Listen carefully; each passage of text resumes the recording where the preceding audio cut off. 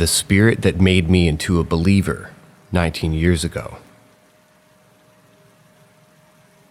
This experience took place from 2003 to 2007, and because I was born in 1998, you should be able to understand that I'll do my best to give you a full in-depth recollection of this ghost.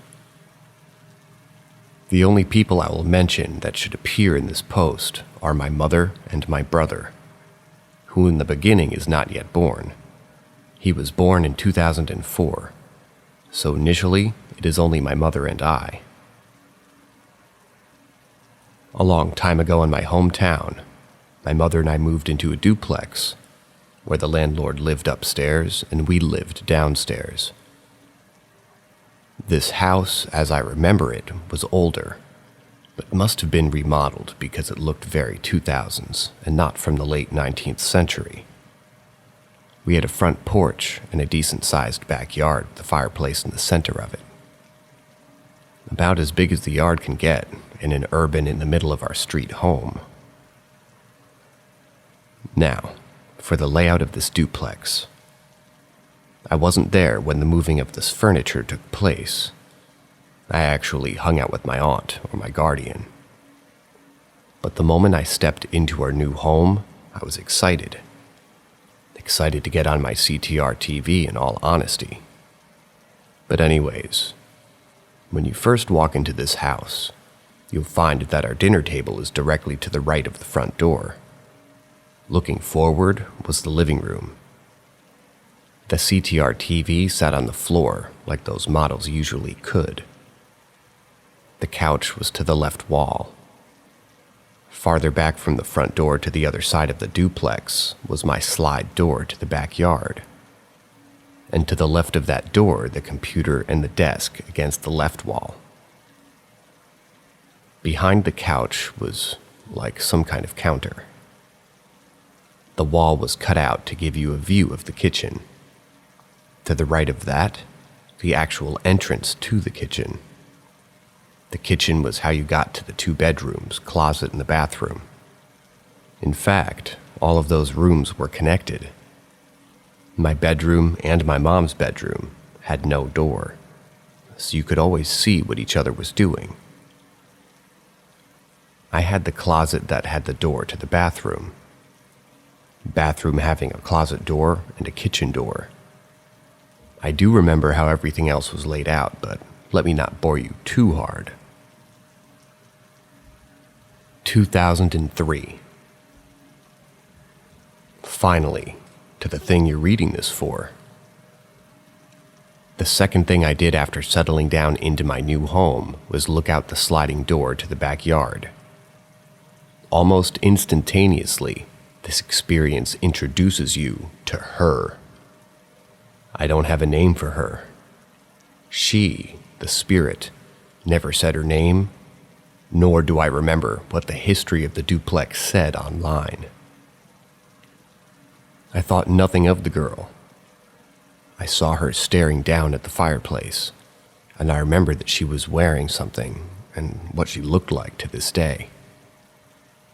I don't remember her face, only her scar that I will reveal to you soon. She didn't turn around, so at this time, I never had seen her face. As she stared down at the fireplace unmoving, the sun reflected off her gorgeous golden hair, and she was wearing some kind of white dress. To be honest, that feels like a common thing with female spirits and dresses, doesn't it? The dress was gently being brushed by the wind. It was afternoon. The sun was high in the sky at this time, and yet, there she was. Little did 5 or 6-year-old me realize that she wasn't actually alive or there. Little did I realize, but would soon learn that she was more than what she seemed. I think I asked my mother who she was. Mom would always ask me who I was talking about. She couldn't see her, yet I could. Every day, she would be there by the fireplace, in the same position all morning, staring at this fireplace. I never thought of approaching her for some reason, but I've been in the backyard plenty of times, and whenever I did go back there, she wasn't there. This next bit, I'm not sure if it was before my brother was born or after, but because I actually have no memory of my brother during this moment, it had to be before. One day I was sitting at home by myself in the living room. It was the weekend, and my mom was working, so I decided to make a bowl of cereal and almost turn on the TV when suddenly out of nowhere, my soul is startled by the sound of a very loud robot voice that spoke an entire sentence. My thoughts were everywhere, scrambling to try to understand what I heard. Our landlord was quiet, pretty much never home, so I know it couldn't have come from upstairs. I merely remember that this great and powerful voice was all around me. Maybe it was in my head. I'm not sure, but she randomly entered into my thoughts. I somehow felt that her and that this one-timer voice were connected. I would never hear the deep electronic voice ever again. 2004 is when things started becoming increasingly real. 2004. This is the year where my brother would be born in October. So I have a few things I can recollect that I know for sure happened in this year. I feel that the activity increased throughout the years. By the time we moved out, she could do anything and has done a lot. 2004. What a year of nostalgia for me. I was as much of a gamer then as I am now at 23 years old. Although back then I would actually watch TV. My favorite show was, funny enough, Ghost Hunters. Today I don't really like or think that show is real, but back then I did. And she, my friendly ghost with no name, put fuel to that fire. There was this one day, sun out, and all where Mom was sitting in the living room. I could in fact see her head over the counter thing in the kitchen. I pulled out my back then childhood board game, Sorry, and said out loud, setting up in the middle of the kitchen floor, "Who wants to play a board game with me?" I'm not sure why I used who rather than do you, when the only person there, other than I, was my mother. She was talking about her CNA job with someone on her phone, so she was not listening to me. However, a voice of a young girl said something to the left side of me. To the left of me was the refrigerator, and to the front of the refrigerator was the entrance to my mother's bedroom. This voice said in a playful tone, "I do." I was fascinated, not frightened at all for some reason. To hear a voice coming from nowhere and pushing it off as a normal thing, I might add. "Okay," I said. "You go first." I pulled a card out for the voice, and I watched, and I waited. The card was an 8, and I gave the spirit the green pieces while I was red. Of course, and much to my disappointment, the green pieces did not move at all. They had to be moved by me. I ended up playing an entire game of Sorry by myself, feeling a very cold air around me. Again, I thought absolutely nothing of it. My mom eventually got up from the couch and went to the fridge to get something from it. That was when the cold air dissipated. I don't remember if my mom and I conversed, but eventually that night, things would change forever in that apartment. Night came, and I was sleeping soundly well into my dream world. I should say that this memory is very foggy, and I'm going to try to do my best to make sense of the conclusion of it. My dream was very abnormal. Everything around me fogged like an old Silent Hill video game, hiding the surroundings in a creepy, empty void. I was in my bed in the dream, and she, the blonde girl, was sitting in that gray void next to the bed. Her face was blurry as hell, but I knew something was wrong with it. Her hair was parted, and I don't actually think she had eyes. She was pale and looked like she sat in a fire. Her skin was covered in burns. She was sitting on her legs with a very friendly smile across her lips.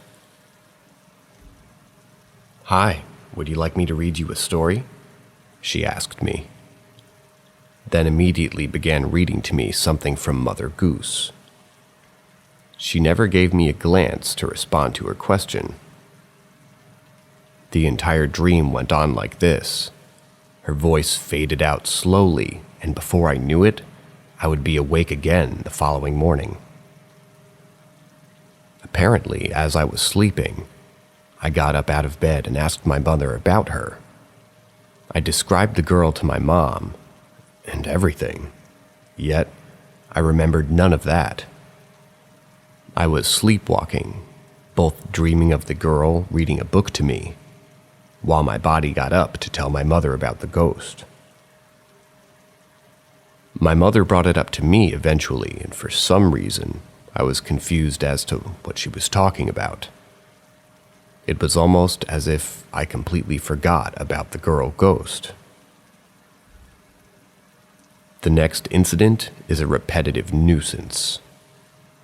Anytime Mom and I returned home, the living room TV remote would be laying face down in the center of the room, with the back cover missing, and a AA battery hidden in 2 places. We'd have to find them every single time. I wonder what my mother thought about all of this.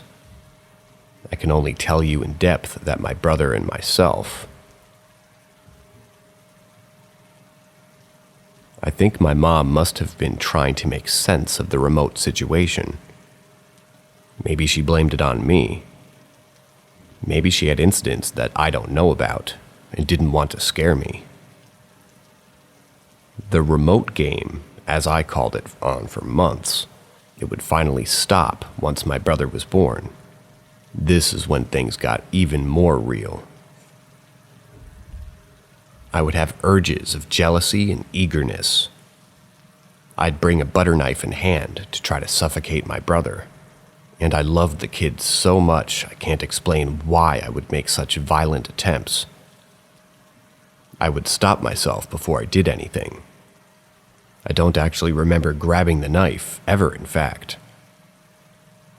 My brother was never harmed, but the spirit girl had plans with him. For a while, the house was quiet. Time passes. I do not recall any more incidents for 2004. 2005. I can basically sort out these memories through the video games I played. This year was when Star Wars Battlefront 2 was released, though I was playing quite a lot of Star Wars Bounty Hunter and Destroy All Humans. My brother, who I will, for the sake of naming him, we'll call him Austin. He was becoming talkative and still in a crib at the time of this next incident. This incident consisted of a second dream that signaled the return of her. She was not absent long since that last incident I described. This time she was going to be moving things and people while you were there, and you could see it in your peripherals. She would talk a lot more, but I could no longer see her in 2005. In fact, she ditched me for my brother to become his imaginary friend. The first incident of 2005. She appeared in my dreams to read me, the itsy bitsy spider, but my brother was there next to me. My bed was outside in the backyard, and she was sitting in the middle of the fireplace, reading to both of us. The second incident initiates her power. I was sitting in my bed in pitch black. My mom's room, which I'm able to see from my bed, had my brother's crib around the corner, just on the other side of the wall of my bed. I'm sitting there trying to sleep, when all of a sudden, I hear footsteps from the kitchen to my brother's crib. I watch, fixing my eyes and adjusting to the dark. There was absolutely no one there. I then heard something dragging and a thud. Out came my already walking brother, who had no way of getting out of the crib. It was too high for him to do so. So, walked up to me, not creeped out at all compared to me, speaking gibberish. I went to tell Mom that Austin got out of his crib somehow. She told me to get back to bed, since she'll take care of him. Creeped out, I remained in bed staring at my ceiling for a while. I made friends with my next-door neighbor in 2005. His name was Isaiah, but he never really experiences any of these incidents with me. If he has, I don't know about it. I only mention him to bring up his house sitting to the right of my house. I was social for a time, and being quite the daredevil. At night was when the spirit would do things in front of me. One in particular was my brother in that little jumper thing babies sit in and walk around in. Note that somehow he walked to my side of the bed that night, yet he can't really walk like that. He was bouncing around and beating up all of the spinning circles, pressing buttons, dancing to the audio music, when suddenly I noticed that he got real quiet. I was playing Pac-Man World 2 in my mom's bedroom while he was in the kitchen. So right outside the doorway, he was staring at about my height, but nowhere in my direction. He was looking to the small open space to the left of the refrigerator and talking. Austin was laughing and talking gibberish with someone that he thought was there. Mom noticed this too, and we were like, "Austin, who are you talking to?" He would do this for a while. He actually got out of his crib one more time eventually this year. But I'm not sure when that was. But I remember carrying him and barely being able to lift him over the corner of the crib onto it. I have one more thing in 2005, and honestly, I think this is probably the coolest incident I have of a spirit. It was nighttime, and I was playing Star Wars Bounty Hunter. My mom's bed had a little lamp on the left side of it. Out of my peripherals, I saw the corner of her bed's blanket lift up into the air and drop back down when I attempted to directly look at what in blazes was going on. Again, I was thrilled rather than chilled. If I were to guess what the ghost girl was doing, she was probably laying in my mom's bed to watch my brother in his crib. At this point, I no longer hear or see her, so I can only make guesses of where she's standing, based on peripheral sightings, or what my brother was up to. My brother was sleeping when this happened. 2006. There is not much that I can remember of this year, but I could ask my brother about his experiences eventually. I remember at least two things. One of them was how I was having emotions that were not my own. I'd be stuck in trances. There is no known order of events of this year. The closet that connects my bedroom to the bathroom was a point of interest this year for me. Something always told me that whenever my nose bled, or if I bled anywhere at all, to wipe it all over the walls of the closet. At night, I felt like someone was watching me from the keyhole.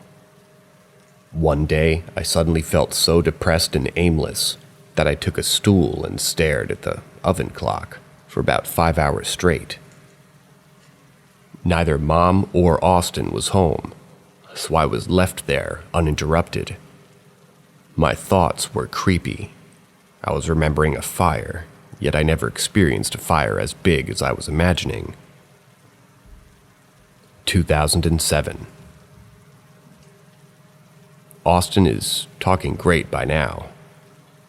I began hearing laughter and footsteps in my mom's bedroom, and Austin would sleep in the same bed as Mom. The crib was removed at this point, and the TV in the bedroom area was moved at least 3 times. That TV was new at the time, yet there was a day where I was playing Teenage Mutant Ninja Turtles, 2003. The TV was sitting on the floor next to Mom's bed, and I sat right in front of it. The TV turned itself off. I heard the button clank and everything, so I turned the TV back on. I continue to play the game, and the TV does the same thing. It turns off, and the sound of the button on the TV being pressed can be heard. I sat there and grumbled. I turned the TV on again, and I sit there and watch the power button of the TV waiting for it to turn off again. Sure thing, I see the button being pushed into the TV. The loud click sound these old CRTV buttons had, and the static of the TV screen dissolving. I never left a bedroom so fast. The TV remote throughout this year would get thrown around, and I was able to see the ghost girl again. Austin and I saw her staring at the backyard fireplace. One night we had people over and had a bonfire, and I remember seeing the spirit hovering in a tree branch above us, staring at the fire. Do you remember when I said that she looked like she was burned alive in that dream a few years back? Her dress was now dirty, and her face was not blurry anymore. I couldn't make out any facial features. Eventually, my mom would look up the history of this apartment. At some point in the 1900s, the duplex was set on fire, and this girl my brother and I always saw was caught in the middle of it. She passed away in either the bedroom or the living room.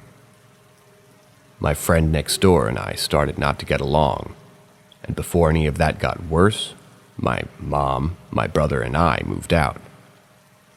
The day came where we'd see that house one last time. Mom pulled out of the driveway, and Austin and I were in the back seat. On our porch, I saw her again. She had her hand on the railing watching us drive off. I asked Mom, "Is she coming with us?" My mom, scared by my question, responded with, "Hell no, she isn't," and sped away. 2 years later, my friend's house would mysteriously be set on fire from the side of their house facing the duplex. My friend's house was completely destroyed. I believe that duplex is still there to this day. In fact, I'm going to go look it up on Google Maps in a minute.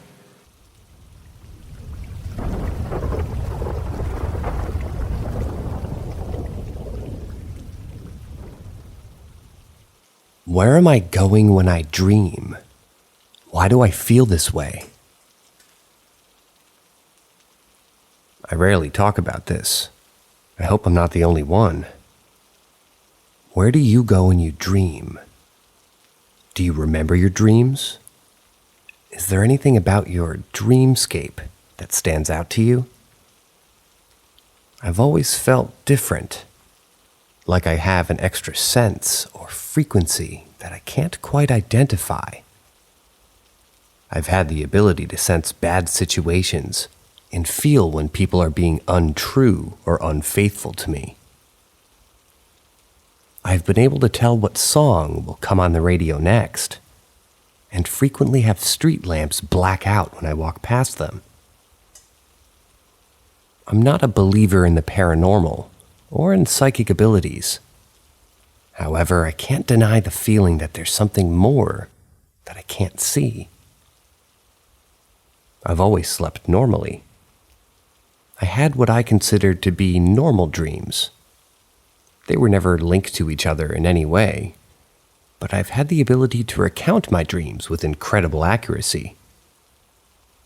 Approximately 4 years ago, when I would fall asleep, I would enter a familiar space. This space is huge. For the sake of this thread, let's just say that it isn't the size of a community or a city, but approximately the size of a whole county. Also, for the sake of this thread, I'm going to call this place my dream county. There are cities, towns, identifying markers, and places that I'm totally familiar with in my dreams. However, none of these locations have names. I am able to travel freely around my dream county, and I'm fairly lucid while doing so. However, never realize that I'm in fact dreaming while it's happening. There are people there that I'm pretty familiar with, though they have no names, and we often work together to complete tasks, or do fun and thrilling things, and even just sit and talk. My whole dream county is familiar to me. It feels like home. I enjoy going to sleep every night, with that feeling that I'm going somewhere welcoming. I never do the same thing twice in my dreams, and the subject matter is ever evolving.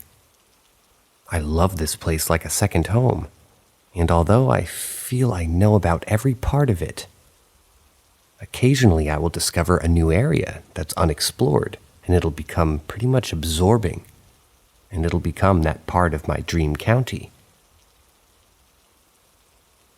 There's a few things I know for certain about my dream county, and that's as follows. 1. I never have my phone, ever. It doesn't even seem to be something that exists to me or anyone else in this place. 2. No matter what I'm doing, I'm familiar with where I am and who I'm with, even if not by name. 3. Usually, no one from my real life is in my dreams. We'll reflect on this later. 4. I never dream of places I've actually been to. 5. My dream self has a very deep sense of feelings and obligation to help others. 6. If I ever encounter a place in the real world that I've seen in my dream county, avoid that place at all costs. When this all started with my dream county, I felt it was something that would pass, a phase in my life that I couldn't control. But now that it's been going on for over 4 years, I've accepted that it's not a phase, and my subconscious is taking me somewhere beyond my control. I've learned about myself from my dreamscape that I don't think the living physical me could have comprehended by myself. I've learned lessons, had struggles, and fought through emotions in my dreams. After about 2 years of these dream things started to get weird. One day I was driving with my wife as a passenger in an unfamiliar stretch of highway between Dallas, Texas and San Antonio, when I suddenly was completely and totally aware of where I was. I had just driven into this place that I had never physically been to before, but was in fact a part of my dream county.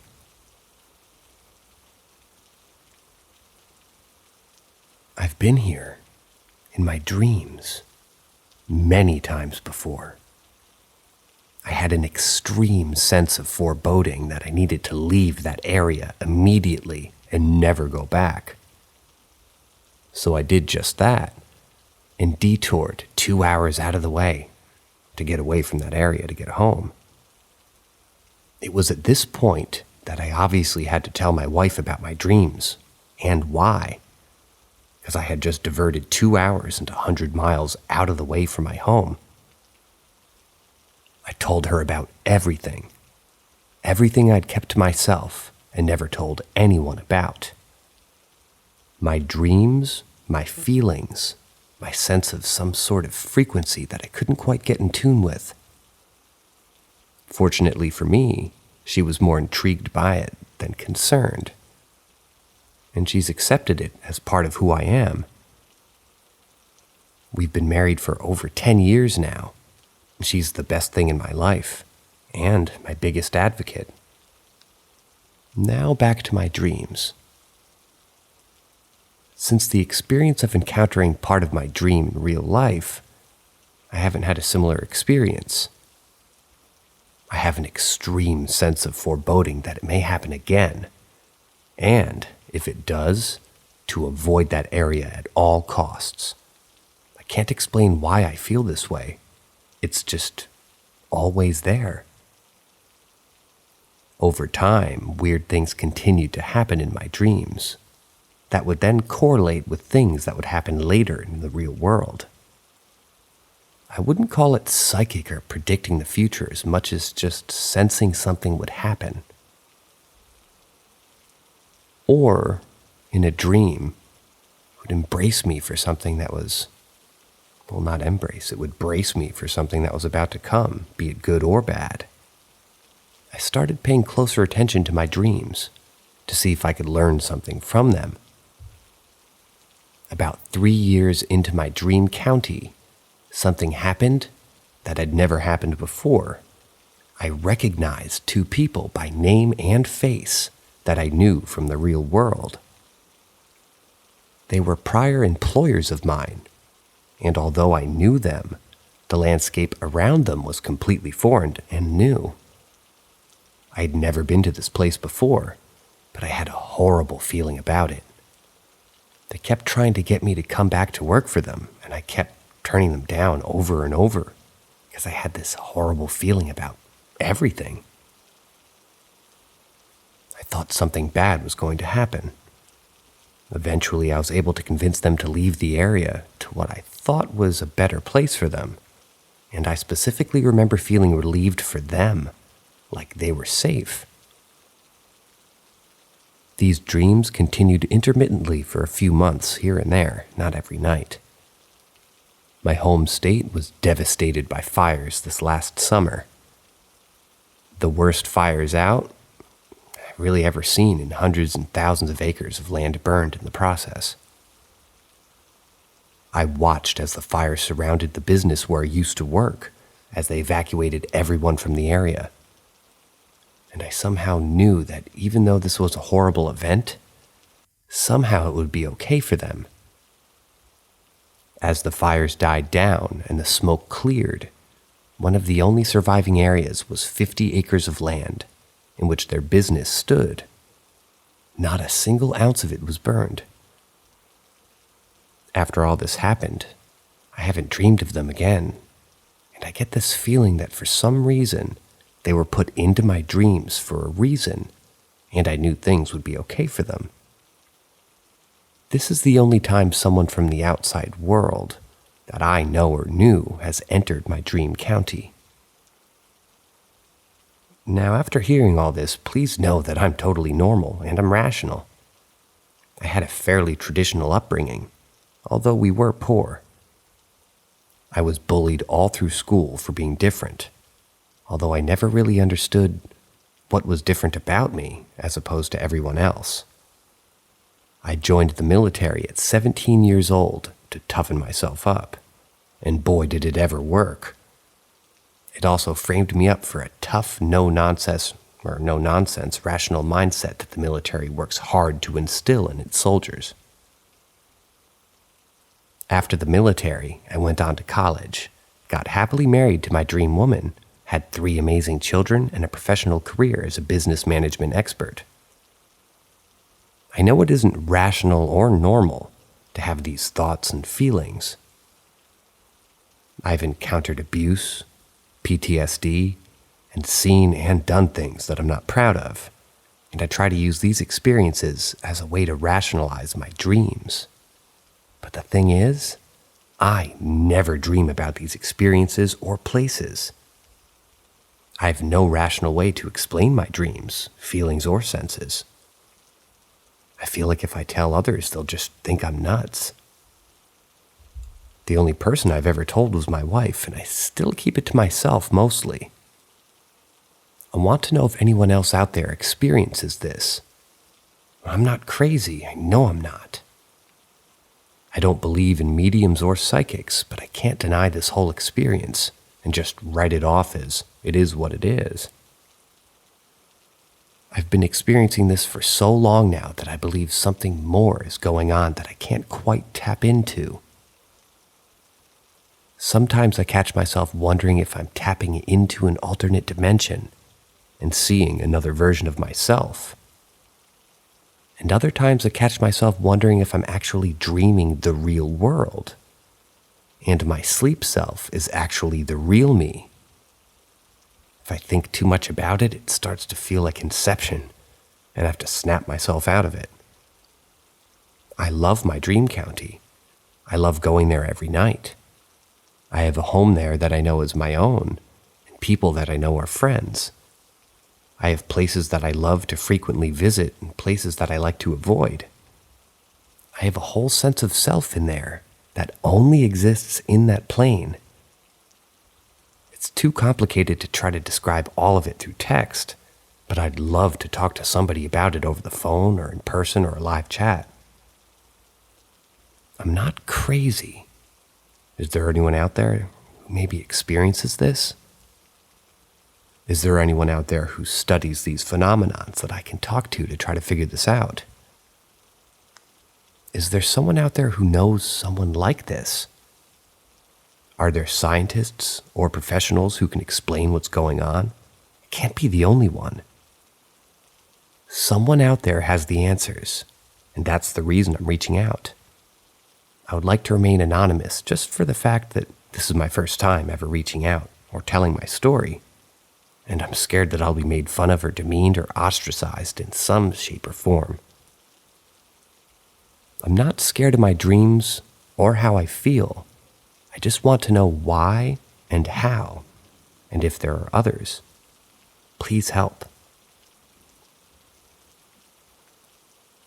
Well, I hope by telling your story, one of our listeners might reach out to you. If there's anyone out there that relates to this, drop a comment below, would you?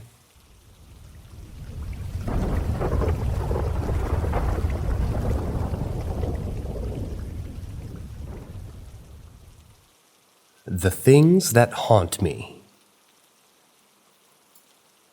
My family on my father's side has always been a bit more in tune with the taboo. So I grew up in a very open family when it comes to unexplainable things. Here are some tales of the things that have haunted my 25 years on this planet. I was a very odd child. I always liked weird things and the unknown. So I dabbled like a moron. And as we all know, when you go looking, something comes looking for you. I was about 13 years old, living in an apartment building with my mother and stepfather. I've always had insomnia, and one evening I was tossing and turning when suddenly I felt dread. I was absolutely terrified. I had no lights on as I was trying to fall asleep. In this bedroom, I had double sliding mirrors facing my bed. I didn't know any better. Finally, I summoned up the courage to open my eyes and roll over, and when I did, I stopped breathing. Standing next to my bed, facing the wall and looking outside, was a girl, roughly the same age, with long black hair and soft pink polka-dotted nightgown.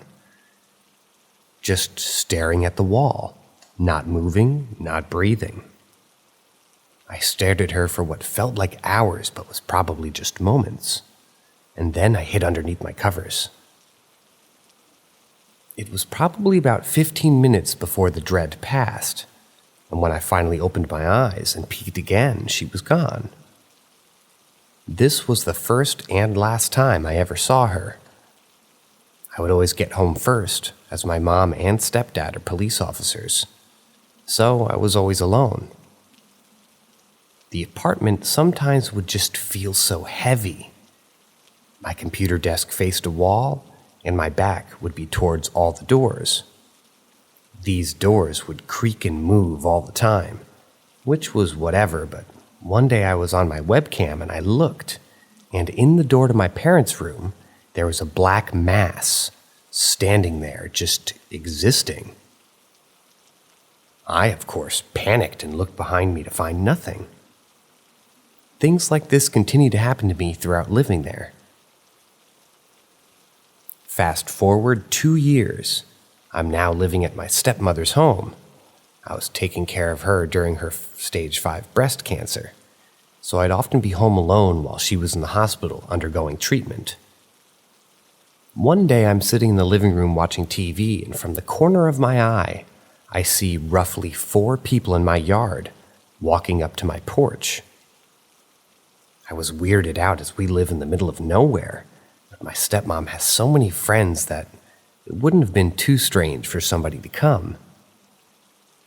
I wait and wait for a knock. Nothing. So I go open the door, and nothing. No one is there. I go and look around the property and the gate, and no one's there either. I ignored this and went on about my days. Maybe a month or so later, though, I'm downstairs again with Sky, our beautiful massive GSD, just watching TV. And suddenly we hear a slam from upstairs. It sounded like someone fell, got up, then fell again. I was there alone with just the dog, but the dog was with me.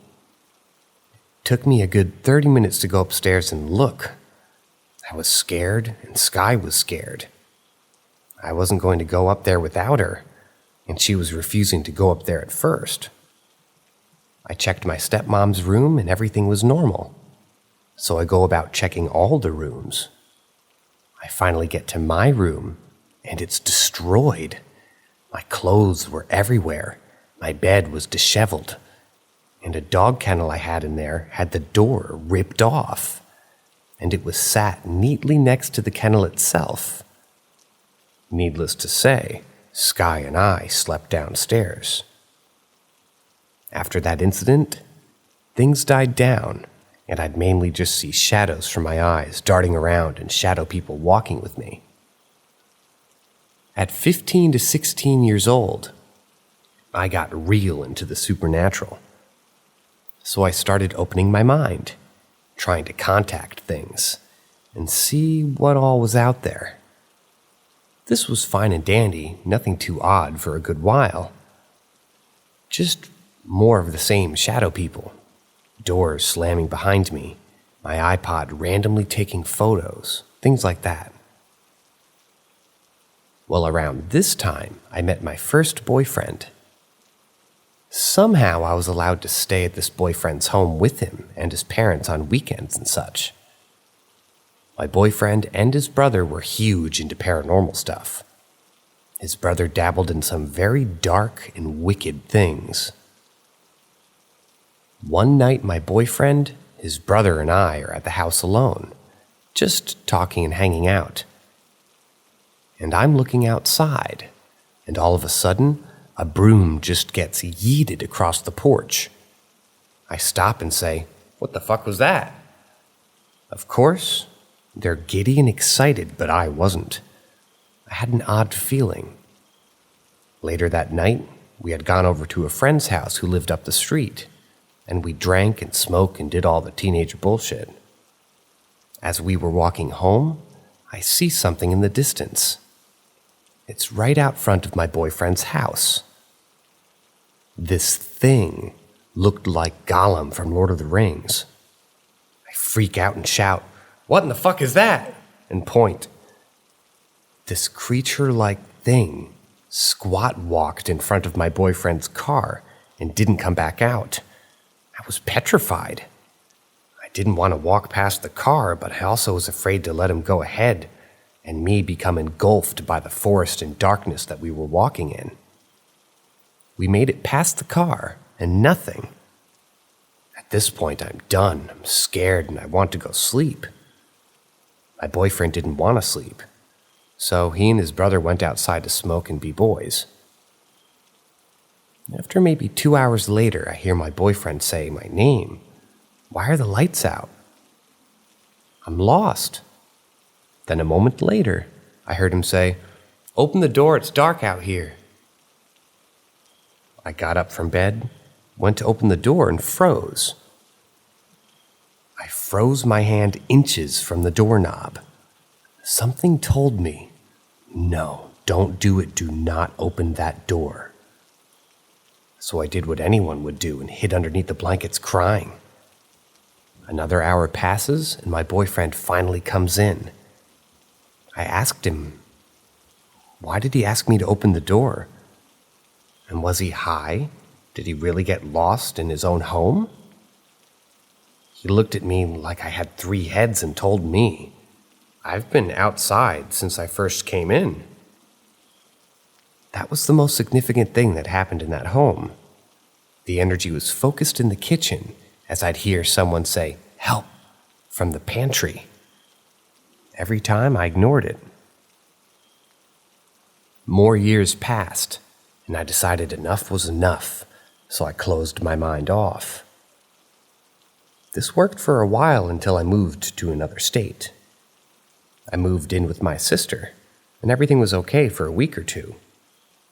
But one morning, while I was getting ready for work, I heard a crash coming from my sister's room. I was alone again. I went into her room to see what it was, and she had a clock on the floor she was fixing. It was leaning up against the wall. No batteries, 1 hand missing. The remaining hand was violently spinning. At this point, I'm in my 20s and have 0 fucks left, so I slam her door and go back to my business. Then one day she opens up to me about weird things happening around the house. So I suggest that we set up cameras, and man, it did not disappoint. We caught a hand appearing and disappearing on her couch, as if it was changing the TV channel. Then we caught the couch being hit, the computer flashing on, then immediately shutting off, and something falling in the laundry room. This activity eventually calmed down as I told her that we need to stop and do something about it. Another year passes, and woohoo, I got my first house. Everything seemed great, no bad vibes or anything. For the first few months of living there, anyway. Then one day I'm sitting in my living room and hear voices in my basement. I said no, I didn't check. So instead I got a security system and installed on all the doors and windows, with cameras watching the outside. While I was at work one day, I got an influx of alerts. Garage door open, garage door shut, master bedroom window open, pool door open. I got home so damn fast, I didn't call the police. I didn't want them in my home without me there since I have guard dogs. I cleared the house, everything was fine, and no one was there. I'm shaken, but eventually I forget about it. Until a few days later, the same thing happens. I did the same thing, rushed home, checked everything, and cleared the house. So then I had the terrifying thought, what if I have a voyeur? So I bought cameras and installed them in every room. I didn't see a single thing. The sensors still went off, so I called the company, and they checked if something was wrong. Nope, everything was working just fine. Everything calms down eventually. Until one day, while I'm trimming my dog's nails, I hear thundering footsteps rushing toward me from behind. I didn't have time to react before I felt a big chill on my neck. I looked scared as if I'm about to be murdered, but then there was nothing there. So I got up, told whatever it was to fuck off, and slammed my door. A few nights later, I'm watching TV in the living room, and in my kitchen I see a black mass peeking from around peeking around a good foot above my cabinets. When I fully look, there's nothing there. So we did a song and dance for this, and for a good while, and it had gotten to the point where I just got used to it. I didn't have bad vibes, so I just ignored it. Then I had to leave my home for about 2 weeks. When I came back, all of my pictures had been knocked off the walls, even in the dining room. If I hadn't had unlocked my doors, I would have thought it was just maybe a break-in. So I just simply apologized to whatever was here, and that I was sorry I left, but I had to. But I'm home now. Everything was good for a while, until one night I was woken up. I'm in pure terror. Something is in my room, and I can feel it. It's a horrific energy. I didn't dare look. I kept my eyes closed. That was maybe a month or so ago now.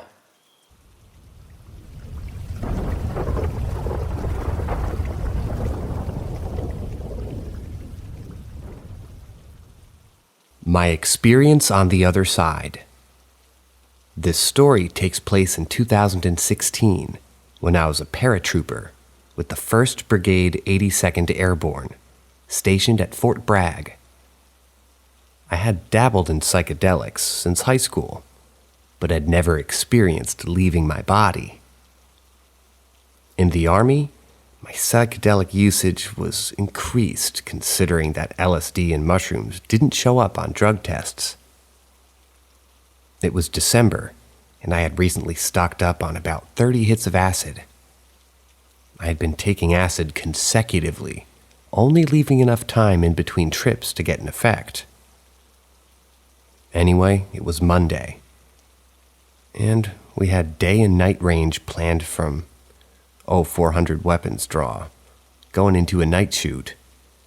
I was sick of the grunt life, so I had the idea of making my day at the range a little bit more fun by dropping a bunch of acid.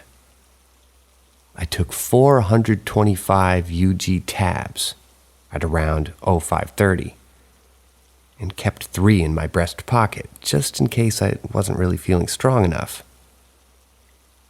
Transportation for the range showed up at like 7 o'clock. This is when I first noticed the acid creeping up. I remember leaning against my ruck and seeing my first sergeant walk outside of our company operating facility. His entire face was shifting, and I knew it was hitting. We hopped up on the trucks, headed to the range down on Long Street. First thing we had to do when we arrived was zero our rifles. I was an E4 team leader, an assistant gunner to be exact. This meant I wasn't closely watched by the non-commissioned officers, and I could zero my rifle unharassed. I looked down my ACOG and attempted to get a good sight picture. I could not. Everything was swaying. I fired my 3 rounds for a grouping and waited for the range to go cold. My grouping was shit, but there was no way in hell I was shooting again.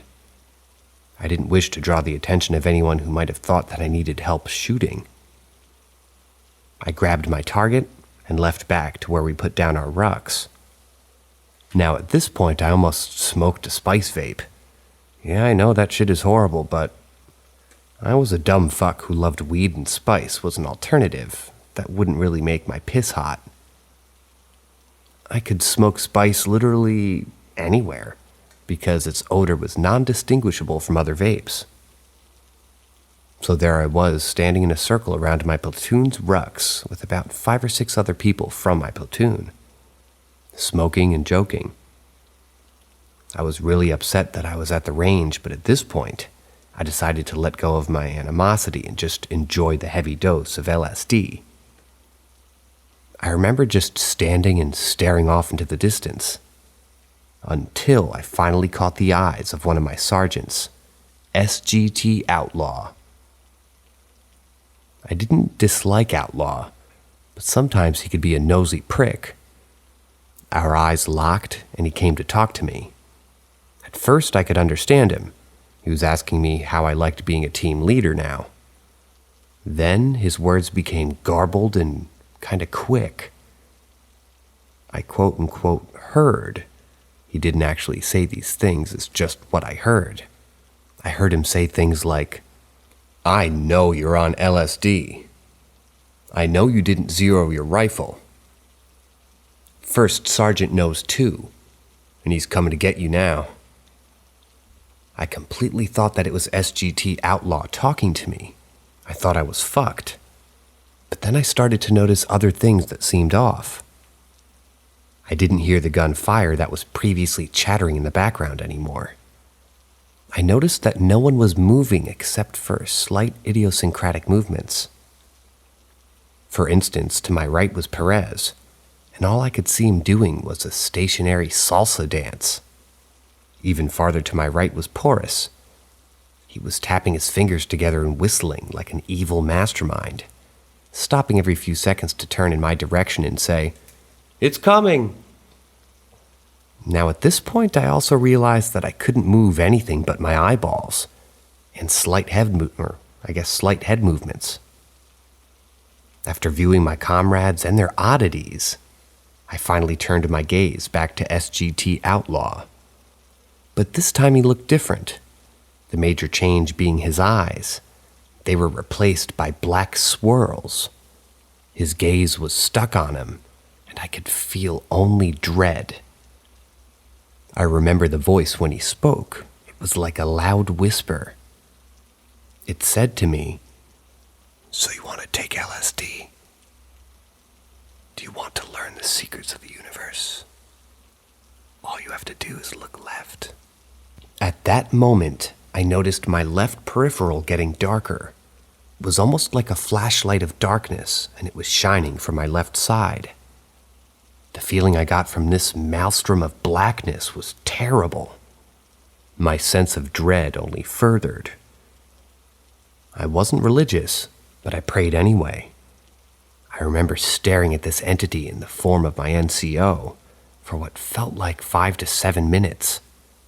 The entire time I kept repeating to God that I would never take acid ever again, and to please just let me live through this. Then I felt control of my head movement slightly return. When the control returned, I heard voices say, "He didn't do it, what a bitch. Pussy didn't want to know." When I heard these voices, my dread disappeared and was replaced with a sense of loss, like I missed out on something. I might have replied with, "No, wait, I want to know." But I don't remember entirely. But what happened next has been embedded in my memory. I flew out of my body and into the sky. I kept being pulled farther and farther into the sky at speeds unimaginable. I remember being pulled across the US, east to west, and then above into space. I arrived at my ethereal destination and landed in a spectral chair in what seemed like a transparent waiting room in space. I could see Earth and the stars straight ahead of me. I could also hear typing, but I couldn't turn my head to see who was typing. When I arrived in this waiting room, the only feeling I can remember was nostalgia. It was the strongest feeling of nostalgia I'd ever felt. I also had thoughts that didn't feel like they were my own. No joke. I heard a thought go through my head saying in a semi-confused yet lighthearted tone, "Aw, shit, what am I doing back here? I need to get back into my body." Now this thought felt like it came from me, yet I had no conscious decision in making that thought. I sat in the transparent ethereal waiting room for about 10 seconds. After my 10 seconds were up, I immediately appeared back on Earth in my body. I was facing left towards where the dark maelstrom emitted from. The first 15 seconds back in my body, I had absolutely no memory of who I was. Then my memories flooding back, bringing me instant relief. I remember thinking, Holy shit, I'm a human. My name is Ben. I'm fucking alive. The rest of the day at the range went smooth. I didn't feel like telling really anybody about this experience at the time. I even ended up taking the rest of the tabs in my pocket because I just kind of wanted to see if I could go back. Yeah, I was a little horrified at my experience, but more than that, I was intrigued. After that day, I researched OBEs, souls, theology, and metaphysics. I found some answers, but raised more than I found. I had another OBE 3 weeks later, again on acid, but this time in a more responsible location, my barracks room. This one was short yet useful because it confirmed my previous experience. I was listening to an EDM artist, Stephen Lyons, in my headset. And as I started vibing to the music, I closed my eyes and felt myself lift out of my body again. And this time I could move and look around. I looked around my barracks room and I could see that the walls were transparent. I could see into every room in the barracks with their inhabitants doing things like shower, playing video games, eating, or even sleeping. It was wonderful. But the wonder wore off when I remembered the dread I felt from my previous OBE. I instantly snapped back into my body. When I was reattuned with my physical form, my body had instinctively put my hands on the back of my head, as if trying to keep my soul connected. I researched this later. I found that souls are connected to our physical forms through a silver ethereal line in the back of our heads. I felt satisfied with my discoveries. Still, though, this was not my last encounter with the other side. My next OBE was months later on leave. I was back home in Los Angeles, and it was a lucid dream that had no drugs involved. I'll save that story for another time, though.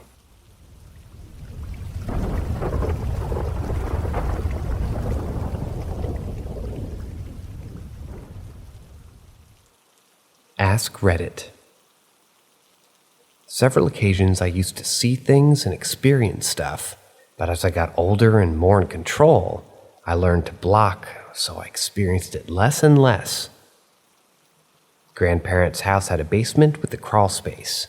My grandfather would go in there and move all of our stuff the previous owners had in there. I'd only go inside the crawl space when my grandpa was in it. He actually sealed it off so I wouldn't go in by myself. The crawl space was a small walk space that opened up to a small room, high enough for me to stand in. The odd thing is, the crawl space had another doorway that led into another room that was actually more spacious and had lots of small furniture, like a crib, a play table, and a bouncy horse. There was even a small cabinet and bowl that I remember. This bed frame that was small and had no mattress, but had its mesh on it where the mattress pad should go. My grandpa didn't go into that room and would shoo me out. It was stuff left behind by previous owners. I was 4 years old when I had made a friend, a little girl named Rachel. She was my age and always wore a yellow dress with a white apron, and she had a ribbon in her hair like a headband. She didn't talk much, but we played often in the basement and in her backyard. She would talk, but only in whispers, and we would go to a corner or hide behind furniture. She didn't like to go near the crawlspace. She was kind of afraid of it. One day I tried to convince her it was safe by going inside myself. I went in and thought to show her the room with all the kid-sized furniture. She grabbed my hand, pulled me out of the room, shaking her head, eyes wide. Something jerked me back away from her. I looked back. It was a man with long, dirty fingers and wild hair, covered head to toe in dirt. And when he smiled, it was all fangs. Ran out of the crawlspace screaming, into the backyard. When my grandpa came rushing up to me, I explained what we saw. He went into the crawlspace with a determined look, then pulled out all of the junk in that room and aired them out into the sun. He then packed that room with insulation and boarded it up. I never saw the man again. But I also never saw Rachel. In fact, my family never had seen her. They say she was my imaginary friend, and I began to believe it. It wasn't until my 20s when my uncle revealed that when he used to babysit me, he once heard me talking to Rachel, and when he glanced over, he did see me talking to an outline of a girl glowing in a yellow dress. 2. When I was 10 years old, one of my houses my parents and I had moved into had a basement, and it was deep under the house. It covered the whole floor plan. My mom would go do laundry down there and would often notice all my old toys scattered on the floor from the storage boxes. She'd assume that I was downstairs playing with them and call me to go pick them up. I would, but I didn't play with these toys. They were all old, and I was always outside riding my bike with my neighbors. My mom figured out that it wasn't me spreading out the toys when she saw the old tricycle moving by itself as she was loading clothes into the dryer. And I wasn't in the basement with her. She just said in her best mom voice, "Don't try to scare me down here." And the tricycle stopped. I came face to face with the ghost when I woke up one night in my bedroom to find a little boy kneeling beside my bed and staring at me. He had his forearms resting on the mattress and was like leaning his head on the side of one of his forearms. I first thought that it was one of my cousins who's around the same age, so I sleepily say, "Hey, you come to sleep over?" When the kid didn't say anything and just kept staring, I leaned my face in real close, as in nose to nose close. That's when I saw that there were no whites in his eyes, and I could kind of see through him. I pulled away and then hid underneath my covers. We moved out shortly after. 3. 12 years old. Brand new house. Sitting at the dinner table with parents. Stepdad starts to go to hit me with his elbow, so I flinch. And when I was smaller, he used to try to rip my face off. But since I was bigger, he just intimidated me with the fear of a potential beating. My mom was sitting across from me and sort of massaging her forehead. I could tell that he was talking shit to her, but she wasn't really taking the bait. It angered me. His voice, her silence, our whole situation. I could see my mom beginning to unravel, though, and she let out this sudden growl or roar, and at the same time I felt something hot like a curling iron close to the scalp, and several plates, including his, shattered. Nice thick cracks. He quieted down. He touched my plate and the other one that wasn't broken. Then he got up, still mumbling, but I heard the breaking in his voice. I looked at my mom, but she ignored what happened, so I did too. 13 years old, in a different country. Neighbors found a spirit board. We began to play with it. I admit to making it move the first couple of tries. By midnight, the thing was vibrating underneath our fingers and moving even when we were half awake. It spelled out, "Come back to me." When I asked in a teenage girly fashion which guy was the most interested in me and why he was thinking about me, I didn't realize at the time that my real father, the estranged one, was looking for me and was still pinned to be reunited with me and my mom. We were 20 years later. When the gossipy girls began to use the board, the tone changed to threatening, but it calmed when I used it. It's not something I would touch again, honestly. 5. High school and college, 16 to 17 years old. I began to have flashes of things about people around me. I kept seeing things like a classmate talking to a man that I didn't recognize, and I finally asked her about it. She admitted that she was seeing a boy off campus, and he was older. I began to turn into some parlor trick. At parties, I would have people gather around, and I'd read them. usually seeing a scene that they recently experienced that I wasn't present to witness, but they would always confirm that it happened. Then I started seeing things about my friends, but they couldn't confirm. I saw one friend with a guy that she didn't recognize, and I saw her pregnant, but she had no boyfriend and wasn't pregnant. Then I saw my best friend with this guy on a boat, and we both knew that she wasn't dating and couldn't swim. So I began to think that I was losing my touch and stopped. We graduated college a couple of years later. The girl that wasn't pregnant, she graduated 5 months pregnant and was engaged to the guy who moved in the same boarding house. My best friend wound up meeting her husband on a ferry. He won her over by promising to jump in after her if she fell off the boat. 20 to 21 years old. While the plane I was on was descending toward LAX, I looked out the window and vividly saw a giant city made of black mist looming over the city on the ground. I first thought it was smog or rain clouds, but the shapes were too angular and too condensed together, and the sunlight reflected on the surfaces very sharply. It looked like a giant stony skyscraper landscape.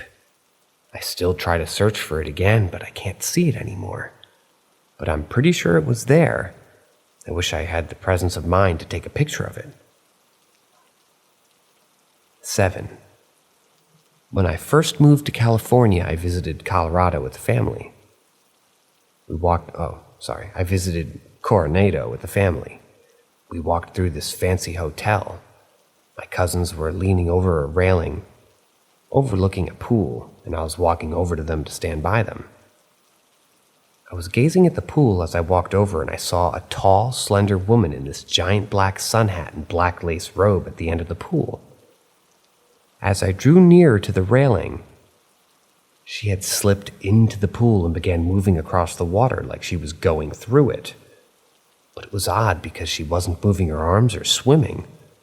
When I reached the railing, I asked my cousins if they thought the lady was swimming weird. They asked, "What lady?" The pool was empty to them, but I saw the lady by the edge of the pool again, kind of lurking over it.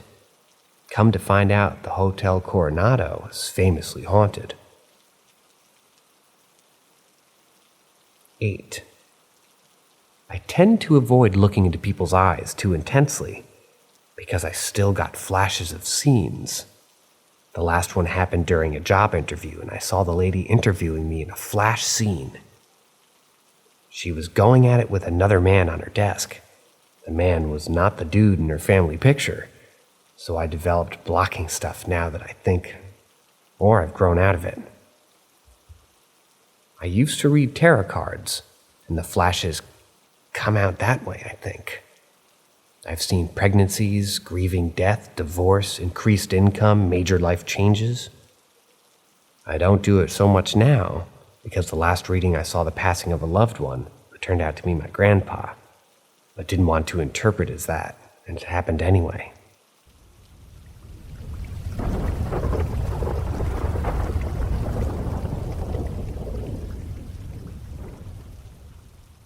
My Experience in a Haunted Mansion, based on a true story, by Uncle Perry and Aunt Renee. Back in 1984, I lived in a 130-year-old 18-room furnished Victorian mansion in the rural part of South Carolina. It was owned by the same family for all those years, but hard times fell on the family, and they had to start renting out the place. The house was in disrepair and desperately needed some TLC. For example, there were still some animal stalls in the basement from back when they used to keep livestock to slaughter for the family's meals. Also, the kitchen looked like it was renovated in the 1970s. It had yellow linoleum floors, and the walls were also painted yellow. The appliances were likewise from that era. It probably hadn't been inspected by the county in many years. To say that it was outdated is a massive understatement. It consisted of 3 floors and a dark, creepy basement and attic. According to the owners, it had a deep, rich history. In fact, it was even told that Thomas Jefferson had slept in the same bed that I was sleeping in. Most of the furniture from that era, it had a beautiful spiral staircase that led to the bedrooms on the second floor. The bedroom door across the hall from my bedroom had a hinged bar lock on the outside. It also had knots in it that looked like a demonic face. Whenever you walked into that room in the middle of summer, it felt like an icebox. The windows were painted shut and there were no fans or AC. It was weird as hell. I had a kind of a creepy vibe about this room, and I wouldn't go in there. One night when I had to go to the bathroom, I stepped out of the bedroom and I heard footsteps behind me. I looked behind me, didn't see anyone. I freaked out and ran toward the bathroom, terrified. At the time, I heard footsteps running down the stairs from the attic toward me. I made it to the bathroom out of breath. There was no one to come to my aid. After hunkering down, I don't know how long, I finally worked up the courage to return to my bedroom for some much-needed rest. The next day, my girlfriend, Renee, came over to stay with me. She's a very sensitive and spiritual kind of person and wanted to tour the house. As I walked her through the place, she pointed out spiritual hotspots in certain areas. The attic, the basement, and the room on the second floor across from my room. She said the attic was where the servants used to reside, and she still could feel their presence. The basement where most intense anger was coming from. The room across from my bedroom was where an old woman had died years ago. One night when she was staying over, she went into the basement to do laundry. She went to grab the laundry from the dryer, and she felt as if someone was watching her. She spun around and saw what looked like angry slaves from the Civil War era. They slowly crept towards her with retribution in their eyes. She panicked and ran upstairs to the bedroom and said to me, "I'm done with this place. I'm out of here." I said, "What happened?" She said, "I saw something in the basement. It looked like a shadow, but I can't be positive. It scared the shit out of me." I replied, "What the hell are you talking about? I'm not going back down there. If you want the laundry done, you go down there." I said, "Fine, I will," and I went downstairs. When I got to the basement, I put the laundry in the hamper and started carrying it up the stairs, when I felt something following behind me up the stairs. I turned around and saw something following me. It was gray and cloudy and getting closer. I ran up the stairs and into the bedroom. Renee asked me if I saw it. I said, "Yeah, I did." Suddenly, we heard a knock at the bedroom door. We froze in terror. We saw a fog-like substance seep underneath the door. She backed away, screaming. I charged the door and threw it open, but there was nothing there. I yelled into the hallway. "Come and get me, you fucking pussy!" Renee exclaimed. "What the fuck are you doing?" I told her that I was going to stand up to this bullshit. She grabbed a crucifix off the wall and took her place by my side. We waited in an anxiety-filled anticipation for what was to come next. After waiting for what felt like hours, we went to bed. The next day, I went to the attic to get some things I stashed there when I first moved in. As I climbed the stairs, I heard movement. I paused to listen closer, thinking it was probably a raccoon or some other small animal. But it sounded like someone walking around, almost pacing back and forth. I crept up the creaking steps to the attic door and listened. I could hear talking, but it wasn't English. It was almost a mumbling, but I could tell that it was a different language. I reached for the doorknob, and it was ice cold. Abruptly, the doorknob turned on its own and flew open so hard that it smashed into the wall. My natural reaction was to get into a defensive posture. I was ready to kick the intruder's ass. I looked around the huge multi-roomed loft. Dust was flying everywhere. It was obvious that no one other than me had been up there in quite a while. Several pieces of furniture from a bygone era were covered in sheets. I located the boxes I was looking for, but they had been moved from where I had last put them. The dust on the floor showed that they had been slid to a different position. I looked underneath the sheets just to make sure that there were no trespassers hidden underneath them. I found no one. Also, there were no fingerprints in the dust, human or animal. I scratched my head in bewilderment but shrugged it off. I grabbed my things and went back downstairs. I asked Renee if she had been in the attic. She said no. I told her what had happened. She got a little bit freaked out. At that point, she stated that the house is haunted. She asked me if I knew the history of the house. I said, I didn't think about it until now. I'll definitely have to ask the landlord about it when I deliver the next rent check. Later on, while we were watching Amazing Race in the living room, we heard some noises on the floor above us. It was the pitter-patter of little feet scampering back and forth. We looked at each other horrified. I jumped up, bounded up the stairs, 2 steps at a time. When I reached the landing, I saw small, wet footprints going up and down the hallway, like that of a child. I tracked the footsteps back to the bathroom. When I got there, the water was running in the clawfoot tub. When I reached to turn the water off, I saw a small boy laying in the bottom of the tub, submerged in water. His eyes were open, but staring up blankly. He was blue and badly bloated. I screamed, "Holy shit!" I stumbled backwards and ran into the sink in horror, knocking several things to the floor. Renee heard the commotion and ran upstairs. When she got there, she asked, "What the hell happened? Are you okay?" All I could do at this point was point at the bathtub with a shocked look on my face. She looked and saw the boy. Renee said that she saw the boy on her initial tour of this house. Thinking he was just a boy, she didn't say anything about him. She turned off the water, drained the tub, and the boy disappeared. As we made our way down the hallway back to the living room, the demonic-looking door across from our bedroom flew open with a crash. Startled, we ran toward the room. When we got to the doorway, there was a cold wind whipping around like a tornado. Furniture was getting thrown everywhere. In the middle of the room was an apparition of an old, crackling hag. She was levitating and reaching out her long, talon-like hands toward us. Unexpectedly, the door slammed in our face. We looked at each other in utter horror. We simultaneously said, "Nope!" ran to the car, fearing for our lives. I immediately drove to the landlord's house to break the lease. When I explained why, he didn't act surprised and told me that he's always had a hard time keeping tenants longer than a month. I asked what's the story about the place.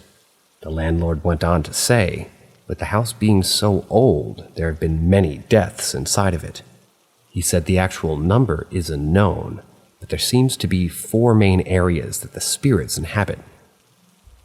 The basement was where slaves from the Civil War were imprisoned, beaten, and starved to death. In the attic, a chambermaid had died giving birth as a result of an unwanted pregnancy. In the bathroom, a boy had been drowned after slipping into the tub, banging his head. And in the demonic door bedroom, a crazy grandmother was locked in that room because the family thought that she was possessed. When a priest was brought in to do an exorcism, it went sideways and she died as a result. I asked the landlord why he didn't tell me about this in the first place. He said, "If I did, would you have signed that lease?" I said, "Of course not." He had no issue with giving me my security deposit back, but kept the last month's rent I paid up front. He said it's going to take at least that long to get someone else to move in. From now on, I know that there are going to be certain questions I ask every landlord before I sign a lease.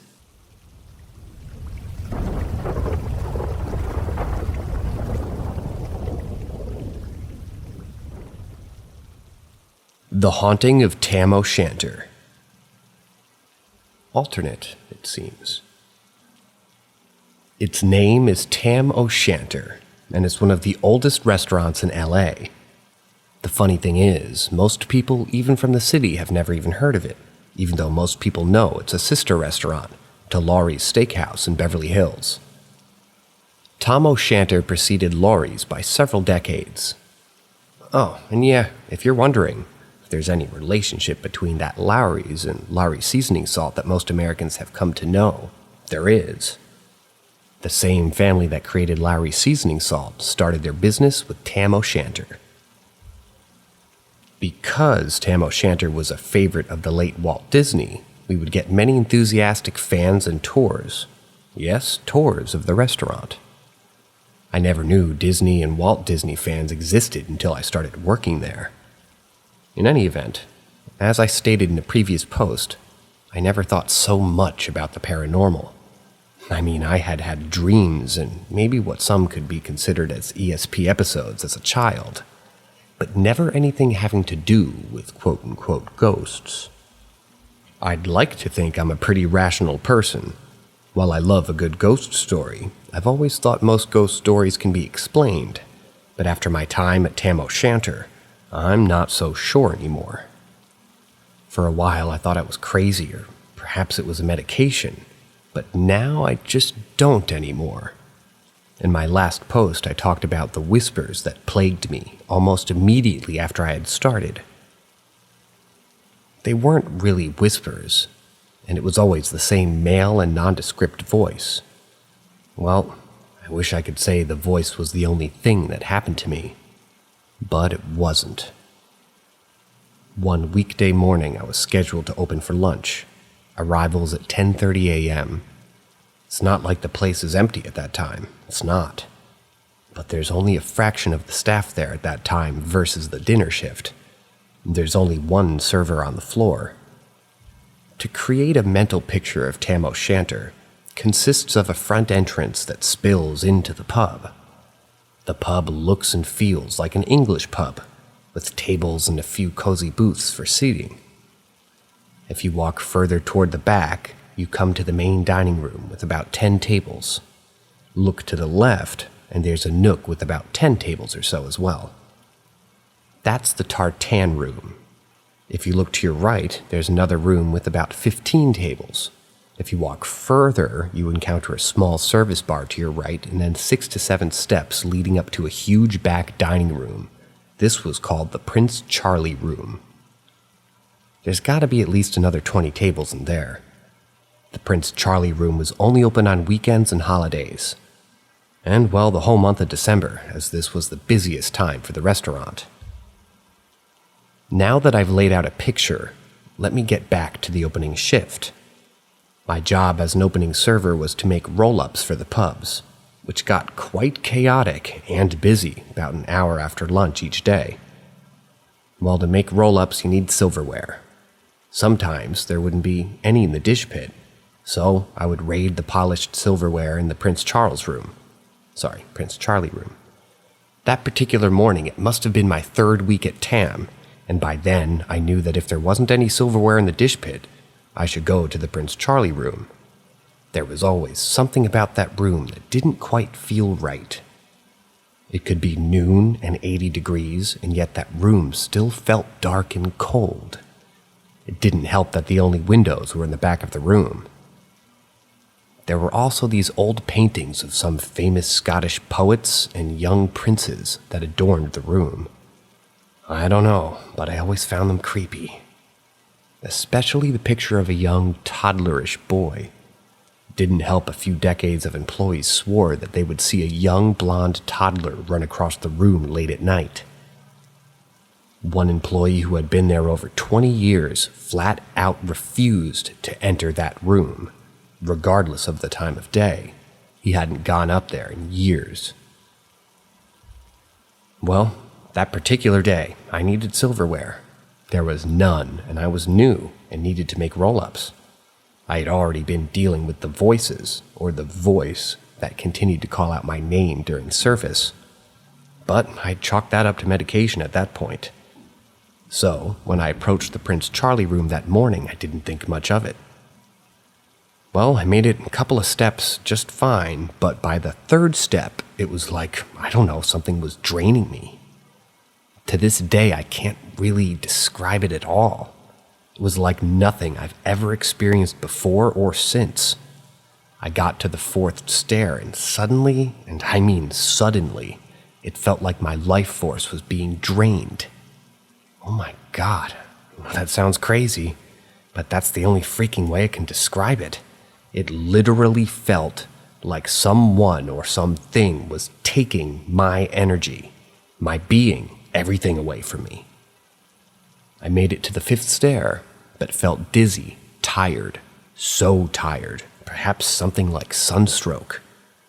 But I just didn't feel tired, I felt confused, like maybe I was having a stroke. I tried for the second to last step but couldn't even make it.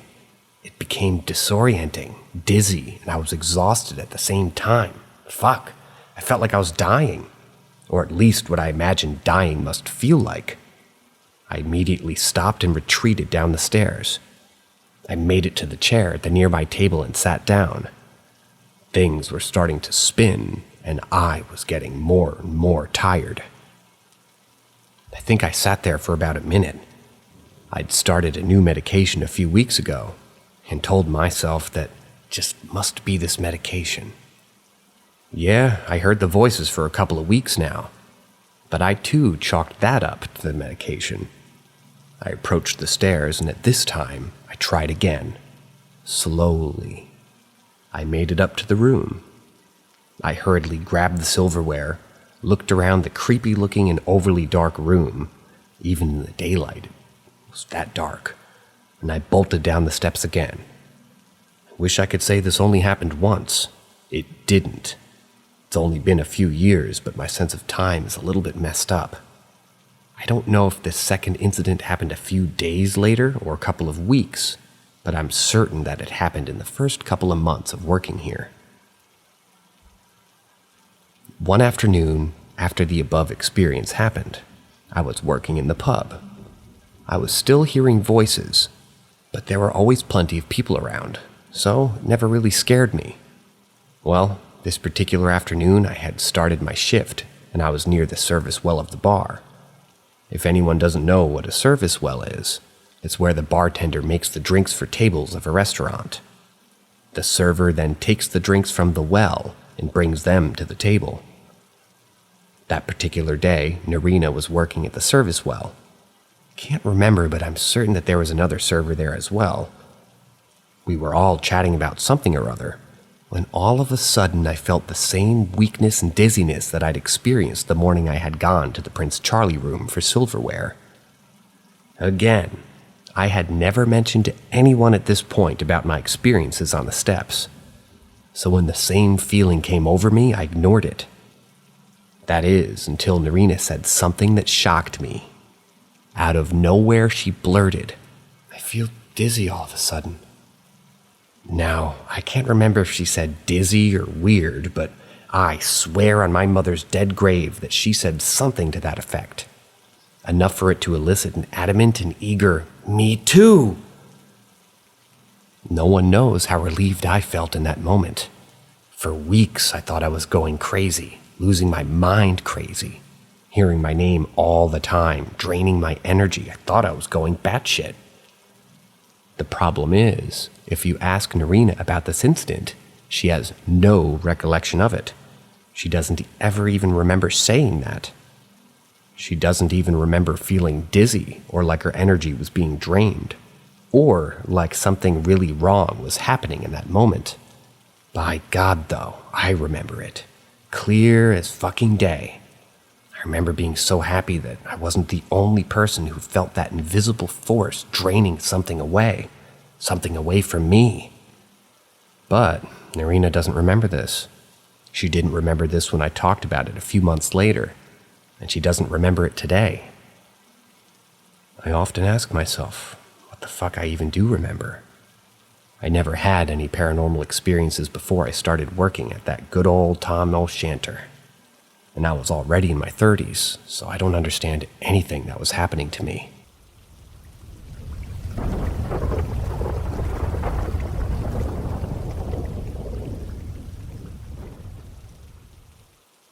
finally getting to share this. This happened in the summer of 2007. It was told by me that the two girls who experienced it, who were friends of mine at the time, and also a couple. This is important for later. It all happened in central Italy, in Lazio, the region where Rome is. And I need to give some context about this. The area around Rome is full of hills. Most of that region is. And underneath many of these hills sit ancient Roman/pre-Christian catacombs. So many, in fact, that they're not even that big of a deal for the locals. And some of these catacombs even got converted into wine cellars or basements over the centuries. Some haven't. Again, this is important for later. Now, these two girls, we'll call them E and C, were in their early 20s, had been together for a year or so back then, and given how ludicrously expensive rents in Rome are, decided to try their luck finding a flat in one of the small towns around that area. On those hills I've mentioned. Mind you, those hills aren't ominous at all. If you've ever seen pictures of Tuscany, that's what they look like, which is rather lovely. And they did find a small apartment for rent in one of those towns. A renovated flat on the second floor of a much older house, which isn't surprising at all in that region, as many houses are centuries old and just get renovated from time to time. On the ground floor of that apartment, there were some neighbors, but they never got to see too much of them. A couple of apartments with old people living in them. There was also a very old, sturdy wooden door, which was always closed and locked by a padlock. And when they asked the landlord where it led to, he told them that it was a door to some old cellar nobody really used anymore, and supposedly was connected to one of the catacombs I've mentioned earlier. Again, it's an ancient country, and such things don't come across as particularly weird to us. Neither it did to E or C, who just shrugged it off like, okay, makes sense. So E and C spent a few months in that town, not really bonding with anyone, mainly commuting from there to Rome and back to work. C and E both study. However, being a homosexual couple in an old town full of old and bigoted people, they quickly started noticing how unwelcome they really were there. They'd go to the local store to buy food, and the clerk would ignore them on purpose. They'd find their mailbox emptied of all of their mail scattered over the floor outside their apartment. They'd even bump into people riding scooters around town, passing them and yelling, "Goddamn lesbians." In short, they didn't have the best time there, but they knew it was only a temporary solution, so they decided to just endure it while all the waiting to move again. And yes, FYI, Italy is still majorly conservative on the topic of LGBTQ, even more so now than 16 years ago. Then one morning, as she was stepping outside to go to the car to drive to Rome, E found something on the ground floor right in front of the flat's door. A mussel shell had been placed there, with a doused red candle in it. And judging by the mess it made and how short the candle was by now, it had been burning for the whole night. Not knowing what to do with it, she picked up the shell of the candle and threw it in the garbage, together with all the wax that she could scoop up from the floor. Another thing she noticed when she finally set out to leave was that the door, the sturdy wooden door downstairs that had always been closed up to that point, wasn't locked anymore. The padlock was gone, and it was opened just by a crack, but she didn't really pay too much attention to it right then. But then things started happening. At first, it was an uneasy feeling E and C would be when they were in their living room sitting on the couch, reading, chatting, watching a movie, and suddenly they'd have this feeling like someone was watching them. Later on, it became more than that. They'd hear noises around the house, like someone knocking on the walls in another room, or a toilet flushing on its own, water taps turning on by themselves in the kitchen. quickly it became less than bearable. One night, as they were sleeping, they both woke up in the middle of the night hearing footsteps of bare feet in the living room. They started listening. It felt like the footsteps were simply pacing around. There was nothing else, no voices, no items being moved, just the sound of bare feet in their living room. After a while, C, feeling understandably scared, whispered, "What's that?" to E, and as she did, the footsteps stopped, as if noticing her voice in the silence of the apartment. They stopped, and a split second later, they started sprinting toward their bedroom. E grabbed C and turned her face away from the door, doing so herself, just moments before the footsteps came through their bedroom's door and stopped to the side of the bed.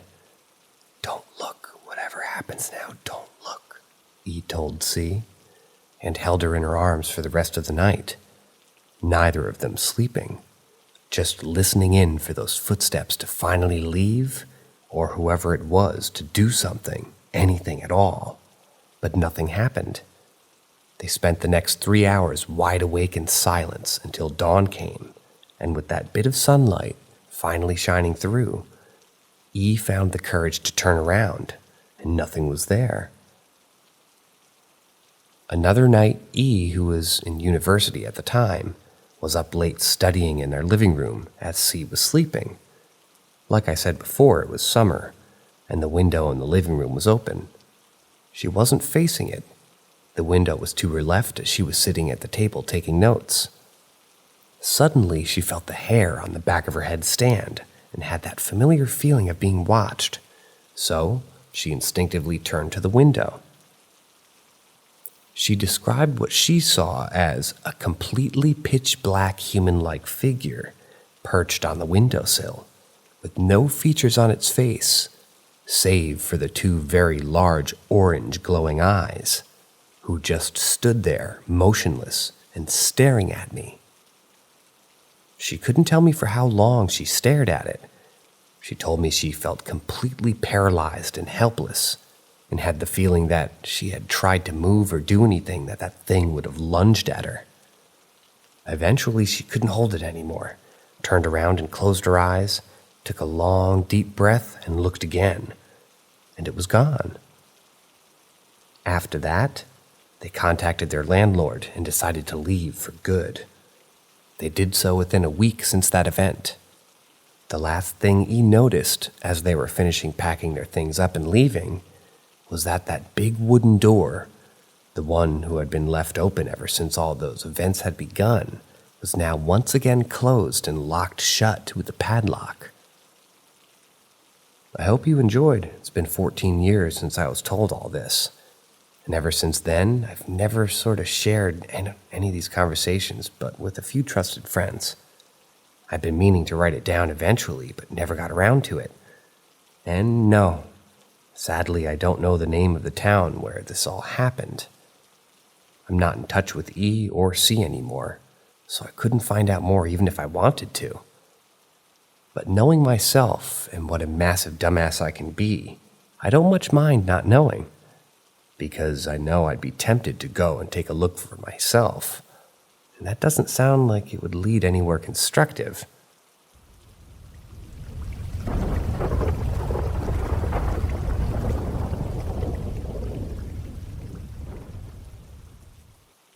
Demonic entity attachment. The first experience I ever had with this creature clicked in my head, and it's made me shift my idea on how the entity became attached to me. At first, I believed it was because I used a Ouija board, and a few days after, I noticed the presence a lot more, but no. I have later remembered I did a guided third eye meditation, which is no longer on YouTube, and I'm glad it's not. Because if this happened to someone who wasn't as capable with energies, I would be very worried. The meditation I did was about 4.5 years ago. It was very strange. I remember laying down in my bed and listening to a voice on the video. It asked you to start breathing in a very strange way. You had to almost have a shaking breathing style, and listened to audios I've never heard on any other guided or non-guided meditation, and I've participated in endless amounts of them. During the meditation, I felt and envisioned a large black hand with long nails on the left side of my chest. It felt as if I was sitting up in my bed and I could feel the hand push me gently down to the bed. I didn't want to break the meditative state, and even though my heart began to race, I continued to keep my eyes closed, and I followed till the end of the meditation, where I could hear the voice giving cues to wake up again. After sitting up, all I could see was a strange purple aura around everything I looked at. This comes into play later. After that meditation, I never really noticed the energy or the hand again, until fast forward a few years to when I used a Ouija board. A few days after using the board, I started to feel a very angry masculine presence in the far corner of my garage. The same garage I used the board in. I paid no mind, due to the fact that ever since I was a child, I've been having experiences and feeling energies. So at this point, I was accustomed to it. The energy started to become more comfortable with my presence, and I began to no longer feel that negative energy. I can feel a very heavy energy in my stomach and my chest, but it's no longer dark and negative.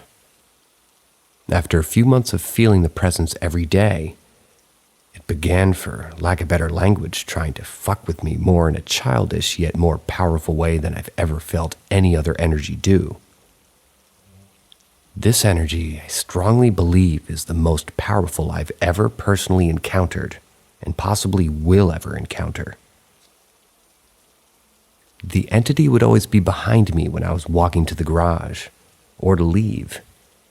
Many times I would go to the open door and it would close itself. I could feel the entity behind me, and I started to talk aloud to it from then on.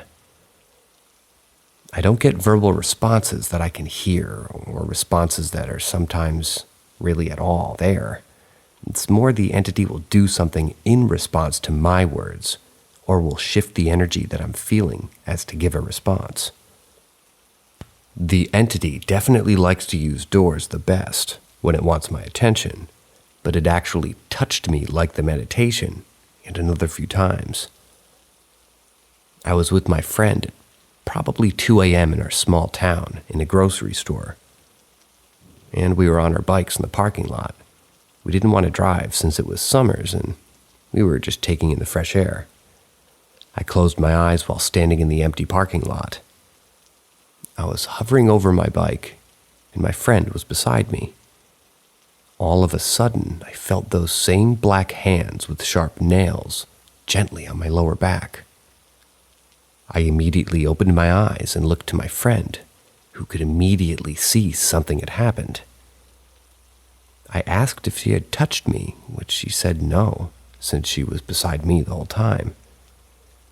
She would start to sometimes feel the energies around me.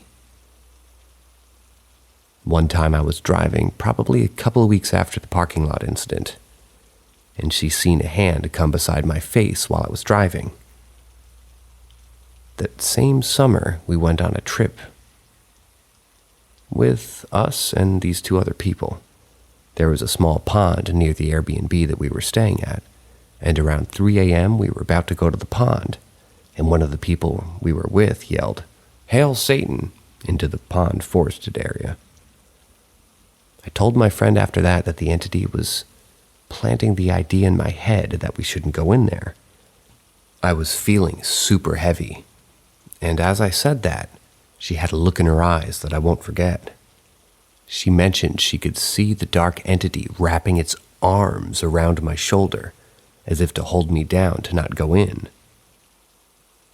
When we went to the pond area, a light from a utility shed kept flashing on and off, a total of 3 separate times. My friend and I knew that we all had to pack up our stuff and leave, especially this bench that we were sitting on. We left the pond, and the next day, the other 2 people on the trip, who aren't very spiritual or open to it, left for the day, and my friend and I went back to the pond, and we both had an overwhelming need to, for whatever reason, go to that bench. And we noticed the bench that we were sitting on that night. It was a memorial bench, and the two others had disrespected that space. And that is why the entity was trying to get me to leave the pond that first night. Fast forward to after the summer trip, to October 2019. I started dating my significant other, and my friend from before was at my significant other's house with me and her boyfriend at the time. We were all sitting at the kitchen table, and the door behind us opened by itself. My friend looked to me and said, "Hey." So I replied, "That's not very nice, sir. Close the door." Needless to say, everybody almost died of shock when the door immediately closed. This is when I started to really know that this is an entity, and it's very real. It will do things in front of the people that I'm around, and not just in front of me. This was what really stuck in my head. Other small experiences included the shower curtain blowing open when I was showering, the screen door to my house holding open once I swung it open, and there was no wind. A door near my entryway always opens when I haven't paid much attention to the entity's presence, and it wants to remind me. When I was watching The Nun, he mimicked the hands over my face in the coffin scene to mock the Christian demons and movie, and I could go on. I think you get the idea. This entity I notice has a purple aura, which is what made me realize that it was attached to me because of that meditation. Anyways, this entity is still always around me. Just yesterday I got goosebumps and chills over my entire body when I was in a down mood, and I could feel the entity directly behind me, not trying to drain my energy, but I was feeling very alone, and it was almost like it was trying to comfort me. I've decided that I'm not going to try and cleanse this energy away, and I'll let it stay for as long as it feels like. Since I'm not being drained, it's not hurting anyone, and I see no need to detach the entity. If it doesn't want to go, and it isn't doing anything, it's fine by me. It's been attached to me fully for up to 3 years now, and it's a normal part of my life.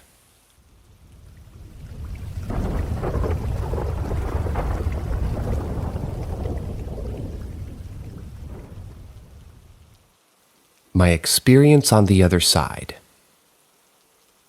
After my experience in December, I had found that my mental state no longer aligned with the ethics of my profession. I was an infantryman. Closing within and destroying the enemy in close combat was something we all strove for. To understand this story, a little background on myself is necessary. When I first joined the Army, my motivation for combat came from a place of anger, confusion, and personal turmoil. My father raised me with violence, but I allowed his actions to affect and define my character. From 13, I begun to self-medicate with anything I could find, from weed and alcohol to pills, MDMA, and psychedelics. My junior year of high school, I voluntarily withdrew to attend rehab for an extended Xanax habit. I spent my 17th birthday in a rehab facility in East Texas. At 19, I graduated and joined the airborne infantry. I believed I had found my true calling and an outlet for my aggression. Unfortunately for me at the time, going to war is not a decision made by young privates. After a year of training, my brigade was placed on GRF, the Global Response Force, which was at the time a year-long sentence to garrison life. I had found no glory or bloodshed, instead boredom and bureaucracy.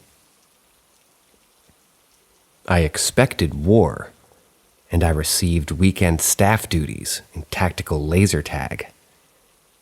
So I turned to an old enjoyment of mine, drugs. Due to persistent drug tests in the military, I stayed away from most narcotics. LSD and mushrooms became my drugs of choice, considering psychedelics are not tested with normal drug tests here. I began to push the limits of reality further and further. I loved raving. Taking high doses of acid and dancing my ass off to EDM became a consistent hobby of mine. Eventually, we were slotted for deployment. We were going to Kandahar. Finally, my goal was in sight. Although our deployment was still about 9 months away, fuck that. No reason to stop taking psychedelics. It was enjoyable and an excellent way to pass the time. Even with the extensive use of psychedelics, I still retained my jaded mentality. My psychedelic usage culminated in December of 2016, when my consciousness disconnected from my physical form and was pulled back into a transcendental state, in which I was given a glimpse into the world beyond. After returning from the other side, I found my headspace to be completely different.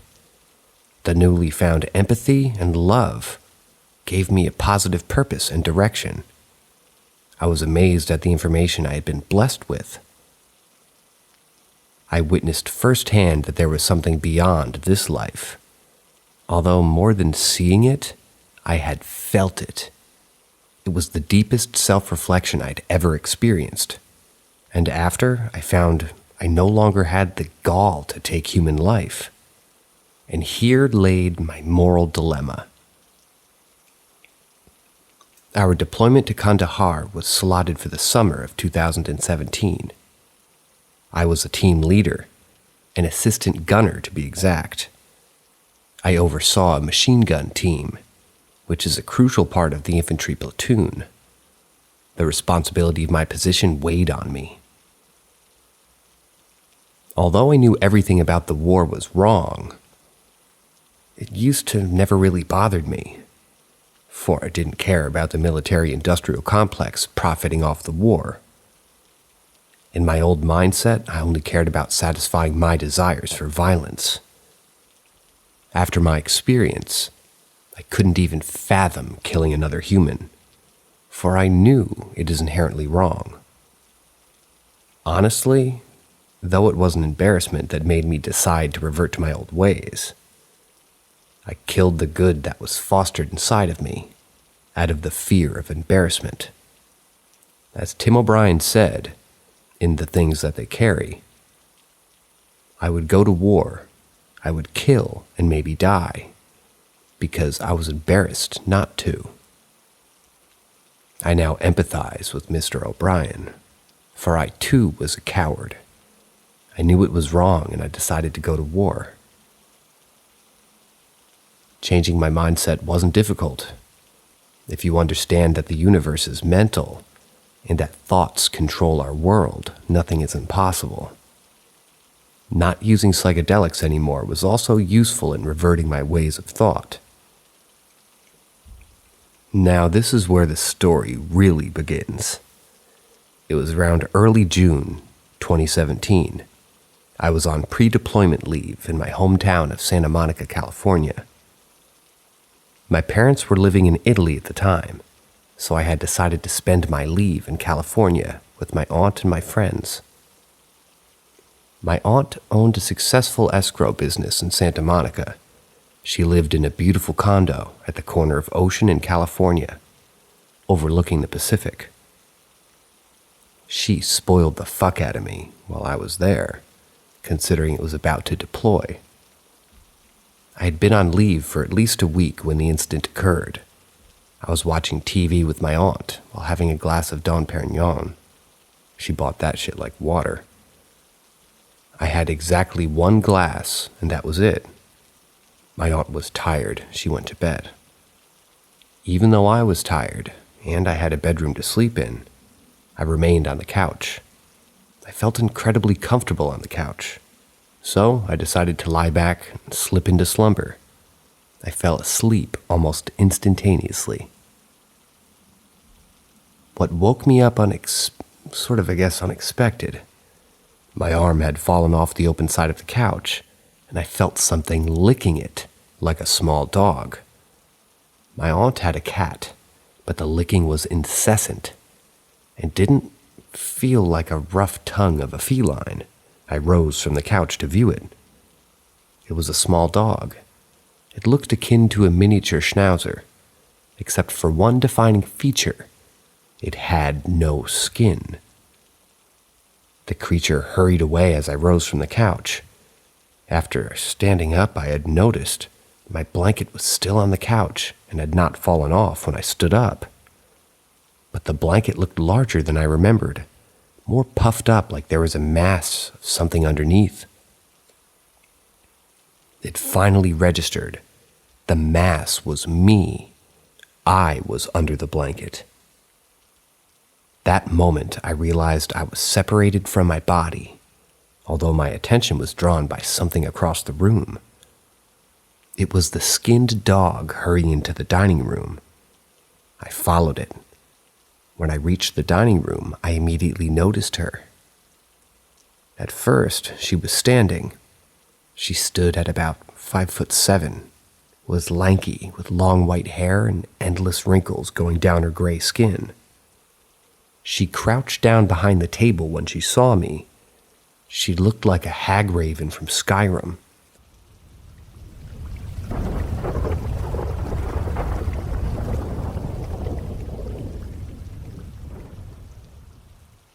Haunting at work.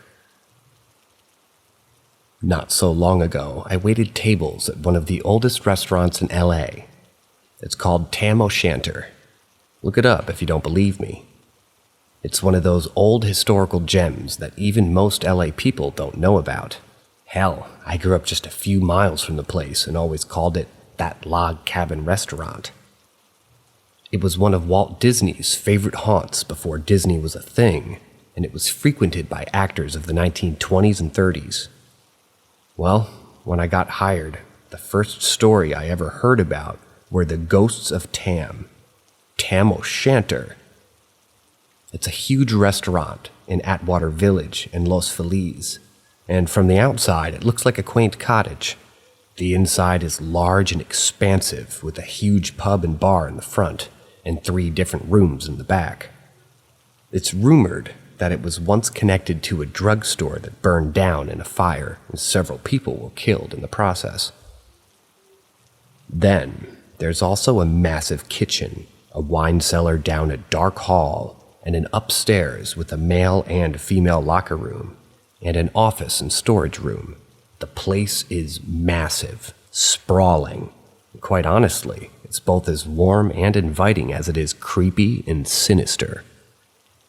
This story is about the Whispers. It wasn't long into training when I started hearing about the alleged ghost stories. A young blonde boy that would come out and run late at night in the large and expansive room farthest to the back. About the woman in black that would walk the hall upstairs late at night, and the cleaning crew that would quit with no explanation. About the pots and pans that would sometimes shake on their own. About the people who died in the restaurant throughout the 100-year run. About the salt and pepper shakers that would mysteriously turn the tops of themselves off. About the chandeliers that would move, and about the sandwich carver who had been working there for decades and refused to go back to the dining room. And there was more, a lot more. While I've had some experiences with other odd things, dreams and intuition, I've never had any experience in the paranormal. I never really was big on the idea of ghosts. I still think most otherly things can be explained, but I must say my time at Tam, especially that first month, made me stop and reconsider my belief in the supernatural.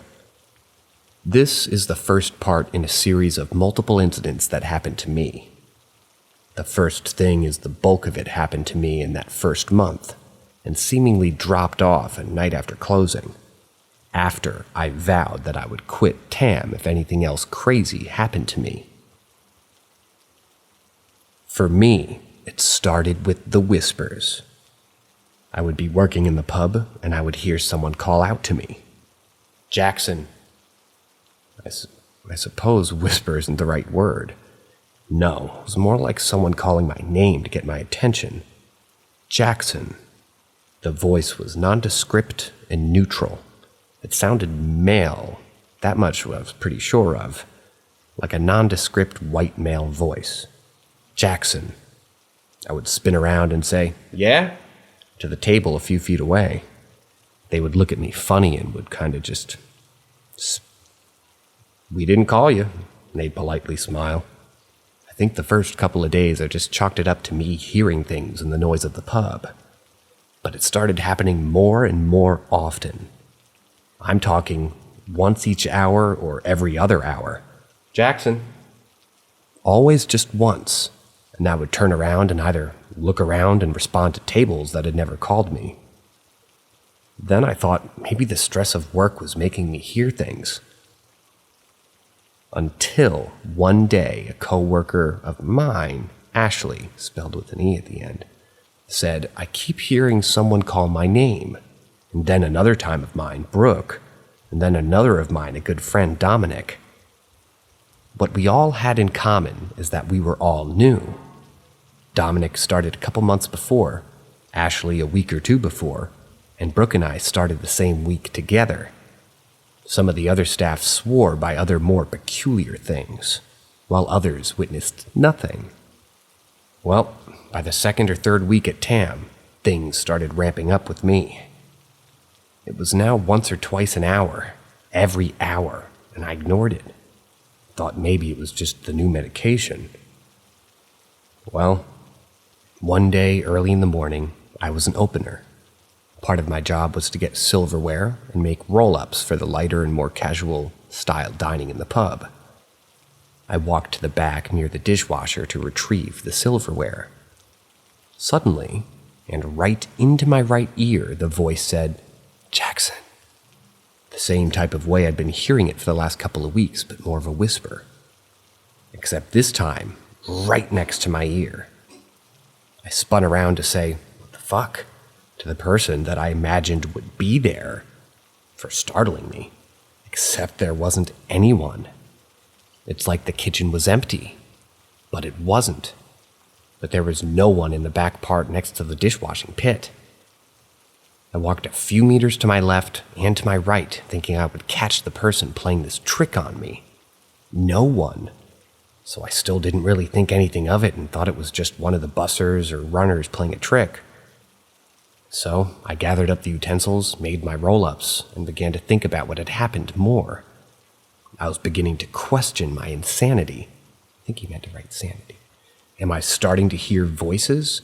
I wanted to ask other people about the voices all the time, but I also didn't want them to think the new guy was going crazy either. So I happened upon Michelle, who was a sales manager for the company. She was always sweet and bubbly, but she didn't interact as much with the servers because she was mostly in the office. I thought asking Michelle would be a safer bet. "Hey Michelle, I have a question for you, and it might sound kind of weird." "Yeah, what's up?" she replied. With hesitation and a soft tone, I asked her, Do you ever hear voices in here?" She gave out this soft laugh, without an inclination of fear. Her laughter made me laugh and sobered me up a little. How ridiculous I must have sounded. How it sounded so crazy. She was laughing about it. It's what she said and did next that made me stop laughing. "You know, it's so funny you say that. I have heard somebody calling my name before. And you know what's so funny? It happened to me right there." My heart sank and smile evaporated as she pointed. "Yeah, it happened right there." What Michelle didn't know is that she was pointing in the exact same spot I'd been standing when I heard them say my name. Literally at the same fucking spot. I wish I could say this all that just happened. Fortunately, there's more.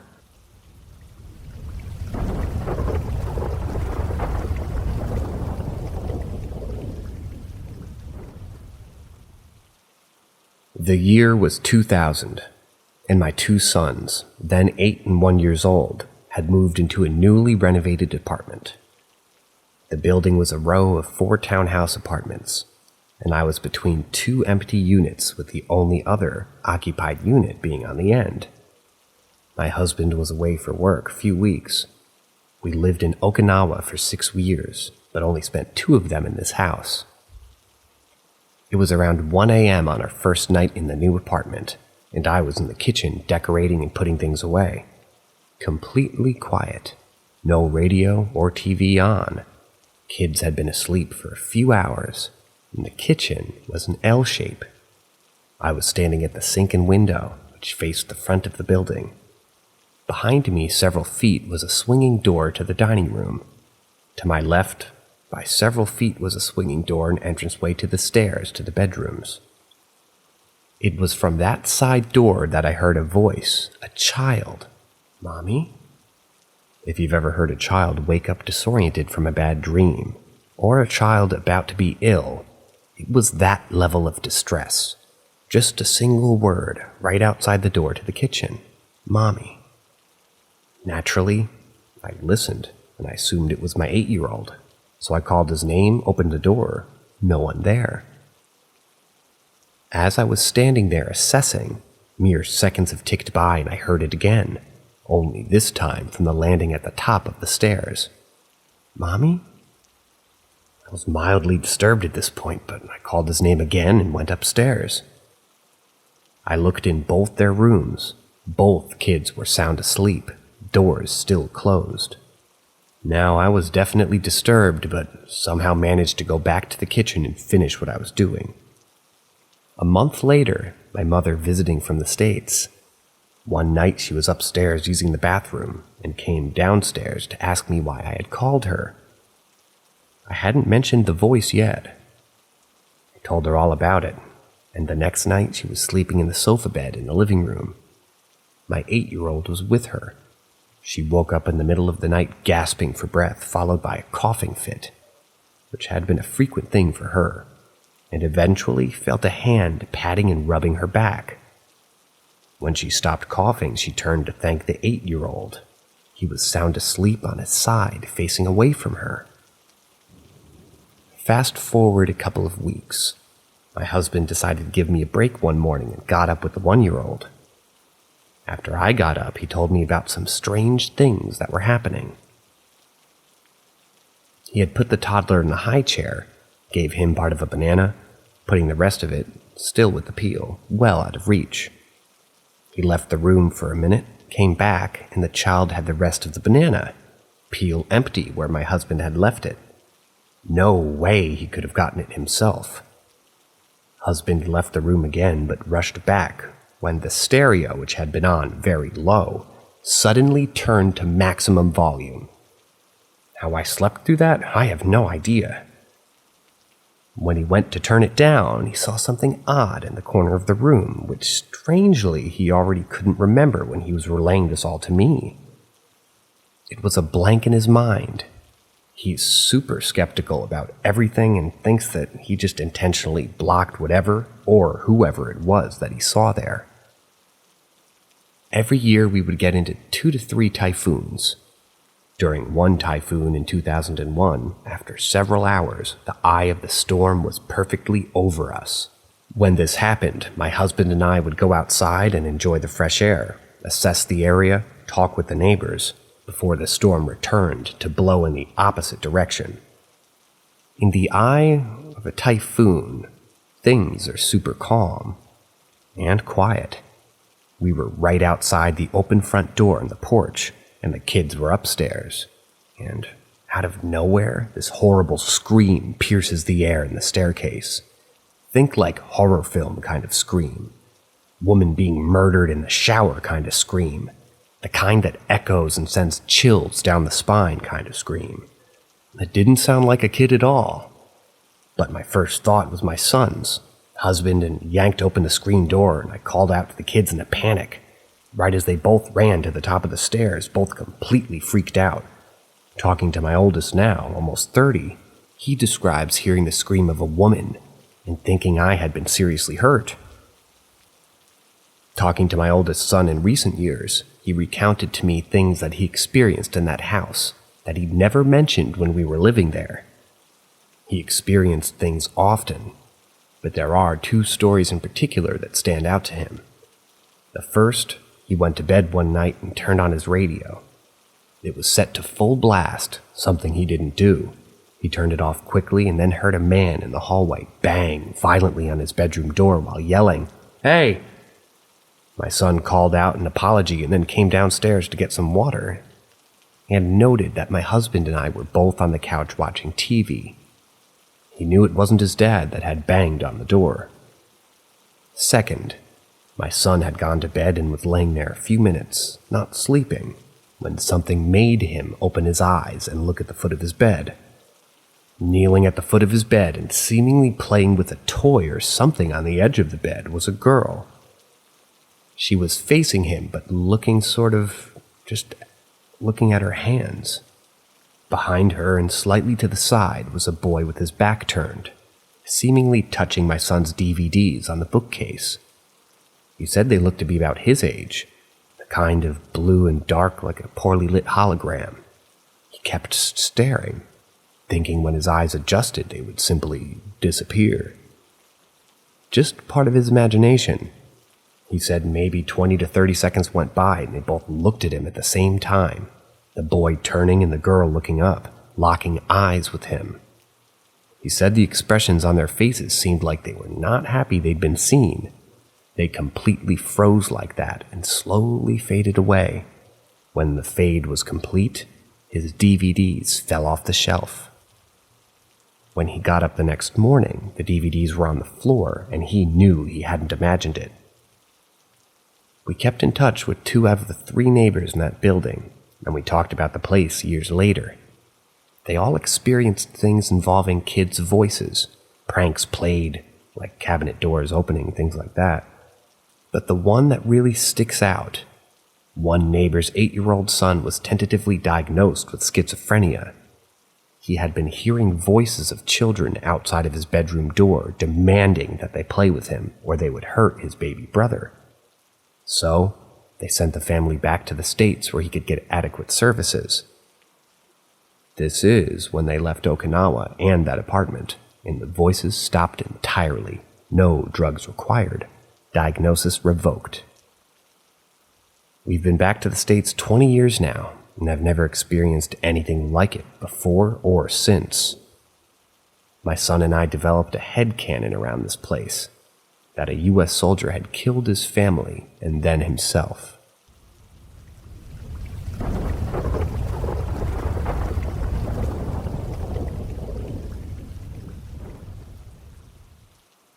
Some stories from my childhood. Every year we would take a family vacation to the next province, over to visit my grandparents. My aunt would watch our home and pets for us every year. In one year, she was on the phone with my mom, just chatting about how everything was, when she paused. My mom asked if she was still there. My aunt said, "It's just me here, but I swear to God a black shadow with a hat and a trench coat just walked through your house." She was outside with the dogs while she had a smoke and saw the man walk through the kitchen. My aunt saw it, my mom saw it, my grandma saw it, I saw it once. I think even a concerned neighbor asked about it one time. I'm not sure about the biological father's side, but I'm not really in contact with him that much. I don't believe it's connected to the other shadow man, purely because at that event, I felt such a huge sense of dread and fear that I felt like I needed to flee. But when I saw the Hat Man, he just was. It wasn't good or bad. He just passed by in the living room. A more recent story now, but when I was 17 or so, I moved into the basement. The basement was my room up until my mom, G, and I had moved just over a year ago. When I was 19 or so, I started dating a guy I met at work. We ended up basically living together down there throughout the entire COVID situation. I love talking about ghosts and weird things, as I'm sure you know by now. But my boyfriend was a skeptic. He would listen, but didn't understand what I was really talking about. Sounds frustrating. So we would sit on the deck and get super high all night and just talk about weird things together. Mostly conspiracy and aliens. But one night we got onto the topic of ghosts. So I was telling him my family's entire weird history and paranormal experiences. He told me he didn't really believe in ghosts, but thought it was interesting to hear or talk about it. To set the scene, we were on the deck. To our left was a separate dog run, which we really didn't use anymore.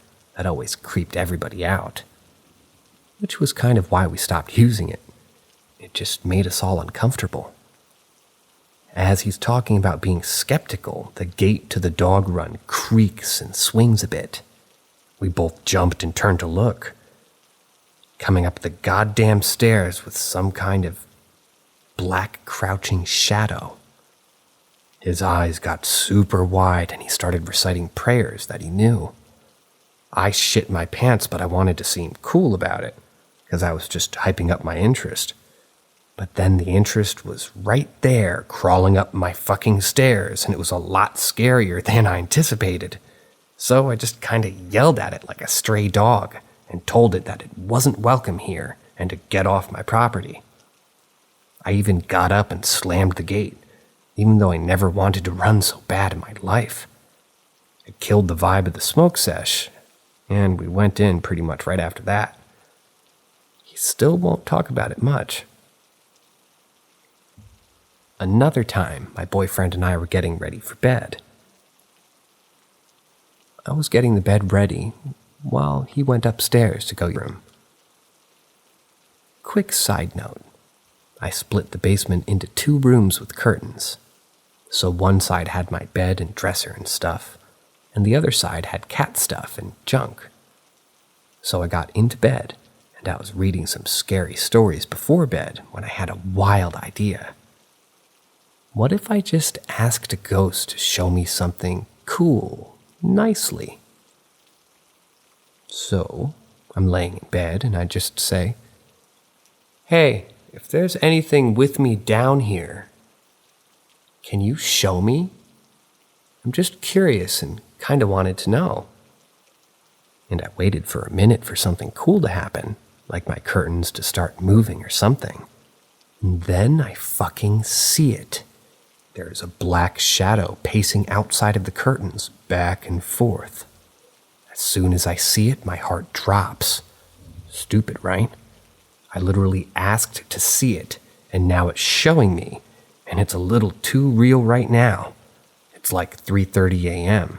I've been hitting the bong all night with him, and now I've just asked a ghost to do something cool. And it is. It was insane.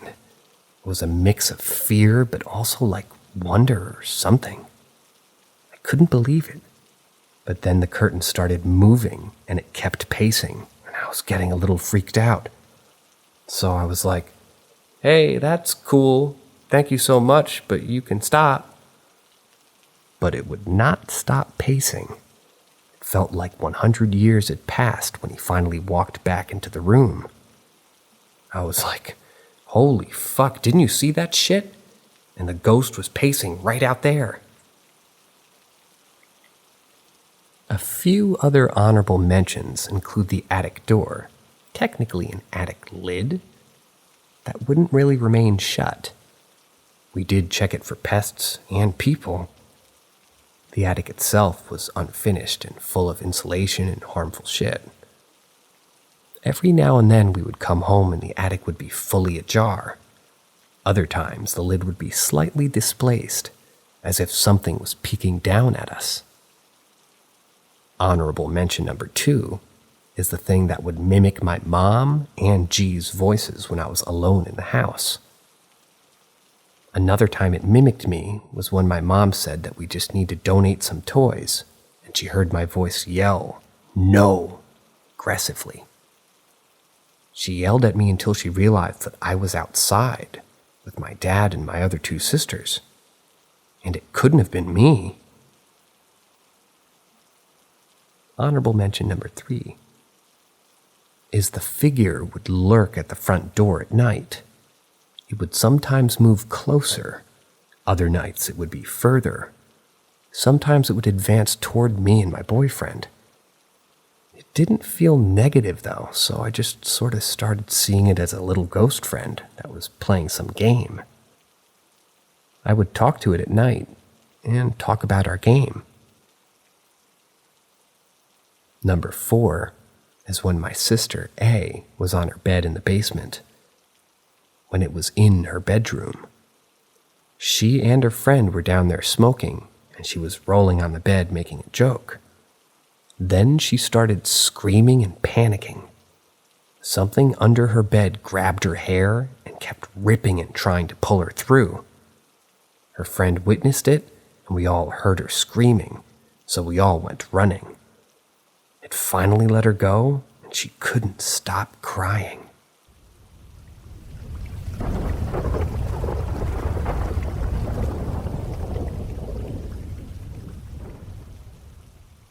Seeking the extraordinary?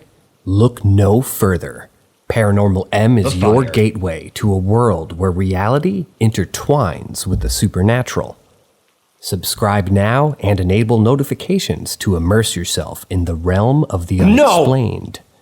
Join us and let the mysteries unfold. Midnight Taco Run. A bit of background. My husband and I have been together since the 8th grade. I was 13 and he was 14 in 1997.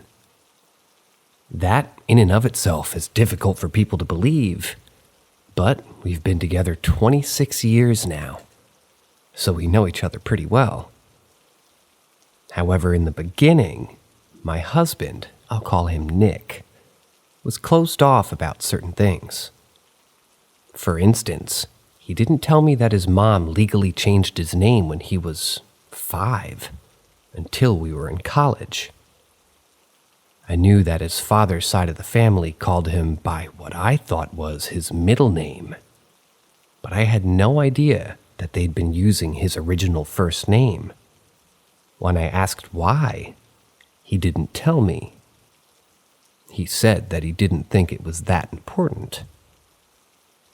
Anyway, I can't remember the first time something paranormal came up, but Nick very reluctantly told me that he could sometimes see things that most couldn't. This astonished me, as I've never thought of him as the type to even believe in the paranormal. But instead, he not only believed, but lived with it on nearly a daily basis. I told him that I believed him and was curious about all the things that he could see. And I asked for him to share his experiences with me as he experienced them. At first, he was uncomfortable doing so, but when he realized that I was genuinely interested and not out to make fun of him, he began opening up about it and sharing almost every time he saw something, unless it was something that he felt he shouldn't acknowledge. So, on to the story. One night in early October, in about 2008 or 2009, we decided to take a midnight snack run to our favorite taco place. I was driving that night, and when I turned onto our neighborhood, on our way home, I saw what I thought was a grayish trash bag blowing in the nearby stop sign at the end of the street. Nick and I had been oddly giggly and having a good time making each other laugh over silly things all night. So it was odd when I asked Nick what that thing on the side of the road was, and he didn't answer. I glanced at him to see if he had heard my question and asked him again, and he still didn't answer me. As we got closer, I noticed that the way that this thing was moving made it look like a large dog. As I pulled up to the stop sign, I could no longer see the thing, as it was on Nick's side of the truck. I looked at Nick again and asked yet another time, what was it while craning my neck trying to see? I said, "Is that a dog?" His attitude had changed completely from just a few seconds earlier. He was no longer smiling, and he was slouched way down in his seat. When I asked if it was a dog, Nick ever so slightly shook his head no with his eyes directly forward. He looked, well, not normal. At this point, I was confused and getting irritated at him for not responding to my question. Then I saw the gray dog thing run away from the truck toward the adjacent yard, and started to wonder why Nick was acting so strange about a dog. I was on the verge of saying something to the effect of, "Nick, when the dog jumped straight up into the air and disappeared." Whatever I was going to say evaporated, and I looked at Nick. He was now shielding his face with his hand in a way that you might do if you were trying to avoid someone seeing you, while whispering frantically, "Please go, please go, please go."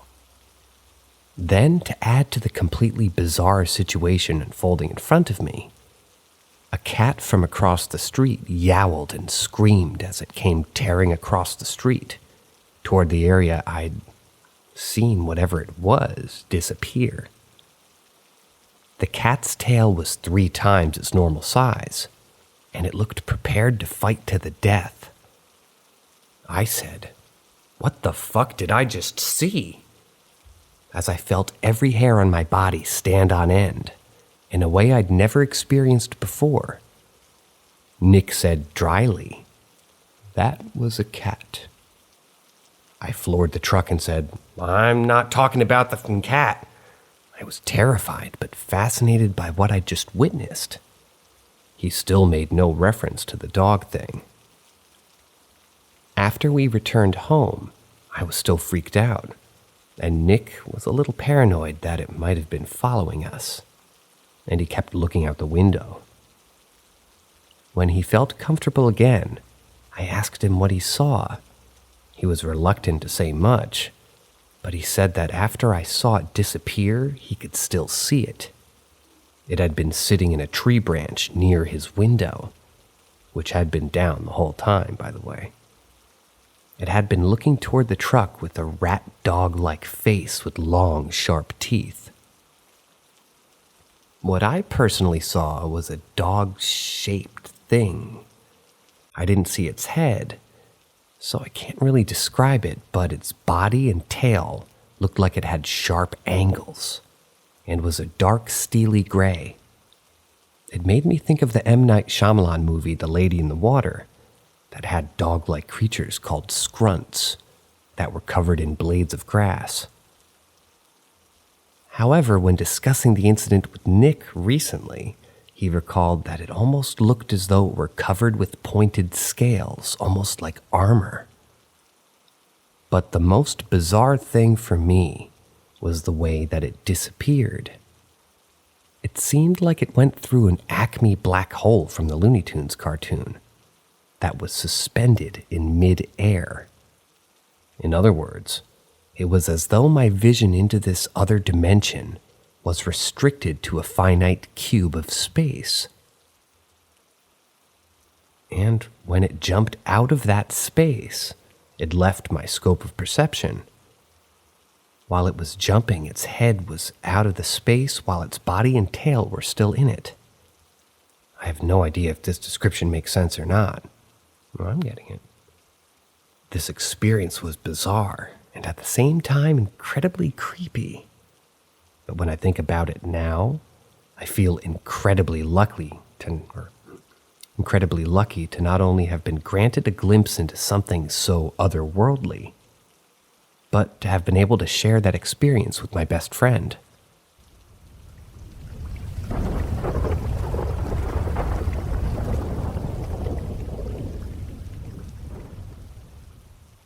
I was tormented by a spirit during my first 2 years at university.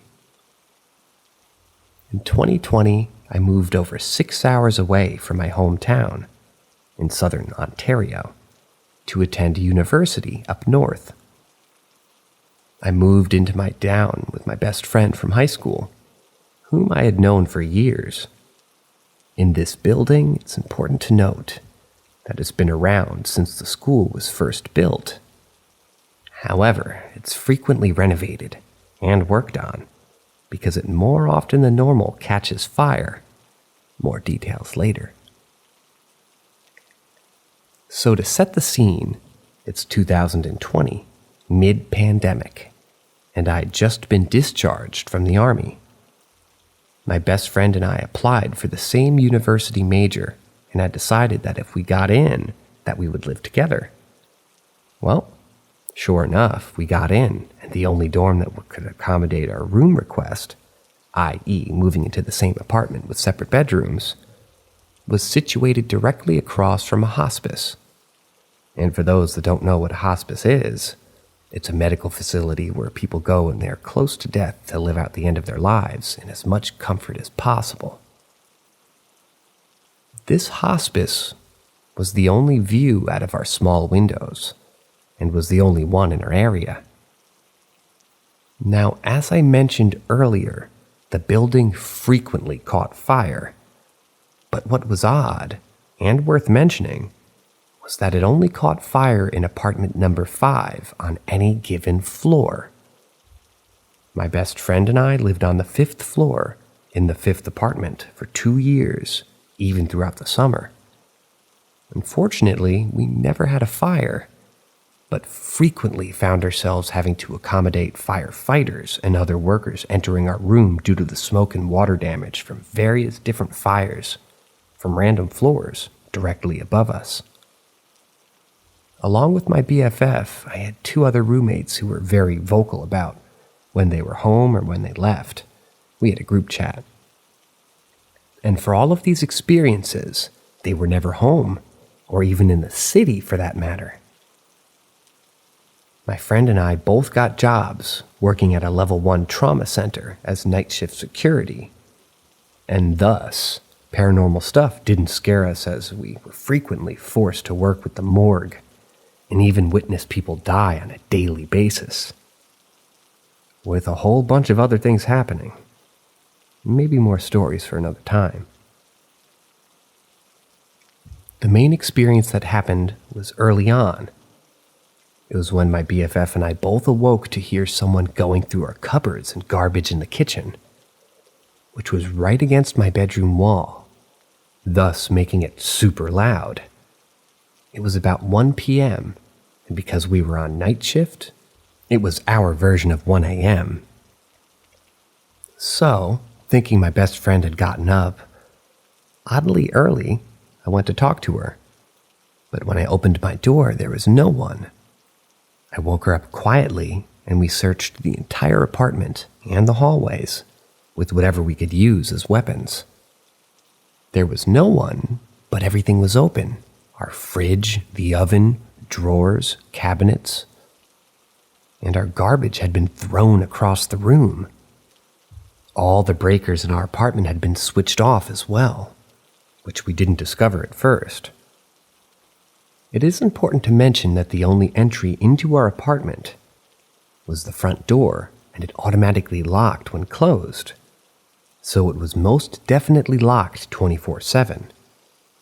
I called building security, and no one had been seen on camera entering our dorm, except for my BFF and me around 8 a.m., after we had gotten off work at the hospital. There was no explanation for who had done this, but still, they took our statements and said that we do patrols.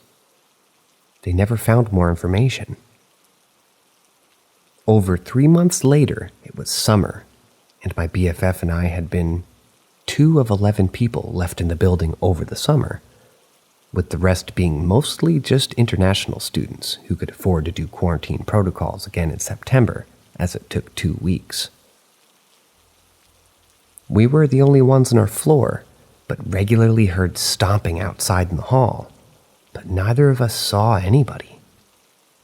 We looked through the peepholes, and even we heard knocks on the front door. However, when we checked, no one, every time. So aside from the knocking and stomping, super quiet summer. Except for one morning, I'll never forget it, shook us to the bone. It was 10 a.m., and my roommate and I were asleep after work. I never locked my bedroom door, as my BFF loved to come in and hang all the time, but for some reason, I locked it that entire week. And good thing too, because I awoke to a frantic, and I mean frantic knocking. No pounding on my bedroom door. I was obviously super disoriented, as I had just finished a 12-hour shift a few hours earlier, but I saw two dark shadows underneath the door resembling feet. I figured my BFF needed something and woke up, but I called out before getting up because I was annoyed to be awake this early. The feet stayed unmoving, but the knocking stopped. With a heavy sigh, I got up, threw on a sweater, and checked for the time. It was about 10 a.m. I went to open the door. With the shadow still there, I assumed it was my BFF. When I put my hand on the handle to unlock it, I heard a thud. And then, worried that my BFF had fallen, I threw the door open to see the front door closing as if someone was leaving. I ran over and saw a completely black figure turn the corner. I followed, my security guard instincts kicking in. But when I turned the corner, nothing. I went back to my roommate to ask why they were knocking on the walls like that. She heard it from inside my room on an adjoining shared wall to both of our bedrooms. We again called security, but only I was seen chasing after nothing on the cameras. After my boyfriend, a firefighter, started sleeping over frequently because we were both spooked, the fire stopped. And most other things did too. We never had another incident on this level. We moved out after 2 years there, and beyond hearing the usual bang, no other issues.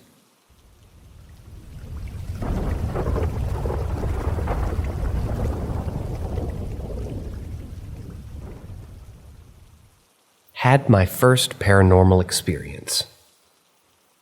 So I'm a Scottish nurse. Qualified in October last year. I've worked in all kinds of places before, mental health, acute illness, even palliative care, and I have never had an experience like this. I have over 6 years experience in care and a year experience as a registered nurse. I started my job in mental health setting for older adults. Most of my patients have dementia. We don't have a lot of patients, and at this time we had 7. As a result of this, you really get to know your patients. You grow unusually close to them, as they're there for a long time and you spend a lot of time with them. Not the usual in and out that happens in most places. I happened to complete my final nursing placement in this clinical area and then took a job. There was a patient, let's call her Rosie. Rosie was a 70-year-old woman who didn't have a diagnosis of dementia. In fact, she was the only patient who didn't. Rosie was diagnosed with bipolar disorder and emotionally unstable. They also queried Wernicke's disease, as she had a previous history of alcoholism. Rosie had ongoing issues with her family. She was a lonely woman, and her story really breaks my heart. She could be very demanding of nurse staff's time and attention, and could also be emotionally abusive towards them. Regardless of this, we cared for her day in and day out, as you do when you're a nurse. Rosie was hard work, I won't lie. But she had been in this ward a long time, and we all grew to really love her. We were kind of the only people that she had to talk to. And call it inappropriate if you like, but we grew more like family and friends than patient and nurse. Of course, her nursing care was our priority, and we took care of her to a high standard, but we all just kind of viewed her as our communal crazy aunt. She had a very distinct high-pitched voice that I'll probably never forget. and she would constantly shout for a nurse in her bed, or from wherever she was, "Nurse, nurse, nurse," over and over and over. Or sometimes she would call out our individual names, if she had a preference for who she wanted to see. Anyway, enough background. Rosie sadly and suddenly took very unwell last week. She had a bowel perforation which led to sepsis and kidney failure, and she died the day after she was transferred to another hospital. I was brokenhearted that she never died with us around her. We did really love her. She is sorely, sorely missed. Rosie died on the Tuesday that I wasn't back to work until that Wednesday. I really didn't think she would have died, and I never went to see her in the hospital because I was on my day off. I regret this, but she's gone now, and there's nothing I can do about it. We all miss her, and we're all very sad that she has died. I went back to work on Wednesday, and there was a feeling that I couldn't shake all day. I can't explain it, but I could just feel something. I chatted to Rosie all day, both in my head and out loud, while I sort of pottered about a room, or just as I was working. I told her that I missed her, and I wished that I could just talk with her one last time. Later on in the day, her daughter called the ward and asked if Rosie happened to have any rosary beads that we'd be able to pick up and put into her coffin. I said that her stuff had been packed away, but I'd go look through all of it and call back. I went to the storeroom and rummaged through the bags, and I couldn't see anything, so I decided to take everything out of the bags one by one, so that way I wouldn't miss them if they were there. Nothing. So I spoke out loud. "Rosie, it's a shame that you had so many sets of rosary beads, and you can't give these girls a set to put in your coffin. Come on, show me where they are." I looked around and still nothing, so I went back to the phone and called her daughter. I told them I was really sorry, but I couldn't find any rosary beads.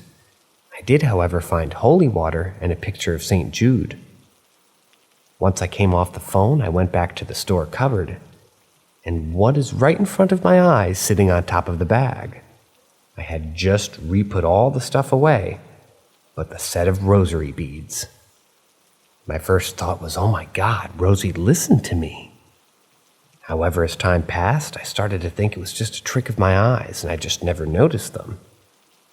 However, when I told the story to my colleague, who had packed all of her stuff away the day before, she had a shocked and confused look on her face and told me that she couldn't believe the rosary beads were lying on top of the bag, because she had put all of her quote-unquote holy things in the box in the cupboard, and I had no idea that the box was even there, and therefore never looked in it.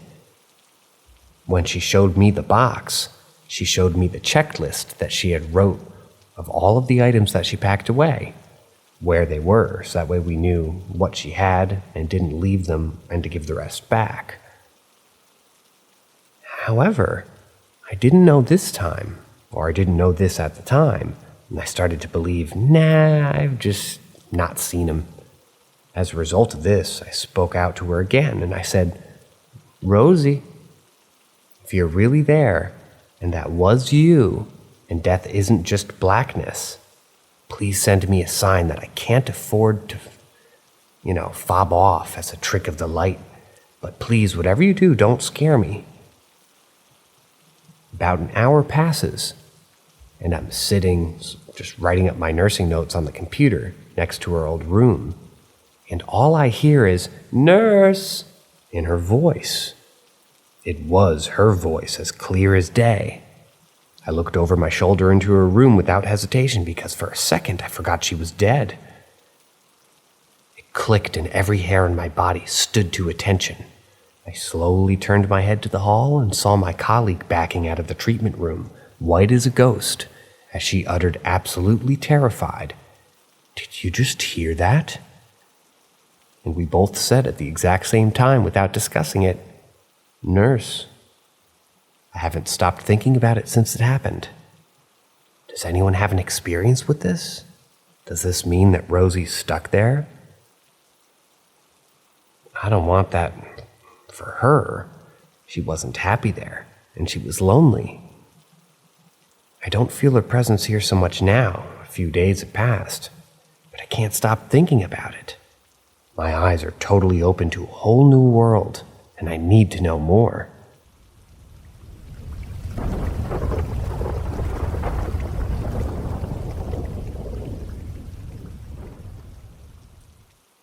I was working in a building that was built in the early 1900s as a Catholic hospital. It's now an assisted living home, and I happen to work the night shift. I've experienced a plethora of things, as well as coworkers. Here's a list of some of them. There are 4 ghosts who are most regularly seen. The Peeker, who I've seen a handful of times. I'll be there 2 years in August, by the way. He likes to look around corners at you and slowly gets further and further around the corner until you look up. He'll be shocked and duck. And when you see him, he's gone. Several of my coworkers have seen him, and we all laugh at how funny he looks when he's caught. The nuns. I did say it was a Catholic hospital. Of course, there'd be nuns. I've seen one fully realized, floating. Almost looked like she was running, going from one resident's room across to the dining area to another. Lots of coworkers have seen them in the reflections of the glass, walking next to us. On the 5th floor, there's one who, if you listen, you can hear her heavy footsteps walking behind you. I had one resident who saw ghosts easily. She would often be teaching a class of student ghosts in her room.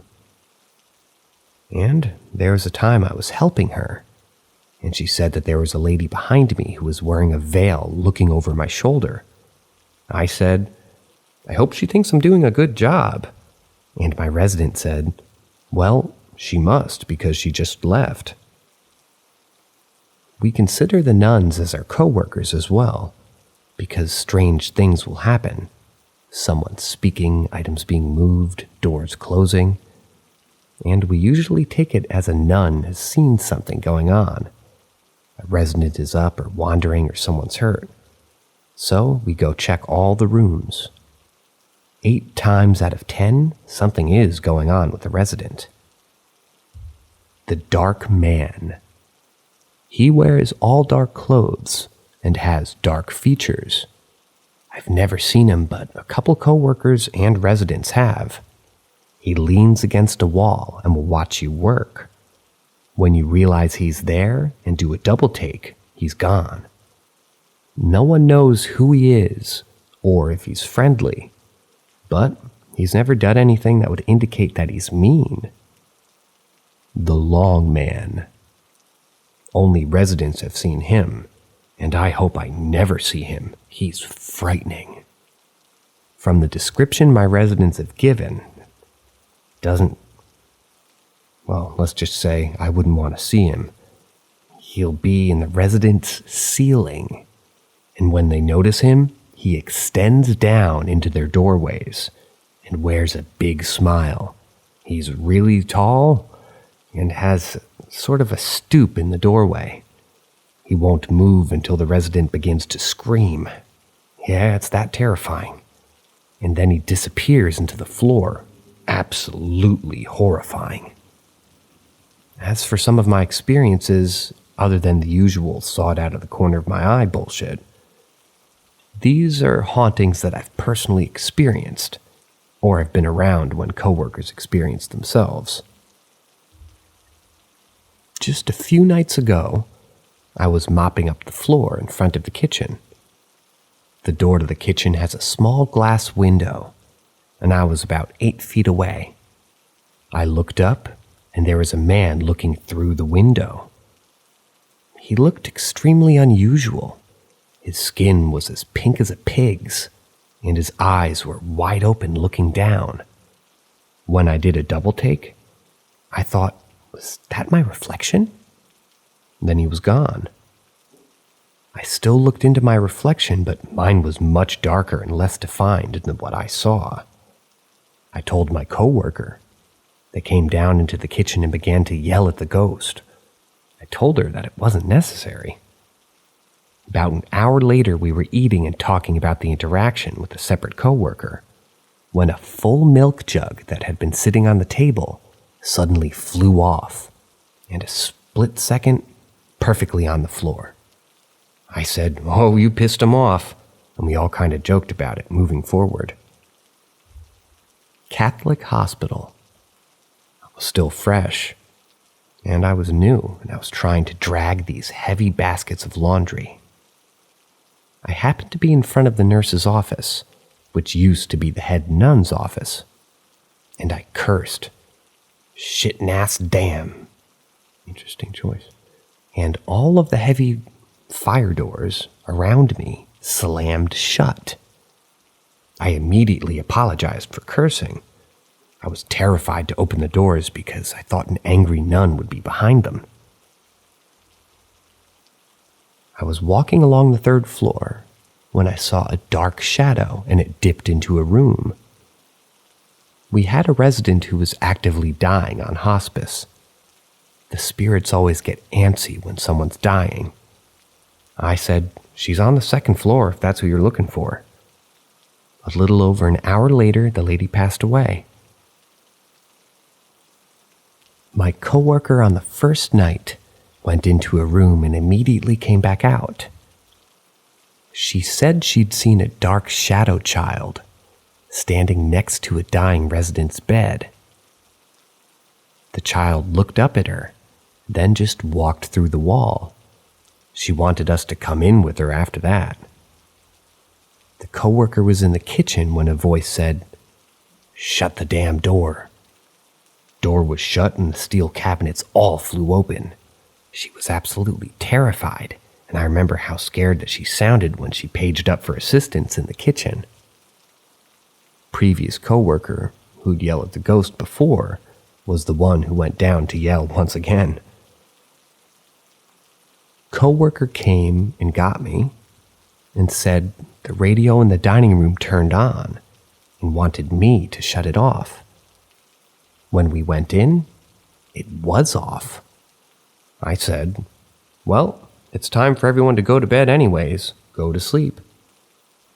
The ghosts must not have liked that, because the door shut and the radio turned on to old jazz music. So I said, "Fine, but don't be grouchy in the morning."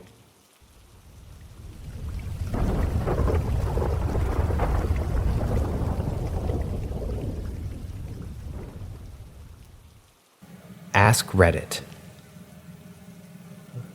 Living in one right now. We moved in around 20 years ago. I moved out for about 5 years and nothing happened to me then. I moved back and more shit's been happening since we started to renovate. But we're so used to things happening that we treat them like a child misbehaving for the most part. I'll start with the things that happened when I was younger. I was in the basement on my PC, chatting it up in the days of AIM and ICQ. Something grabbed my ponytail and violently jerked it so that my head snapped backwards. I thought it was my dad, as he was the sort to sneak up on you if you were engrossed or something like that. I jumped out of my chair and tried to yell at him, but nobody was there. I looked at the time and realized I was home alone, as my sister was out, my mom was at bingo, and my dad was still working in the oil fields up north. I snapped at the ghost to not do that again, but still made sure I turned on a few more lights. We have no air conditioning, so even though my bedroom is on the main floor, in the summers my sister and I would sleep in the basement because it was cooler. One night I'm on the couch and my sister's on the guest bed. I'm struggling to fall asleep, tossing and turning, so around 2 a.m. I roll over, annoyed, and I see a white, misty human shape near the foot of the stairs. I wear glasses, so I thought maybe it was just blurry eye gunk or something got in my eye. I try to rub them and clear them, and when I open them, the misty form is about 6 feet closer than it was before. I thought, fuck that. Rolled over to face the wall and shut my eyes. Didn't move until I fell asleep. There's a path that leads from the front around the side to the back of the house. There's also a gate that makes a distinct noise when the metal latch sort of catches. If we hear it, we know someone's here, so we can look out the windows to see who it is. Numerous times we've heard the latch and looked and seen no one on the other side of the house. It's even creepier in winter when there's fresh snow. We'll hear the crunch of footsteps in the snow, then the latch. More snow steps, then nothing. If we go outside to investigate, there will be no footprints. But one time the gate left marks in the snow from when it swung open. The lights in the laundry room. 2 or 3 times this happened. My mom was down in the basement doing laundry. She finished up, turned the lights off to the laundry room, and walked up the stairs. The moment that she took the first step into the laundry room, the light came back on. Terrified, she yelled for my dad to come down with her so that she wouldn't be alone to turn them back off. But once she was home alone, and she all but booked it up the stairs without touching them. My parents are huge on energy conservation. I always got scolded for leaving lights on, so this was out of character for her. The floating head. I was asleep in my room when I randomly woke up one night. Directly above me was a woman's disembodied head just staring at me. I stared at her for a few seconds to make sure I was seeing what I was seeing. Then I hid underneath the blanket and went back to sleep. After I moved back in, my dad died last year from cancer. We started renovations with some of the money from his life insurance. Since then, activity is ramped up. I'm a night owl, and on weekends I might not go to sleep until 4 or 5 a.m. One night it's 3 a.m. I'm walking through the pitch black house to my room. I pass the living room and a car drives by, just as I do, and the lights through the window alert me to the dark human shadow limping through the living room. I pause for a moment because when my dad was alive, he often got really bad, painful leg cramps in the middle of the night, and he'd pace around the living room to try to work them out. Sometimes I'd hear him from downstairs and come up and just get him some water, make sure he was okay. So he dies, and then I see this, and I just couldn't deal with it. I noped out and just bolted from my room. I slept with the light on. I got a puppy at the beginning of September. He's a little ball of fluff, and I love him. Last week he was sleeping beside my bed. I've been banished to the basement while my room gets a new rug and paint, and he jumps awake at 3:40 a.m. and starts raising hell, barking and growling. He seems focused on the center of the room, and it takes me a good while to work up the courage to turn on a light. But when I do, of course, nothing is there. Gambit calms down and brings his ball to an empty chair that we had brought down from the kitchen, which was getting new linoleum. Half of the kitchen and my bedroom are in the basement at the moment. He nudges it forward, then lays down and wags his tail like he wants to play. I turn on all the lights and get no sleep that night. 2 weeks ago, I jolt awake at 3 a.m. I'm groggy, half asleep, and there's a shadow right at the foot of my bed. Still in the basement, by the way. The shadow would be the perfect height of a grown adult if they were kneeling by the bed. The shoulders were quite broad, but it was just black, pure black, like a void. There's very little natural light coming into the basement at 3 a.m., but I can see how much it contrasts to the rest of the darkness. I stare at it, trying to figure out what it is. I sit up and lean forward, wondering why it isn't moving. I'm half asleep, remember? I try to touch it, but that doesn't work either. I slowly wake up and realize that, hey, maybe trying to touch the black void is a bad idea. So I roll over and go back to sleep, which seems to be my solution to all hauntings. There's more, like hearing voices and the pitter-patter of children's feet upstairs when it's 2 a.m. and no children in the house. The voices are rarely distinguishable. It always sounds like a muffled conversation is happening 2 rooms away. Although sometimes I think I've heard my name. My mom claims she feels someone in bed with her when there isn't. The bed will dip, like someone sat down or something. She's also seen shadows at the foot of her bed, but she says that she can't move when she does, or I can. So I wonder if she has sleep paralysis.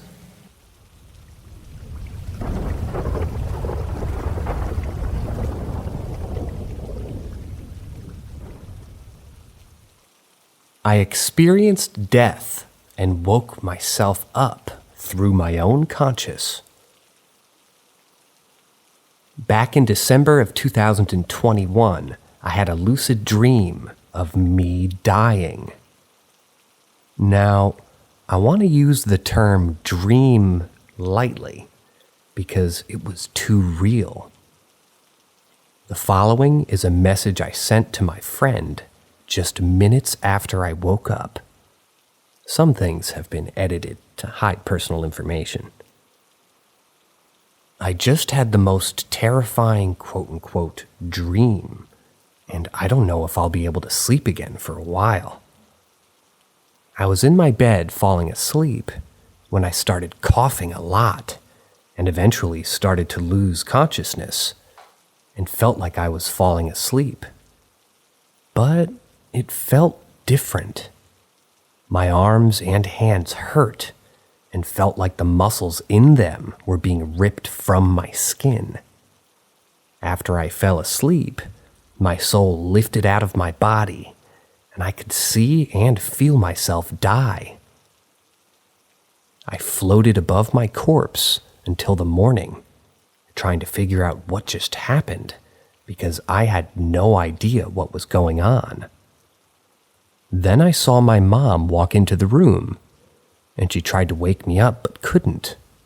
She started crying. There's one simple trick to succeed in this me. business. Lydia. Then, for the There's next no 7 days, she can't solve, no I fire tried that she waking can't put out, myself up including the fire. until my corpse or that time one really disappeared. big boat got stuck and blocked 1/3 of the world's shipping for I was 6 able days to and go 7 hours. back in time Lydia always to knows experience what's what. things when I was Is that 4, buzzy new tech for and my real? cousins playing 3D video printing, games in my home crypto? country. No! Blockchains, And but also then crypto, I was able to wearables, augmented experience reality, asking my machine learning, girlfriend Internet out of and Things, dating her. decentralized computing, quantum computing, This crypto went back again, and forth with Web3, me trying to NFTs, figure digital out if I pictures had of really monkeys, died, self-driving or if I was vehicles in every a year dream. since 2015, Like I said, the metaverse, generative I was AI, trying to wake predictive my AI, corpse AI up. assistants, AI in general. I, Some as a disruptions are a spirit, real good opportunity. kept appearing Others, on the distraction. small bridge Lydia, as I she looked knows at my the entire difference. life through a vision in the sky.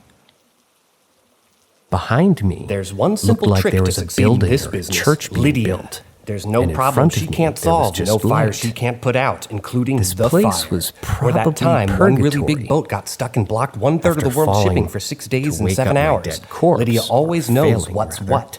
Is that I was buzzy able new to tech call for a friend real? 3D and tell printing, them that I was crypto? dead No! and I was a Blockchain, spirit. but also crypto, wearables, augmented reality, Chose my machine learning, girlfriend Internet and of told her Things, everything decentralized that I had computing, quantum experienced. computing, crypto She again, told me that I've Web3, been NFTs, dead digital for pictures 4 of days. monkeys, self-driving doesn't know vehicles what every to year do. since 2015, the tell her metaverse, that generative I AI, didn't think predictive I was AI, dead AI assistants, AI because in I felt general. alive Some as a disruptions spirit, are a real but opportunity. at the same time Others, felt a trapped distraction. and Lydia, was sentient she just knows the and difference. could obviously communicate with her. I had the opportunity to experience There's one things simple that I trick to used to do succeed with in her, this business, like playing Lydia. Mario Brothers There's and no watching problem she movies can't solve, no and fire kissing. she can't put out, including But the I could fire. only see it or through that the time vision one really in big the boat got sky. stuck and blocked 1/3 of the couldn't world's shipping for feel 6 it. days and 7 hours. Lydia always knows what's I told what. my girlfriend Is to go that tell my buzzy new friends tech that there for was real? nothing to worry about 3D and that printing, I was alive crypto? and No, hopefully could get my body blockchain, but also back. crypto, wearables, augmented No one reality, believed her. machine learning, Internet of And they Things, thought she was decentralized just computing, depressed quantum and going computing, crazy. crypto again, Web3, She talked to my NFTs, mom digital about it. pictures of My monkeys, mom thought she was self-driving onto vehicles something. every year since 2015. I told my girlfriend the to tell my metaverse, mom generative only AI, things that I predictive AI, knew. AI assistants, That's how AI my in mom general. knew we were Some communicating. disruptions are a real opportunity.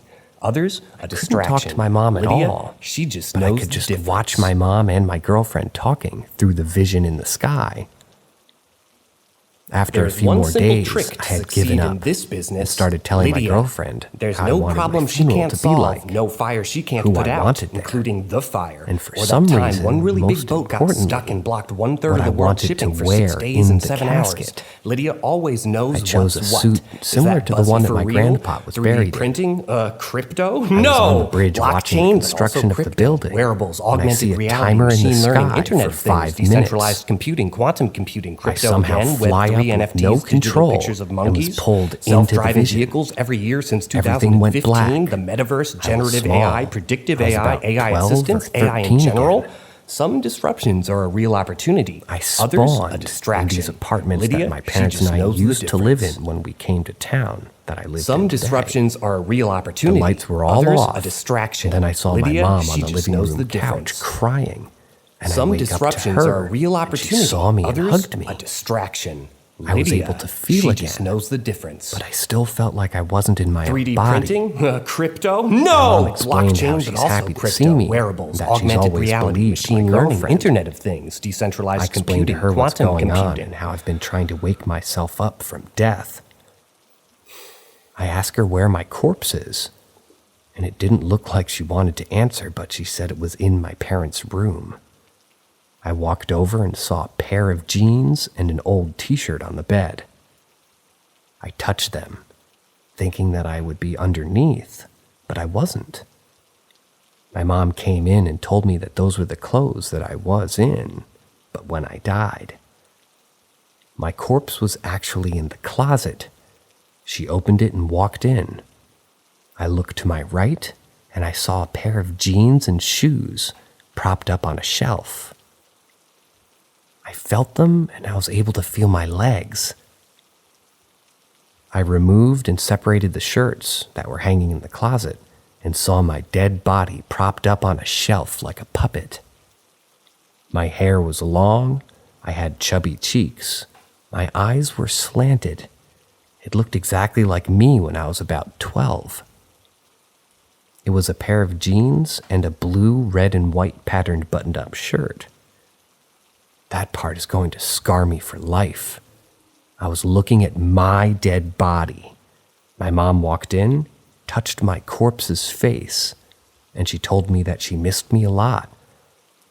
And to come back. And I told her that I was coming back. Then suddenly everything turned white. I wake up and I started coughing again, almost choking on my own spit.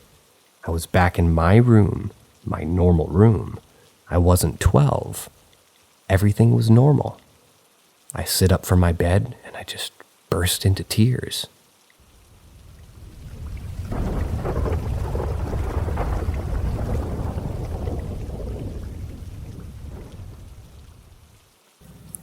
My husband and I own a martial arts school, and the building that it's in, which we also own, is about 130 years old, next to a church. And I never, and still don't really, there's been another explanation, believe in the paranormal, but the things that happened in it didn't just happen to me. It was a decrepit, which is why it was so cheap to purchase, and we basically did all the work ourselves, old, creaky, and drafty. Still knob and tube that we had to get an electrician to change out. So here's a bunch of things that happened. When we'd be working with like drills and electric saws, I hear the tinkling of a music box, and I stop everyone to ask if they hear it too. No one else did, so I assumed it must have been some music from the church coming through. My husband would often hear a woman's voice calling his name from the bottom of the stairs. It's 2 floors, a basement, and a loft, and thinking it was me back from work, would always ask for it to come up. Turns out the building was empty. Happened 4 or 5 times. One night, there's a small apartment on the 2nd floor connected to a large hall. We woke up hearing what sounded like a broom sweeping across the wooden floor in the large hall. My husband got up to go check, but once he would walk in there, the sweeping sound would stop. It happened 3 more times that night. We chalked it up to mice or squirrels. And we did find mummified squirrels in the attic once. We had a barbecue in the backyard, and I needed to go get some utensils. There's a metal stairwell from the backyard up to the 2nd floor, and then there's the main entrance staircase opposite to that. I came up the main entrance and heard footsteps pacing back and forth across the far end of the hall, and thought my husband came up from the metal stairwell to get utensils with me. It was dark, and I couldn't see anything. I called out for him, and the pacing stopped. No response, and then the pacing footsteps continued. Annoyed, I thought that he was just messing with me, so I flipped on the lights, and all the utensils from the shelf where I heard the pacing crashed down to the floor. Like I spooked something, but there wasn't anything. Not even a rat, like I thought there might be. One Saturday morning, my husband was on his computer in another room. I'm at the apartment playing with the Tamagotchi app on my iPad when I heard the stereo sitting in front of me click on, and a girl's voice started talking from it. I thought he controlled the stereo from his computer, so I ignored it because he often pulls music to work out before class started. He teaches the morning class. I do remember thinking, what kind of weird-ass indie music is he listening to anyway? Because the voice just said, "Hi, my name is..." Thought I heard Katie, but I'm not 100% sure because I wasn't paying attention. I've never known a Katie in my life. I am blank years old, and I'm from blank. I didn't catch the specifics because I wasn't really listening, but that went on for about 2 or 3 minutes until it suddenly went, "Something's hurting me." And when I caught that, I looked up and squinted at the stereo like, what? Something's killing me. Something killed me.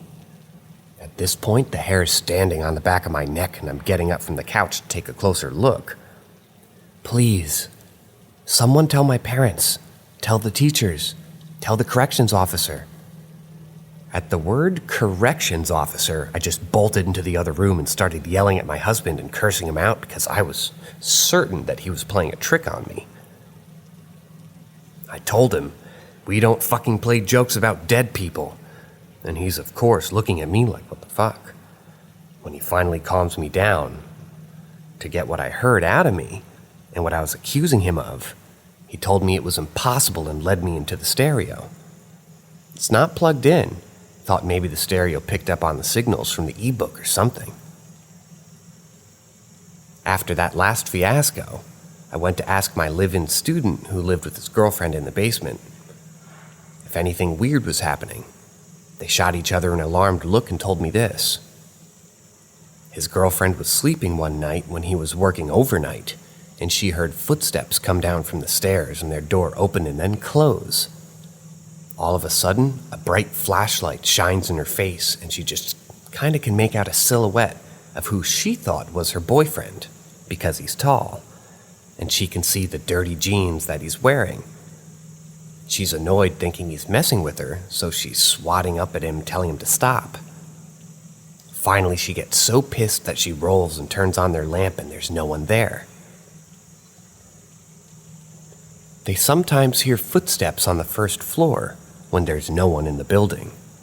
They had a pet mouse at the time, and whenever that happened, it would just start doing backflips in its tank.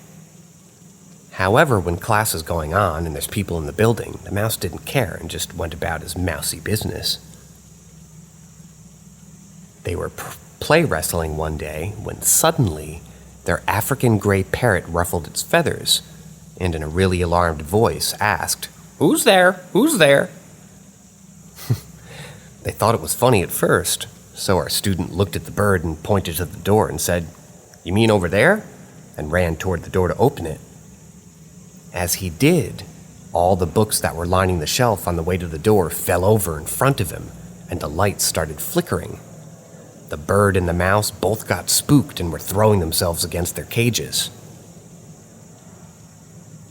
Our second live-in student after the first one got married to his girlfriend, got their own home, and had a baby, several times, could not find his phone, and he woke up in the morning where he had placed it next to his bed the night before. He would search his room high and low, and then he'd find it perfectly placed right outside his locked bedroom door on the floor. I thought he might have sleepwalked, but his girlfriend says that she realized that if he did, he was a really light sleeper, so don't know about that. Nothing notable has happened since then, but we've also had just anyone stay there overnight in years. Cicadas are outside. Be right back.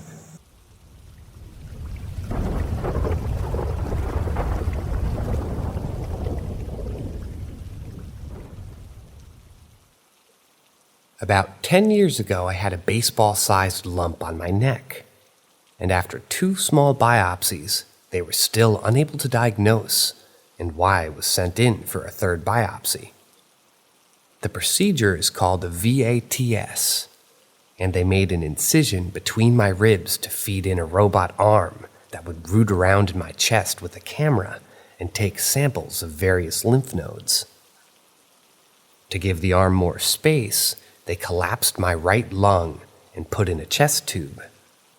I didn't have any idea how painful that part of the procedure was going to be.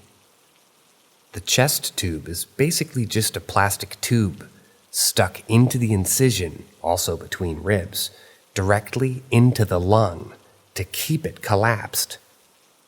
Every breath with one of those inside you is enormously painful. It was only an overnight stay after the procedure, and knowing that it would be painful, they gave me an IV drip of Dilaudid. I was still in white-knuckle pain all night, so I couldn't even imagine without the medicine. It was a 2-bedroom, and I had it to myself for a few hours after I awoke from the anesthesia. And I was to get no further sleep that night. As the day fell into evening, and the room was shaded in the violet of an impending winter's evening, the door opened, and a man was escorted into the room by a nurse and a police officer. With no introductions made, or even a glance in my direction, they left us alone. The man appeared to be at least in his 50s, with long gray matted hair and wearing a tattered Vietnam-era military field jacket and dirty stone-washed jeans. The searing white-hot pain tearing through my right side had made me hyper-aware and had stolen my breath and had rendered me unable to speak. The man paced for hours, mumbling to himself angrily. No one had even bothered to pull the curtain between us. Every hour or so, an alarm on my IV machine would go off and would blare until a nurse came in to punch in a key sequence. As the evening wore on and the staff dwindled, the machine's alarm sequences became longer in duration. It became maddening to both myself and my fellow wanderer, let's call him. His pacing became more frantic as his ranting became angrier and he dug his fingers through his hair. My machine has been beeping for the better part of an hour, and I had been spamming the nurse call button for its entirety. Even the smallest movement of my thumb hitting the button caused burning electrical fire down the entire side of my body. Every muscle from my head to my toe was stiff and tensed for the entirety of the evening, and the muscle cramping seemed at the time to be the only pain that the IV was keeping at bay. I was unable to move or speak. As his pacing continued to intensify and my alarm continued to unrepentantly blare, he began to cast glances in my direction between muffled curses. I added sheer panic to the list of the plethora of post-op symptoms. Knowing that it made no difference, I pressed the nurse call button over and over with increasing ferocity to no avail. He edged closer with his hands on top of his head, pulling his mats back tightly along with his eyelids and lips. He stood at the foot of my bed, analyzing my situation, his head tilted as he saw the chest tube, whether through recognition or curiosity. His eyes tracked down my arm to the IV, and up the tubes to the screeching machine. He lunged at the locked box which had held my pain medicine, and frantically pushing buttons as he shook it and sputtered. He growled, his eyes wide, and spittle clung to his chin. His gray matted hair was wild. He grabbed my hand, and I twisted it so the IV was pinned against the bed. I gasped for breath as my heart thudded against my sternum. He again grabbed the machine, shaking it violently, and shouted again and again, "Stop it, stop it, stop it, stop it!" Spraying the interface with saliva, he grabbed the power cable and tugged, but it remained locked to the wall. He then got on the floor, tracing the power cable underneath the bed and to the wall where it was clamped. In a pure fight-or-flight burst of adrenaline, it took every fiber of my being to sit upright and shout in my loudest breathy gasp I could summon from my depths. I shouted, "No!" From beneath my bed, the man twisted and banged his head against the support structure, cursing for the alarm to stop. The door opened, flooding the room with light, and a large middle-aged nurse appeared in the doorway. Our panicked eyes locked, and she vanished in an instant.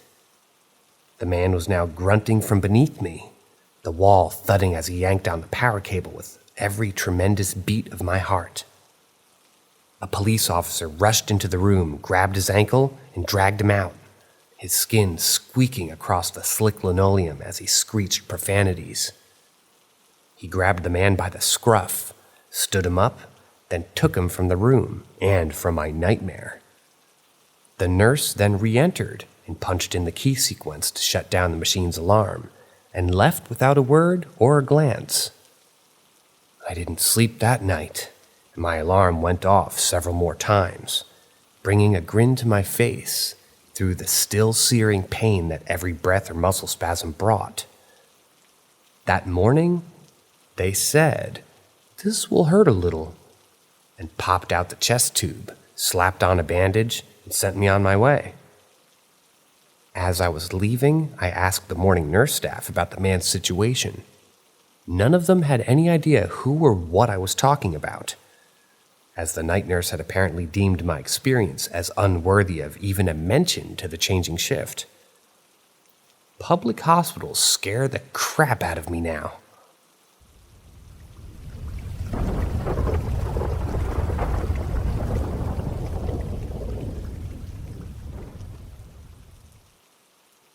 I thought she was my mom.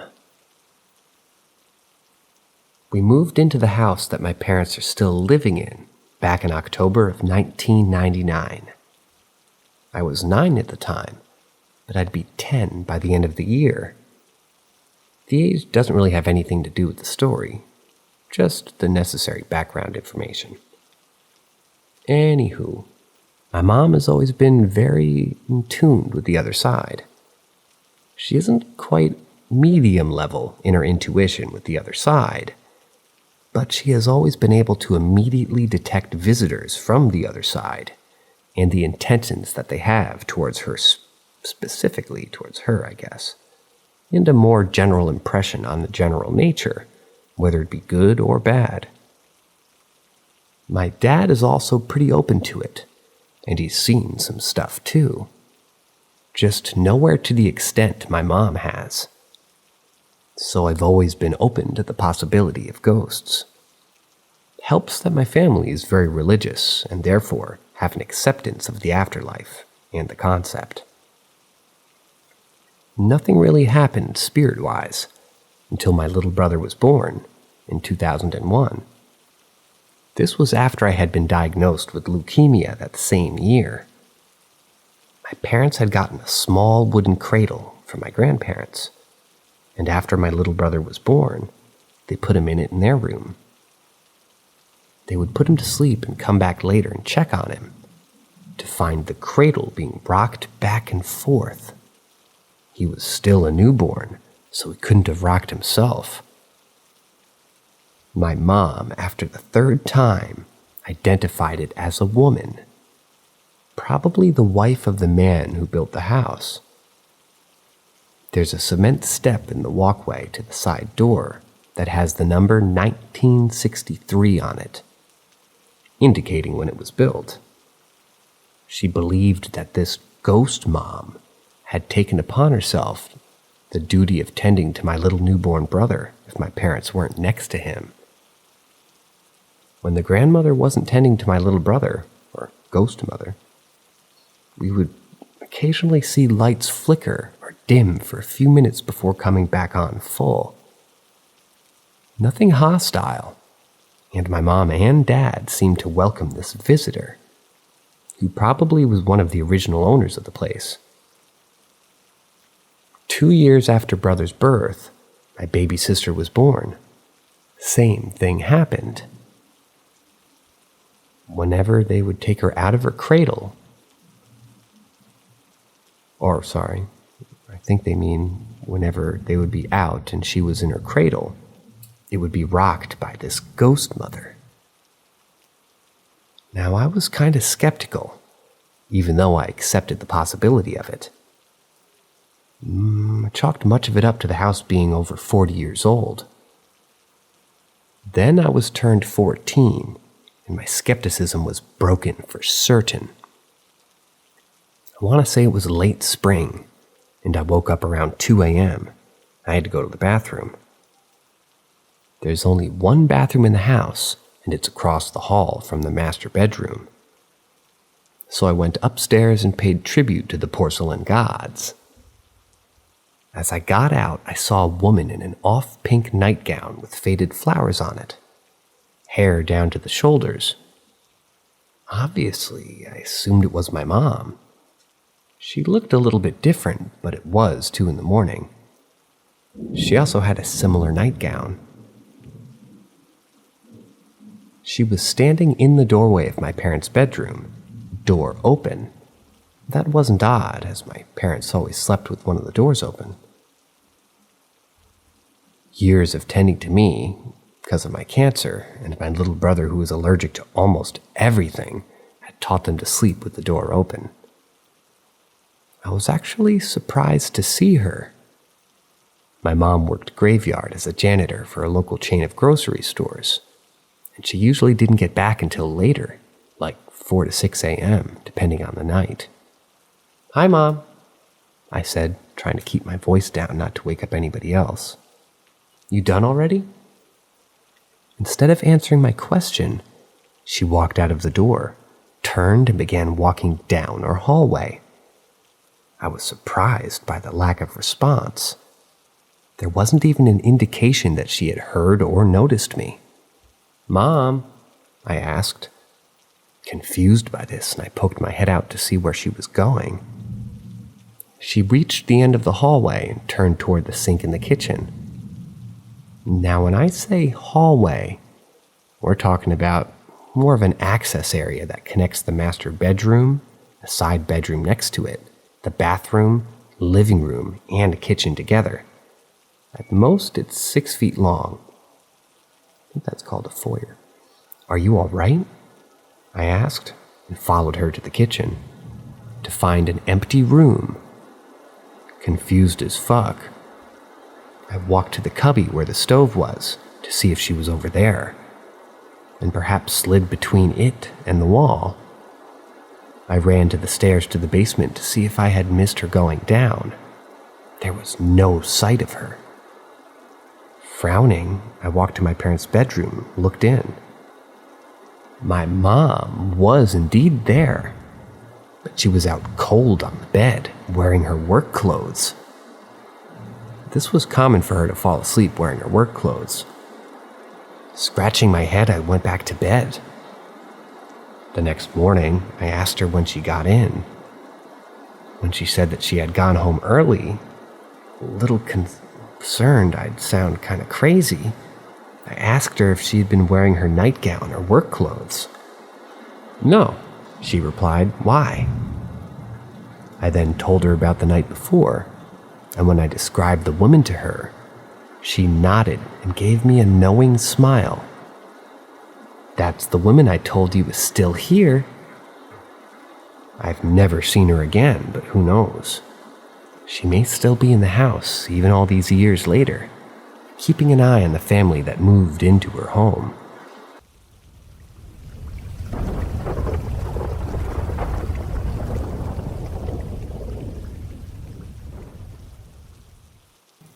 Cursed land, haunted forest, demon.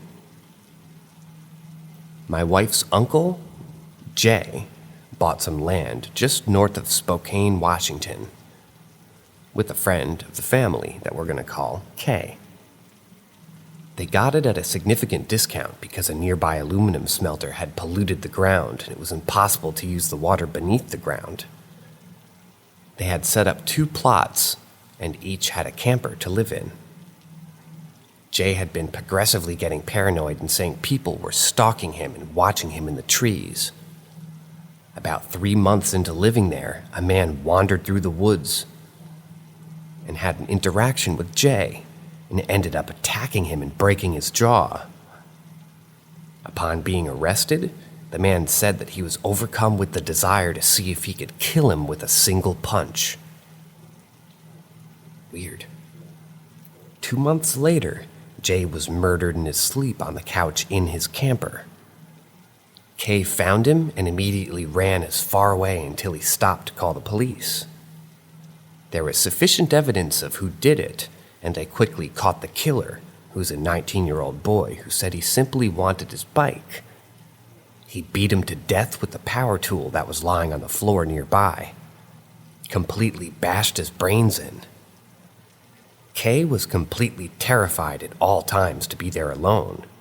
He had moved in with a family member until 8 months later he ended up with nowhere else to go and had to return. In constant fear, he finally convinced my pregnant wife and I to come stay with him. The second I turned off the highway onto the property, I was overcome with dread. There were at least 250 crows covering the dirt road up to the property. I didn't sleep whatsoever the first night. I stared into the forest, searching for the cause of my intense fear. The energy of this place was so uncomfortable, and I assumed it was simply just knowing Uncle Jay was killed here. Even the days were eerie. Never did I have a moment where I didn't feel watched here. My wife and I always had the sense of fear, especially after dark. Things sort of normalized for a while, until one day Kay began puking and feeling very lightheaded all the time. I took him to the hospital, and they said that he was fine, probably a flu. At this point, it was the anniversary of Jay's murder. 3 days after the date of Jay's death, Kay comes running out of his camper, screaming, "I can't breathe." Waking my wife, we just run up to see what's wrong.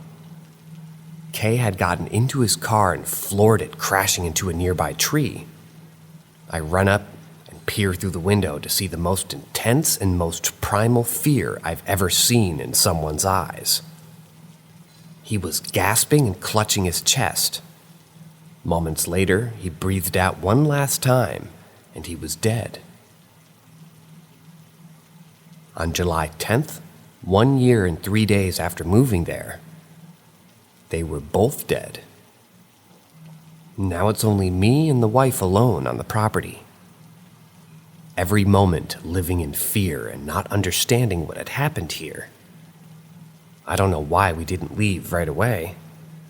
One day I come out to get fresh water from a drum that we keep for water, to smell the worst smell I'd ever smelled.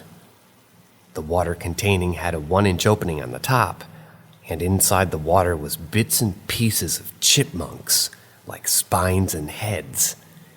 They didn't fall in.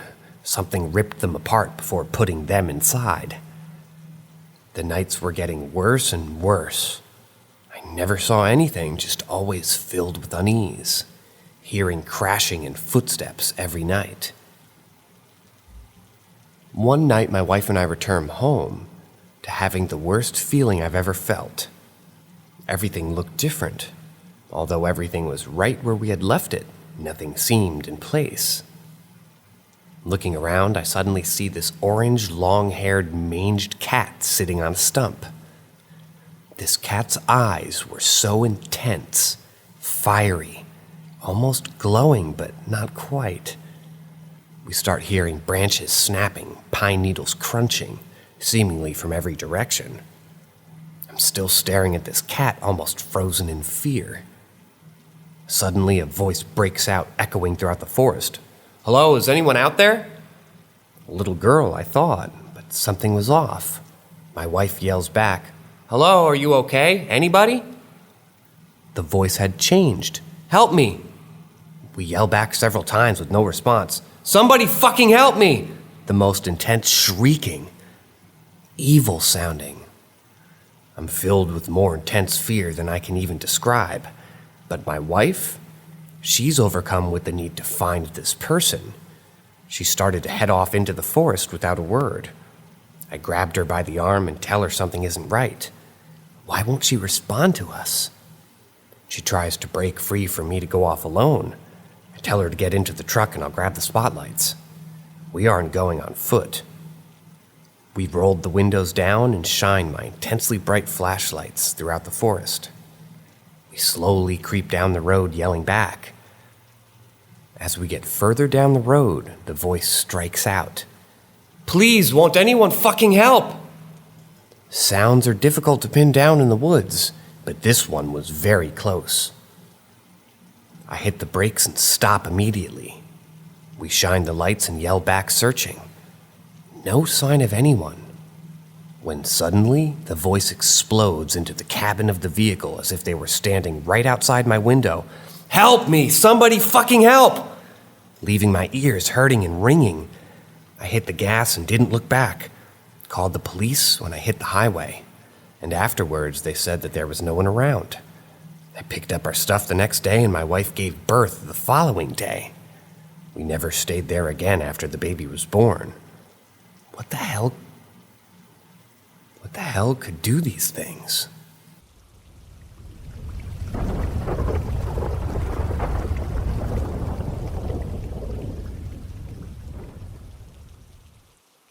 Ask Reddit. This is going to be long-winded, because I need to describe how my apartment looked like for this to really make sense. This was when I was very young. I don't know, maybe around the age of 7. I spent my childhood in an obscure Southeast Asian country, as my dad had a business there. We lived in a really big apartment, and it felt like a giant circular slice of a cylindrical apartment building. The whole apartment was weirdly designed. There was a single separating wall that went through the radius of my apartment.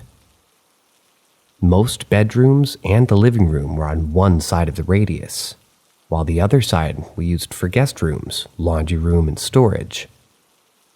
Our living room has a door, the only door that connects the livelier side to the creepy side of our apartment. That side of the apartment was always empty.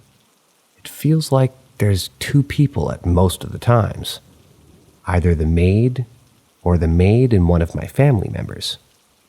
And not just that, we always get complaints from the maid about her feeling unnerved every time she entered that side of the apartment. One time she even claimed that she saw a silhouette of a lady standing over at the washing machine area.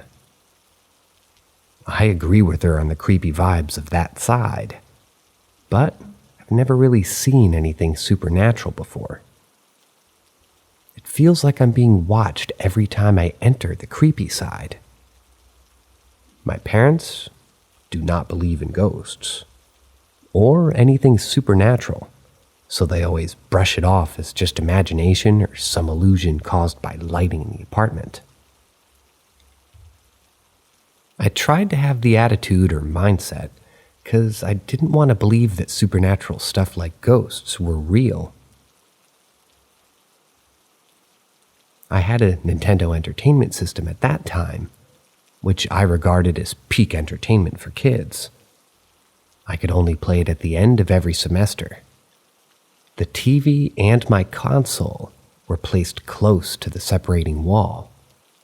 So every time I was gaming, I would be facing the wall and the door that connects to the creepy side. And for some reason, it was always open because my parents wanted some quote-unquote airflow or some nonsense. So this open door that leads to pitch darkness on the right side of my vision, every time I was watching TV or playing video games.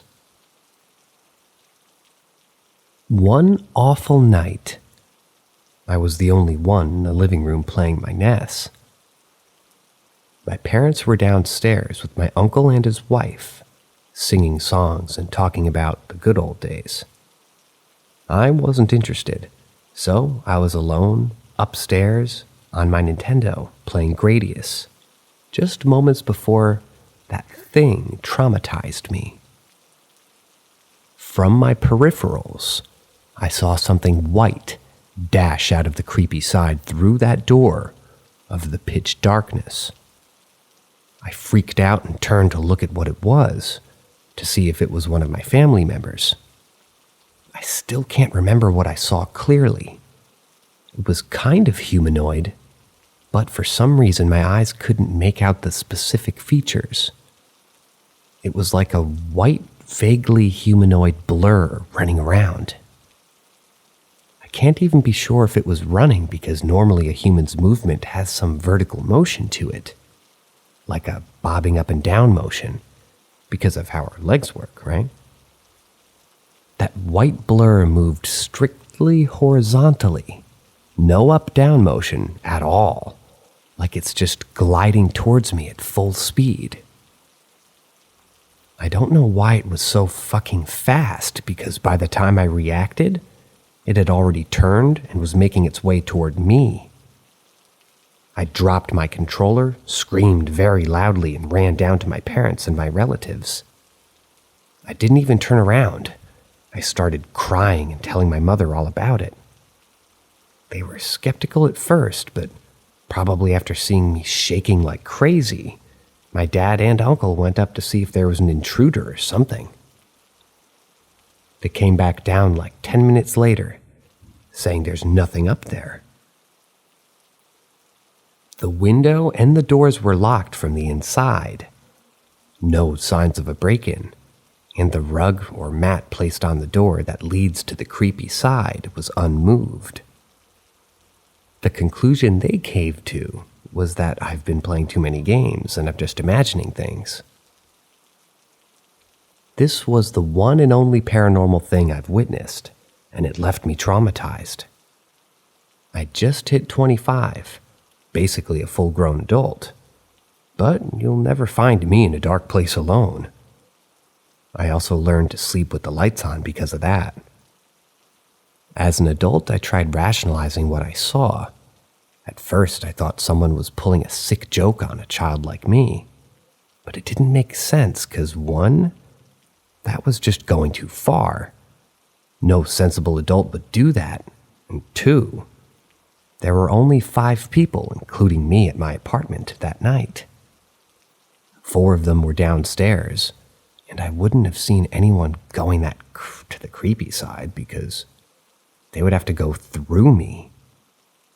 I also tried to convince myself that it was just an illusion, that I was just imagining things, but I've had these quote-unquote corner of my eye movements, where if I turned to look at it, it would just disappear or be something else. This was not that kind of movement. When I turned my gaze to it, I can still see it, gliding towards me. Its position and motion were consistent the whole way. That white blur was so real to me.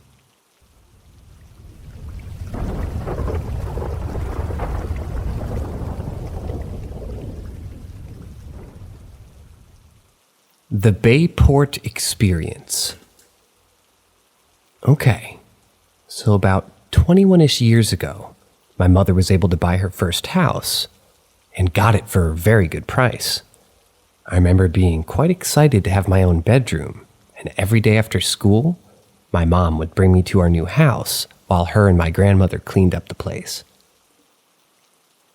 And because I was there, I was able to pick my own room.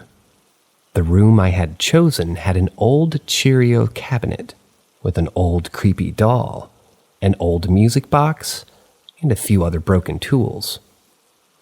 I asked my mom if I could keep the music box and started to play with it while my mother cleaned. Eventually, my grandmother found an old beaten-up journal, and my mother and her started to read it.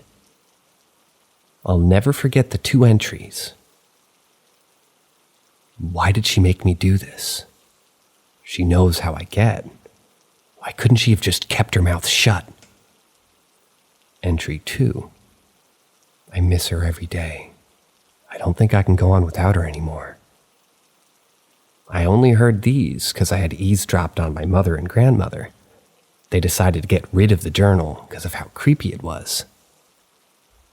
But we eventually moved, we moved the book, and that's when the weirdest thing started to happen. My family were convinced that the house might be haunted, but nothing directly was happening until they did. Encounter number 1. I was watching TV, the pilot episode of Ned's Declassified School Survivor Guide, when something strange started to happen on my TV. The volume went super high and my remote stopped working. My brother and stepdad ran in, and the channel started to change as the volume got louder. My stepdad said something about it being a deaf ghost. Then the volume went to mute, and followed by the power going out completely. My stepdad looked at the breaker box and could find nothing wrong with it. Encounter 2. My brother and his friend were playing on the computer and started to hear strange noises. They went to investigate and heard the sound of a train. We lived very far away from the train stations, like there was no possible way that we could have heard them. But then they said a red-haired girl standing in the living room. When they turned back, she was gone. Encounter 3. I was sitting in the dining room alone. My brother was in his room, getting ready for our grandmother to pick us up and take us to the pool club. When I started eating, I felt something odd, and my chair legs broke. As I slammed on the ground, I saw a black, shadowy figure. My brother and my dog ran toward me, and he got freaked out. Again, my stepdad looked over for what was wrong, and he said it looked like the legs were kicked in. Bad things started to occur. I got extremely sickly and nearly died. But after leaving the house, the bad energy followed. We had misfortune in every house we moved into after that. House 1, black mold, aka Stachybotrys. House 2, landlord forgot to promise our house to his in-laws. Or he forgot that he had promised the house to his in-laws. House 3, electrical issues nearly burned down the place. My brother had realized one of our blankets was in his closet when he had first moved into the Bayport house. He begged my parents to get rid of it. So, one night when we were at a camping trip, my mother dropped the blanket in the fire. And everything seemed to get better, albeit slowly. And here's the crazy thing. The music box was stolen by my cousin when I was 10. Still living in the house at the time. And, well, nothing but bad things started happening to him that eventually led to his death. But here's a few strange notes about that house. There was a stain on the maroon kitchen walls. It wasn't until I was older did I realize that that kind of stain only shows up if she painted over blood. 2. The previous owner of the house reported his girlfriend as missing, not dead. Claimed she ran away after a fight. 3. The realtor who sold my mother the house said the girl died in a car accident, but there was a large blood stain on her dining room wall. 4. There was a crawl space we could never access. We were never given the key. But if you went into the basement area where the crawl space would logically lead to, there was a door that was sealed away with black electrical tape, with pipes built over it. My stepfather and his own father looked it over and realized the pipes didn't connect to anything. One last weird note. When I was playing while my mother and grandmother were cleaning the house before we moved it, I saw something very strange. A shirtless child chasing a dog. Now at the time we didn't have a dog, but a year later we got my first dog, and she had stolen my shirt while I was getting dressed. Chased her and realized as I did, I had seen the exact same thing a year earlier.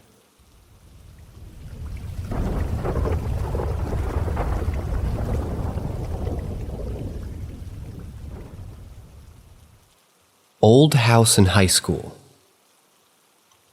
This was 30 years ago. I'll never forget it. I was sleeping over at my friend's house. He was on the bed and I was on the floor. His room's at the end of the hall upstairs.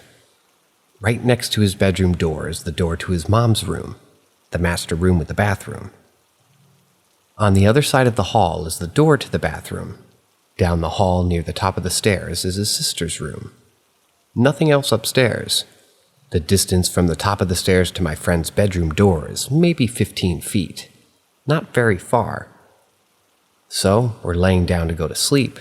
His mom has already gone to bed with their 2 giant poodles. They slept on her bed every night. His sister is out of state at college, and there's no one else in the house, parents divorced. So, we're finally getting quiet and not talking, and it's quiet. And I hear someone walk up the stairs, walk down the hall to the area right in the crimp of our door. His mom's door and the bathroom door, and then nothing else. I thought it was just kind of an old house thing, because this was an old Victorian with hardwood floors throughout. No biggie. Kinda getting sleepy, I hear it again, same exact thing. So now I'm like, what the fuck? So no, I'm laying there and my head kinda tilted to watch the door and listening. I'm wide awake. It happens again. Then a few minutes later again. I'm like, what the actual fuck? So I'm kind of freaking out and I turn my head to look at my friend.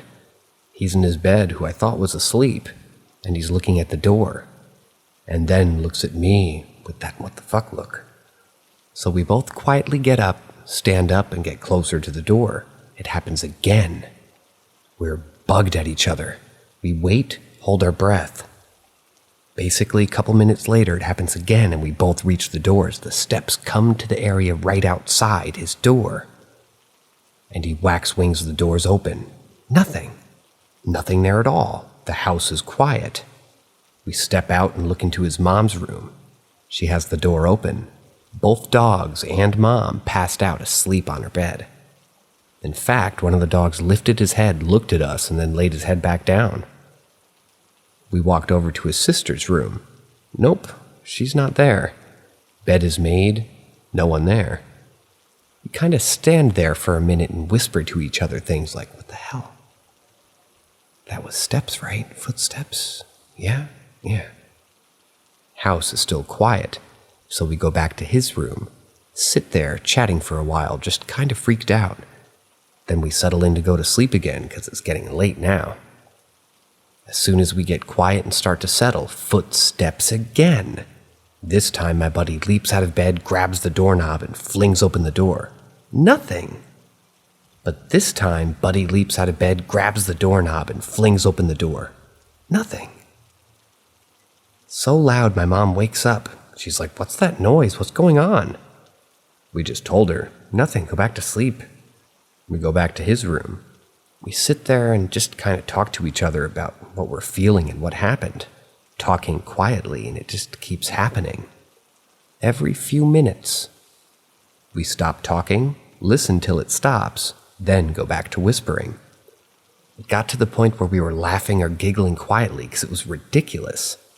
I mean, it was shoes on kind of footsteps, like dress shoes or boots, loud and the wood creaking along with the steps as it came down the hall. I spent many nights in that house, in that room, and this didn't happen every time, but it did happen often.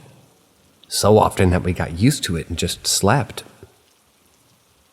Same house at some point, hanging out in the backyard with my buddy and a couple of friends, drinking wine coolers or some shit. His mom was not home, sister was at school, and we were out in the middle of the deck in the day, maybe 3 p.m. I glance up at the second-story window as I'm taking a swig of my wine cooler, and I see a woman in his mom's bedroom window. I did a double take. She wasn't there anymore. I look at my bro, and he's looking at me. I was like, "You saw that?" He says, "Yeah, I saw something move." I looked up and saw something, maybe a woman. So we literally jumped up and ran upstairs and searched. Nothing. No one. Same house. My brother's mom was down in the basement. We were upstairs in the kitchen. She was getting food out of the freezer down there to cook for dinner for us. She's only gone a couple of minutes and we hear her scream. We ran down there and she's on the floor in the front, looking around and clearly scared. She sees us and she says, "Who else is here?" We look at each other and at her and we're like, "What the fuck? No one. It's just us and you screamed." She's feeling out. We all go to the kitchen, and after she settles down and is making dinner, she tells us that she kind of bent over looking in the lower part of the fridge for something, and she clearly felt 2 hands on her back push her into the fridge. Same house. As a kid, my brother was being chased by his sister through the house around the dining room table, tripped and fell headfirst through the big mirror on a big credenza type thing.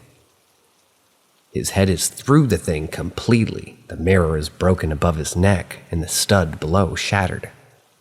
The part above is just hanging there, and the wood like it should, I guess.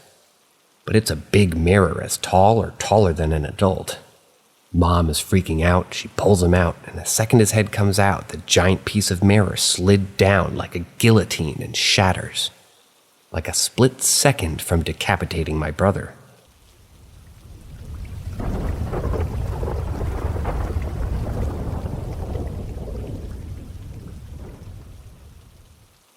Death news and paranormal encounters. Death Newser. Back in 2020, when COVID was everywhere, my uncle got the virus and his condition was pretty bad. One day before his death, really weird things happened. Morning, as soon as I woke up, I went to open the balcony door.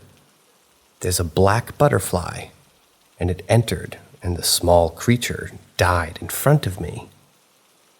That small, petite creature stopped flying and fell down. That was really odd. I felt bad. Then I blew her outside. After a while, a black bird came from our kitchen window, took a round of the kitchen, and went outside. Now it got really weird. Black butterfly, black bird. Whole day went as usual. Around 3 a.m., I slightly woke up. I don't remember the exact time, but I hear a mixed voice of many people in unison, men and women's voices together, saying to me something like, "Take care of your brother is in danger." At that moment, I was paralyzed. I don't have sleep paralysis, and I'm aware of what it is. And I couldn't open my eyes nor move. I was screaming, "Mom, Mom," but nothing came out. I was screaming inside. I could hear my scream inside my chest. It came out, "Mom!" Finally, the third time, she came running to my room and asked what happened, and I proceeded to tell her. But I was worried about my brother. I kept checking on him if he was all right. Then the next morning, we got the news of my uncle passing away. The unknown voice from the unknown source just warned me. Am I a psychic? What was that? After a few days, his soul visited us. I was smelling like something burning and felt something in front of me, but I can't see. The next morning, my mom confirmed and told me that she felt as someone was watching her, but she told me not to worry. It must be his soul. Night visitor. We just shifted to our new house, 2019. We had things to arrange and beds to make. We decided for now that we'll sleep on the floor, and that day, all of us woke up around 3 a.m. to drink water. My neighbor was watching a movie at a loud volume so I could hear it, and I was seriously annoyed. I wasn't able to drift back to sleep after flipping side by side for a while. I felt something strange, like someone staring at me. Someone sitting right beside me, like right now, present tense to imagine. My eyes are closed, but I could feel the strong gaze of 2 pairs on me. And after a while, I don't know how to explain it, but it felt like they have long hair. My eyes are closed, but I feel it. It's too close to my face. Now I'm sweating horribly. I'm fighting for my life. I opened my eyes, saw nothing but darkness. I again gulp a glass of water and try to sleep, but I can't close my eyes and drift to dreamland. Now my body's getting colder and colder, cold as ice, cold sweat running down, and my body's trembling so bad I can't stop it. I was shaking so bad, I was anxious. I had very weird feelings in my chest. I was on the verge to cry. Taking deep breaths, but I can't no more. I woke my parents up and they were mad. Yeah, I asked my mom to come over to my side and sleep beside me. She scolded me, but she eventually came. I hugged her. She flinched. She held my hand and said, "Oh my God, you're cold as ice." She rubbed my hands and feet. Now my father was wide awake too. He turned the lights on and tried to calm me down. After a few minutes, as I was going to sleep, I noticed that the front door was open. We were sleeping in the living room. It was freaking open. I remember before sleeping that my dad had locked it. Now I'm in full fear, terrified. I told my dad, pointing my finger toward the door. My dad looked and lied, excuse, that he went outside to walk a bit. Then he put me back to sleep. But I was awake. How could I sleep? Then my father speaks to my mother, assuming I'm asleep, stating that he'd heard someone knocking on the door. But when he checked, no one was outside. He said that he thought it was a soul, so he locked the door. I don't know how it was open. We need to see if the lock still works, or to get a new one from the priest. That's chilling. I know how to spend that night. It seemed too long, and I was just hoping to open my eyes in the morning. By the way, the locket from the priest was for my protection. And yeah, it was a bit broken. When I was 5 or something, our family priest strictly told my parents to not let me take it off. I was maybe affected by negative energy. Whenever I asked my parents, they never told me anything. But now I'm safe from whatever it was. The false call. My mom called in for dinner. I was in my study room. As I turned the lights off, I heard mixed voices in unison saying my name, reciting my name once. But I didn't look back and had a small run to the kitchen. Did you ever experience something like that, ever?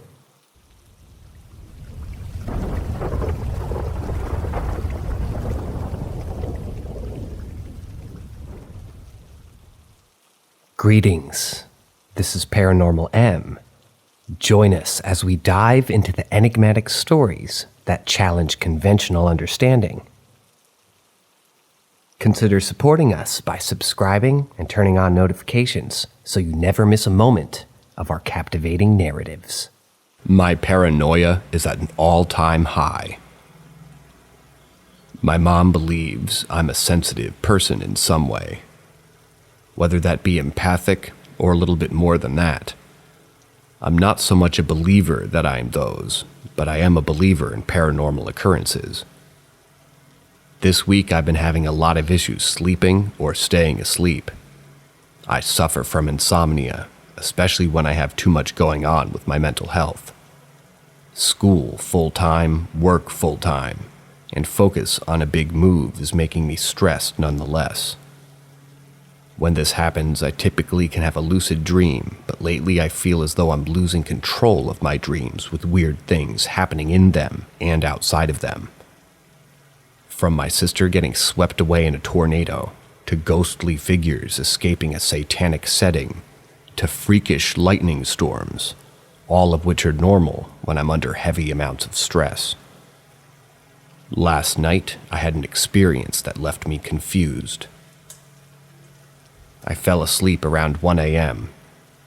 I get up for work at around 8:30 a.m., so it's not terrible sleep, but isn't great. Throughout the night, I had been in and out of my sleep, or feeling like I'm not dipping into the needed REM. I fell into lucid slumber. The setting was my old preteen to adulthood home that had sat on a lonely hill. The nearest neighbor wasn't far, but it was a walk. The backside of the house had a full view of the valley below and other mountains across this valley. It was a manufactured home, but in my dream, it lacked repair and seemed abandoned. My parents were there along with my fiancé. It was evening, or maybe even dark or twilight. The sky was blood red. The storm was brewing. Distant thunder with blood-red flashes in the sky. A wild pack of dogs roamed the 20-acre property as if to hunt something down or maybe run away from something. The house didn't have windows and the doors were torn up, wood doors that didn't look like they could keep even the biggest of dangers out. Basically, all of the Halloween vibes you could think of. I felt nervous and out of control of what was happening. The storm got closer, and my mom told my stepdad not to go outside. He didn't listen. He seemed mesmerized by the sky. He stepped outside onto our paved gravel driveway just outside our front door leading to our garage. Staring at the sky, not breaking contact with my mom, who was now yelling at him to get back inside. I then felt as though I was sucked away into the sky, as if a hand came down and picked me up. And then I hovered over him and could see him staring. He was staring at me. He reached up with both arms and shot down at him as if I was lightning. Then I woke. It was hot. I was dizzy. My fiancé was sweating in his sleep, which is a regular occurrence. Human furnaces, am I right? I laid in bed and listened. It was quiet. I should sleep. I need to, I told myself. I laid there spinning in this daze. Maybe I needed water. Maybe if I just closed my eyes, I could just sleep. I closed my eyes to stop spinning. We lived in a very small cabin about the size of most people's living rooms. There's a loft above the front door, a small kitchenette on the left, a couch on the right. Behind the couch is our very small room that fits our queen-sized bed and our dog kennel for our pups, and a bathroom behind the kitchenette, all as if to walk in the front door. I laid there getting the courage to either go back to sleep, because it's an emotional battle of its own, or get water. I'm lazy. I tried to sleep. God, why can't I sleep? Hello? I opened my eyes.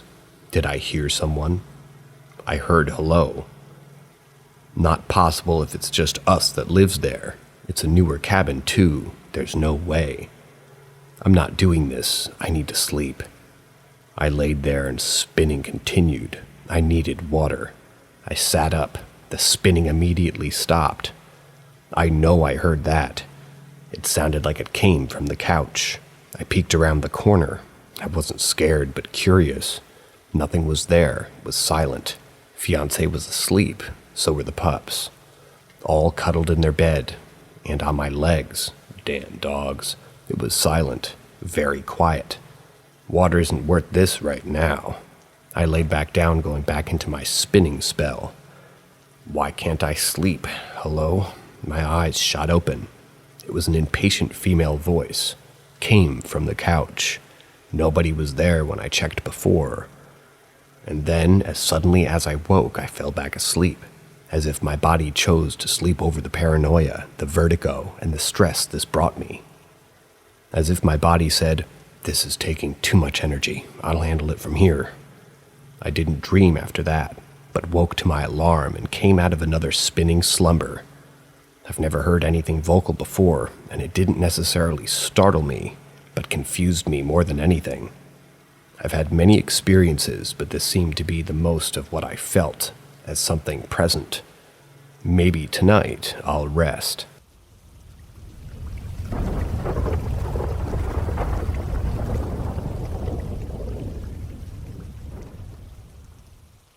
Strange neighborhood happenings. I recently moved into my first home out of college with my boyfriend. It seemed like a great neighborhood, and the house was really nice. But then as soon as we started moving in, we got an uneasy feeling.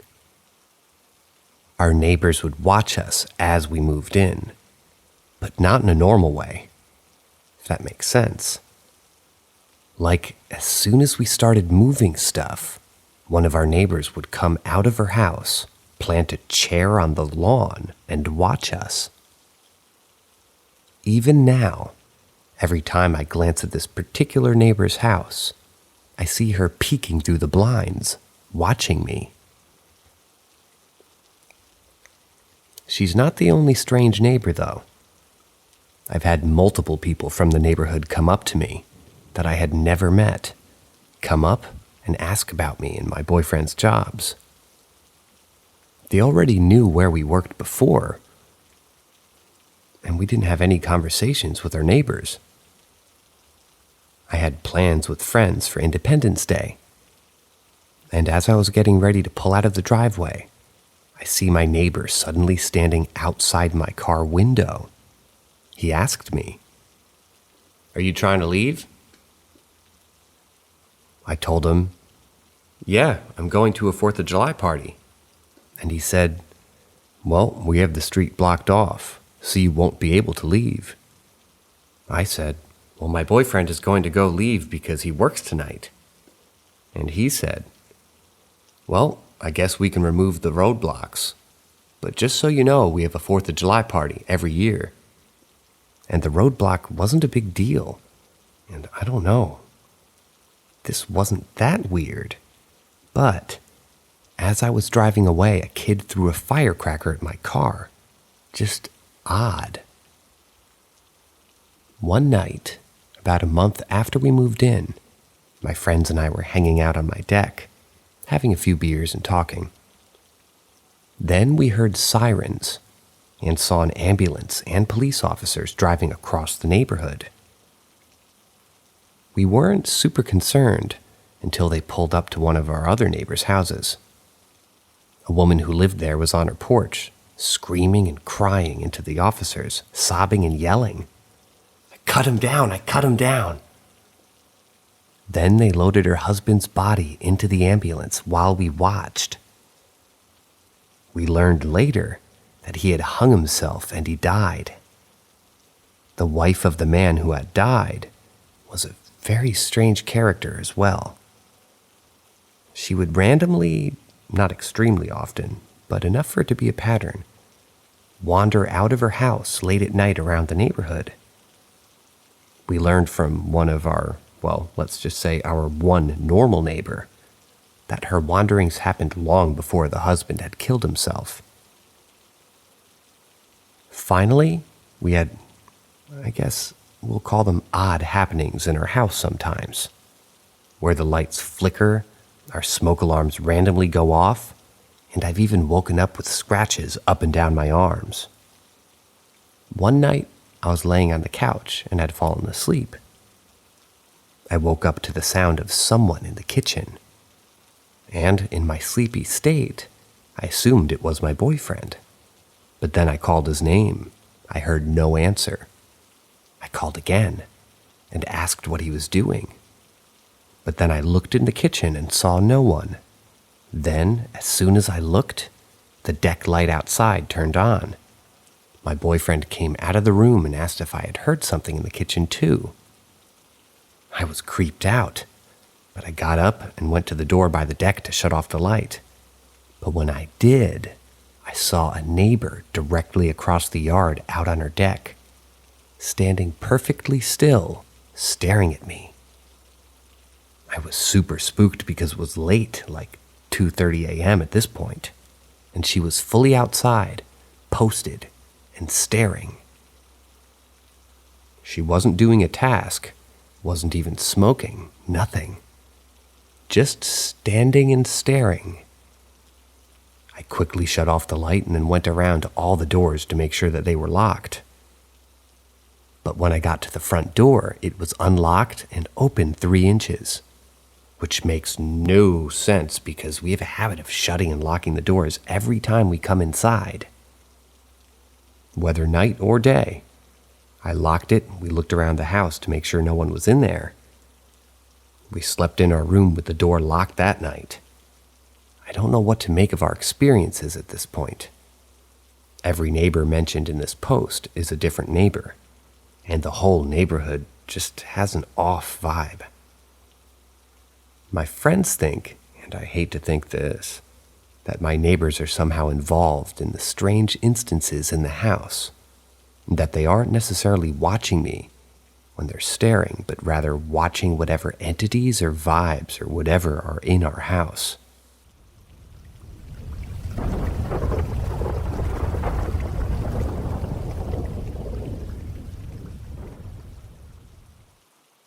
One of the times I was homeless, this might have been 2015.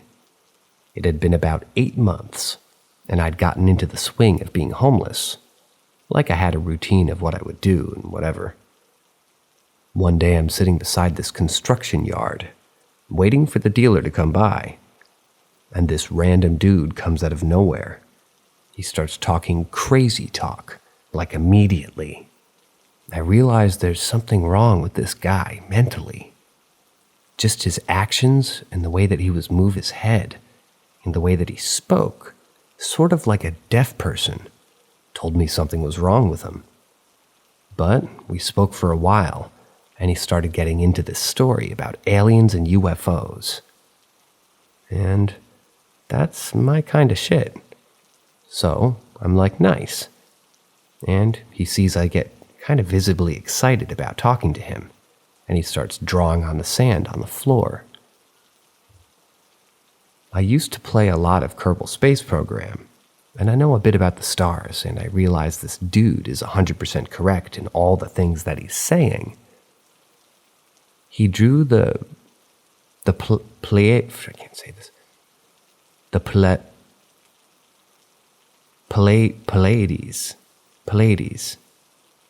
He drew the Pleiades, then drew Earth and explained how one can go from here to there, using correct terminology and everything.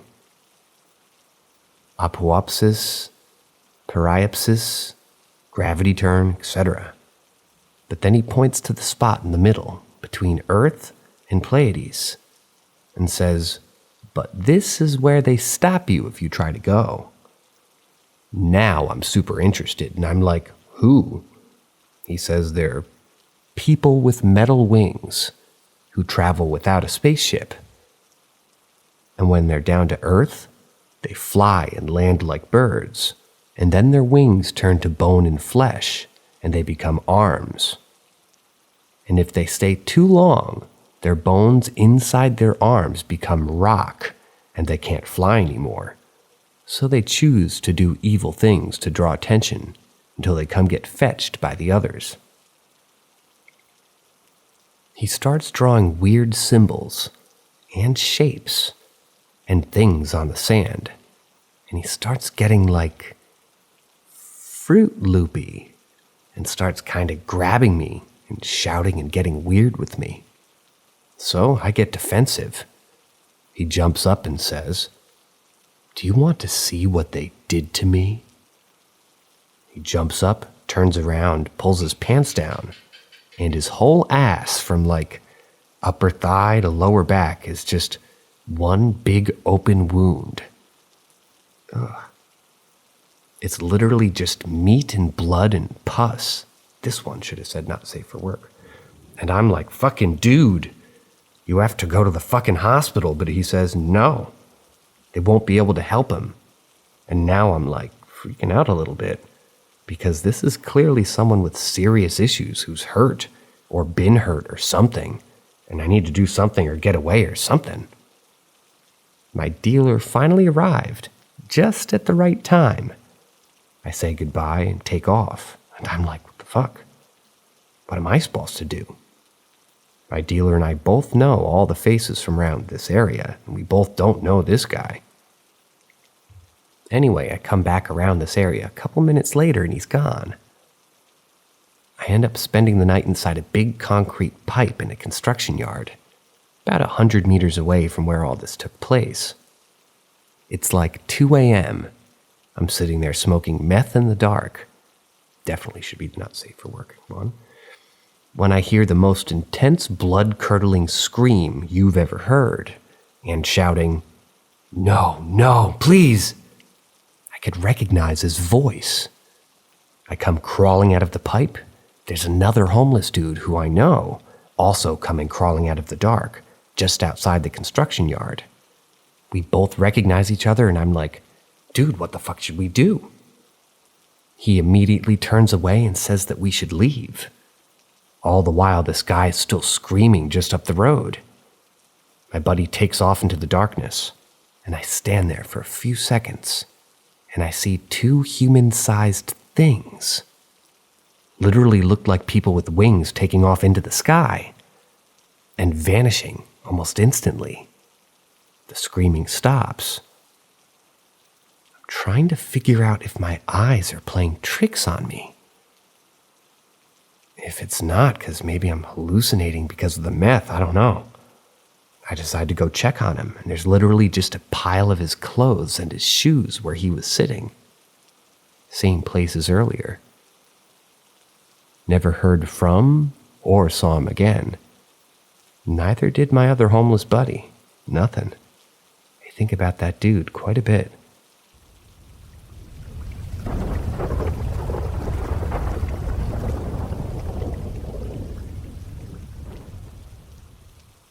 It likes the kitchen.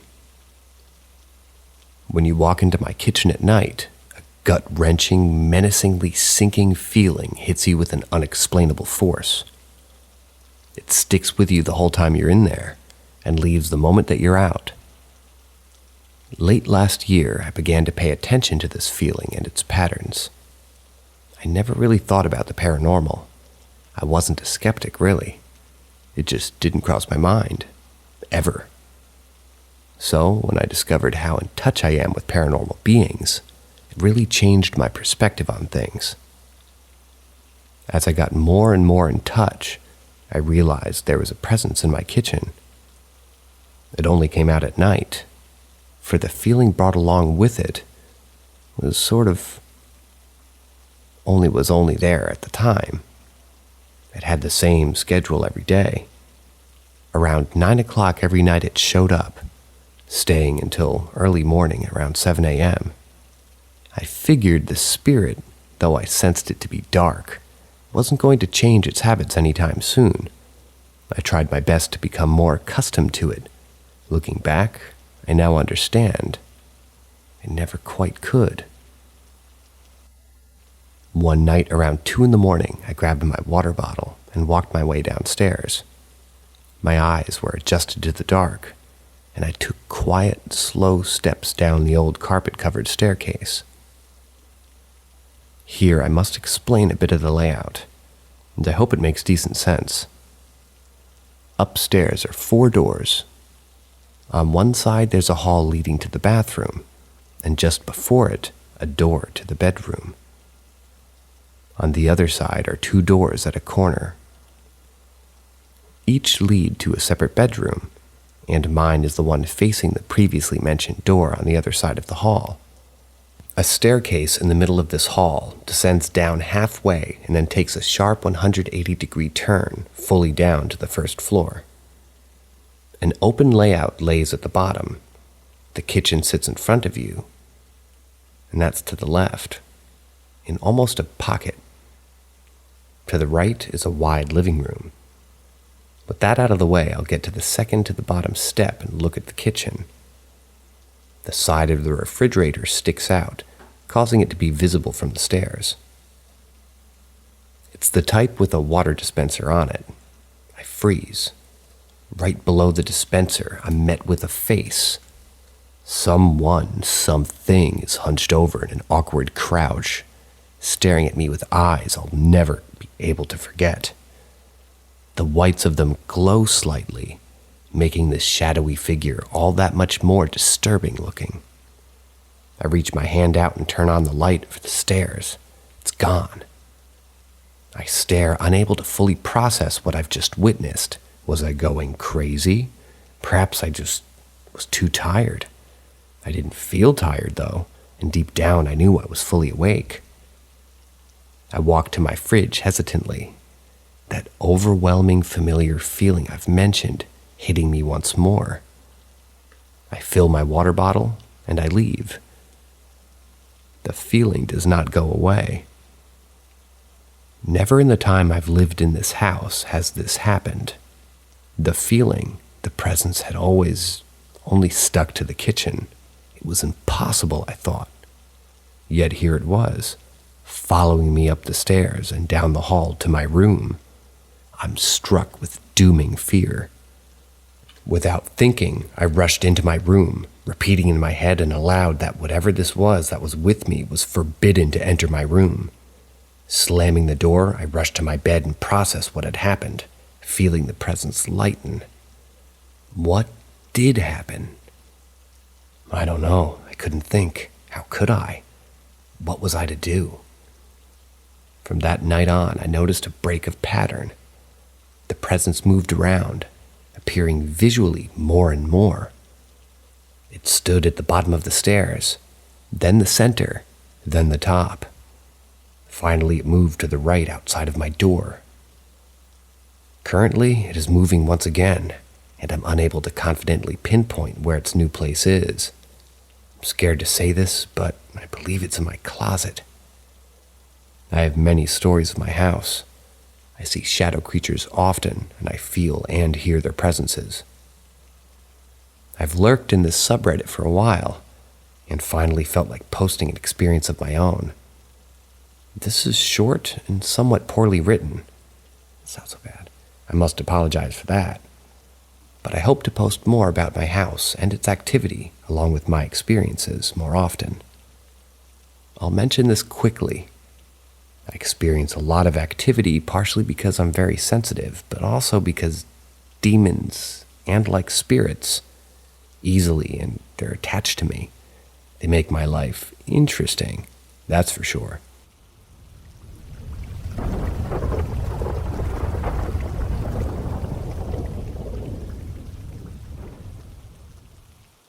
Another story from someone in the back seat. This story happened about a year later. The person in the back seat was still quite frequently in my mom's and aunt's cars. They became used to it. As I said, occasionally they could see him in their rearview mirror, but usually he could only be seen from outside the cars. On this occasion, Mom and my aunt were taking a bit longer ride and were, as usual, listening to their radio pretty loudly and singing along. Their ride had taken them past their paternal grandmother's gravesite. Now, y'all need a little bit of background here. Grandmother, my great-grandma, was a bad mamma jamma. Everyone said she was a witch. This being the South, anyone even remotely different was called a witch. So that makes me, kind of never mind it. However, this woman was into devil worship. She was not a Satanist. There's a huge difference. No, She was into animal sacrifice, blood rituals, all things ugly. Trust me, she wasn't a good person. She detested my grandmother, the lady who married and had children with her son, because my grandmother wouldn't take any of her shit, and other things which I won't get into. So, on her deathbed, and this was witnessed by several people, including a doctor, mind you, she swore that she would come back through one of Granny's children or grandchildren, and that she would never allow them to live in peace. Also, I'll mention that my pawpaw, her son, wasn't like her, but his sisters and father were. Is this clear as mud? Okay, on with the story. On this bright, beautiful day, the road Mom and my aunt were on was really twisty and windy and hilly. They knew the roads pretty well. They traveled them quite often, and didn't think anything unusual would happen today. They were wrong. Laughing and singing, all was hunky-dory until they passed this graveyard. They've always gotten chills passing here, but nothing really happened to them before. This day, just as they were going past, they actually felt like something got in the car with them, suddenly. They got cold on a summer day. The radio suddenly cut out, and they said they smelled what they assumed was roadkill, rotten meat, basically. Then something weighed them down and held them against the seats. Neither could move at all. They even had trouble taking a deep breath or saying anything, because the weight on their chest was so heavy. Then Mom, she was driving, suddenly felt her foot getting heavier and heavier on the gas pedal. The car was going faster and faster on this winding, twisting road. She couldn't take her foot off the gas. Couldn't move even her other foot to the brake. Couldn't move their hands, not even their head. Only their eyes could move. The car was going so fast it was starting to shudder and shake. However, they were kept on the road, went around the curve safely, and had no accident. Mom was able to glance into the rearview mirror and saw that the passenger was with them again. Suddenly, after what felt like ages, the weight was lifted from them and they could control both their body and the car. The cold and the smell were gone, and it was like nothing had happened at all. Of course, they were terribly shaken and had to pull over and get out of the car. They have no idea how they were able to come off that road safely, except to assume that their passenger helped them somehow. Now, obviously, some of y'all are going to call this bullshit, and that's okay. I was raised on the story, and still find it hard to believe. However, I will say that I've heard this story from each of them more times than I can count. Neither of them have ever had the slightest change in the story. And, to this day, neither of them will even tell me where the road is. I know it isn't too far from where I grew up. Obviously, I can't even tell you for sure what country it's in. No one in the family will even speak her name, and even the ones who once knew where she was buried swear they can't remember when asked. They'll shut down any questions immediately. Any and all records that they have were destroyed, and back then nothing was kept outside of the family.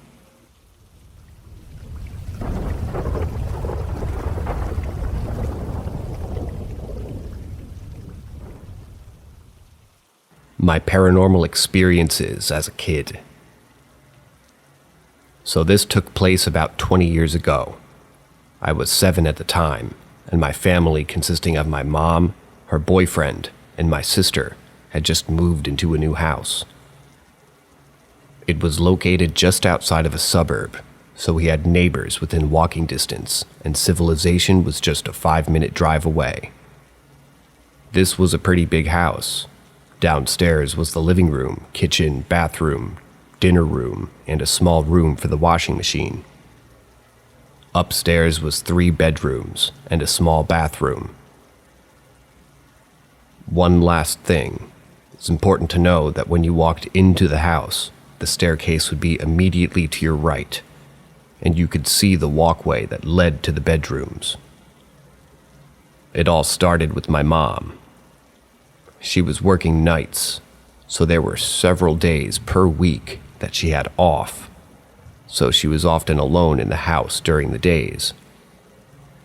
One day she had done some laundry and was carrying it into my room, which was the biggest room in the house, located at the far left of the upstairs hallway. She put my clothes in a closet, closed it, and walked away. But as she reached the doorstep, the closet opened. Confused, she went back and closed it, but still the same result.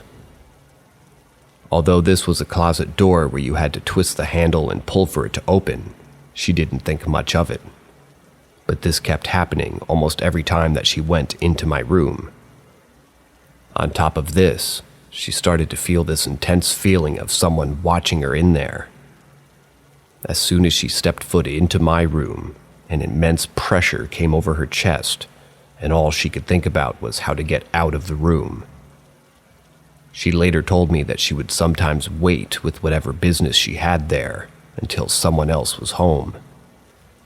And apparently, she had told friends how she was not comfortable with me sleeping in that room. Then we have little old me. My mom didn't tell me any of her experiences as I was a young lad, and she did not want to frighten me. But I had also started to feel the same feeling that she had.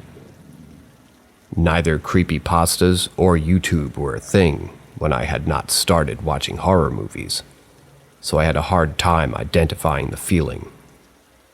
I would often avoid spending time in my room if I was alone because it just felt scary.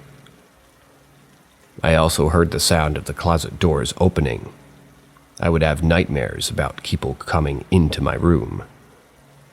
I don't remember this, but my mom has told me that I sometimes would talk in my sleep. Their bedroom was next to mine, in parentheses, and say stuff like, "Get out!" Then we have the experience that I remember most clearly.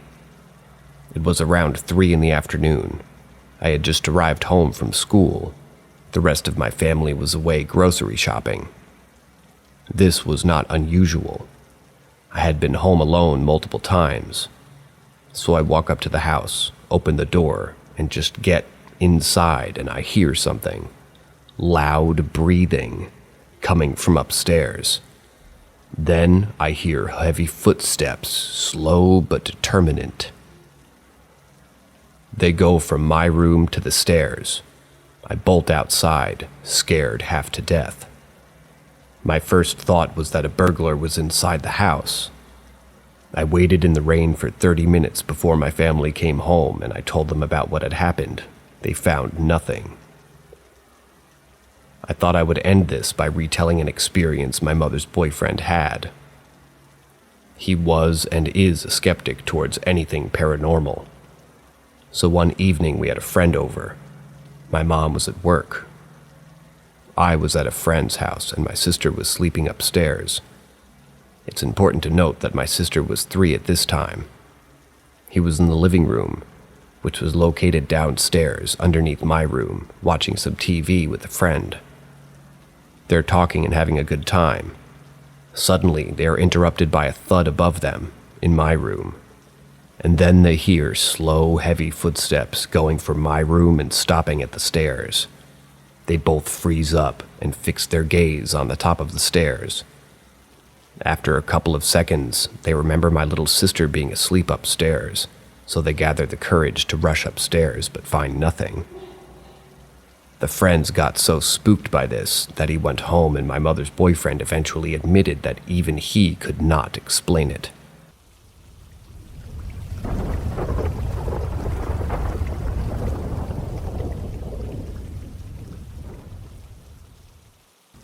B&B encounter in 1998. These events happened in the winter of 1998. My first and only experience of this kind.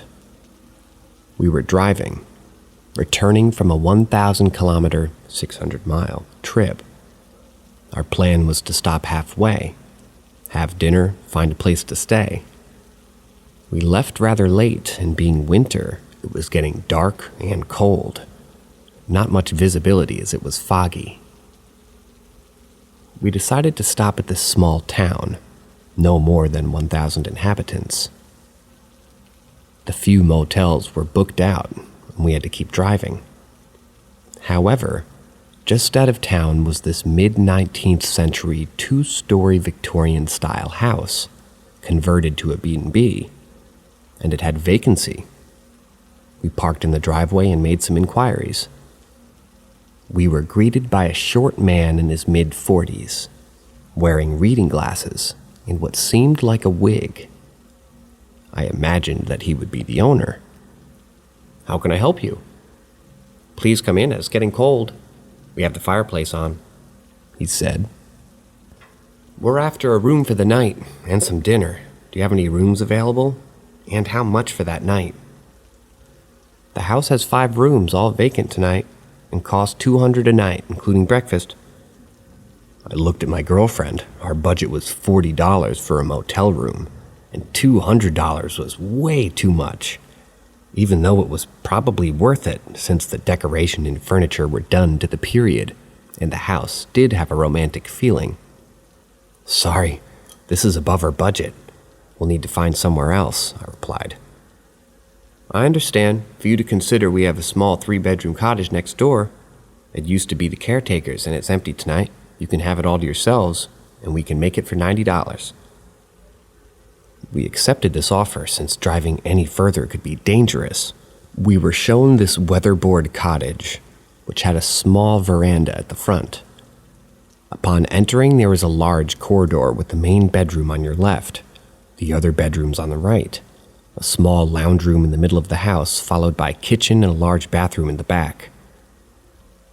The man lit the fireplace, showed us around, and said goodnight. For dinner, we ate some leftover sandwiches and fruit that we had and went to bed. Gecko. We couldn't find any blankets, which was odd given the temperature outside was below freezing. At night, I woke up and decided to go to the toilet. As I opened the door, I saw this 5-foot woman, early 50s, wearing an old-style long black dress, dark hair pulled up, staring right at me. It was wary and somehow knew it was a ghost. I jumped, went back to the bedroom, closed the door, woke up my girlfriend, and told her I just saw a ghost. We both covered ourselves and heads underneath everything, and interestingly went back to sleep straight away. Around 6:30 a.m. we woke up, had a shower, packed up our things, and went to the main house. The man greeted us. "Are you ready for breakfast? But before, if you're interested, I can give you a tour of the house." Since he was almost blocking the way to the dining room and his arms were showing the stairs, we ended up seeing the whole house. It was creepy somehow. After breakfast, we paid and left. "Jez, that man was strange, didn't you find?" I said to my girlfriend. "Which man are you talking about?" she replied. "The owner, who else?" "I never saw any man, the owner was a woman." She described the woman and had nothing to do with the man. Better forget this whole episode, we concluded. Never mention any of this to our friends, as they'll probably think we're crazy, and we just laughed it off. Around 2016, I remembered this story and did a Google search and found this B&B. To my surprise, in the About Us section, there was a picture of the original owner, a mid-aged couple, and the woman was the owner, wearing the same dress and with the same hairdo, exactly like I saw her. Gave me goosebumps. That's the end of today's stories. My gecko is all the way across the house, and I do apologize if you hear him interrupting. And a quick shout out to Perfectly Imperfect. Thanks for always dropping those comments. Helps us on the algorithm and helps us feel good about our work. As always, see you later. Have a great night.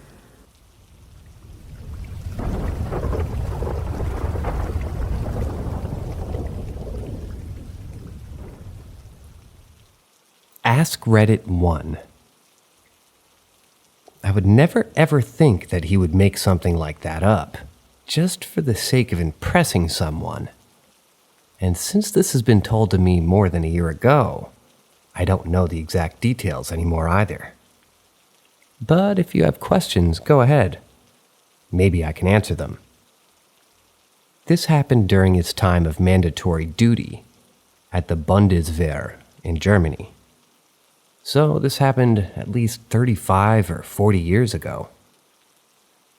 He had night watch in an old building, used mainly for storage. He explained the building as mostly empty too, but something needed to be there, to be guarded. So, because it was still on a military property, after all. The building consisted of a smaller ground floor and a bigger basement floor. When you walked in, there was a little entrance area with a small guard office on the side, with a big window. And after that entrance area, you had to open a door to access the rest of the building.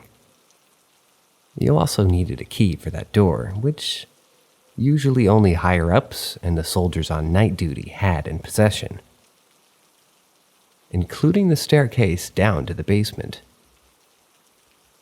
Since the building was mostly empty, it was a very boring night watch, which made my friend's father to bring a book with him most of the time to kill that time. Anyways, an hour or so into the shift, he heard the noise of someone in the basement, slamming one of the doors shut. He thought someone from his comrades were trying to scare or prank him, and he checked out every single room down there. He didn't find anyone, meaning that there was nothing anyone could have been hiding behind or so.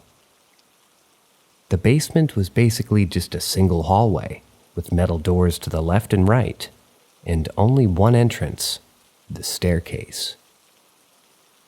The rooms down there were just small, simple rooms without any weird shapes.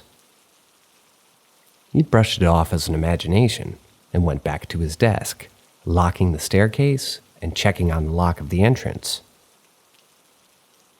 A while after, he heard the noise again, and he called the general in charge, or just someone higher up in hierarchy. And he reported a potential security threat, or just some prankster comrades, perhaps. The higher-up guy was on the stricter side, and was willing to find and punish any soldiers that were in the building because they kind of obviously didn't have permission to be there at this hour. Due to the potential security threat, he also brought some of the army dog squad over to search the building thoroughly. At this point in the storytelling, I began to get goosebumps. Fully and well-trained army dogs were growling and refusing to enter the building, let alone get near it. They searched the whole building with nothing to be found inside. Checked every single room, checked every window and lock. Nothing. My friend's father then was ordered to continue his shift, and the search party went off again. After some time, he heard the banging again, and all the locks were still locked.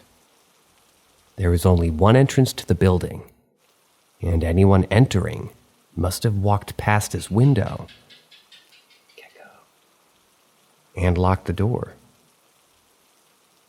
which wouldn't have been possible to do without him noticing. Anyways, he got stressed as well and went downstairs and checked the room once again with the same results like the last time. Then he had an idea. He closed every single door in the basement, took out a box with matches, and put a match on every door handle and left again. Of course, he heard the slamming noises again, and once he checked down there, 1 or 2 doors were flung wide open, and several matches fell off the door handles from the other doors. He was very confused and went back to his book for the rest of that shift, trying to ignore the activity down there. No one had ever experienced this before, and he never had to do night shift there again.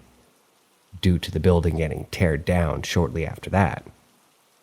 He never really believed into ghosts and paranormal activities, but this night really changed his opinion on the subject.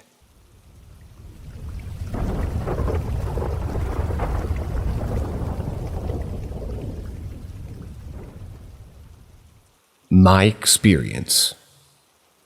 When my son was 3, we moved to a new flat, and about a year after being there, I would have a feeling my son was behind me, and he wouldn't be. And out of the corner of my eye, I'd see what looked like my son and go talk to him, and he wasn't there and in his playing room instead. This happened every now and again, and I never thought too much of it. But when my son, when he was 6, I would hear him not just playing toys with himself, but asking questions and answering someone else's. One time he was having a full-blown conversation in the bathroom whilst brushing his teeth. So I said to him, "Who are you talking to?" He said, "Tommy." So I asked him who Tommy was, and he said, "My friend, Mommy." I said, "Okay, so what does he look like?"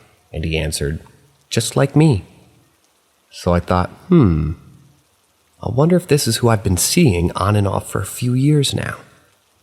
So I said, "Is Tommy a ghost?" He looked horrified and said, "No." So I spoke to my mom about it, and she said that he would think of a ghost being scary. Ask him if Tommy is a spirit. I thought, well, he won't know what that even means, but I'll try. So one afternoon I said to him, "Is Tommy a spirit?" And his mouth dropped open and he said, "How did you know that, Mommy?" And I didn't want to say too much as I didn't want to put any ideas into his head. So I said, "I'm just guessing." "Why? How do you know that he's that?" So he started telling me about one day Tommy sat on his bed and said, "Don't be scared, Jack, but I'm a spirit." And my son looked at me and said, "But Mommy, I wasn't scared as I don't know what a spirit is." So I said, "Well, you're very lucky, as not everyone can see them as a spirit. It's someone who died." And he said, "Oh wow, well Tommy's back alive again." So not to scare him, I left it there. That night I was watching TV and heard Jack running down the hallway, and his face looking round in the doorframe at me. So I said, "Jack, why are you up?" And he vanished. I got up and Jack was fast asleep. I then went on holiday for a week without his dad, as he was working. He went to a caravan, and my niece was just asking Jack if Tommy had come, and he said, "No, he said he's staying behind to watch Daddy." So I didn't think much about it. We got home, and my husband was behaving strange, causing arguments. He always walked out for hours, and I kept feeling like Tommy and I were speaking with my mom and said how my husband had changed. And Tommy seemed angry. My mom said to try to connect, but I never did try. It was a Saturday morning in August, and I had my cousin's wedding to go to, and my husband was an usher. I woke kind of early to an eerie feeling, and then a noise that something had dropped. I looked out the hallway, and Jack's door sign was halfway down the hallway and standing upright. No one could have done that, as Jack had stayed at my mom's. At the wedding, I caught my husband on the phone to an unknown number. We had a huge argument, and he ended it there and then. My heart was broken. I never felt Tommy at home again, and Jack said that he had gone. I felt so sad. Jack was so upset about his dad leaving also, and his friend. It also came out that my husband had bought this girl back to our flat. Back to our flat whilst I was on holiday. So made sense why he was watching his dad, and also why I felt Tommy was angry when I got home. I went to see a medium who told me that my son had a friend called Thomas. That sent shivers down my spine, as obviously Jack said Tommy. She described what he looked like, and again I went cold as she basically described my son. I asked her why he isn't around now, and her answer was, he was there to protect Jack. But all that I can think was maybe Why was it that he left when he was upset then? So when my son was 14, I had a conversation with him, and I said, "Do you remember Tommy?" He said yes, and described the clothes I used to see him in. And he said, "Tommy would come and sit with me when Dad was really shouting and scared me. He would make me feel safe." And then, all these years later, that lady and what she said to me made sense. He didn't need to protect Jack once he left, as Jack was no longer scared of his dad's temper.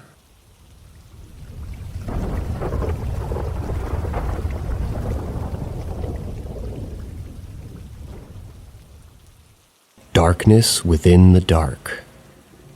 At our house, we could often hear footsteps upstairs. We would be sat in our front room and hear the steps through the ceiling, followed by the creaks that the steps caused within the floorboards.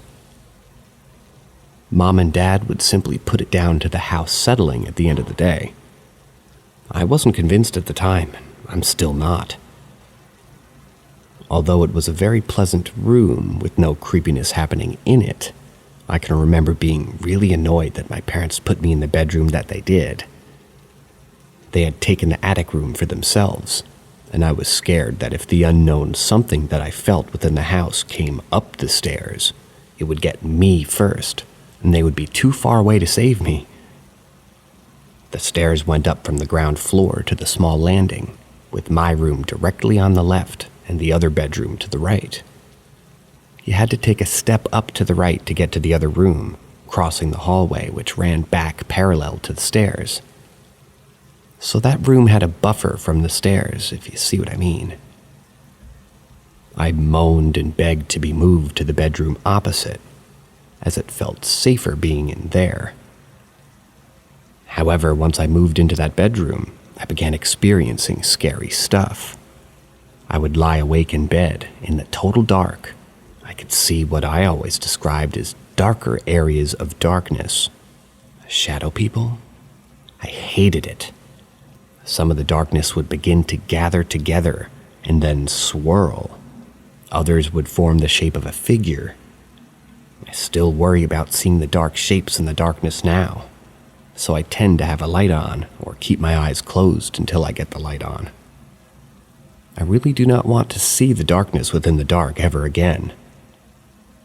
Often I would get the feeling of being watched, as though there was somebody standing behind me, or that someone had entered my room. Yet, when I turned around to see who it was, no one was there. You generally know if someone is looking at you without actually seeing them doing so. You get a feeling and look up, or turn around and you catch them at it. Well, this was that feeling. Another feeling I got was a change in the atmosphere, so it felt kind of heavy and claustrophobic. Sometimes I would get some sort of adrenaline rush, a fight or flight type reaction, an odd panicky dread feeling in my tummy or chest, kind of like being at the top of the hill on a roller coaster, just before you tip over the edge and go back down. The feeling of impending doom, one could say. There were many types of strangeness occurring in that house, but I think the last scary thing I experienced there was when I was about 9 and I was actually living there anymore. I wasn't there. My dad had moved out, and after a while, I'd gone to live with him. I had returned to visit my mom for the overnight stay. All I remember about the visit was going to bed that night, absolutely terrified that I was going to see the dark patches of dark moving about, forming shapes. Gecko. And giving me that awful feeling of panic terror. I eventually got myself to sleep, and I had been sleeping for a few hours when I woke with a start. I sat up and could see that it was still very dark around me, and I began to panic. I fumbled about for the lamp behind me and tried to feel for the switch. After what seemed like forever, but was probably only 5 seconds, I found the switch and pushed it. Bang! The stupid bloody light bulb blew out. I crawled to the end of my bed and went for the switch on the wall for the main light. That bulb flickered on briefly before popping out of existence, plunging me back into darkness. At that moment, I felt extremely unwelcome in my old bedroom in my mom's house. It felt like the house wanted me out. It reminded me of the previous time that the bulb had blown in the front room. It made me think of the time I got told off for turning off the stereo that I didn't even touch, the horrible footsteps and constant noises around the place. I just felt like the house wanted me to go. Anyway, I did go. I stayed living with my dad and left that creepy old house behind. Unfortunately, whatever it was that had been haunting the house seemed to actually be haunting me, and within a couple of years, it had gone bad again.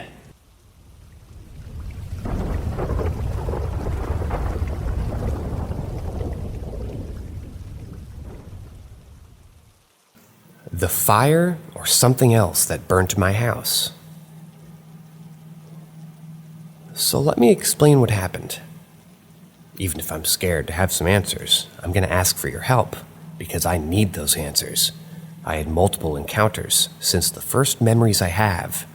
I can't tell everything in one post, sadly. Maybe I'll do other posts if you're interested in helping me, because I'm also wondering if some of my encounters are maybe related to each other. Specifically this one. So, I'll explain to you the best way I can what happened in the beginning of my childhood. My parents split when I was 8 years old. My brother was 4 or 5. Our house was burnt around 2 years before they broke up, and we were rebuilding a new house at the same place afterwards, like on top of the other burnt house that was no longer existing. I don't know if it can be related or not to some of my other encounters, but if so, it would make a lot of sense. And since it was a huge marking part of my childhood, I judged it to be pretty important to mention it at first. When the fire took place, my mom was home alone with my brother, around 1600 hours. My dad was still at work, and I was at my grandparents' house. I remember my dad calling me to tell me that the house was burning and me having almost no reaction. Somewhat normal for a 6-year-old, I think. But I always and still have a weird feeling about the first house that burnt. I have chills just thinking about it, having no clear memory before the fire. Something was wrong in there, like very bad and dark, and I don't know what it was. I remember the dig after the fire to redo the foundation of the new house, and even then, I still had this weird feeling. That weird feeling being there and looking into the big hole. So I was told by my mom and my dad that my mom accidentally started the fire emptying an ashtray into the garbage can in the basement, that maybe a cigarette was not fully extinguished, and because the house was old as fuck, it burnt like a peck of matches. I don't know in what year the house was built. I'll have to check with my parents tomorrow and update the post. I kinda always doubted their explanations, even when I was 6 years old. What makes it weirder to me is that even if I asked my mother 100 times if she ever encountered something before or after the fire, anywhere, anything, she always told me that she didn't want to talk or hear about paranormal stuff and prefer to not believe in it at all, which gives it power. I still told her many things that I experienced or witnessed since, but she always stopped me or put her hands on her ears, so never gone deep in what happened to me, which scared me even more. My dad always had an open mind, and still has, just not that much into paranormal stuff. He never doubted me when I talked to him about my encounters, but he didn't give me explanations or anything. He always told me that those things that we have no power of actions, and that they just happen sometimes, and that they're not dangerous because they can't reach us or hurt us because we're protected by our guardian angels. But each time I asked him about the fire, he always told me the same thing, that my mom caused it by accident. But he always had and have what seems to be a fear or sadness in his eyes. Just very weird. My dad's a strong and tall man, so out of habit for him, to say the least. I never insisted further after his responses, because I knew and know in my heart that it still's triggering him to this day. I know my mom would never intentionally set fire to the house. She's mentally totally fine. I think or I know that it's something else. I don't believe in the accidental fire because none of my parents were giving me stories enough to convince me. It always seemed to me that they were both keeping things for them, and I just always knew deep inside it was something else. I don't know if I'm an empath or what, but I know what I'm feeling and seeing, and some of these other people can't. I had a lot of encounters, but I'm still concerned about that house, the fire, and what caused it.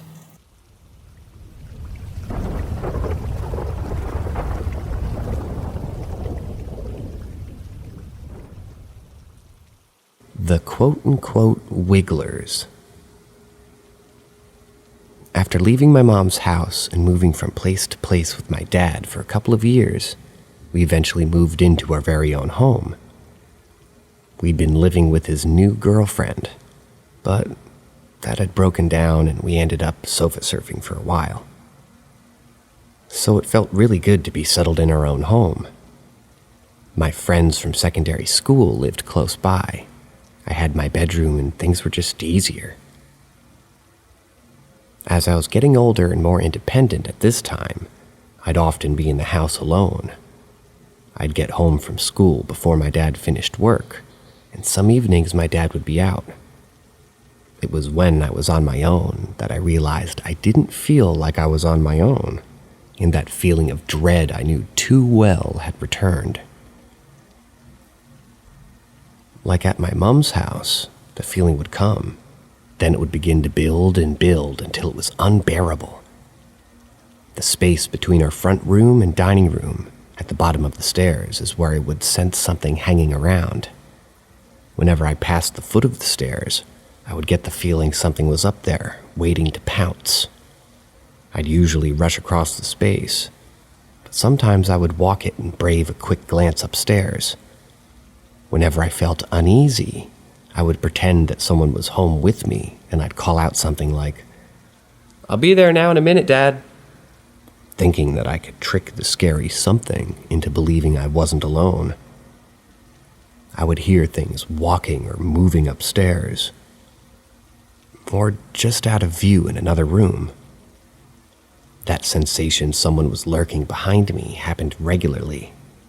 I would have to leave the house and sit outside until I felt the fear subside and I could go back in.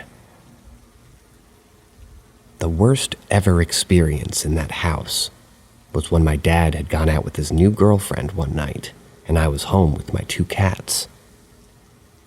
I also had my dad's girlfriend's dog with me, a beautiful German Shepherd type dog. I'd been watching TV downstairs most of the evening, but I began feeling uneasy in the front room. So I went upstairs to my bedroom to distract myself with a book or a magazine, with one of my cats next to me on the bed, and the dog sat on the floor next to my bed. That damned feeling of something lurking was still there and beginning to build. I noticed my cat looking to the window wall that had a boiler there on the wall. Health and safety. She was sat fixated on something. I then turned to the dog. She was sat rigid and upright, nose pointing forwards, looking to the exact same spot as the cat was. My heart sank. That awful terror turned my stomach and gave me an instant cold sweat. Slowly I turned back to look where they were looking, to see whatever they could see, and I saw it. Coming from the area of the boiler, there were 4 smoky, misty balls, orbs, and a chain. The only way I could describe it at the time was that it moved like a wiggler, the caterpillar in Mario. They were not joined together, but they were moving together, away from the wall in midair near where the boiler was. Now, this was not smoke. It was not something to do with the boiler. It was something else, but what? I don't know. They were a white pale gray color, not solid, nor totally see-through.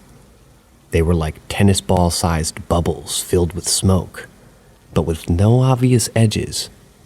The smoke or mist was moving in a way that it gave the impression of a ball shape, completely unlike anything I'd ever seen. So totally horrified, I grabbed my cat, got off the bed, called the dog to follow me, opened the door, and we ran. We ran straight down the stairs to the front room, through the porch and out onto the doorstep. It was late, dark, and very cold, but I was too terrified to go back in. We sat there for a couple of hours, and the dog in the porch area, me on the cold concrete steps until gone past midnight, waiting for my dad and his girlfriend to come home. They were shocked to find me sat out there when they came back. They were obviously concerned about the fact that I'd been so scared inside. I chose to sit outside. However, I don't think they believed me when I told them about the wigglers.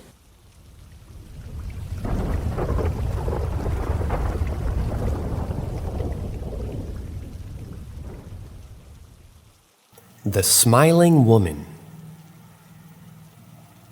My siblings and I seem to have all had experiences with the same spirit. My sister and I have only caught a glimpse, but my brother's gotten a good look many times. The spirit has a stereotypical horror movie look to it. It appears as a pale woman, average height, thin with long dark hair, down to at least her waist. Her hair is dirty, oily down to its ends, so it almost looks wet.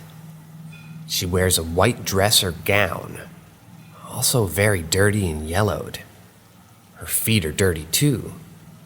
She seems to always appear barefoot. Her skin is sickly white and veiny. I also saw her once and got the impression that she was ill, like physically diseased. My brother's the only one of us who's seen her face. He says anytime he's seen her, she's looking right at him, usually standing over him when he's laying down or looming behind him, smiling excessively, like she means to taunt him. He woke up to see her standing beside his bed, most nights, for a year or more. She says she made him too scared to move, that she was smiling but looked like she hated him. I think he said she whispered something to that effect to him before, but even saw her in the backseat of his car once and almost crashed. I've only seen her once in a dream. In the dream, I'm standing in the bedroom, and 3 of us had to share the small apartment that we moved into right after our parents divorced. It's dark in the room, but I can see the lamp in the living room is on, so I walk to it. Standing in the living room, I see that the light is on in the kitchen. The kitchen had a bar above the countertop and a row of cabinets drilled into the ceiling. So they made a long, narrow window. The woman was suspended in the air, lying flat like on a bed. The first thing I saw was her oily hair dangling. Then I noticed the backs of her arms and hands, her dress hanging from her, the backs of her calves, and the dirty black heels of her feet. She was high enough off the ground that the upper cabinets blocked everything else. The dream had an uncomfortable feeling, like I had sort of wandered in and was seeing something I wasn't supposed to. I remember being afraid of her and wanting to leave before she noticed me. Then I woke up, and that was it. My brother and I were swapping ghost stories a few years later, and I told him about it. He'd never mentioned his experiences with the woman to me before that, and spilled it all after. I asked why he'd never brought her up, and he said seeing her made him feel crazy. He felt relieved when he heard that I saw her too. We called my sister up and asked if she'd ever seen anything in the many places that we'd lived in as kids, making a point not to share what we had talked about. She eventually told us she'd seen the dark silhouette of a woman with long hair and light-colored dress one night, watching her from the hallway of the apartment in my dream, the divorce apartment. She and my brother were both awake for their experiences. My sister experienced sleep paralysis for the first time in the divorce apartment. She never saw anything when this happened, just felt something malevolent in the room with her. Her sleep paralysis continued on to my grandmother's apartment, who they moved in with after I got married and moved away. That's where and around the time my brother started seeing her. She tormented him for a long time. I didn't have my dream until some years after she stopped, and he hasn't seen her since. I think about it a lot and wonder sometimes where she is now, how long she followed us around, why she was so bold and aggressive with my brother, but not my sister and I, and why she stopped. For my brother's sake, I'm glad that she did.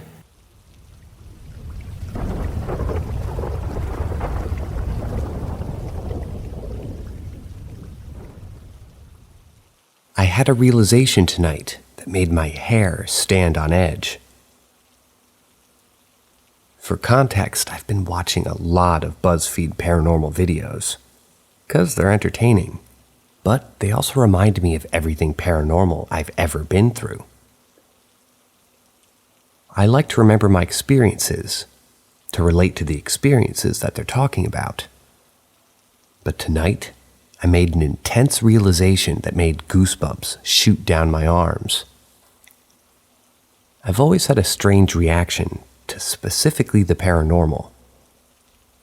I'm a 20-year-old man that has only really cried when an extreme emotional event happened, like a death in the family or hard breakups. But whenever I hear something unreasonably paranormal, my eyes randomly produce tears. Could be a ghost story, could be somebody talking about a ghost experience. I don't feel scared at all, actually feel calm with a feeling of being unnerved.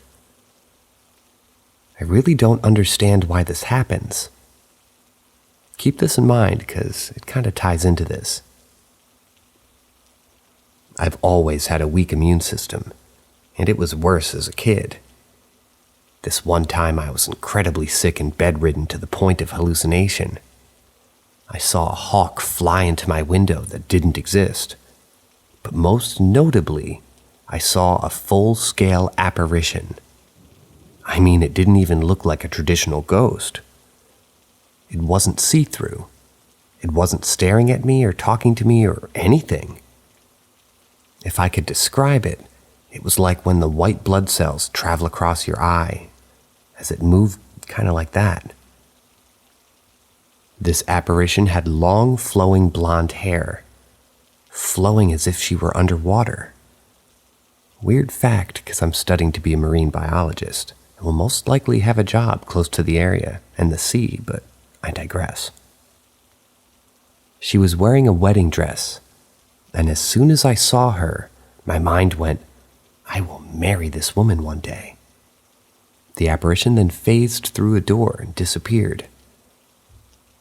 Pretty creepy, but I chalked it up to being delusional and just thoughts a child that's extremely sick might have. Fast forward at least 6 years. I have a shelf on my wall that holds nerd things, in particular a bottle of Juggernaut from the Call of Duty series. I get up from my bed and do something, and I notice the bottle is missing from the shelf. As soon as I realize this, the bottle comes zooming past my head from behind me, as if someone had thrown it. It doesn't shatter, it just hits the carpet, but I remember it spinning past my head.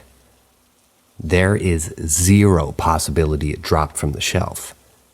I was standing at least 2 feet away from it and it landed nowhere near it would land.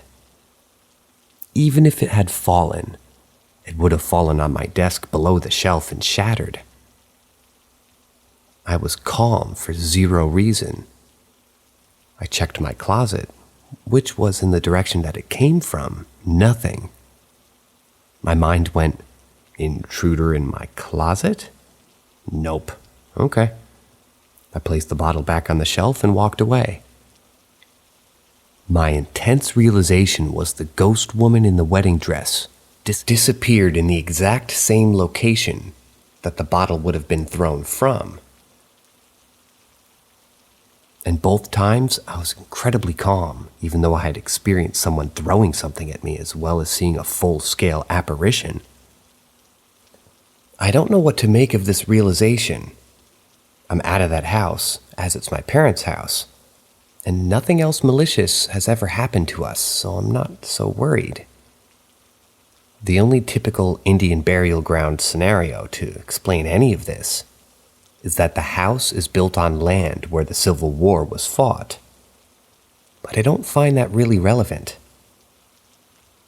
This is one of the many strange occurrences that happened in that house, but nothing else is worth mentioning. I just wanted to share this realization to some people who might find it interesting.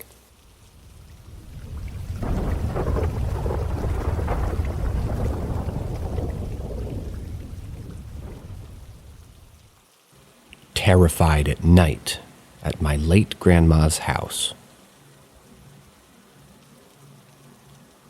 So this is a true story that happened in 2014, and I still think about it all the time.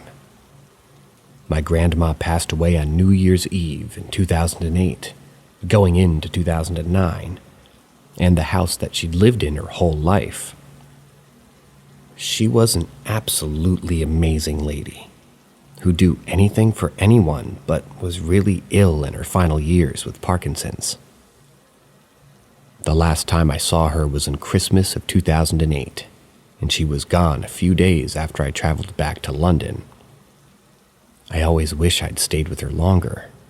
If only I'd known that that would have been the last time that I'd see her. After she passed away, my parents moved into her house and sold theirs. It's a pretty small dormer bungalow with all the bedrooms upstairs. Every Christmas, myself, sisters, and brother would travel back home to the north and stay over for a few days. As there isn't a whole lot of room, I opted to sleep in the living room on a pull-out sofa bed, which I'd done many times before. To be fair, the house has always had kind of creepy vibes. I pretty much grew up at my grandma's house, and she would look after us whilst my parents were at work. So night one, I wasn't thinking anything creepy or scary at all, although I did leave a small lamp on. I'm so used to living in London, with the constant noises and bright night skies. Up north in this remote village, it's pitch black at night and eerily quiet. It can be hard to sleep. It's just a bit too quiet.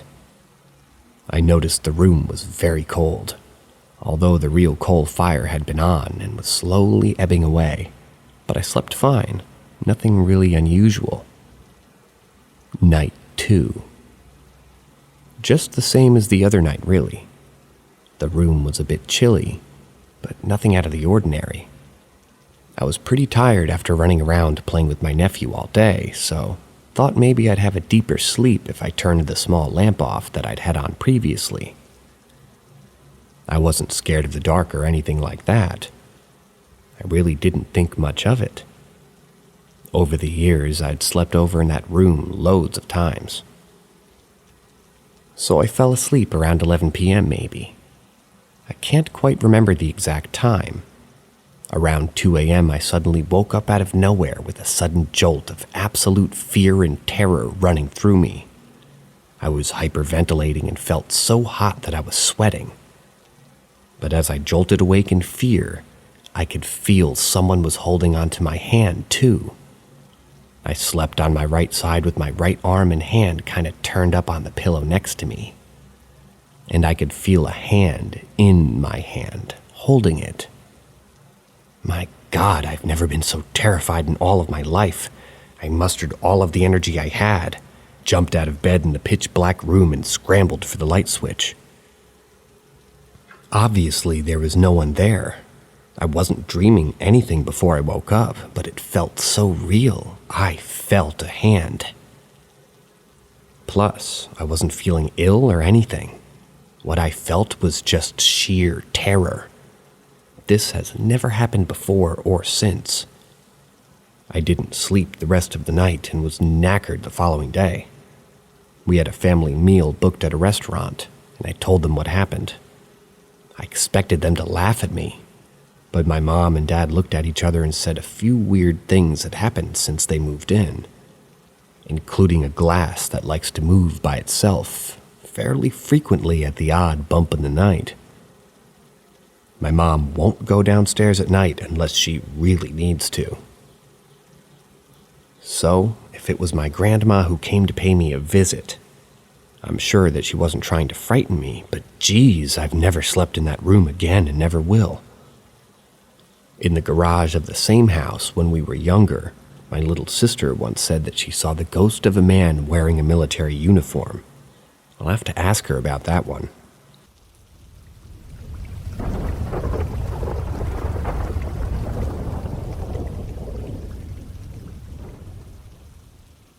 My encounter with a ghost back in 2000. This happened when I was 13 years old, spending the Christmas holiday abroad in a rural part of France. My parents are French, and I was born in France, but I grew up in Canada since I was 2 years old. We spent a lot of summer and winter holidays there. I was staying with relatives of mine in their house when this occurred, which was a very old farmhouse. One particular day, my cousins and I decided to stay inside for the day because it was snowing heavily. We spent most of the day just wasting time and horsing around. A little later in the afternoon, my older cousin and I went up into the attic together because she was looking for something, and I followed her because I was curious to see the attic. There was a lot of stuff up there that interested me, like old books and some antique items. Once she found what she needed, I asked her if it was okay if I stayed up there for a while to look around. She giggled and said something to the effect of, "Why? It's just a bunch of old shit up here, but yeah, if you want to." I spent about half an hour walking around looking at stuff until I happened upon some old book from the early 1800s that seemed intriguing to me because I was and am a bit of a literature nerd. I sat down and read it for a little while before deciding that I wanted to take it back to my bedroom to read every night before bed. When I closed the book and went to stand up, my gaze immediately shifted over to a woman who was sitting in a chair on the left side of the room. This briefly startled me at first and made me gasp because I'd never seen her before, and I didn't hear her come into the attic. She was wearing very old clothing, had long blonde hair, and she was quite pretty. She looked like she was somewhere between 25 and 30 years old. She didn't look solid, though. It's hard to explain exactly what I mean by that. She wasn't like the stereotypical Hollywoodized translucent ghost, but she had certain opaqueness about her that tells you on an instinctual level that you're not just looking at a living biological entity. She smiled and said to me, oh boy, this is French. Désolé si je vous ai fait peur, ma chérie. Sorry if I scared you. At this point, I didn't feel any fear or apprehension at all. This apparition radiated a kind, warm, and positive energy that I could somehow feel right down to my core, and I felt safe in her presence. It was a very brief encounter. Around 5 seconds after she spoke, she stood up, walked about 7 feet to the right of the room, and faded away mid-stride. I just silently sat there, dumbfounded for a few minutes. When I left the attic, I was hesitant to tell anybody about what I saw, but I couldn't stop thinking about it. A few days later, I decided to privately ask my youngest cousin about it. She was 8 years old, and I figured that younger kids are usually a little more open to things like this and less judgmental than teenagers and adults. To my surprise, she was quite candid about it. When I asked her if she had seen a lady who appears out of nowhere, she responded, "Do you mean the blonde lady?" When I nodded, she said something to the effect of, "Yeah, I see her sometimes. It's okay, she's nice." She told me that she had been seeing her since she was about 5 years old. We didn't really talk about it more. I didn't tell anybody else what I had seen. It's something that will always vividly stick in my memory because it was so surreal.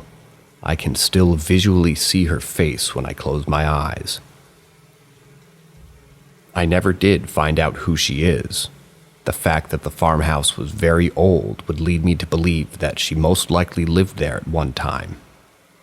I don't think that all ghosts are forlorn spirits yearning for something. I've read stories about some that come across as harmless and seem happy. Maybe some of them occasionally enjoy visiting places where there are lots of fond memories for them.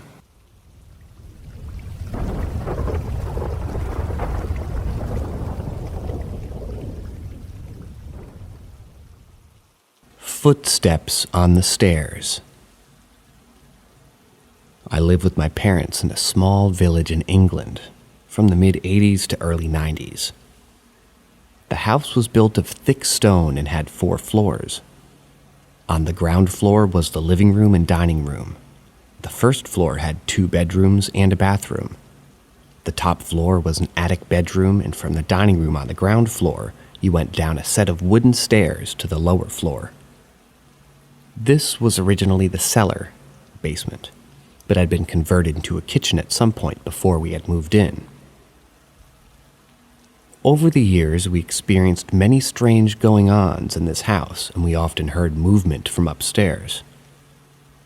My parents explained this away as the house settling, but even at the age of 7, I knew it was more than just timbers expanding and contracting with the temperature changes.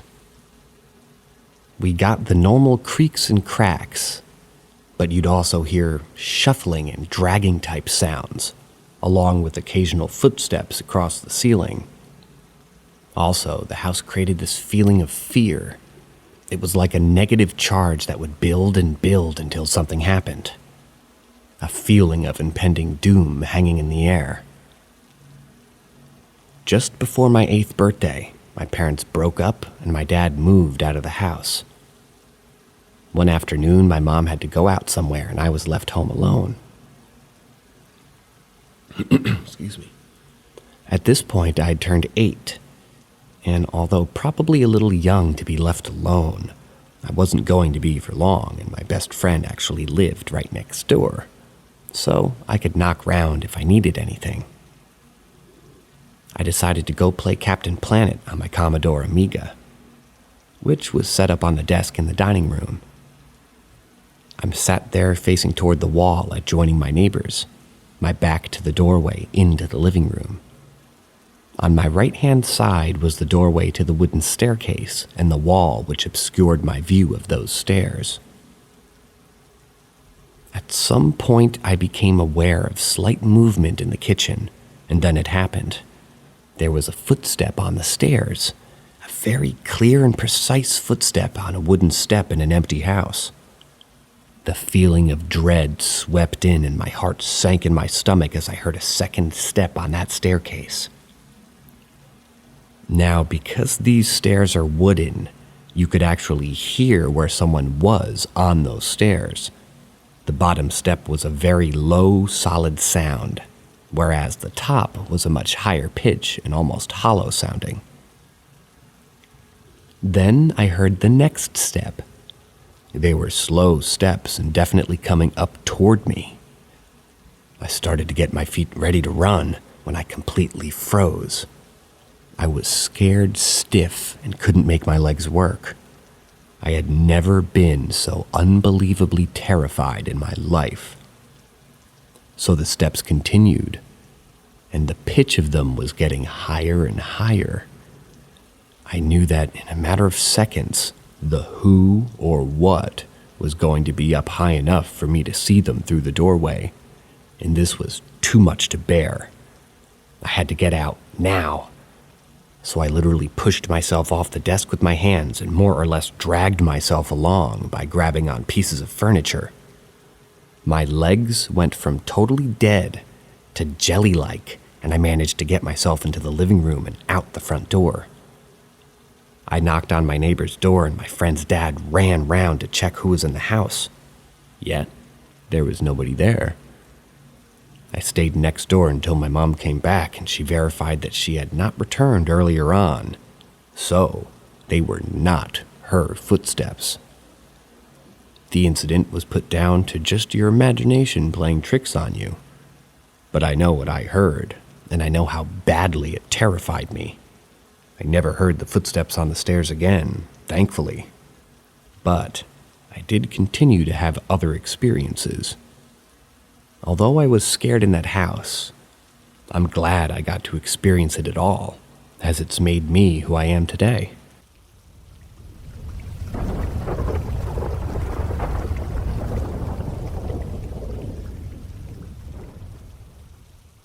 Story from a Non-Believer, Part 2.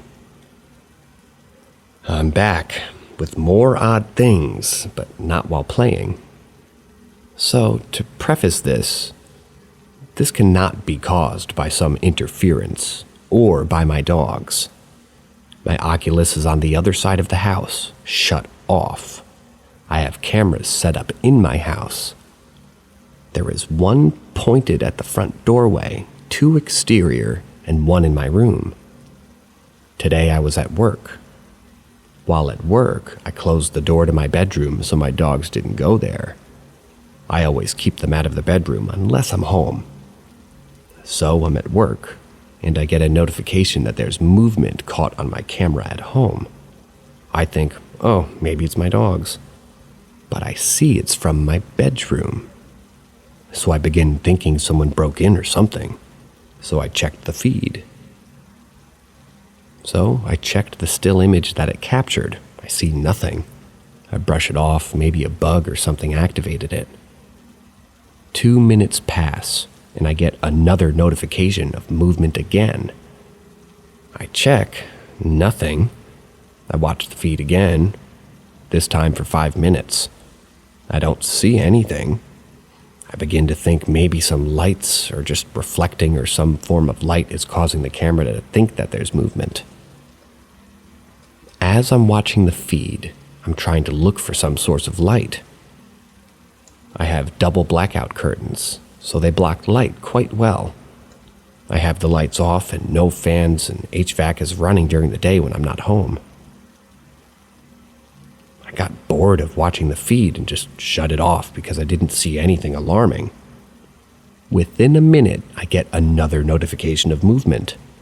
I watch the feed, put my earbuds in, and listen as closely as I can. It's quiet, but like you'd expect an empty house to be. I watch again for 10 minutes or so.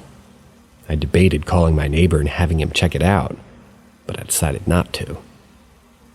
Usually any loud or odd occurrence would cause my dogs to bark, but I haven't heard them once on the feed or gotten a sound notification, just ones for movement. I finally stopped watching, thinking maybe the settings for movement notifications are just too strict. So I raised the tolerance to high. I closed the app, and in 5 minutes I got another notification. I'm at work, so I didn't notice the notification right away. I checked my phone 15 minutes later. I have 6 notifications for movement. I check all the stills. They all look identical, nothing out of the place. Nothing different from each picture.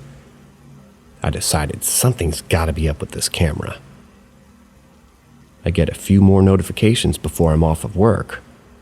When I get home, I check the room, and nothing changed from that morning. Everything is as I left it. Of course, I walk in and get a movement notification. I checked it and saw myself in the still photo. I test the tolerance by laying in my bed and turning over. The camera does not notify me. So the tolerance changed to high doesn't notify me by this movement, which in my opinion is more than slight. I did a full turn and nothing. So I don't know how it was getting set off earlier in the day. I have never changed the tolerance settings before now, and I've never gotten false movement notifications either. This camera has been installed for about 1.5 years as well. I don't know what could have set it off. None of the other cameras notified except once or twice for my dogs laying in the front door. I'm stumped on what could explain it. Now, I'm logically minded, so I've been trying to come up with something and I just can't. There's nothing in the images and nothing that's been moved. It's just my camera notifying me starting at 1:03 p.m. to 3:53 p.m. It's odd. I can't come up with an explanation as to why I got 16 movement notifications in those hours.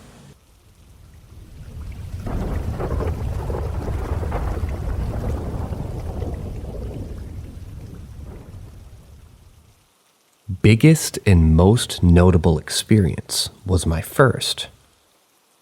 We moved into our house when I was 6, currently 21, and for the first few weeks there weren't any issues. Then my parents wanted to look in the attic, which for some reason I was very adamant that they didn't, like continuously asking them not to open it. And I remember being uneasy. As soon as they popped it open, I saw just a dark hole. I was immediately confused because there was nothing there. I had not had any prior knowledge of ghosts and such at that time, so I just didn't know why I was so freaked out when seemingly nothing was there. Soon after that, I started seeing this girl sitting on our stairs. Our inside stairs to the second floor was lattice work below the railing, so it's got like a little grid section that you can see out of. She would sit a bit past the middle of the steps, look out the lattice, and place one hand partially in one of the lattices. And every time she sat there, she would just stare at us as if she was missing something. And she freaked me out because I started to notice nobody else was bothered by her at all. After a while, my mom noticed me staring up there, weird expression and all.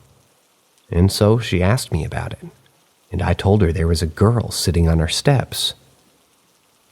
My mother having had a paranormal experience with her first husband, many years before I or my dad were part of her life, she believed me. So she slowly went to the stairs and pointed at her, like, right there? What does she look like? She's sitting here? The girl responded to my mom. Not ever talking, but in her body language. She looked nervous and fearful of what my mom's intent was. Before climbing the stairs that my mom just flicked on the light, girl disappeared. Turned it off, girl was there.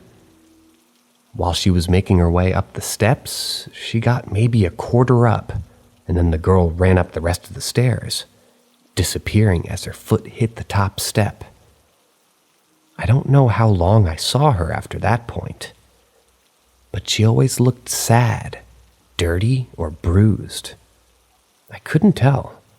Really old, raggedy-looking nighty. But otherwise looked like a normal kid. Wasn't like mad creepy or anything. The last day I ever saw her, she was sitting on the stairs as usual, and at some point she made eye contact with me. And immediately her face turned to fear, her eyes widened, and she looked genuinely horrified. All I saw was a large man-looking hand grab her forearm and start pulling her up the stairs aggressively, pulling as you would when a kid is arguing to not go, but harshly in this case. That's the worst part about it all that I can remember. It was the horrified look on her face. She'd never looked like that before. As always, when she hit the top step, she disappeared, and I never saw her again after that. I drew her months to a year later, but my art skill wasn't particularly great as a 7 or 8-year-old. And I have no idea where it is now, if we still even have it. This is far from the only experience I've had in this house, but by far the biggest/first one I ever had, so it really stuck with me. I think about her from time to time and hope that she's okay, as she can be, something that I consider to be my first. And I felt really helpless at the time, just having to watch it take place and not being able to help her.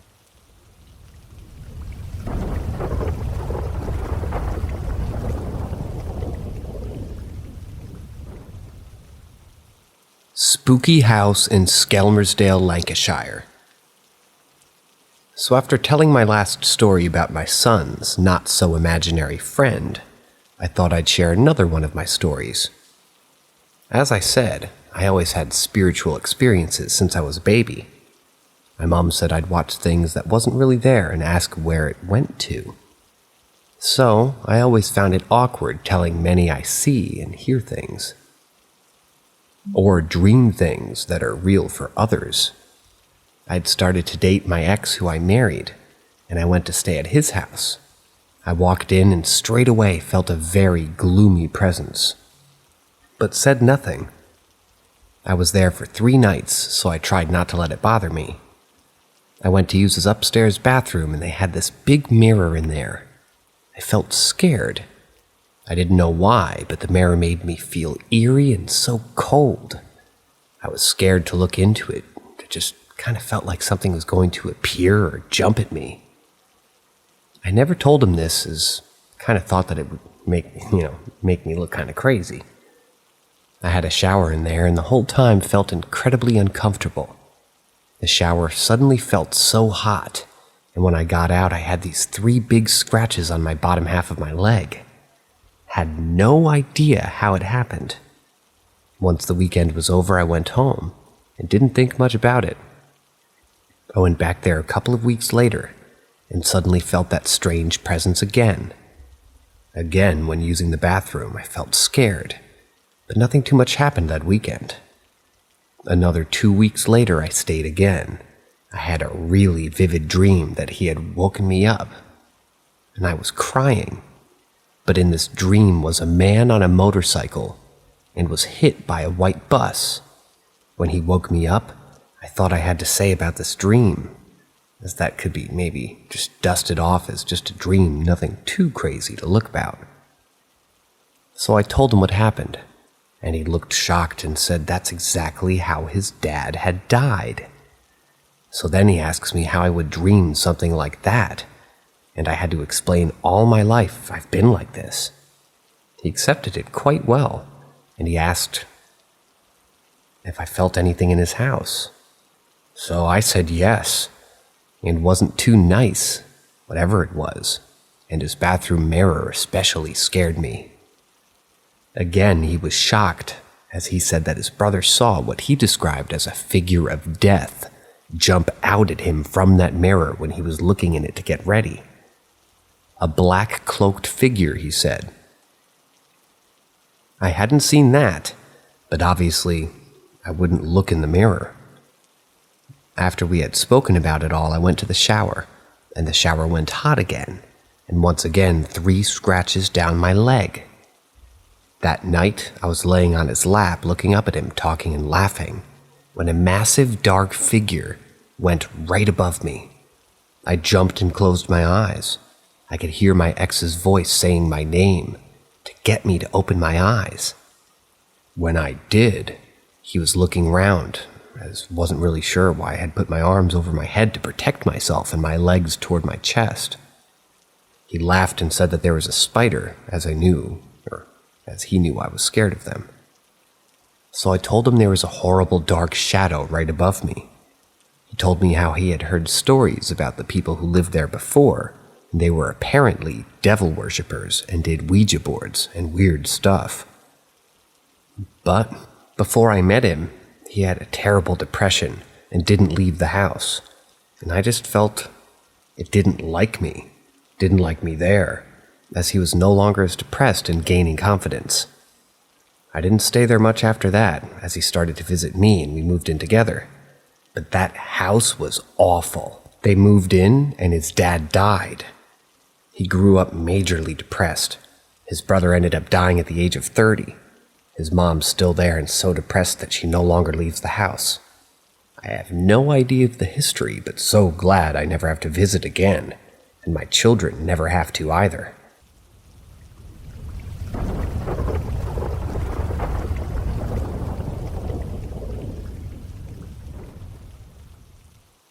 Living in 2 Haunted Houses, Part 2.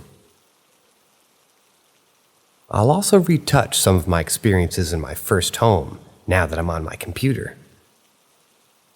Just to go over really quick, my first home we experienced baby noises from my brother's baby monitor upstairs while we were all downstairs in the kitchen. We would hear plates and spoons in the kitchen as if someone was eating. My mom woke to see a male figure in her room, and my sister had a dream of a man with a white face, to awake to see the man walking away from our home outside. Yeah, it's crazy, but when we lost our home in 2008, we moved next door. This is where I saw most of these unexplained happenings. Once we moved into our neighbor's home next door to our old house, right away we just felt this uneasy energy. The home just felt dark, even with all the curtains open. Here, I felt as if I was being watched. Here, I'd be up at night playing Xbox when I would hear my door creak, and I would look at my door and see the knob turn and my door slowly open. No one there. I brushed it off and was not too spooked or thought too much of it. There would be times I would go downstairs and eat and come up to my TV and Xbox completely off when I had left it on. My dad would be up at night watching TV and would say he'd hear someone upstairs bouncing. What he said sounded like a ball against the walls, very loud. It was strange. By this time, my sister had moved out, so it was just my brother and parents. My brother's room was right next to mine. He was about 1 at the time. There would be nights I would be up and hear him tossing and turning in his crib pretty loud. And I would check on him, and he would be asleep, not moving. And the next morning, he would have thin scratches on his behind. Red, long, thin scratches. He would often say, "Cookie Monster," and would sound terrified to be in his room. On a Saturday morning, I walked out of my room and turned to look into his room. He had a rocking horse in the room, and it was rocking on its own, pretty strong. This was my first up-and-close personal experience. I stood and watched it continue to rock, not seeming to slow down. I kicked it and it stopped. I told my mom about it, and she said no one had been in his room. She was making breakfast downstairs. I was shocked and confused, but not scared, if that makes sense. The house had hardwood floor, and I would continue to hear footsteps outside my room. Stuff moved around, strong, eerie feelings. I just felt always watched, like I was not alone when I would be home alone sometimes. We moved out of the house in 2012, and when we were moving late at night, it would be super uncomfortable and scary late at night. I would go with my mom around 9 or 10 to grab some stuff, and we would both be scared as if someone was there with us. We both felt that energy. When my dad turned the key to the owner, he asked if he had ever heard anything about the house. And the neighbor looked at my dad and said, "Yep, my daughter is terrified of her room." which was my brother's room, the same room he was terrified. And now it made sense. That house carried an energy. I'm not sure if it's the land, as our first house next door also had some unexplained occurrences, but I was shocked. We moved to another area of town, and that was it. No more paranormal experiences. I still cannot explain how or what caused what we saw and heard. That's why I truly believe in some sort of afterlife, or at least ghosts or entities. I get goosebumps every time I talk about these stories.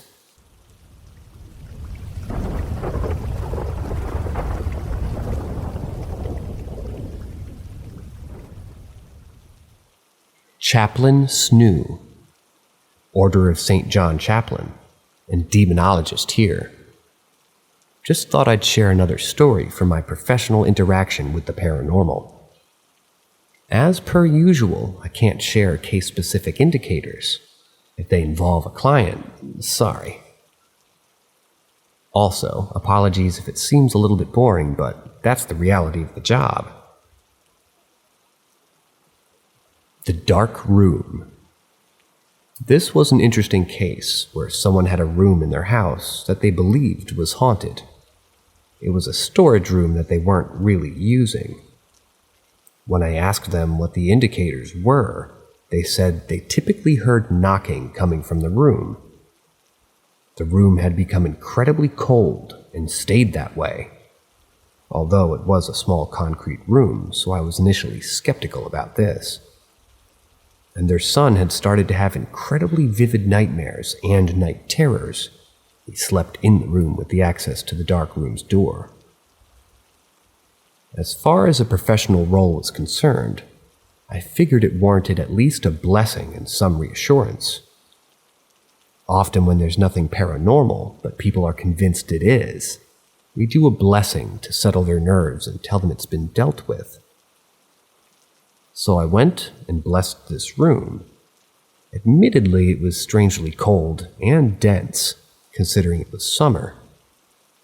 I was a little on edge, but nothing too remarkable happened. When it came to the nightmares, I didn't think too much on this, so just reassured them to tell their son that he would be safe from this point onward. He was at school when I visited at the time. However, that evening I had some incredibly vivid dreams of being hunted by a cloaked figure. Every time I went back to sleep, I was being hunted in different places. But all of the places were older and aesthetic, never modern. I must have had 4 different dreams that I remember, and more that I forgot. 2 in a forest, 1 in an older city, 1 on some kind of little farm. This could have been a coincidence, but it's hard to shake this off. I went back to the house and asked to talk to the son and to do another blessing. It's common for us to continuously bless a room, house, or area just to be safe. I was talking to him and asked him to describe the figure in his dreams and his sleep paralysis. He did describe the exact same figure I'd seen, but it was a very common description. Hooded figure, no face. I asked him if he had stopped, or if the knocking had stopped, and he said no. So I went and bought some equipment and did a more in-depth blessing, with holy water, incense, longer blessing. I also put an iron cross above the door to the room and placed a Bible in there, open, on Psalm 91. I then blessed the son, the house, and told the parents to contact me if he kept having these bad dreams. I didn't have any more of the dreams. He did, so I went back and kept blessing the room at least weekly. I asked him if it was getting any better. He said it was becoming less and less frequent that he was having these dreams, and that the knocking had stopped. The happy ending is, after a few months of blessings and counseling, the dreams seemed to go away. This case will always be an interesting one, at least for me, because it skirts that line of mundane coincidence versus paranormal event. It may have been completely psychological, and my interventions helped him to develop some resilience and stop having panic-induced recurrent nightmares. But either way, I was just glad it seemed to have stopped.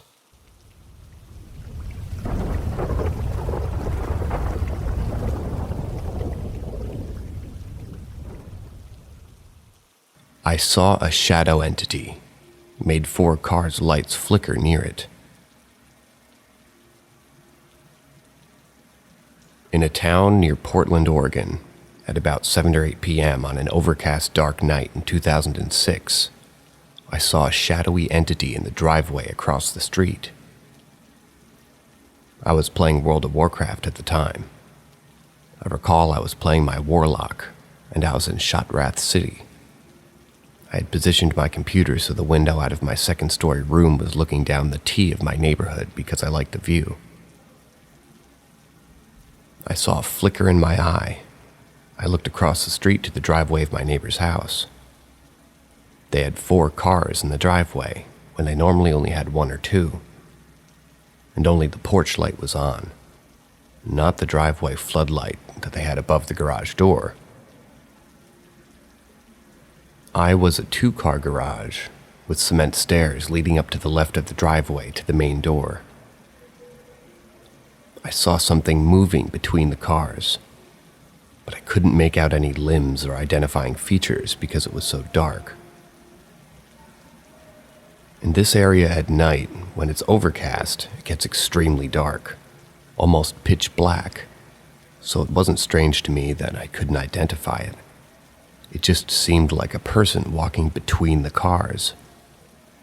Seemed average person height, at least. Well, then it sped up. Across maybe 5 seconds or so, went from walking speed to running speed, to maybe 30-ish miles an hour, zooming around all 4 cars in the driveway before it disappeared entirely.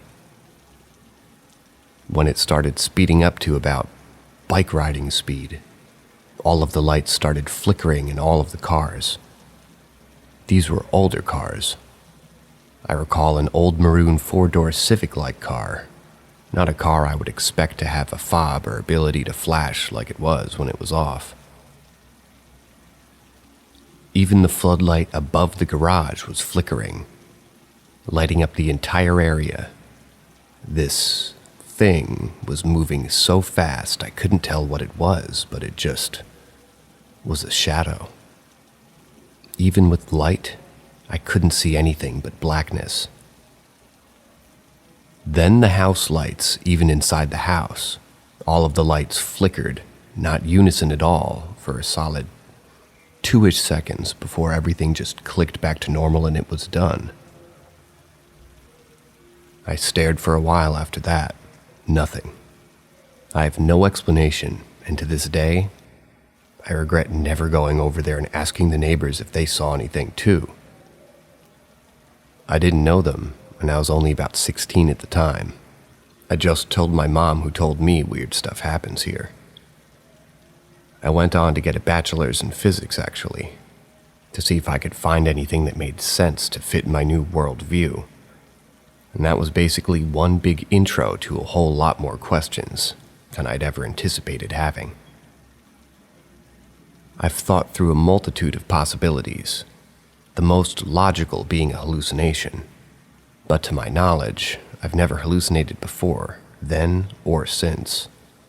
Nor did anyone else around me hallucinate or have any strange symptoms, so I rule out carbon monoxide poisoning. I see other people stating that they've seen shadow people, but I'm not sure this was a person. Definitely don't know if it had a hat or was indeed the Hat Man. And it seems normal accounts of shadow people have then not zooming around and making lights flicker. And now I'm a father, have a wonderful wife and a great job, but this still takes up immense real estate in my head, Any direction or insight would be appreciated. Would particularly like to hear about or speak with others who have seen similar things.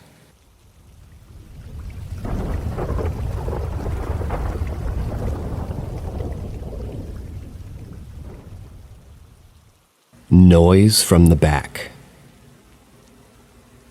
Many moons ago, when I was in my late 20s, I was a waitress. I worked mostly nights. I had 2 small kids, and we lived in a pretty big place with my aunt. Yep, the very same. My car had broken down, and my aunt was taking me to and from work. The road to and from work wasn't too long, but it was curvy and narrow and very dark at night, even when the moon was bright. The trees were close to the road and grew in an almost tunnel throughout most of the road. This one particular night, it was after midnight by the time that we were heading home.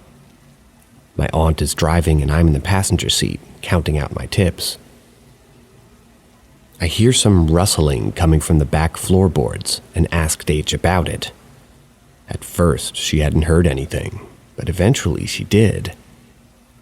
Our initial thought was kittens. We had small kittens at the house, and they were kind of bad at jumping into vehicles anytime the door was open. We pulled to the side of the road when we came to a spot that was wide enough so we could have a look. The car was a 2-door, so we had to push the seats up to take a look in the back. There were some newspapers in the back floorboards, and it was these that we had heard rustling. We picked everything up, but didn't find anything. Next thought, a breeze from our window. We had them down, maybe an inch or 2. Maybe it was disturbing the papers. No big deal, right? So we got back in the car and continued on. When we started hearing it again, it was quite a bit louder and bigger somehow. This is much more than a breeze. But we try to ignore it until something starts hitting the back of my seat.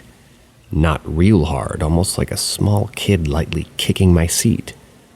I look at my aunt and said, "Something is hitting my seat." She thought it was maybe just trying to pull her leg and didn't believe me. Then it got hard enough that she could actually see me bouncing from the impact. So I, being the not very smart person that I am, decide to unbuckle my seatbelt and take a peek to see what's going on. No one ever accused me of having all my dogs barking. My aunt slowed down a bit. Remember, we can get off the road again, no room. And I'm on my knees on the passenger seat facing the back. The back of my seat is still being banged on, but I couldn't see anything. I leaned over the back of the seat to get a better look when, bang! The seat was hit so hard, the locking mechanism that keeps it in place was broken. The whole seat was rammed up into the dash and it slung me into the dashboard hard. I was split open behind my right ear and ended up in the front floorboard. Damn. Of course, my aunt hit the brakes and we were stopped in the middle of the road, which is at least as dangerous as what was going on inside the car. I just scrambled back into the seat, buckled my seatbelt, and told my aunt to fucking floor it, get me home. We were just a couple of miles from home, and we took those curves like a race car. As soon as we roared into the driveway, we jumped out and ran to the house. If I'm not mistaken, my aunt didn't even turn the motor off. It may have just been us running out of gas and it just sitting there. I do know that I didn't shut the door, and H swears that neither did she. But they were both closed and the doors locked the next morning. Luckily, she had an extra key. But my happy ass never got in that car ever again.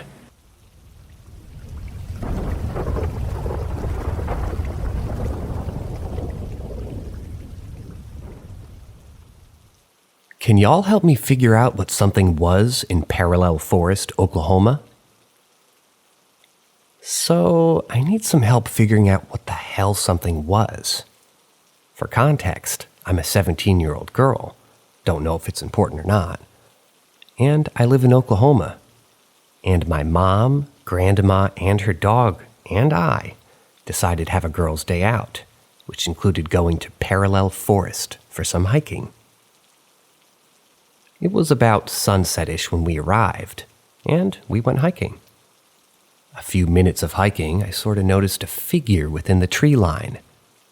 It was like Dear God, or The Beast, if you ever played Spooky's Jump Scare Mansion, or watched Over the Garden Wall, but it didn't have flesh nor skin, and it wasn't made of wood, just the antlers, bone, and the skull of a deer.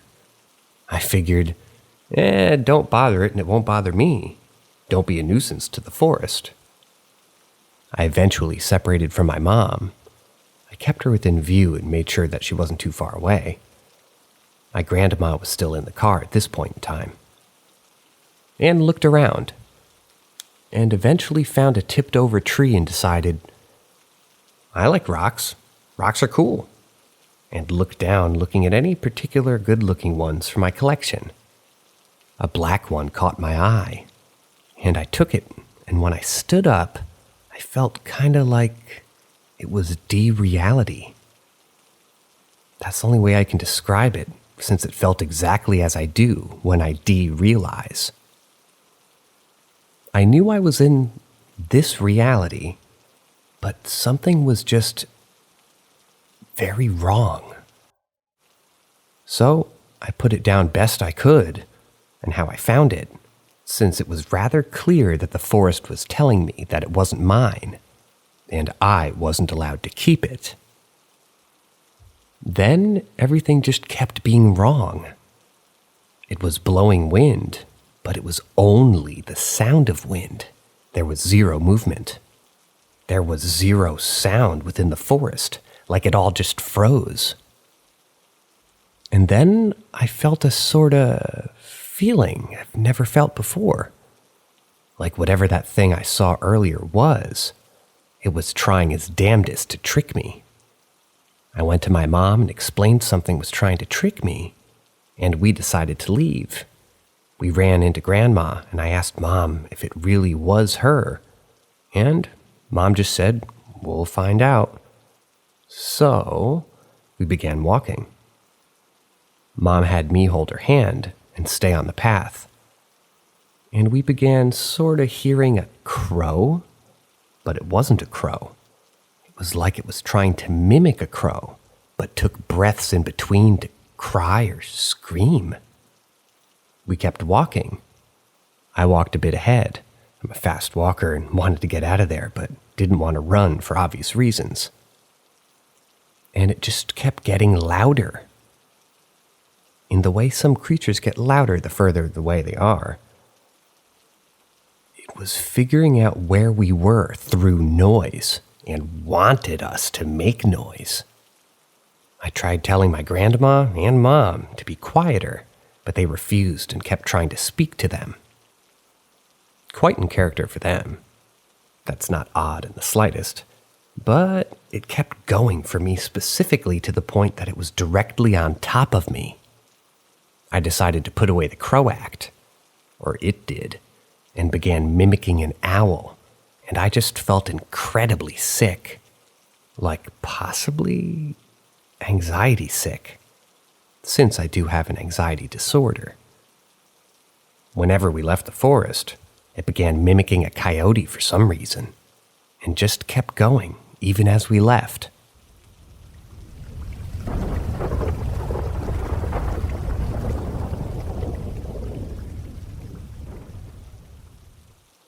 I've seen various UFOs over the course of my life. The most notable and the most relevant ones are the ones that I saw with my brother and the one I saw with my wife. The one with my brother, we were out getting weed from a guy a few blocks away. We were sober until the trip back. I always have to clarify that part to people for some reason. and we see this spotlight attached to what appears to be an aircraft the size of a UH-1 Iroquois. Problem is, it isn't making no noise. Not a single sound. We can't really see the body, but a vague silhouette. We straight up pull over just to look at it. I even get out of the motherfucking car.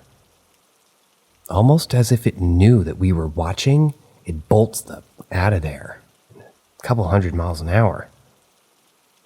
Then, as quickly as it dipped, it jerks back the other way at an acute angle. Something like 270 degrees. Still no noise. This took place about 10 miles away from Lockheed Martin and Dobbins at around 3 a.m., Smyrna, Georgia. The one with the wife was a couple of weeks ago.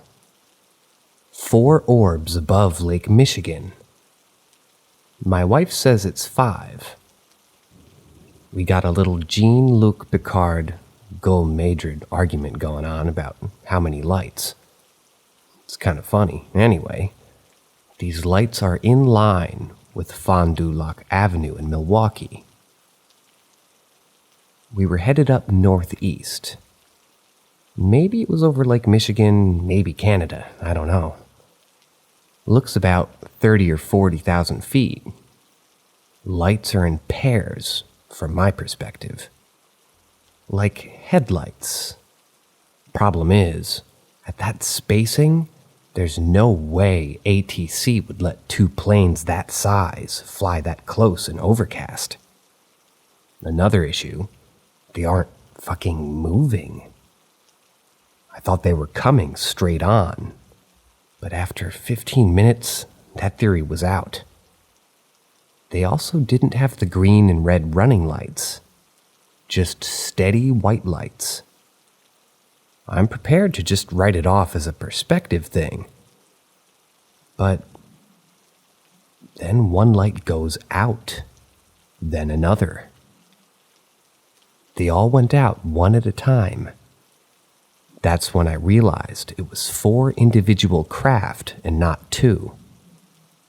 I also met a Gregor when I was a teenager, or an egregor. I was with a roommate. We had been casting a summoning circle for a Wiccan spell. We used to practice, but don't anymore after that. We were, I guess, a bit greedy with our spell, making prosperity charms for ourselves and not others. It may or may not have closed the circle properly. Afterward, during the witching hour, the hallway towards the room that we were casting in grew dark. We felt cold and felt paralyzed. The only thing we really saw was a shadowy figure lurching in his doorway. We were terrified. I only know how to classify whatever it was as an egregor because of all the monetary woe that followed me around for the next few years. Must have been that. I don't even like speaking its name, especially knowing I'm actually doing okay for once. I'm gonna go burn some fucking sage before I end up homeless again.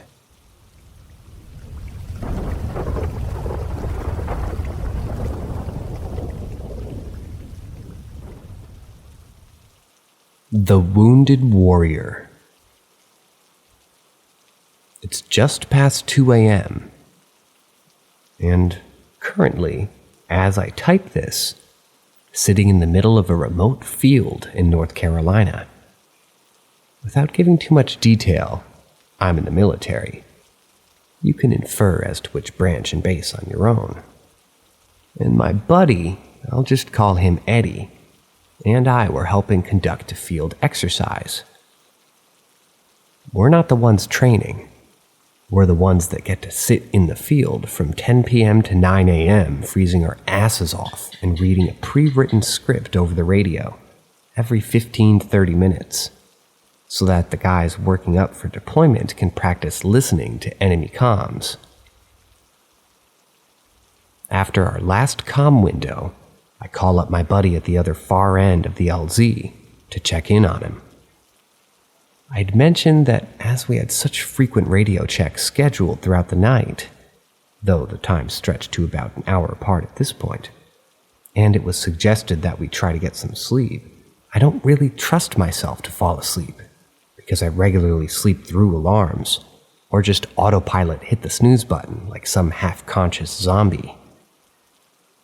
That's when he tells me, "Oh, trust me, I ain't sleeping tonight." And the way he said it seemed odd. Not like he was agreeing. He was just afraid to sleep through his alarms. But like there is an entirely different reason. That maybe he'd be pulling an all-nighter. So naturally I asked him why. And now I'm really wishing I hadn't. He goes on to describe seeing a person walking up to him from the tall grass. Thinking it was simply one of the guys doing dismounted reconnaissance, and just not being very stealthy, he shined his headlamp on him. What he saw was a guy in a full kit, wearing old BDUs, with his left arm missing, and his head hanging lazily on his shoulder, as if it had been blown pretty much most of the way off. Eddie says the guy didn't look at him at all and walked straight into the tree line. He claims to have seen him as clear as day. Now, Eddie and I aren't super close, but we are work friends. That said, we don't exactly have the dynamic to mess with each other like this, and I've never known him to be disingenuous. He sounded noticeably shaken, and I have no reason not to believe him. I've always believed in the supernatural to at least some extent, though to which I'm not quite sure. Though I've never really seen a ghost or anything out of the ordinary, to tell you the truth. If I had, I surely didn't notice it. I've always wondered why some people seem to be so lucky, where I was not. I sort of wondered this aloud on the phone with Eddie, noting that I'd either been on my phone or reading my book all night in between comm windows. Eddie suggested I keep reading or distracting myself in some manner, as the whole ordeal left him practically shitting his pants. Part of me is sort of just jealous of him, if I'm being completely honest. I've always thought it'd be really cool to see something like that. Another part of me hopes I continue on with my night in blissful ignorance, peacefully unaware of the things that go bump in the night. If you made it this far, thanks for reading. At first, my only concern was sleeping through my alarms. Now I've got a whole new reason as to why I'll be wide awake. Thanks, Eddie.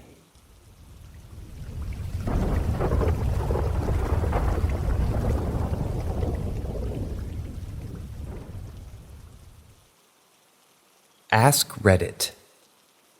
Still, to this day, I don't know what to make of this incident that occurred in my house about 8 years ago. I live in a very quiet and peaceful neighborhood on a dead end. At the time, my aunt lived 2 houses down from my family and was having some issues with her kitchen sink. My father is very handy and can fix or build just about anything. So he agreed to go check it out. My mother and brother were out, but I was about 16 years old at the time and was well accustomed to staying home by myself. It was broad daylight and during the summer. However, my father still said that he would check on me from time to time. My father went to go fix my aunt's sink as he promised. He did walk back home from time to check if I was all right. My room is on the 2nd floor of our house, in the left-hand corner. In order for me to see who comes into the house, I have to exit my room and peer down the staircase, which is directly in front of our front door. This is not far. The staircase is about 6 feet from my bedroom door, and every time my father walked in to check on me, I walked out of my room to see him and speak to him from the top of the stairs. About 1 hour after the last check-in my father did with me, I heard our front door open. Our front door is very old, and it has chimes on it. You can hear it open from any part of the house. As soon as my father opened the door, he called out to me and began asking me if I was okay and if I was hungry. As I was conversing with him, I started to walk toward my open bedroom door so I could go out into the landing and talk to him easier. But as I was walking, my phone rang. I turned around and walked back to my bed to pick it up, and the caller ID said, "Daddy." I will admit, upon seeing the caller ID, I was a little perplexed, but then I figured my father might have butt-dialed me. He recently had gotten a new phone, and the touchscreen was activated by other objects, not just finger pads. I yelled downstairs, "Daddy, you're calling me?" And I decided to pick up the phone anyway. I, for no reason at all, jokingly answered, "Hello." I did not expect to hear my father on the other side. "Hey, I'm finishing up over here soon." I fell deathly silent. I hear my father continue to speak to me on the phone, but I'm also hearing my father, the same exact voice, speak to me from downstairs in the living room. I whispered into my phone, "Daddy, where are you?" And he proceeds to tell me that he's at my aunt's house, and that I already knew that. I would also like to add that on the phone in the background, I can hear my aunt and her children. My father then asks me if I'm hungry. I'm now shaking uncontrollably, and in the background I hear our front door open and close. I'm sweating. My mind was working a mile a minute to understand what the hell was going on, while also being in a state of immense fear.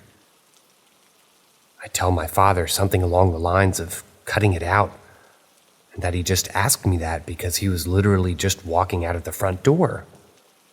My father told me that the last time he came back was around 1 p.m., and for me to tell him what I was talking about. I have 15 steps in my house. It took me about 2 leaps to get down all of them. I ran out of my house with no shoes on. I don't even remember if I closed her front door. I ran to my aunt's house completely shaken and in tears, unable to explain what just happened. I still try not to think about it.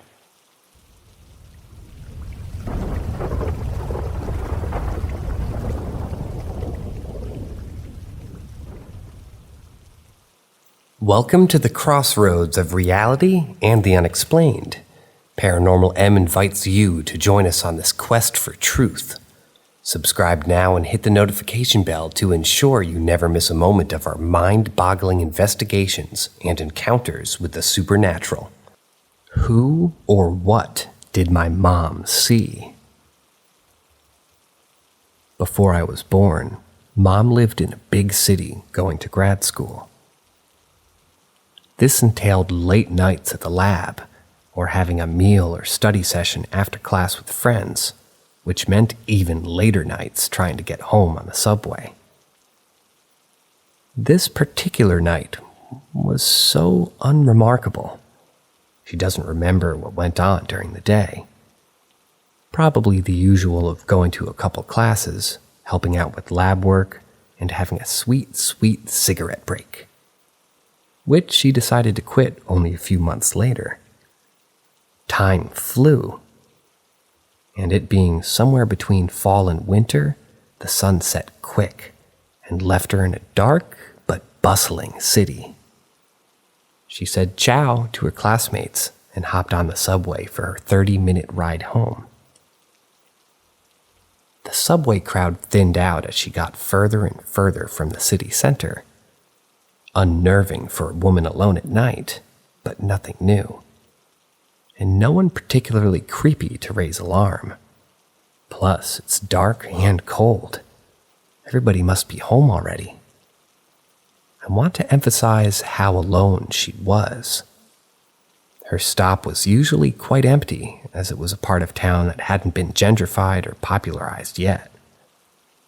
Tonight, it was somehow even more empty. She was the only one at this stop. As she walked up and out of the subway, away from the bright station lights, Mom psyched herself up for a couple block jog home. The sidewalks across the street and in front of her were empty, but once again, being a woman alone is dangerous, and she was well aware of that. To set the scene more, there were street lamps, but only at the corner street lamps, meaning 2 lampposts per block.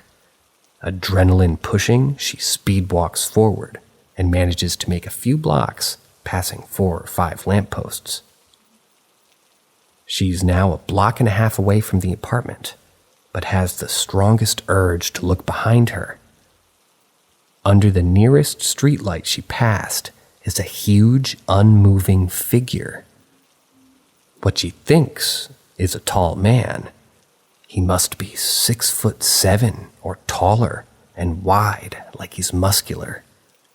The peculiar thing is that he's completely black. Not like he's a black man or even all dressed in black, but like he's the absence of light. Think of when you edit out a piece of a photo and you just leave a black hole? Like that. Or if you've seen people paint an object with that blackest black paint. I think that's called Vanta Black. It looks like that. Not to mention, this thing is completely silent. It seemed to appear instead of walking under the light. The strangest thing about all of this was that my mom wasn't afraid. Instead, she was taken over by a sense of calm, like the presence was protecting her from being alone in such a dark place. She finished her walk home, stepped inside before reality came crashing down on her, and she freaked out about what she had seen. She says that she thinks it was some sort of guardian angel protecting her, especially since she lived in a pretty sketchy area at that time. The overwhelming calm that it made her feel made her believe it was a kind presence. I'm inclined to believe her, but if this story or being sounds familiar to you, please tell me what you think she saw.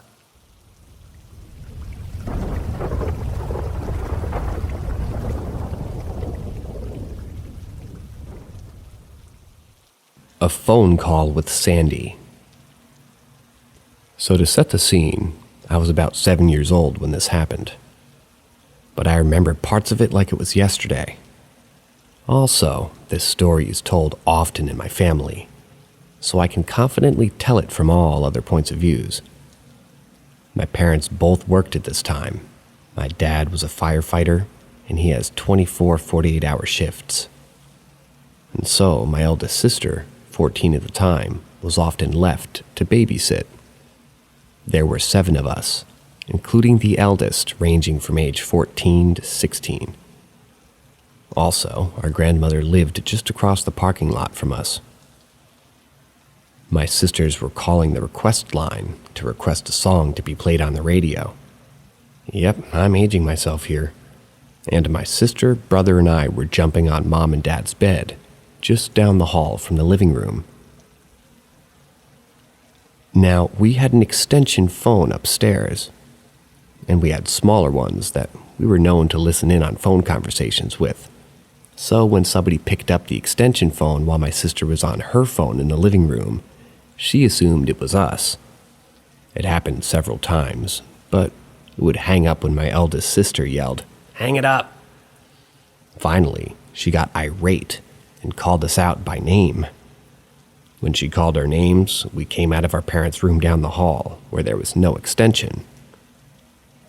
Obviously, this struck her as weird, but she just figured that she either imagined the sound of the phone picking up, or it was a glitch. Once she had all of us sitting in the floor in front of her watching a movie on TV, and she started to call again. This time, when the upstairs phone was picked up, she ignored it. But then she heard breathing sounds over the line. She said, "Hello?" a couple times. Then she hung up the phone. A little freaked out, she called her aunt to see if she could explain it. On the phone with H, it happened again. That's the aunt. But just sounded like an open line. She said it was probably just a glitch, but to call it back if it kept happening. Well, it did. They called again, and the line was picked up. "Who is it?" And a voice said, "This is Sandy." "Where are you, Sandy?" And the voice said, "Well, I'm just right here." She thought about it was one of us, maybe, and said so. Said it couldn't be us, because we're all right here. Then the voice on the line giggled and said, "I'm still here." They spoke with each other and told us to gather, all of us, and just go to Granny's house now. I remember running to Granny's place in the middle of the night barefooted. The aunt told her mom, our other grandma, that somebody was in our apartment and to call the police and tell them to meet us there. The police and everyone else, my mom and dad by now, went in and searched our apartment top to bottom. No one was found, but the upstairs phone was off the hook. The police figured that either we played a joke, or someone had been in the apartment with us. They left, perhaps. So after making sure the windows and doors were locked up, they all met us outside in front of the apartment to talk. The one policeman looked up at the window facing the parking area, the bedroom I shared with one of my sisters, incidentally, and saw a man standing in the window watching them. When the policeman pointed him out to the others, the man just waved and turned away out of sight. They all ran back in to do another search, keeping someone at all exit points to catch anyone running out. No one was found.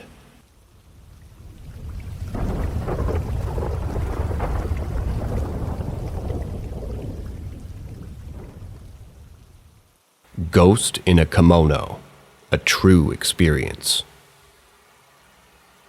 I used to put my daughter to bed by reading her story and sitting in front of her until she went to sleep. This allowed me to spend much-needed quality time with her after a very long day on the job. We started to notice that when we woke up in the mornings to go to daycare, she always complained of being tired. After a few weeks of her complaining to be tired and not wanting to get up for school, we started to question her. I knew for a fact that she was going to sleep because many of the nights I had fallen asleep on her floor, and upon waking to take myself to bed, I would notice that she was sound asleep. After some prompting and questioning her, this is the story that she told us. It seems that very late in the evening, after we were all in bed asleep, she would be awakened by an old lady with a very colorful long dress that would tickle her feet and wake her up at night. My daughter exclaimed. The lady never spoke, just smiled, gave her a couple of tickles on her feet, and just sat and watched over her until she fell back asleep. This occurrence happened for over a month, and although I made it to the point to spend the night in her room a couple of times just to confirm or debunk her claims, this apparition still came in the quiet of the night after I was asleep and continued the ritual, despite the fact my large butt was laying on the floor. I never heard my daughter stir and never caught a glimpse of the old lady.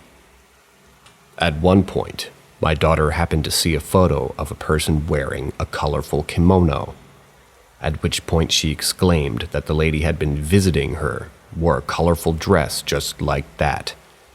Not the same one in the picture, but similar. Now my daughter is half Japanese, and at that point in her life she had never worn or seen anyone in a kimono. She was just dead set that this was a similar dress to what the old lady wore upon entering her room and interacting with her. After many discussions with my wife, we chalked it up to my wife's grandmother, who may have been doing the visitations. My wife had been close to her grandmother and was the first one at a very young age to find her grandmother deceased in the bathtub. Needless to say, it was a traumatic experience for my wife, who again was very close to her grandmother. Prompting more of a description of the kindly old lady for my daughter. As to what the lady looked like, it was confirmed that it was my wife's grandmother visiting the grandchild she never got to see. We were overjoyed by this, and yet broken up, and wished we had the chance or ability to see her and express our love and thanks for looking over our daughter. However, as the month passed, with my daughter being awoken every night and tired in the morning, with a heavy heart, I went into my daughter's room while everyone was out of the house, and with the utmost respect and reverence, asked grandmother not to wake the baby anymore. She needed her rest for school, and that she loved her, and we were happy that she wanted to visit and see her grandchild, but could no longer wake her up to let her see her. Truly, it was one of the hardest and most heartfelt things I had done, but I knew it was right. The next evening, my daughter had a sound sleep. When asked, she told us that the old lady had come to say goodbye and never showed herself again. As I write this, I'm so thankful that from beyond the grave, grandmother wanted to see and meet my granddaughter, her granddaughter. And although we have never had another encounter with the grandmother in the kimono, I know that she's still out there, watching over our family.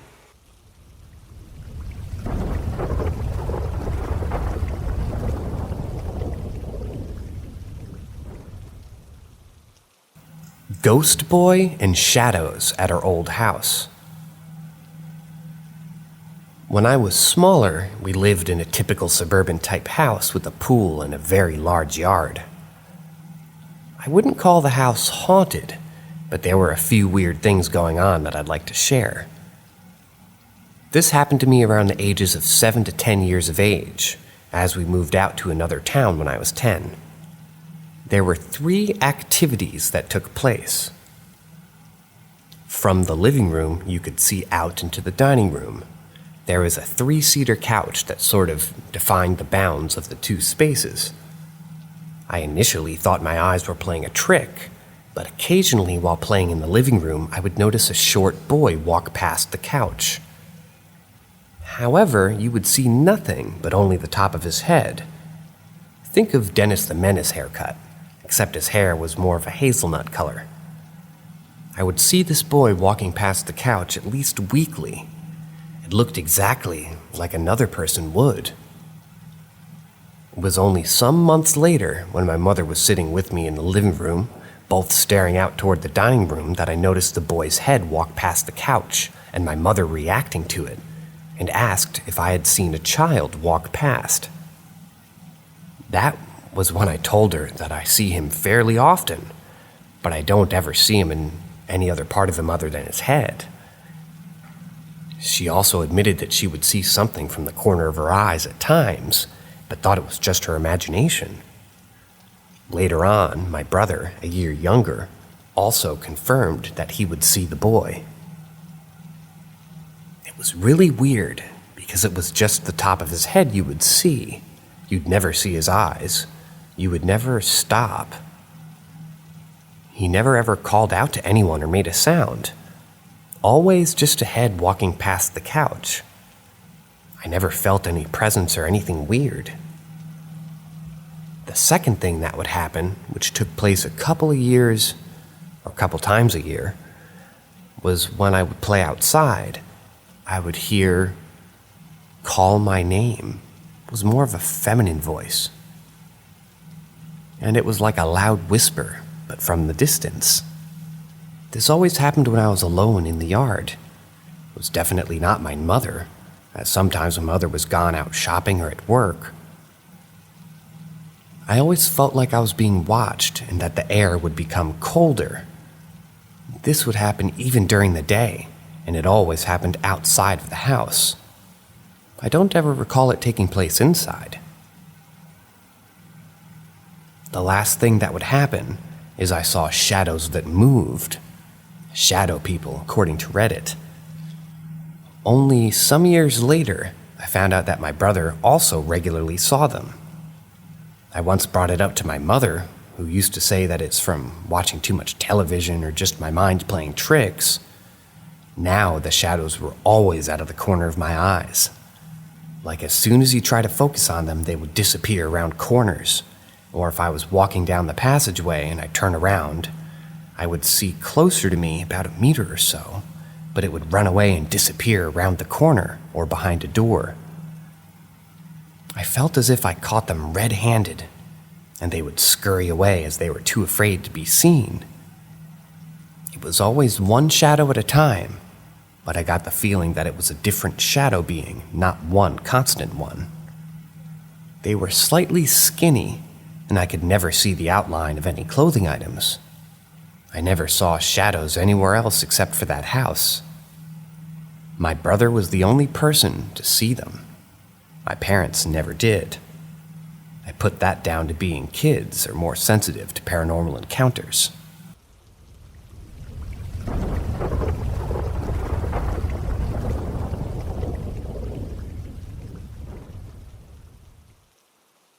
Ask Reddit.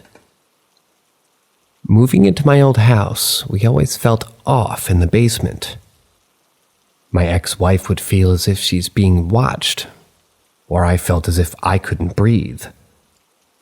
The door at the top of the stairs leaned inwards and was always opening from gravity. The doorknob broke off, and it was a super old door, so couldn't get a replacement. But every so often, as I would leave the basement, the door would slam shut as soon as I neared it. The old man that lived there long ago liked woodworking, and so there were a lot of shelves down there. I used them all, like 8 or 9. But needed more, and searched around his storage shed, just not finding anything.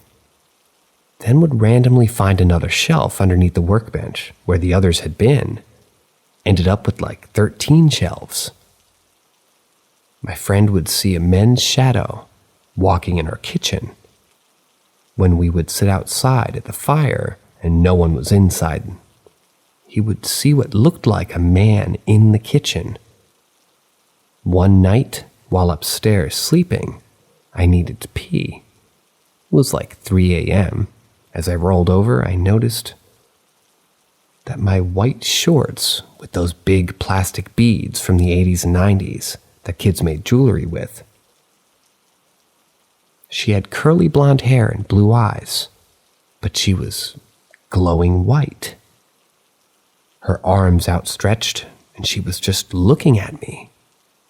That's when I noticed behind her shadows, mostly shapeless, some animal-like.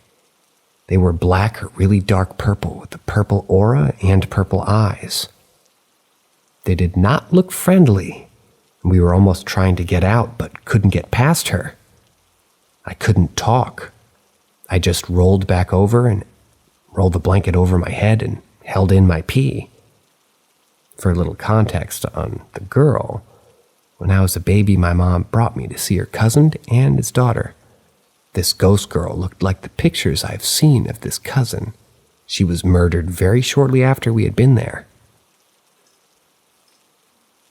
Then, a few years after that, in my nerd room, I had this Funko in the top corner on the shelf that a couple times just flew off toward me.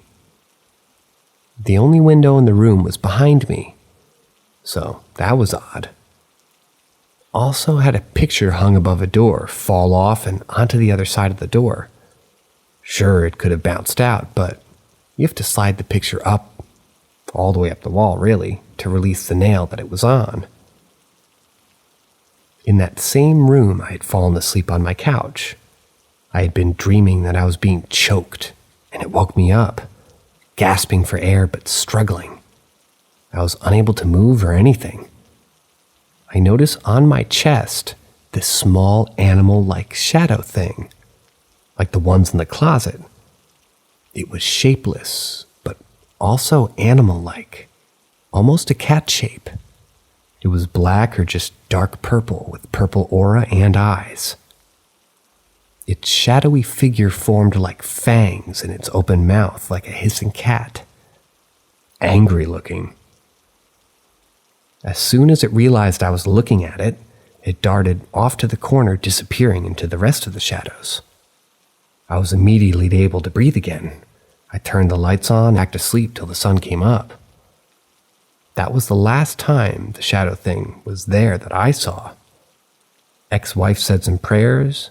The old man in the basement still liked to mess with me, but I've since moved out.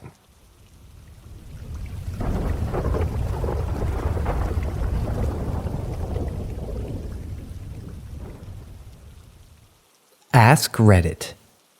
Most of my friends have had trouble with substance abuse throughout their lives. Just the crowd I hung around with, I guess. Around the time of this story, one of my closest friends was clean off H for longest that they'd ever been. A couple of months, but still fantastic progress for him. And things were looking good. We were hanging out one day and he gave me some great news. Since middle school, he and his mom had been fighting for medical malpractice lawsuits that happened to him when he was younger, and they won. He got something like $10,000 to $15,000 out of the deal.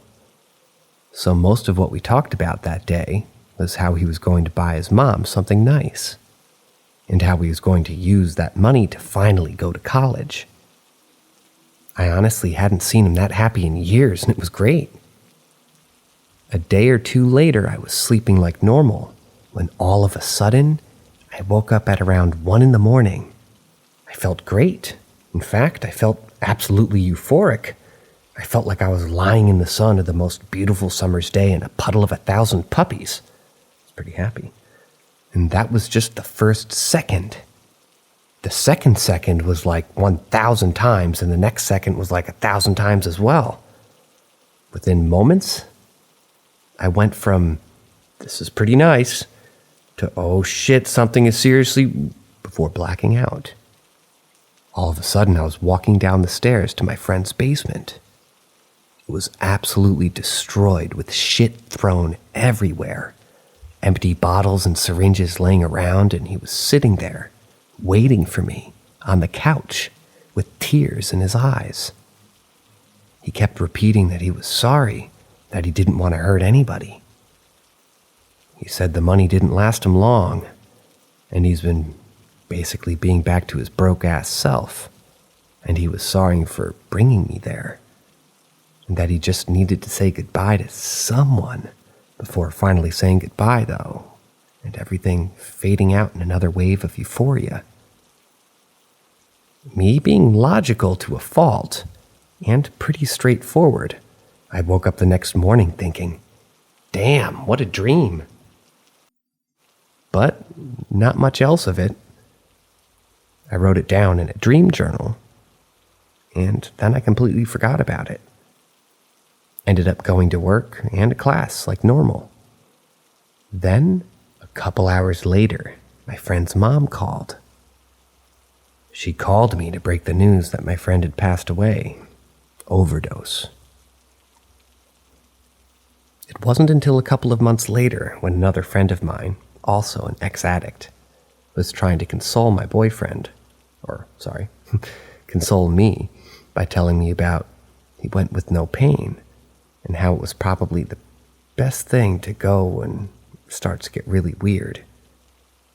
He started to explain to me what an overdose actually feels like, the overwhelming euphoria, and how it's impossible to explain to someone who's never experienced it before, i.e. me. It was then that what he was describing started to sound really familiar, and I went to my phone, opened my dream journal, and started reading the entry from a couple months back to him out loud. He pretty much said, yeah, exactly that. Where'd you get that story? And told him the whole thing.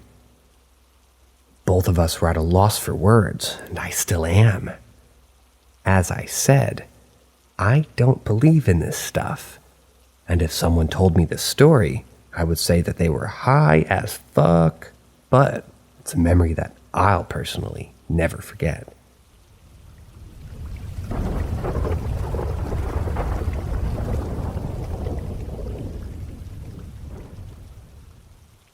Ghosts in the Bathroom, the Courthouse Hotel, London.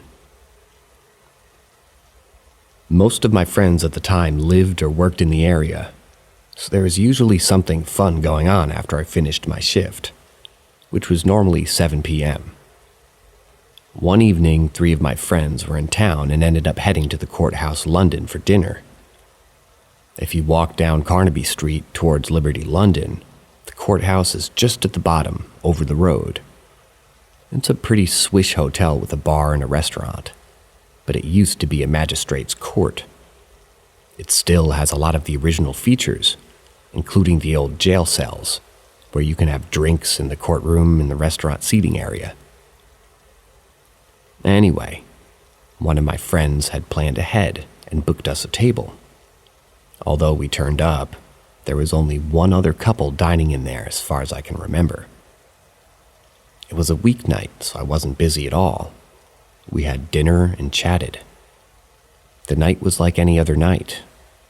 Any other night out for dinner, that is. And I'm not a big drinker. I don't remember drinking at all, but if I did, it would have only been a glass of wine, so I was in no way drunk.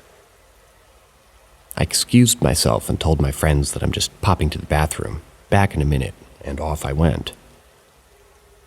So the layout may have changed. I haven't been in many years, but at the time, the bathroom layout was as follows. There was a door you had to push, a short corridor, another door you had to push open, and then you were in the bathroom. Both doors were heavy and swung closed behind you once you'd gone through them. The bathroom was a smallish room, but nice as far as bathrooms go. There were 3 empty cubicles, all with the doors neatly open. I went into the right-hand side toilet and closed the door. As I was sat using the toilet, sorry, I know, I began to hear what sounded like whispering behind me. Behind and perhaps just off the right. It made me turn around, but I just thought to myself it must be something coming from the room next door. The whispering continued, but I couldn't really make out what was being said. Surprisingly, I was chilled and didn't think anything of it. It was just someone in the room next door, right? The next thing was knock, knock, knock. 3 pretty loud knocks rapped on my toilet door. Now, I'm in a pretty confused mindset. I thought one of my friends must have come into the bathroom and decided to knock on my door for some strange reason. I was finished using the toilet and opened up the door expecting to see my friend, or someone, but there was nobody there. The room was completely empty with all of the cubicles just as they were when I entered, with the doors still open. There was absolutely nobody in the room with me. Plus, if someone had come in, knocked on my door, and ran out again, I would have heard the door and the footsteps, but there was nothing, just silence. And why would somebody do that anyway? The hotel is pretty fancy. They wouldn't just let people run amok in it. So at this point, I was puzzled, but still surprisingly chilled. I think my mind just went to a rational place at the time. But the whispering? What was that about? I returned to my table and asked my friends if they'd knocked on my toilet door, and they all said no. They were kind of freaked out and didn't want to use the bathroom alone after that, which I guess is understandable.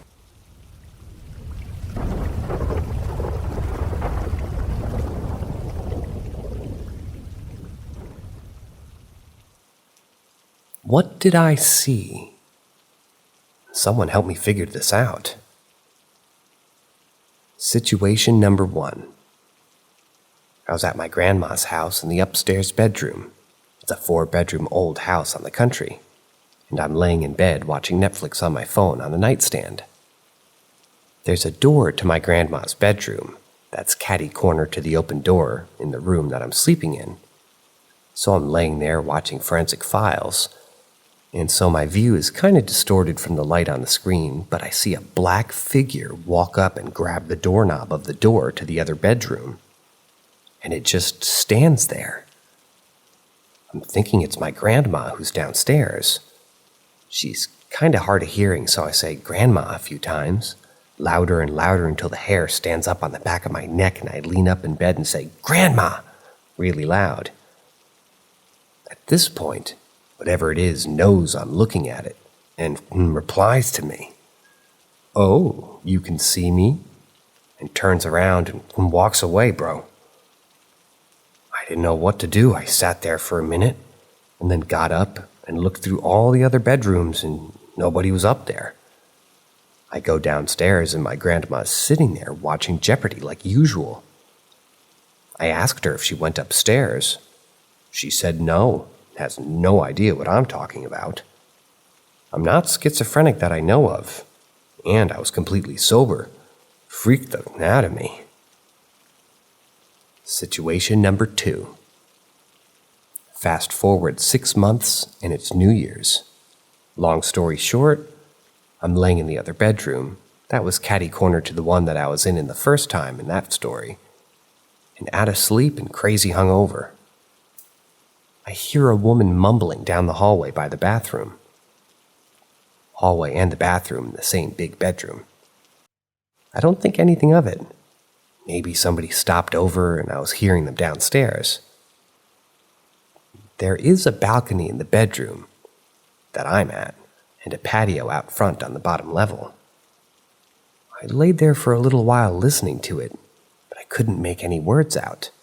So I go downstairs and ask my mom and my grandma, who are both sitting downstairs on each other end of the house in the living room watching TV, if there's anybody there. My mom said no. I told her I heard some lady upstairs mumbling. She just said no one was there. So I went back upstairs and tried to get some sleep.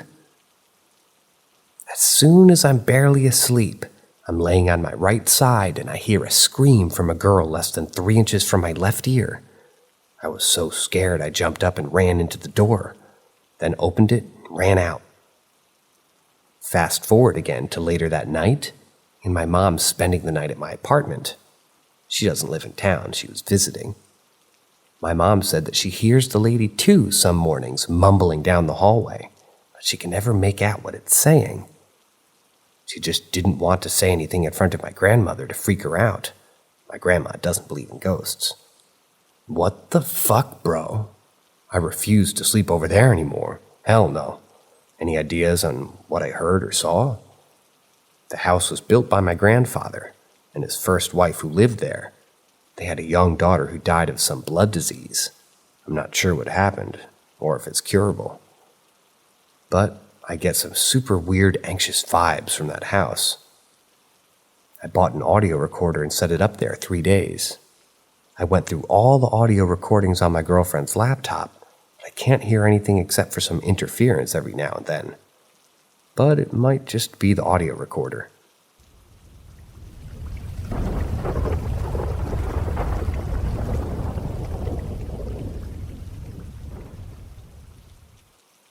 Okay, I'm not a cop, but I had to share this experience that turned me into a believer.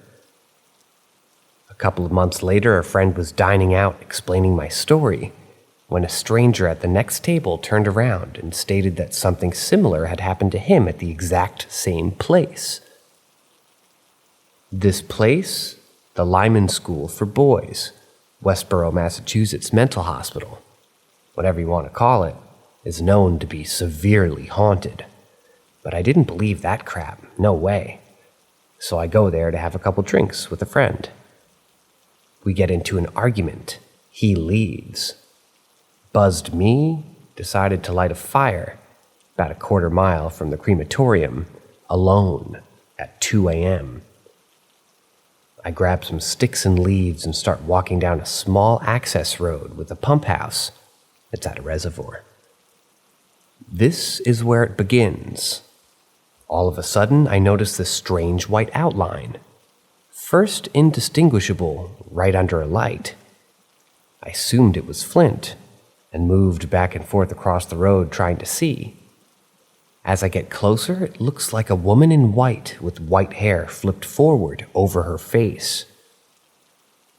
My heart skips a beat, but as I move closer, it vanishes into thin air as I'm staring at it. Not blinking at all. I try to ignore it, but I'm shaken. About 15 feet after the boathouse, there's a narrow path that leads to the clearing. As I hit this, the temperature drops noticeably. I had recalled a friend bringing this up at the same point a year earlier during daytime and moved on. But even more so on edge, hairs on my neck standing up, mind screaming. As I get 2/3 down, I hear this piercing shriek and a squirrel bolts directly less than a foot in front of me, and I jump back in terror. This was so generic scary movie pre-scare that I'd actually tried to use it as a so fake there's no way there's a real spirit here, in quotes. But at this point, I was terrified but wouldn't turn around, as it would require me admitting that there were spirits. I get to the water and stand there, feeling a presence. I look to the path I walked in on, and it completely fogged up in a matter of less than 30 seconds. At this point, I'm ready to get out of here, but standing in disbelief looking at the water for a moment. At which point, I hear this dry, piercing whisper coming from all around me. All it said was, "Out." I took that to mean, "Get out," immediately dropped my fire-making supplies and sped walk out. Then all of a sudden I heard footsteps following me. I stopped. They stopped. I continued. They continued. I ran. Haven't been back to that place since, and any time my friends ask me to go there, I tell them, "Look, no." After this had happened, a friend recalled a time that they were skinny dipping at the same clearing, and a girl that we were with went completely limp in the water, eyes rolled back. I dragged her to shore. Her and I were the last ones out there, and she was deepest. I checked her pulse. She was fine. She was just staring at the sky with a blank expression, all of us nude as fuck. When she came back, she had zero recollection. She chalked it up to her being an attention whore, but after my experience, I have a hard time thinking something else wasn't at play.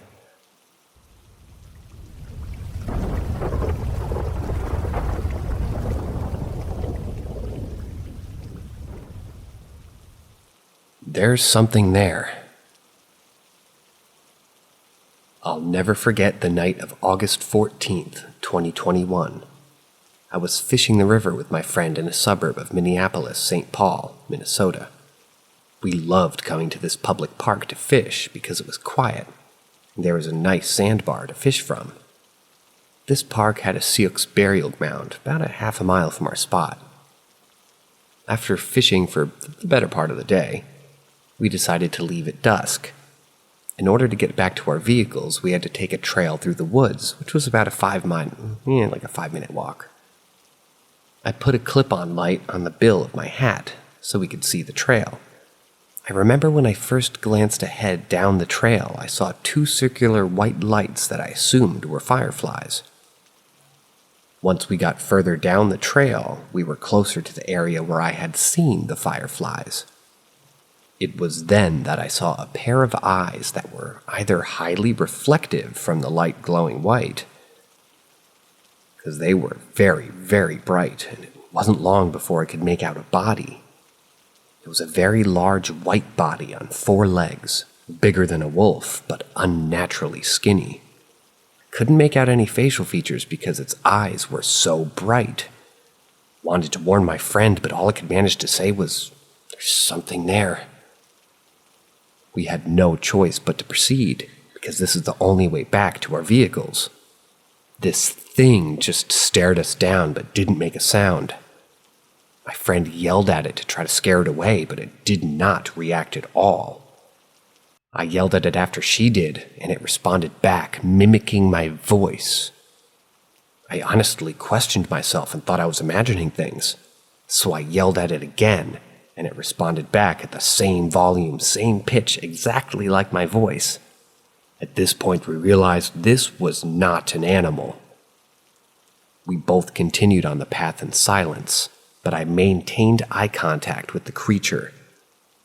I felt like this thing was ready to attack us at any moment, but it just stood there staring. Eventually, we were out of the woods, and I could no longer see its eyes. We made it back to our vehicles and felt a sense of relief. I asked my friend, "Did you hear that talk back to me?" She said she did, and it sounded like my voice when it responded back to us. If she hadn't heard the voice, I would have assumed I imagined it. We went over what happened, and our stories were the same, except she said the creature had a wolf-like head. After our experience, my friend who's Hmong went to go see a shaman. The shaman believed it was an evil spirit and performed a cleansing on her.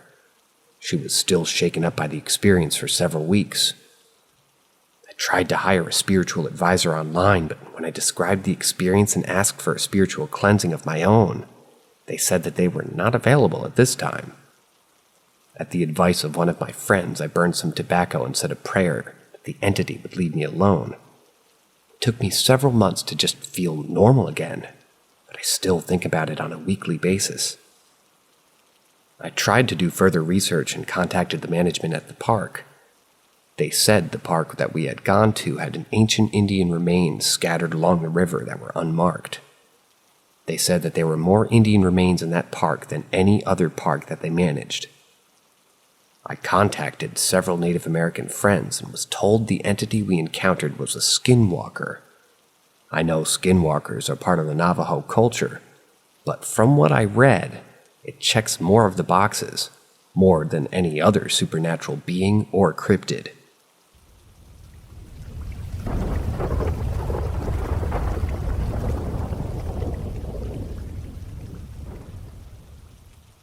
My husband says not to go to the bathroom at night if the light doesn't turn on. So I live in a 2-bedroom townhome.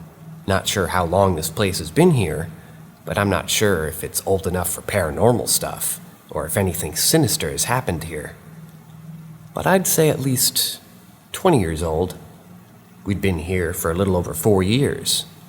We've had some incidents where our stairs give off a vibe, and my husband, who said that he's seen things, said there's an entity on our stairs. I'd say a couple of years back when I saw something reflect on our TV in the living room facing the stairs, but I can't be sure what it was. Nothing has ever really happened. We have cats. They lay on the stairs and don't seem spooked. We also had children during their living here. And I've had dreams before where a dark entity tried to attack my children and I pushed it back. Like used some weird force shit. My daughter says weird shit sometimes also, like the window is scary and they don't like the lights off, but I've chalked it up to kids being kids who are scared of the dark. Last night, though, was weird as fuck. I've always used a light to get from our bedroom to the bathroom, or just turned the hallway light on, and the bathroom is right next to the stairs. I've always turned the light on the stairs because, to be honest, it does freak me out a little bit for some reason. Like something watching me pee. But I also do it for the cats, because they have to go downstairs and eat and stuff. This time, though, I walked to my bathroom and turned the light on like always, except it didn't turn on. Now, I know what you're thinking. Well, it could be a faulty switch or the light bulb burned out, except there's 3 light bulbs, and they all didn't turn on. I wasn't exactly afraid, but thought it was weird. So I just went to pee and went to bed. Nothing happened. The next morning, the lights turn on. There was no blackout either because the hall lights were all on too. Well, I told my husband, and he looked at me all serious. He said, "Next time that happens, go back to bed or go to the other bathroom downstairs and don't look out the window." There's a window in the upstairs bathroom because they didn't put a vent in the bathroom. He didn't explain what exactly the entity was.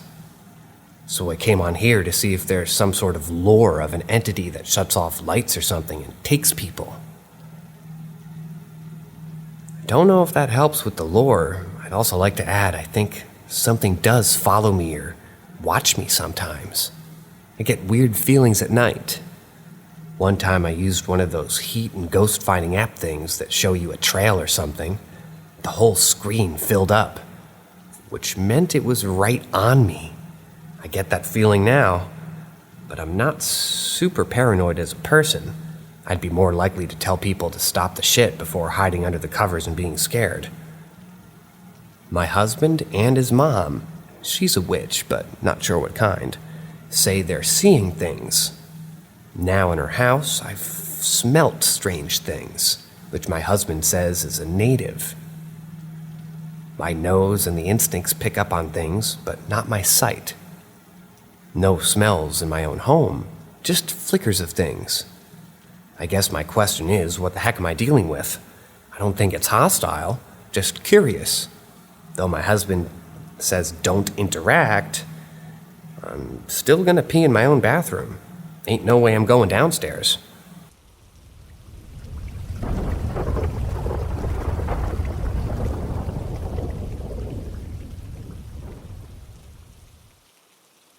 Living in 2 haunted houses in my teens, Part 1. These experiences are from my teen years growing up in a decent suburb at the time in Northern California. I was never a believer or disbeliever in ghosts. I was a kid, but experiencing what I did definitely made me a believer. I've never told my experiences to my friends or family, but I wanted to share it with you guys here. We moved into our new home in 2003. I was about 12 at the time. For the first few years, everything seemed completely normal. I had friends on my street, and everything was pretty fair. Everybody just was growing up. 4 years later, my little brother was born in 2007. This was probably my first experience with any type of paranormal or such. My mom had a baby monitor upstairs in her room next to his crib, and she had left it on one Saturday morning as we all went down for breakfast. We were all at the table eating when suddenly we hear a baby crying from the monitor speaker in the kitchen. But it sounded exactly like my brother's cry. But he was at the table with us. So we go up to the room and check. Nothing. We unplugged the monitor, and all were shocked at how the cry was so similar. None of our neighbors had any babies, and our windows weren't open, so we never figured out what caused that to happen. As time went by, my mom would wake up and hear spoons clinging on plates, as if someone was eating cereal or something. And she'd call downstairs for anyone, but we'd all be asleep. My sister would wake up and feel weight on the foot of her bed, as if someone sat on her bed. We all started to see and hear things closer to 2008 and 2009. We all knew, but honestly, we weren't as afraid as one would think. One night, as my mom woke to feed my brother, she saw an entity in the corner of her room. But as she looked up, she said it had dashed super fast into the closet. And she woke up my dad to go check and didn't find anyone there. She explained it as a topless male. She couldn't make out a face. She thought it was me. But definitely wasn't me. But she said it was super fast. She could only make up a male figure with no shirt on. One night, my sister woke up terrified to a dream she had, where she explained a man with a white face was following her, and she awoke. She had a window in her room that overlooked our cross street, because we lived in a corner house, and she said when she awoke, she looked out the window and saw the same man in her dream walking across the street, away from our home, looking up at her. She said it was like he was leaving from our house. She was beyond terrified and hysterical. But now looking back, my parents didn't question her, just tried to comfort her. In 2008, due to the market crash, we lost the house and moved next door. Literally. The neighbor next to us rented us their home. And there's where things got more freaky for me personally.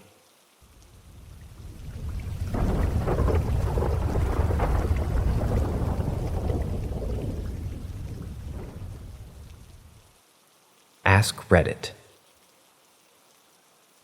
I lived in a 120 or so year old house that was on its last legs when me, my mom, and little sister all moved in. We never learned a lot about its history, but now I wish we had looked into it more before we left. It had to be interesting. It was a basic 2-story house which had a hallway leading from the kitchen to the bedrooms, with the living room doorway being about halfway between both. And I very distinctly remember one day when I was playing with my PlayStation in the living room that I heard a bedroom door creak a little bit. I didn't think much of it because the house was very noisy and I was kind of used to it. A second afterwards, I saw my mom walk down the hallway and brush past the coats that we had hanging on the wall. They all moved back and forth a little bit. What caught my eye was that she was wearing some sort of dress. Looking back now, it was more like an old-fashioned nightgown than anything, and I was wondering where she would be going dressed like that in the middle of the day. It was probably around noon at the time, so I yell for her not to be, getting off of my game, but when she doesn't reply, I hop up and run to the kitchen, turn the corner talking to her, freezing in my tracks when I see the kitchen is empty. I sit there for a split second trying to understand what happened, when I remember that my mom was working today. She had been at work for hours and my sister at school. I took a sick day off and I was home alone. It made my blood run cold standing there even though it was a bright sunny day. I wasn't a very gullible person when I was younger. I was very skeptical in nature and would often argue with my mom when she claimed the paranormal as reasons for noises and such. And I was not so young to misinterpret the memory. I was about a freshman in high school when this happened. And this was not a lone event. I had a friend from school who was over one day and experienced something similar. We were there watching my little sister. He didn't get specific with what he saw or heard, but whatever it was caused him to walk out of the house and walk home, which was probably a 45-minute walk. He refused to come back for weeks after I told him my story, too. And it still brings it up to this day. The last impactful story I remember right now happened to a family friend. I was in the hospital for a few weeks, and while I was there, my dog was alone at the house. Something I should point out is that the house hadn't been cleaned out in years. There were trinkets and furniture in that house that were there when the landlord purchased it in the 70s and 80s. And the basement had newspapers dated from the 50s, and some even earlier in a big messy pile. We never cleaned it out because we actually found a lot of those items interesting. So when I was away, we had a family friend that lived nearby go to the house and feed our dog. And when she went, she saw the dog and noticed that he was distracted by something else. Then she heard the music. She swears to this day that she heard jazz music playing and someone humming for a few seconds after walking in. When I went home, she went back to reenact the scene, and when we went upstairs to where the dog's food would have been, she noticed something that she hadn't before. There was a desk sitting in the corner with a pile of old jazz records sitting on it. They all hadn't been touched in years and had dust on them. We mostly used the upstairs for storage since it was so cluttered anyways. But after that, she never came back to that house.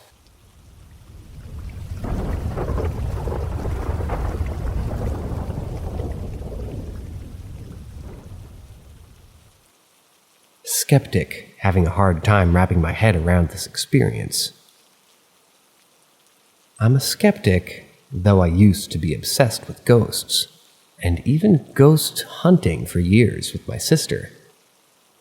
I'm older now and stopped really believing in ghosts over 10 years ago.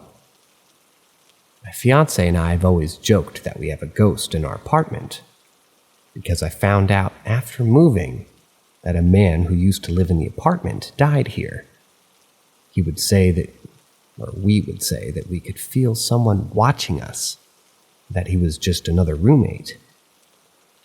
About a week ago, we acquired some furniture and belongings through one of our coworkers. The woman who originally owned the belongings had passed away, very sadly, and was a member of my coworker's mom's church. Coworker's mom was working hard to donate her friend's belongings and take care of the house out of respect for her. It was a really kind thing, and my fiance and I loved that these women were doing so much for this woman who didn't have anything else when she passed away.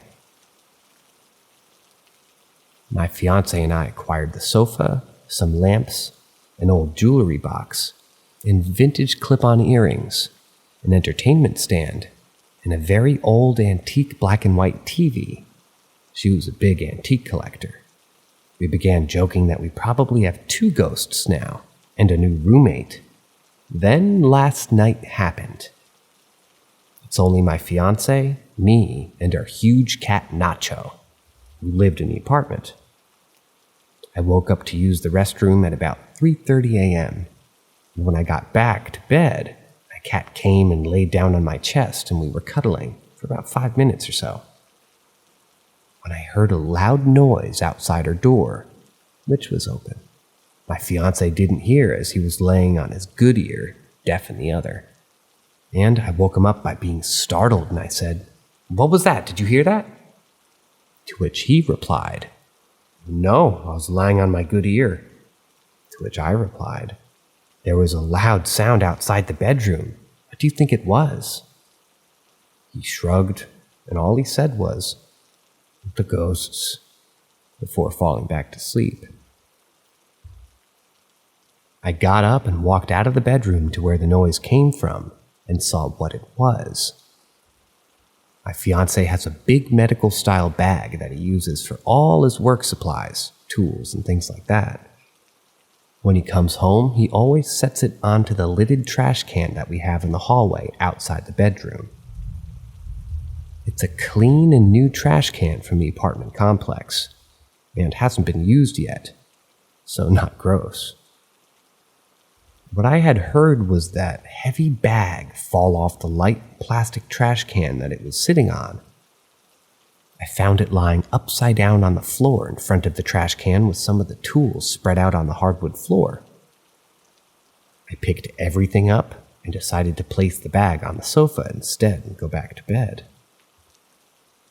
I did simulations with the trash can and the bag when my fiance got home, as well as studied everything in the surrounding area, and after countless tries and tests, I feel that the way it fell could only have been done deliberately. My fiance says that it's our ghosts. I'm still a skeptic at the end of the day, and I'm having a hard time wrapping my brain around this.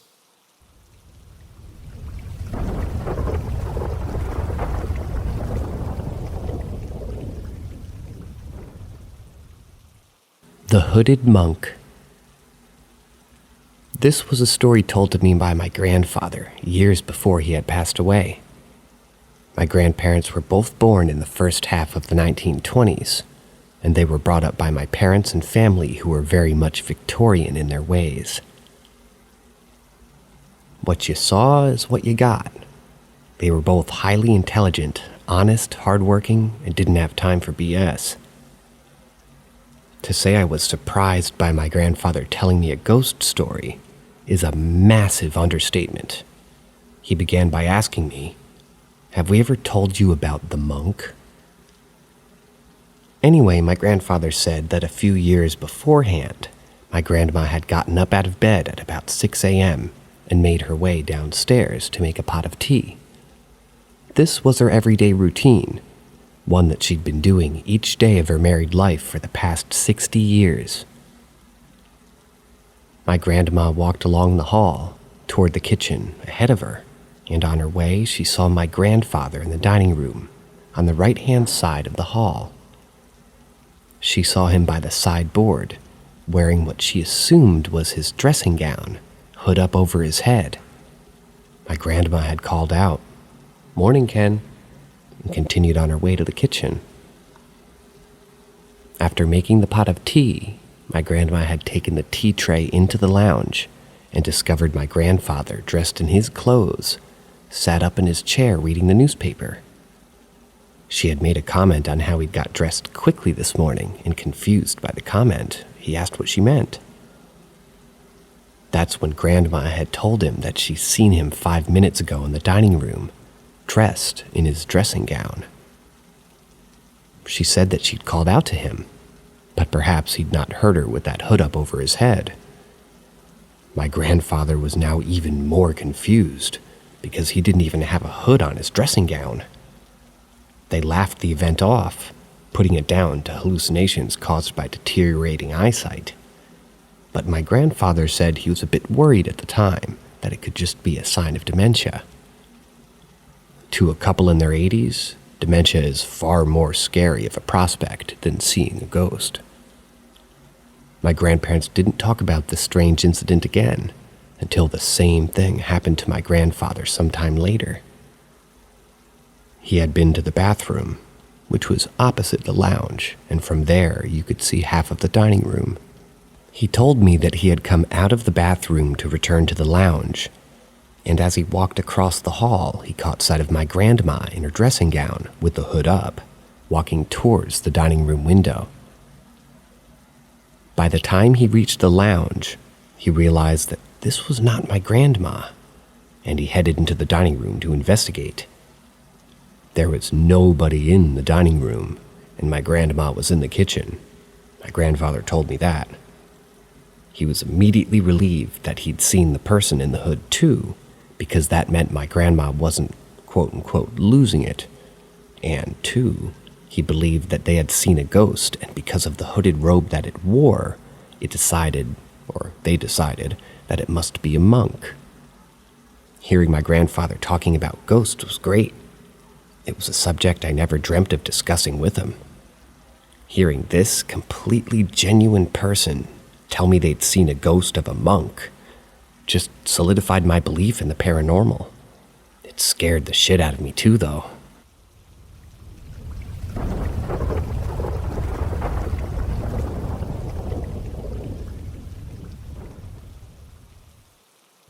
Random clapping sounds in my house. Just for context, my wife and I have lived in our house for almost 10 years. During a majority of this time, we've had 0 paranormal experiences. About half a year ago, my mother-in-law passed away. She was really close with my wife, and obviously had been hard on her. Since her passing, a few odd things have happened. A knocking here and there, but quite enough to disregard as being something other than paranormal. The sound of doors closing gently, which had never happened before, but we just assumed it was heating and cooling, partially open door perhaps, which we've never seen, heard, or witnessed happen. But we just debunked the most weird occurrences to something other than paranormal. My first major experience was when my wife was out of town for work about a year ago. I had video called my wife, and we talked about it for half an hour. She decided she was going to bed. I decided to make Jack a Coke and relax for a bit before I went to bed. So I made my drink, and while I'm stirring it up, the shot glass slides about 8 inches across the counter. There was no water or alcohol on the counter that could be assisted it to being slid. I tried to recreate it, to no avail. So, officially spooked a bit, I had to call my wife back. She calmly says, "My mom must just be hanging out with you having a drink." I kind of felt honored that she'd hang out with me, and just went along with it and tried to enjoy my drink. So over the next year or so, the same sounds kept happening, but nothing like the shot glass. Until about a few weeks ago. It was about p.m., and my 14-year-old daughter was over for the weekend. I was showing her our newly remodeled bathroom, which was down the hallway from our kitchen, maybe 20 to 30 feet, and we heard a loud clap sound, and my wife says, "The fuck was that?" So we come out to see what happened, and she initially assumed that it was me sneaking up behind her and clapping. But I assured her that we were both in the bathroom, not anywhere in the proximity of where we heard the clap. We were all kind of in shock. We all heard it loud and clear. We were all standing around talking about it, and then all of a sudden there's another loud clap which sounded like it was just a few feet away from my head and in between where my daughter and I were standing. I physically felt the vibrations in the air. We were all stunned again and in disbelief about it. We all just kind of joked that it was my mother-in-law letting us know that she's still around us or something like that. Now it's been a few weeks. I've had no new occurrences or sounds till about 45 minutes ago. My wife was in the garage and heard another loud clap. The garage door was closed. Everyone in the house. She was all alone. I heard the clap from inside the house, but just assumed that it was her making it somehow. She came inside and told me that she heard the clap again, and I told her I had heard it as well. Definitely something paranormal in my opinion. But has anyone had something similar to this? Would love to hear your experiences or opinions.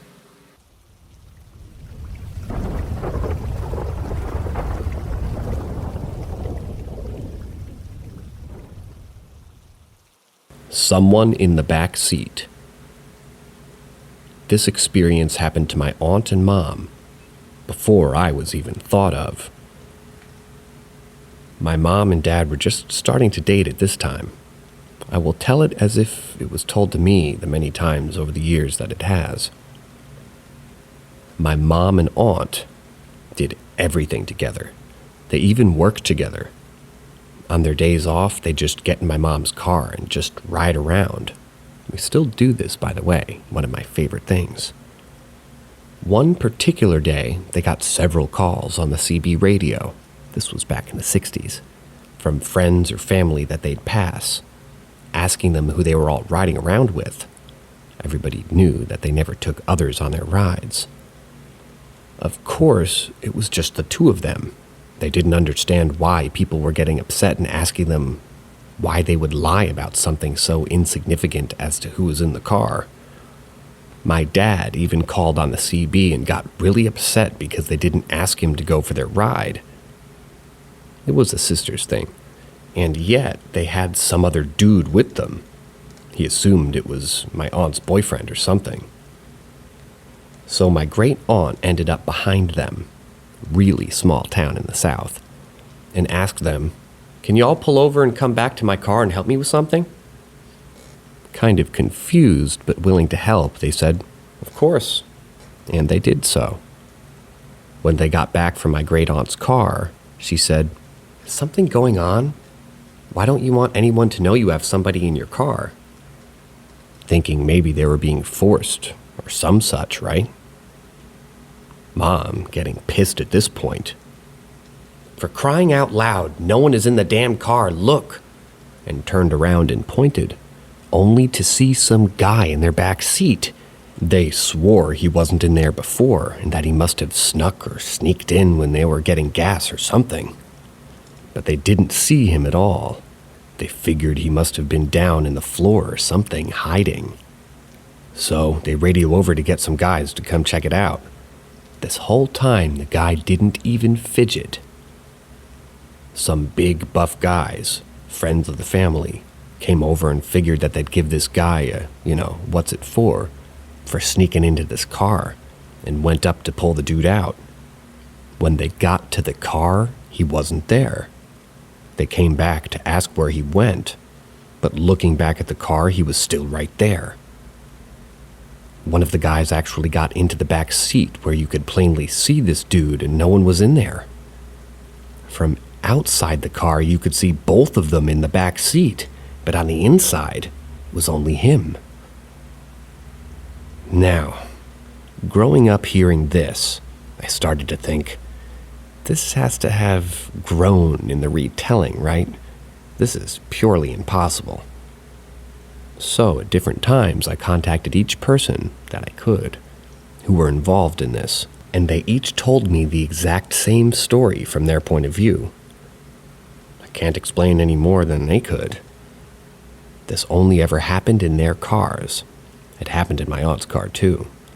And only if it was one or both of them in the car. This was the first time that it happened, but it did happen several times after. The dude could never be seen inside the car, only from the outside.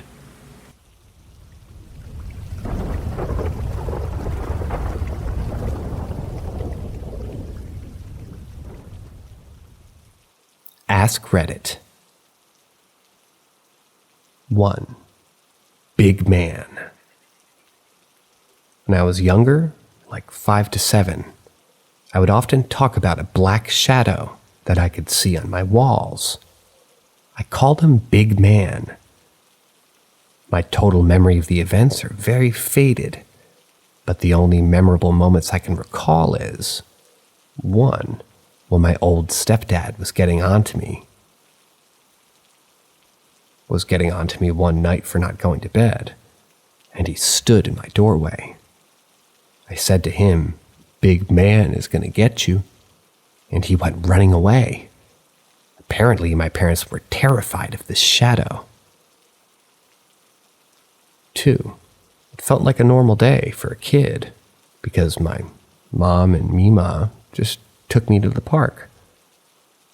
It turned into an ambush, though, and apparently they wanted to talk about this shadow that I would see and that I would talk to. They asked if I felt like it was evil, and I was like, no. He makes me feel safe. I don't remember a lot of what we talked about, only that it was serious enough that they wanted to take me out of the house to talk about it. 3. I hadn't seen Big Man in years, since around 7 or 8, and moving away from that house that I lived in at the time, until one day when my mom had gotten remarried, and we were living with my mom and my now stepdad. We lived in a trailer in the woods, and we had no neighbors, and I would often go play outside. One day I stepped out onto the porch and saw a giant black shadow beside a tree. It was as if it had sucked me into it. However, this overwhelming sense of dread and fear sank into me as I couldn't look away. I ended up praying to God to help me, and I finally could look away. I ran away into the bathroom after that, and the memories of the Big Man came back to my then teenage self. UFO. This happened to not just me, but my best friend as well. We were young, angsty teens with family problems and relationship issues to boot. We often talked deeply to one another, and our friendship was rich.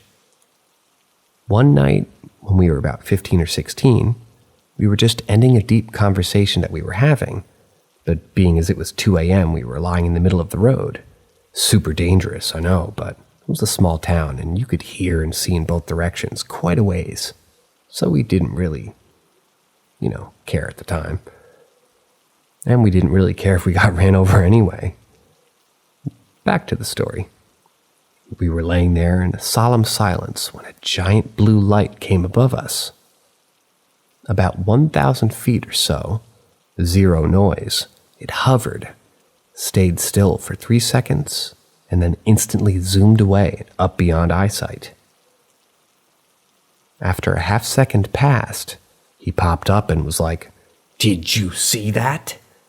I was like, "Hell yes, I did." And we went running off toward the house, scared shitless. To this day, no one believes us and thinks that we were just foolish stoners.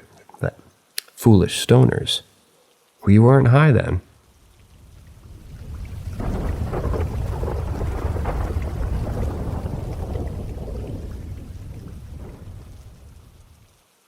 My true story from 1 year ago somewhere in Wales.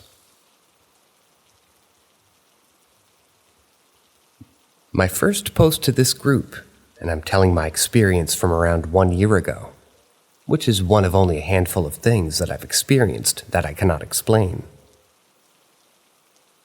This isn't as exciting as the other stories here, and I'm keeping location details out of it, though maybe someone will be able to guess. I was staying with family in an old renovated stone cottage that was hundreds of years old, built on the vast grounds of a monastery that was destroyed during the dissolution by Henry VIII. The cottage was nestled on the edge of these grounds, with a few more modern holiday homes, at the foot of a great hill where an old ruined castle stands guard overlooking the landscape. It was a beautiful scenic place with walking trails right up to the doorstep. The house had been in the family for 80 years, and we stayed there so I could help with the renovation during the visit. It's their second house, and is normally Airbnb'd, so this was our first and last stay here at this cottage. The spookiness began on the first night. I shared a room with my brother, as there was a lot of us staying there, and he went to bed early. I went to bed around midnight. Trying to fall asleep, I heard heavy boots. Boot footsteps up in the loft and attic. The boot steps would walk above my head to the far end of the house, stop for 10 minutes, then walk back above my head again to the other end. This pattern would repeat for, it seems like hours. This was a very distinct pattern, far too heavy to be any animal walking around. The pacing was deliberate, the pause between each step long enough to suggest slow, wide strides. This occurred every night we were there, and my brother heard it too. I did try to record the sound, but it didn't come out very well. I would wake up in the middle of the night and it would still be there, walking back and forth. After 2 nights of this, I casually asked Granddad if this house had a loft. It did, inaccessible hatch over the stairs that would require a long ladder to reach. And his first response to that casual question was, "Why? Did you hear something?" I said yes, and explained what we had heard. He got a bit defensive and just said that it was animals and rats up there. No small rodent-type animal could make the noises that I was hearing. The final story from this trip that will be quick, as it may have an explanation. On the final night, there were footsteps crunching on the stones out in the front of the cottage, around 11 p.m. This was a bit odd, so I checked out the window with a limited view and saw no one and no torchlight either. The footsteps faded away in the distance.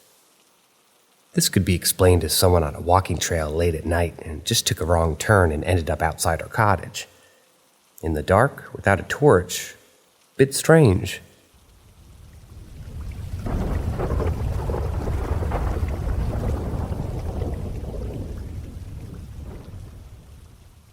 Mystery light. Around 3 years ago, I was an engineering student at the University of Central Florida. I'd grown up my entire life as that kid. I was running through quadratic equations and college-level algebra by the time I was in 3rd grade. Under pressure from damn near everyone around me, I enrolled in university. I knew I didn't want to. Don't ask me why I did. I already suffered from issues with bipolar and a myriad of other issues with my upbringing. Needless to say, I was down, bad, at my worst. I was running through a 5th of Jack and a pack of Marlboro Reds a day. During the lowest of my lows, I'd like to skate down to the reflection pond. I'd like to put in an earbud and listen to some music, look up at the stars, the ones I could see anyway. Gotta love light pollution, huh? It was one of those few things I could do to calm down. One of these nights, I skated there with my trusty S&W in my hoodie's front pocket. I planned on ending that life, my life, that night. Well, in the middle of listening to Funkadelic's Maggot Brain, good choice. Long story short, it's my soul-searching song. Me too. Something rather strange happened. While I was looking up at the stars, one of them seemed far brighter than the others, unusually bright. Within the span of a half of a second, my music had become white noise, and this white light shot down towards me. It surrounded me completely. I tried opening and closing my eyes and getting up and walking around, all to no avail. I could hear something trying to speak to me, although I could not understand it. Then it was gone. It just left, shot away from me, back into the sky. Upon its departure, I had an overwhelming sense of peace. No more inner turmoil. No more hatred. No more regret. Solely peace and acceptance. I skated back to my dorm and fell asleep. This feeling of peace soon eluded me, and I went back to my old ways. Much better now. Strangely enough, this happened again a few months ago. I was doing limited energy electrical, and I was up on the top of an extension ladder. I was installing some lighting in an RV resort, and there was a decent bit of foot traffic. Elderly couple on their golf carts, things like that. With my ladder set up on the sidewalk, I made sure to flag it off. After moving it over to work on my fourth fixture, I looked down and saw a man on a golf cart coming toward my ladder. And he was by no means going slow, with a golf cart lane and a road available. I'm not sure why he was on the sidewalk. Anyways, I saw him slam into the bottom of my ladder. From 32 feet up, I began to fall. I positioned myself to land properly, but I never hit the ground. Inches from the sidewalk, the same white light returned. I was stopped mid-air and had an experience with this mystery light identical to the ones years prior. When I came to, I was standing on my own 2 feet, unharmed. Till this day, I have no idea what saved me or why. All I know is that I should be dead, or at least very and severely injured. Right now, I'm perfectly fine.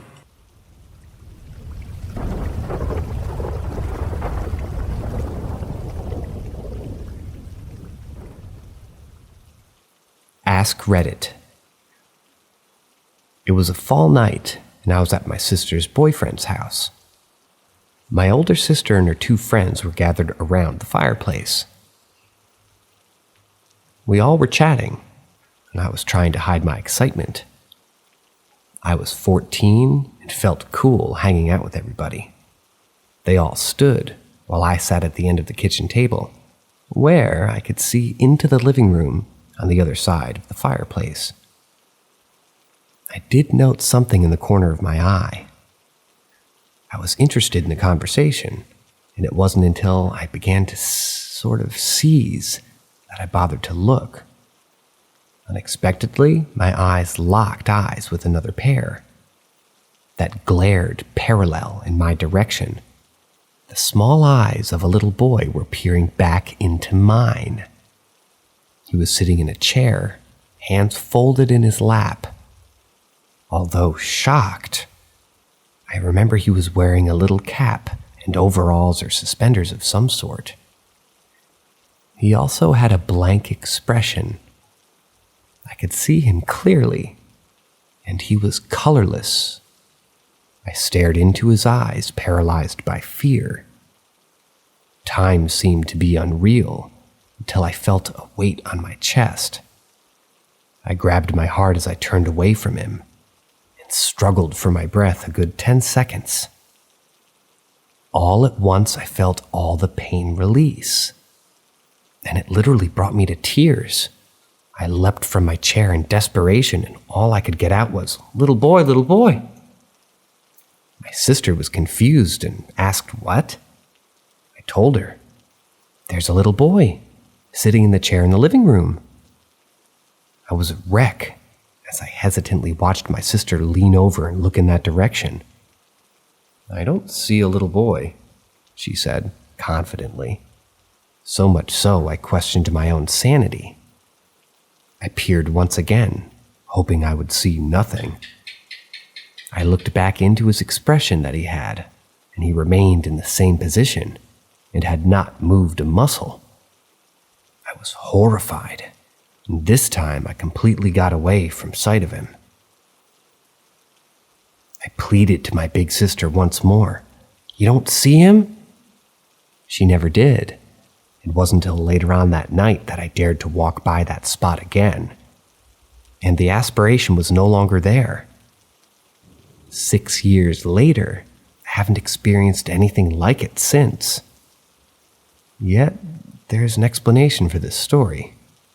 Her boyfriend's dad was an older man that lived in the old farmhouse his whole life.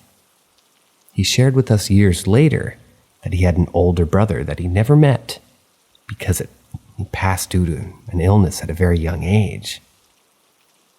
Just so happens, what is now the living room was the little boy's bedroom in the past. My sister is now married to her then boyfriend, and his father passed away recently. The house is cute and turned 100 recently. I find eerie how there was a collection of paranormal events there in the past. Yet nowadays it seems quiet. I guess the spirit is happy.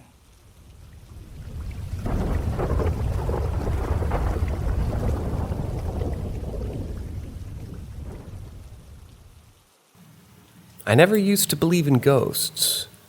I would joke around with friends and tell spooky stories to get them riled up, but never a believer. I became a care worker. I would work night shifts and sleepover shifts, where you're supposed to sleep. And that's where it all changed. One night in a 2-story home for 6 older adults, I heard footsteps downstairs while I was upstairs in the staff bed, attempting to sleep. I heard attempts at opening the kitchen doorknob ever so slightly, the old metal screeching. We locked the doors so as to prevent the dementia resident from accessing the kitchen at night for safety reasons. I'm thinking it's her, confused, wandering downstairs. I get out of bed, head to the stairwell, and look down toward the kitchen door. I don't see anyone. I think possibly she's trying to get back to her room. So I head down and go towards the back of the house. Nothing. No one. I peek into each resident's room. All sound asleep. The residents didn't move very fast due to age, so it would be difficult for them to make it to their room before I would see them. I head back to my room upstairs, confused about the situation. Placed it down to being an older house making noises. I get back upstairs, laid into bed, and rested my head on the pillow. All of a sudden, I hear thunderous sprinting up and down the hallway. It sounded heavy and angry. It ran up the hallway and back down. Then silence. I was so terrified I laid silent in bed and cried. I was not the only staff who experienced incidents in that house. Same job, different house. I worked with kids, night shift. I'm at the kitchen table killing some time when I hear a toy go off in the playroom. I think nothing of it. It'll turn off eventually. It keeps going and going. The house is silent, but for this toy. I walk towards the playroom. Right as I reach the door handle, the noise stops, cuts off abruptly. Silence. Weird coincidence, I think nothing more, and I go back to the kitchen. My butts touch the chair for less than a second, and the toy begins again. I again think it will shut off itself, but it persists. I go to the door, it stops. It's just a fluke, I tell myself. This stupid toy duck with its stupid quacks wouldn't scare me.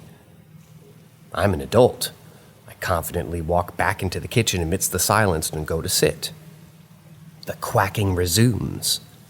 Okay, enough of this. In a confident anger at the toy, I embraced the playroom with no fear, rummaging for the duck toy that was causing so much annoyance. Alas, I found him. Turned him to see where his on and off switch was located. As I rotate the duck, I notice underneath the battery compartment. There are no batteries in this duck. He shouldn't even be working. Commence freakout. Tossed duck into the corner, pulled door closed and locked it. Vowed to not go in the rest of the night. There were no more duck sounds. That house also had other stories.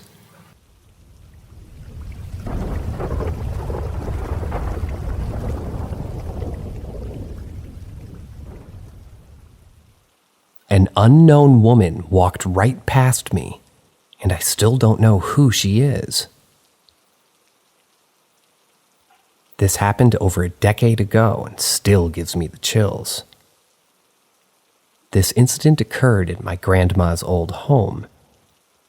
Walking through the front door, you're immediately in the living room and dining room. Straight ahead is a short hallway. My sister's bedroom to the left, and almost directly across from her bedroom door is the bathroom. Right next to her bedroom would be my grandma's bedroom. This hallway is quite small. You could probably hold both the bedroom door and the bathroom door at once with each hand. So one night, probably around 10:30 or 11 p.m., I'm brushing my teeth with the bathroom door open. My youngest sister, let's call her Amy, was sleeping in the room with my grandmother. My other sister, let's call her Carrie, is laying on the couch in the living room with her headphones on. Couch is faced towards the front door, so if we were to walk toward the couch from the bedrooms, you'd be looking at the back of the couch. Back to the story. I'm brushing my teeth and I turn around, and at the same time Amy's walking past the bathroom from my grandmother's room. I follow directly behind her, questioning her on her way. Why is she up? She has school in the morning. She continues walking and sits on the couch. I am now facing the back of the couch, but I can't see over it. I'm 4'7". I'm starting to get annoyed and getting louder. Why are you out here? Go back to bed. You always wake up late, and then you miss your bus. My other sister is laying on the other couch and pulls her headphones down to ask me what I'm doing. I tell her that Amy needs to stop fucking around and go back to bed. Carrie looks confused and tells me no one's here besides us. My heart drops. I walk around the couch and sure enough, no one. The woman or girl who walked past looked exactly like Amy. Slim build, tall with long black hair. I followed this girl. I fucking yelled at her. I am freaked out. I go back to the bathroom to rinse my mouth, and as soon as I turn the faucet, the water comes out black. I scream and turn off the faucet. Carrie runs in and I explain to her that the water is black. She turns on the faucet, and for a quick second the water's black, and then just as sudden flashes came back to clear, we both scream. About a week or two later, Carrie was in the bathroom, and she just starts screaming. I run in, and she's sobbing. I ask her what in the hell is going on, and she just keeps repeating herself. The girl in the mirror wasn't me. After she calmed down, she explained to me that she was washing her hands and looking up, and the girl in her reflection was not her. The girl looked similar to her, but she obviously knew that it was not her in the reflection.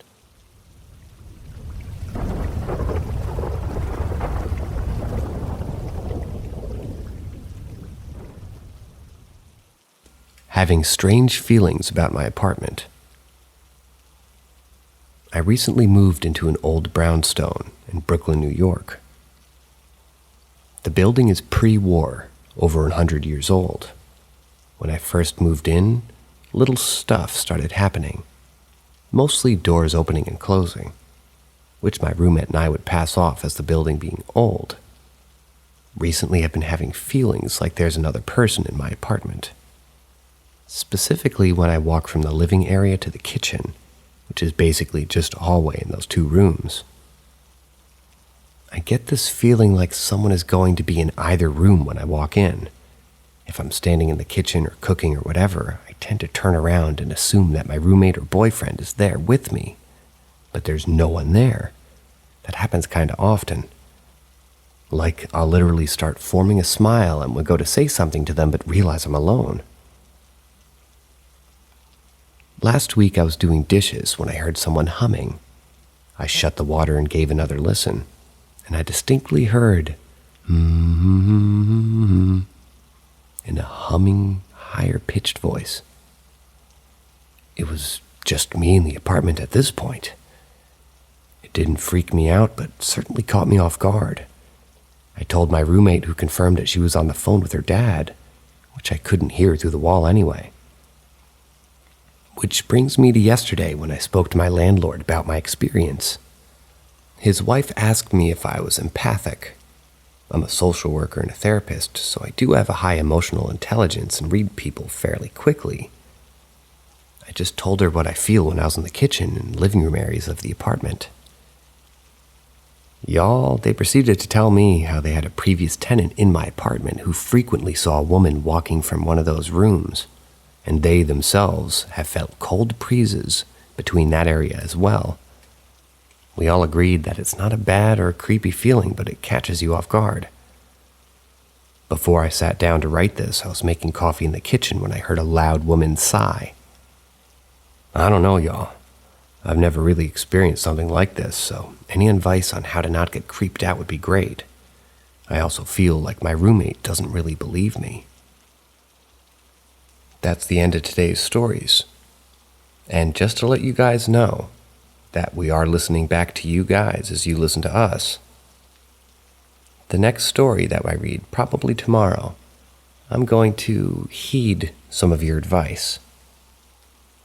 And you did apologize for being blunt, so apology accepted. We're going to try the next reading less, as you say, quote-unquote, valley girl. Ouch, that stung. I've heard a lot of them talk, and I'll tell you, I too don't enjoy this. However, when one reads question marks in writing, you tend to make the voice somewhat more, questioning sounding. However, I would like to give you guys something nice to listen to. So, upon the next reading, we're going to try this with a more somber tone. So, good afternoon, good evening, or good night. See ya.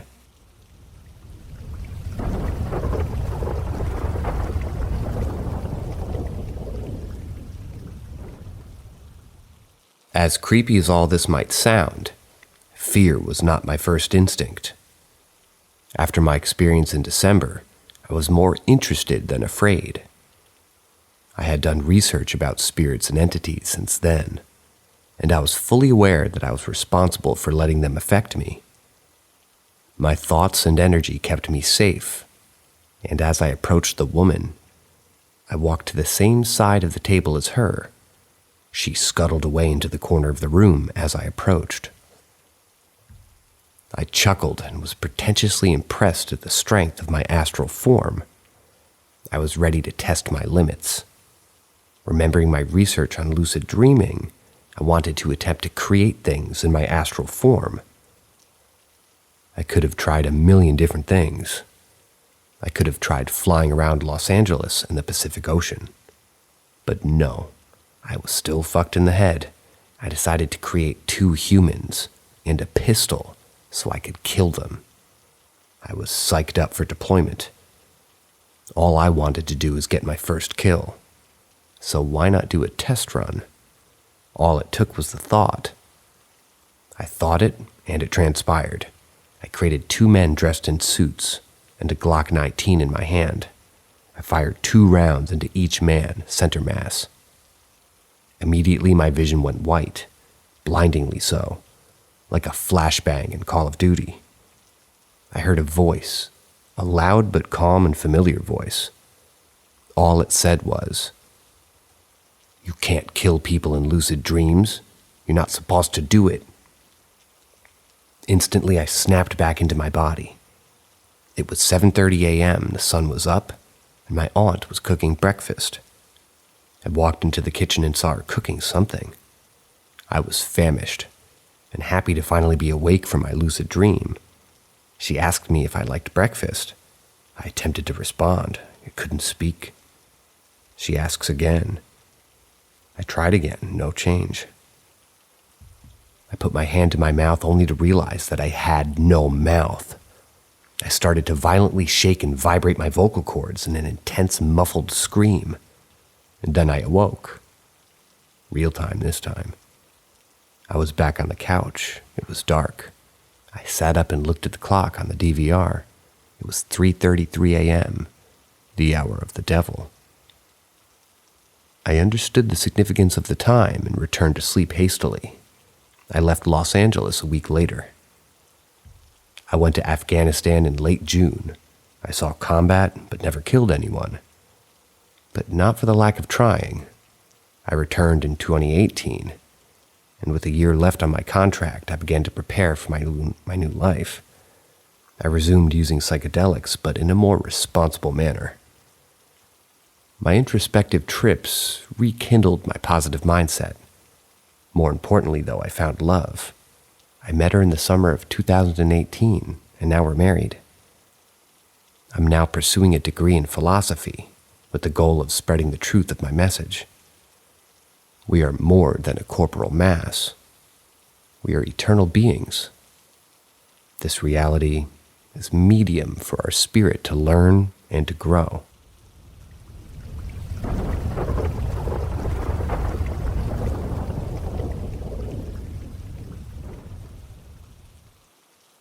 The Little Girl on the Phone. A few years ago, I was awoken on Sunday morning by a phone call. It was a little girl, I'd guess around 4 years old. "Morning, Granddad." I laughed. She sounded sweet, and then gently explained to her that she dialed the wrong number. "Oh," she said before hanging up. A few minutes later, the phone rings again. "Morning, Granddad." I laughed again and apologetically told her that she dialed the wrong number again. "Are you coming, Granddad? What time are you coming? Hurry up, we're about to get started." She was absolutely bursting with joy, and whoever her granddad was obviously a very lucky guy. It sounded like there was a birthday party or something going on. Still laughing, I tried to explain her mistake to her and said that obviously I'm not her granddad, before saying bye and hanging up the phone. I lay in bed laughing. A minute later, the phone rings. "Morning, Granddad." For the third time, I explained I'm not her granddad. "You are my granddad, silly," she said with a funny tone. She thought I was her granddad playing a trick on her, and she thought it was funny. Again, I explained that I'm not her granddad, at which point she drops the phone and runs off into the background. I could hear her in the background saying, "Dad, Granddad's playing tricks and won't talk to me." I could hear that she was getting slightly upset at this point. Then a man picks up the phone. "Dad, is everything okay?" the man says. So I, still finding this whole thing funny, explained to the man that his daughter had simply dialed the wrong number a few times and it's all a big misunderstanding. Then he says in a concerned tone, "Okay, Dad, are you at home? Stay where you are, we're coming our way over." Now he thinks I'm his dad. So again, not laughing anymore, I explain that I'm not who he thinks I am, and that it's just the wrong number. What he said next scared the shit out of me. He said, my name, "I'm really worried. We'll be over in 15 minutes. Don't move." At that point, I just hung up the phone and lay in bed wondering what the fuck was happening. They never called back, and I assumed I'd just been pranked by a friend or something. Over the next few days, I asked everybody I knew to own up to the prank. Everybody swore blind that it wasn't them. Not only was this girl convinced that I was her granddad, But the man also thought I was his dad, and also said my actual first name. Obvious coincidences happen, but this was just weird. So a few days later, still puzzled, I thought I'd just ring the number back and see who answered. The number wasn't in use. I just got a dead tone. Weird, huh? I think I was called by a grandkid in a parallel universe or something. And judging by the sound of her voice, the parallel me was one lucky guy.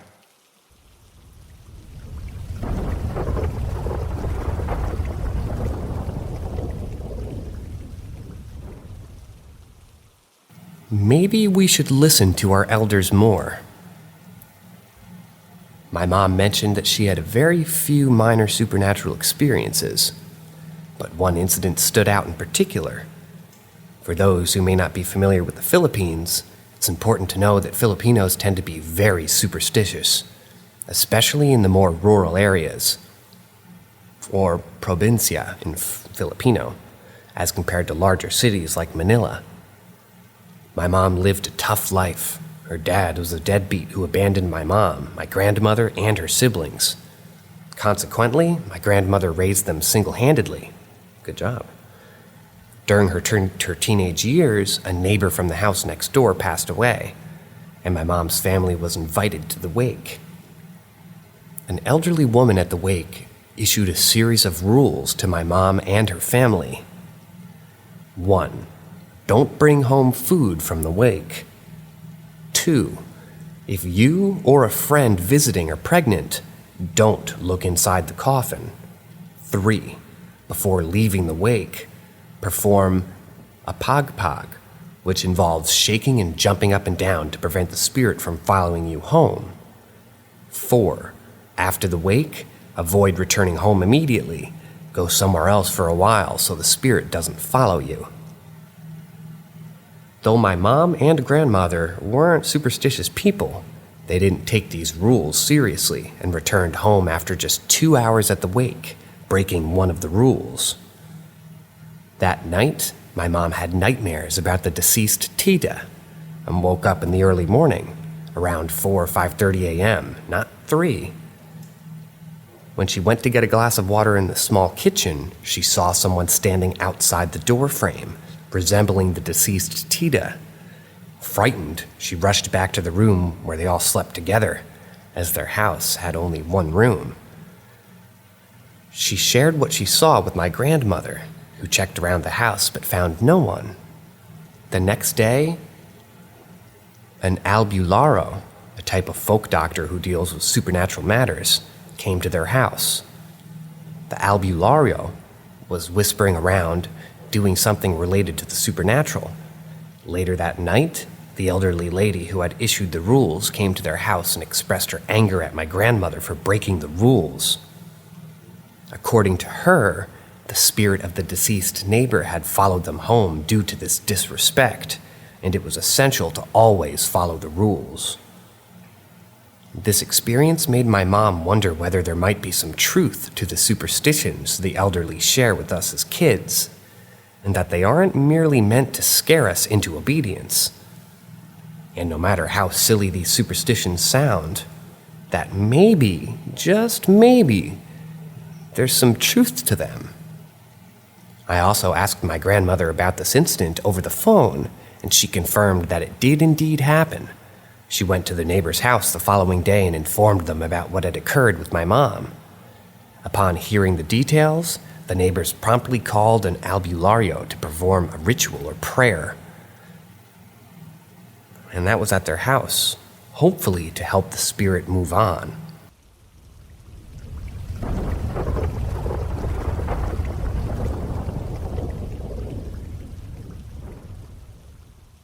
What? Did I just see someone disappear? Background. I went to go get my flu shot from a small clinic run by a commercial lab.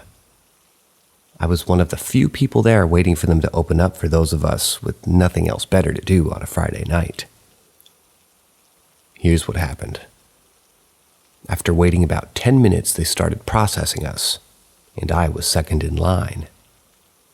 I took note of the guy ahead of me because, unlike the rest of us, he blew past the sign that said that they weren't ready yet and took a seat inside the processing area. There was one staffer in there, and he sat straight across from her, and I thought that was slightly peculiar. But just enough to make me notice him. When I did, a couple other things stood out. He seemed nicely dressed for getting a flu shot and was wearing a long-sleeve button-up shirt with a somewhat noisy pattern on it. Just weird in terms of level of dress, and wearing long sleeves to get a shot. I finish my quick screening, and I'm led down the hall into a room that had just been converted by adding a temporary cubicle space for shot stations. I see the guy, and he's getting his shot. It seems kind of distressed about it, and is sort of flexing his arms strangely. Some people can't take needles, though, so that's not inherently unusual. I go to the other side of the cubicle wall and get mine done like lightning. I'm up in time to start following this guy to the door, and the door that was marked with an exit. They wanted patients to leave a different route, presumably to keep up social distancing. He seemed confused for a split second, if he was going to go right or left, which way, but then he swiftly walked out the door. I followed behind, maybe 3 to 5 seconds, no more than that. I followed the very clearly marked path around the corner into a long hall. This guy must have moved very fast because I couldn't see him anywhere. But then around 2 seconds I did. He leaned very suddenly from around the corner, appearing to first look past me and then at me. He seemed nervous, but I couldn't read his facial expression well due to the mask. Just as quick, he jerked back behind the corner. I thought maybe he was lost and was just peeking around to maybe see where the others were going out. I continue walking and then get to the corner, and no one's there. Before I thought there must have been a hallway or a door there that I didn't remember. I've been to this location several times, but nope, solid white wall. The corner itself is shallow, maybe 2.5 feet deep, just wide enough to hide someone from the viewing angle that I had. There are 2 doors on that side of the hall, one just before the corner, and it was very clearly shut, and locked, I would think. The other one is further down, and it was also shut. That door leads into a very small waiting room that was very obviously closed and very dark inside. I heard no sound during any of this, not a footstep, not a door handle turning or a door closing, nothing.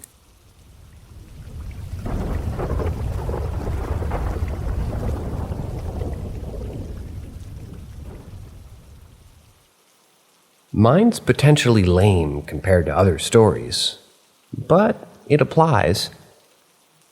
My wife is a believer and claims to often see ghosts. Her whole family do. There's been the occasional thing happen that I couldn't explain away. I eventually asked her to stop telling me if she saw things because it freaked me out a little bit. On a European holiday, we stayed at an agritourism type place in the middle of nowhere, half of an hour away from the town that we were supposedly visiting. Something about the place was very uncomfortable, even though it was comfortable. Bed was fine, room a decent size. It just didn't feel right. My mind wouldn't shut down, especially at night, and I struggled to sleep. The second or third night in, I was struggling to sleep still. My wife slept, though. Then everything went a bit weird. Kind of felt like a dream, but it wasn't. It also felt like hallucinating. But I knew it wasn't, because that's something I'd experienced before. It wasn't night terrors either. I get those, and I'm used to them, so understand when it's happening to me. And they're scary. But the room slowly filled with cats. They were gathering around my bed. And then people started appearing, standing around my bed, trying to talk to me. I say trying because they were saying stuff. in English that I understood, but had no context to which I could comment or reply. They didn't get annoyed or agitated, they just acknowledged each other, tried to talk to me, individually came and went a few times. It only happened for a short amount of time, confused me rather than scared me, and the next thing I knew, I woke up and it was morning. I was happy to put it down to sleep problems, I guess, until I said to my wife that I thought I saw weird things in the night and wasn't sure if it was a dream. She asked if it was a cat. I told her that it was more than one cat. She was shocked and asked me if there were people too. I said, yeah, lots. And they were trying to talk to me. She was almost excited to explain that she'd been freaked out by how many ghosts she sensed being there, but didn't say anything because I asked her not to. She doesn't claim to be able to communicate with spirits, but she says that they're often aware of the fact that she is aware of them. But this time she felt as though she couldn't see her, or they couldn't see her. Even though they were interested in something in our room, she concluded that those spirits wanted something from me. The event made me reevaluate a few things. For example, when I get tired, like really, really tired to the point of, fighting to stay awake, I see things, shadows in the corner of my vision. I've often interpreted these visions as a cat, always the same one. My wife believes there's a cat spirit with me, and has thought that long before this event. Maybe when I get tired enough, I see it. I now can't outright deny the possibility.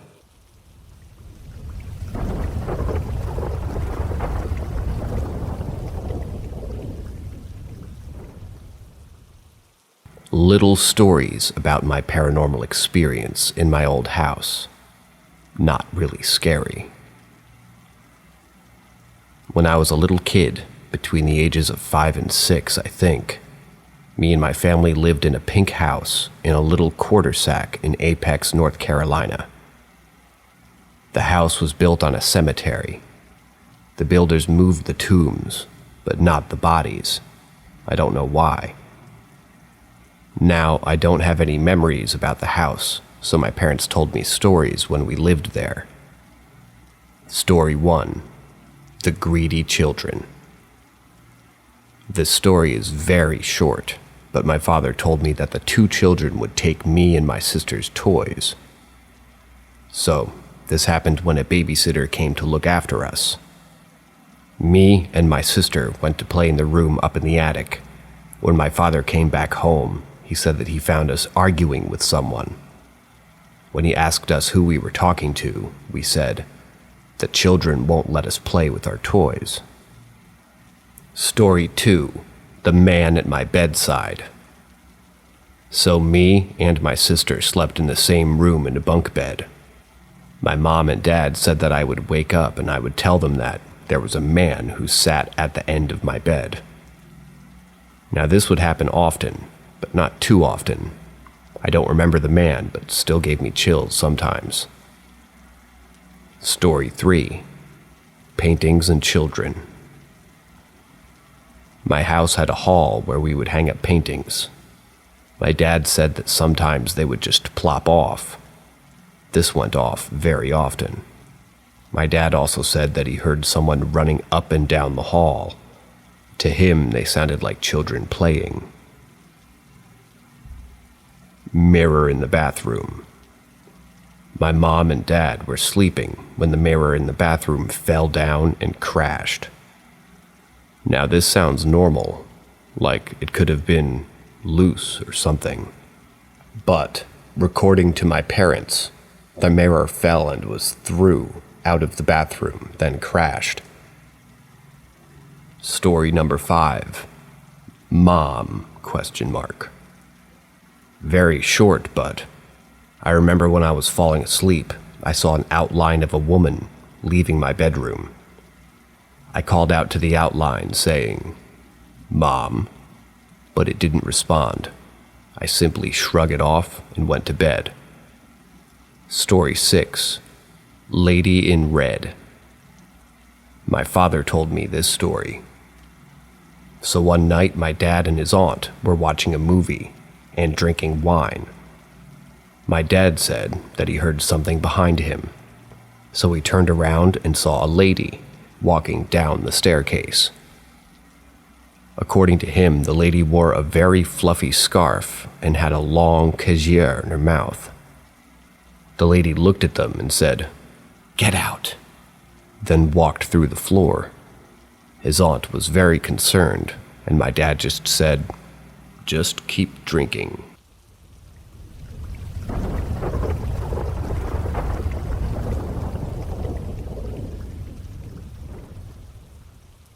Last night. So I used to talk on Ouija boards all the time. Been about 6 years since last time I used one. So I grew up Catholic. Did all the steps as a child to become an adult and a member of the Catholic Church. Been baptized, blessed all the time. Even had priests come to my house for dinner once a year, bless our home. Then I started using the Ouija board, and one day when I was 20 years old at my parents' house, this happened. It was fun talking on it, and I would talk on it quite often, every day just about. I met something on there that knew answers to everything. After talking on it and to that thing for a few months, it would talk to me about God. I always thought it was weird because everybody said that these are bad or evil. It would tell me how God loves me, how he protects me, how he watches over me. When it would bring God up, I would get this feeling through my whole body. It's this feeling I felt before, but not as strong as it would be coming through this board. The feel starts inside the body, and this tingling sensation feeling. Can't explain it. Sometime it would be so strong and warm feeling that it would bring me tears of joy to my eyes. It's a good feeling to feel. Always thought it was weird. I kept going to the church, and every now and then I think of God or pray and I get that feeling. Sometimes it's stronger than others. Well, it's been a few years since I've been on that Ouija board, and I don't go to church really anymore. I felt that feeling a few times, but last night I got a notification like a suggested page that I'd like on Reddit. It was a Ouija board experience thread. As I was reading and posting about my experiences, I have a rosary hanging on my wall. The rosary bounced off the wall, long, and was banging against the wall like it was swinging. This has never happened before. Like, how did it do that? It's been hanging there for a long time and never moves.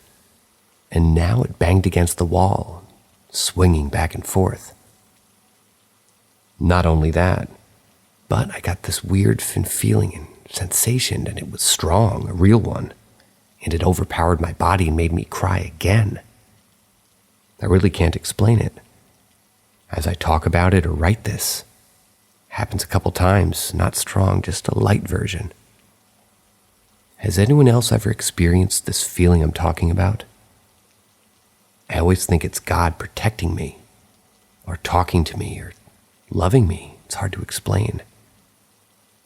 The only reason I stopped talking on the Ouija board is because it kept telling me not to talk on it, because God didn't want me on it, and just things about God and plans that he has for me, and not to get on this.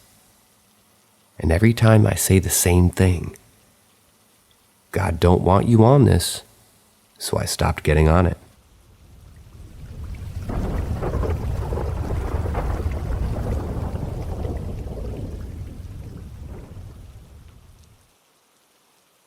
I hear clapping outside my window every night at 2 a.m. Oh, we got a warning here, guys. This is saying it's not safe for work. So, the narrator here has given you fair warning, and I proceed. I always tried to sleep with my curtains and window open. I've just never been that cautious, but recently I started to hear someone or something making clapping sounds outside. Oh no. I didn't think too much of it, and I would just go to sleep. But last night, my friend, let's call her Tracy, slept at mine, and at exactly 2 a.m., the sound started again. So feeling brave, me and Tracy tried to investigate where the sound was coming from. I put my flashlight on and checked my garden, but as I thought, nothing. So we both lay back down, and the sound stopped for a few minutes. And then started again, and that's when I saw it. Someone, or should I say, something, was lying down over my roof, just staring at us. Before I go on, I should probably explain how my roof sits. I live in quite a small house, and the way it is built is quite strange. My bedroom is on the second floor, and there's a little gap between my window and the roof. The roof goes out a slight bit, and it's just in reaching distance. Anyways, in shock, me and Tracy slammed the window shut and closed the curtains, and we stayed dead silent for what felt like hours. Feeling stupidly brave again, we decided to open the curtains and have a quick look to make sure our imagination wasn't just getting the better of us. And there it was again, but this time closer. I don't even know how to describe what we seen. This thing had white blonde raggedy hair, and all I can remember is the eyes, strangely enough. And I couldn't remember a face, just that hair and eyes, like it was glaring into my soul. Panicking, I text my old friend who lives across from me to check out my roof, as both of us couldn't move and we were in shock. She told me she couldn't see anything, so we opened the window one last time, and there was nothing. No noise, no person. We locked the window again and tried to distract ourselves till morning. Since Tracy went home, everything feels off, and strange stuff has been happening. I keep hearing creaking and doors opening around the house. My nose has bled nonstop, and I'm starting to panic staying here alone. I've locked all my doors, windows, and curtains. That's the end of the story. It seems perfectly safe for work. I was ready for something worse. Next story.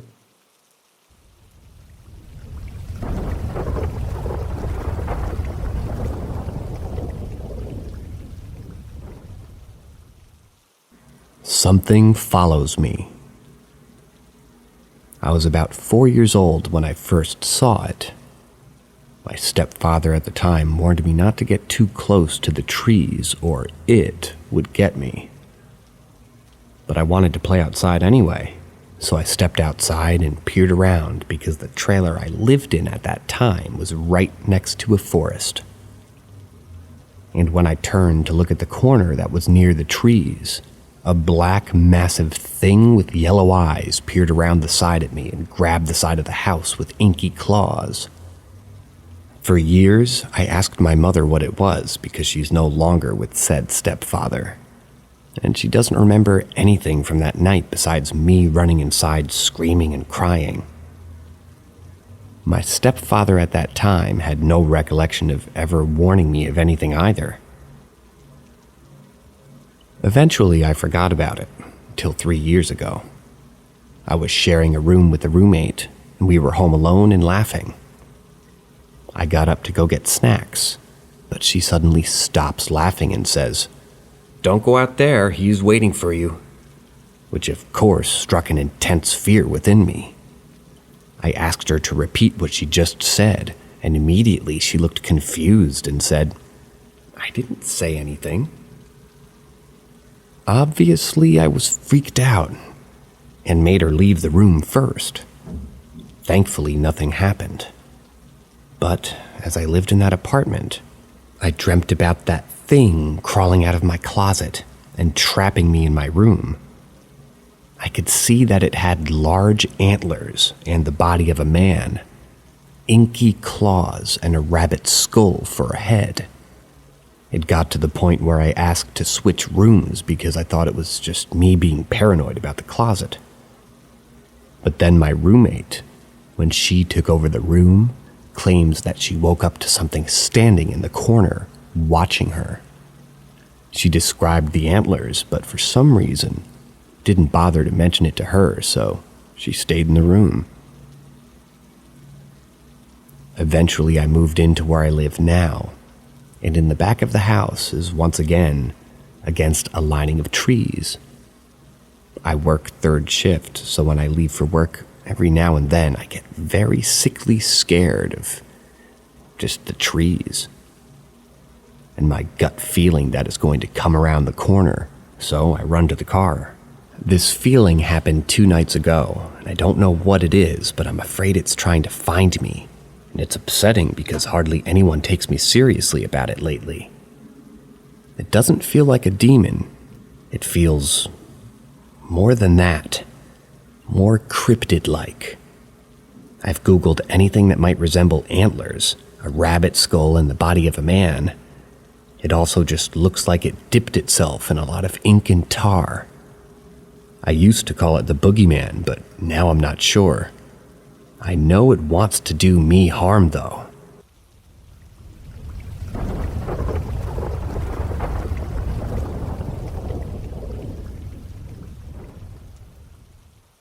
Is it normal for black-eyed kids to act like this? I've been visiting my dad for the summer, and the house is incredibly haunted and immensely polite.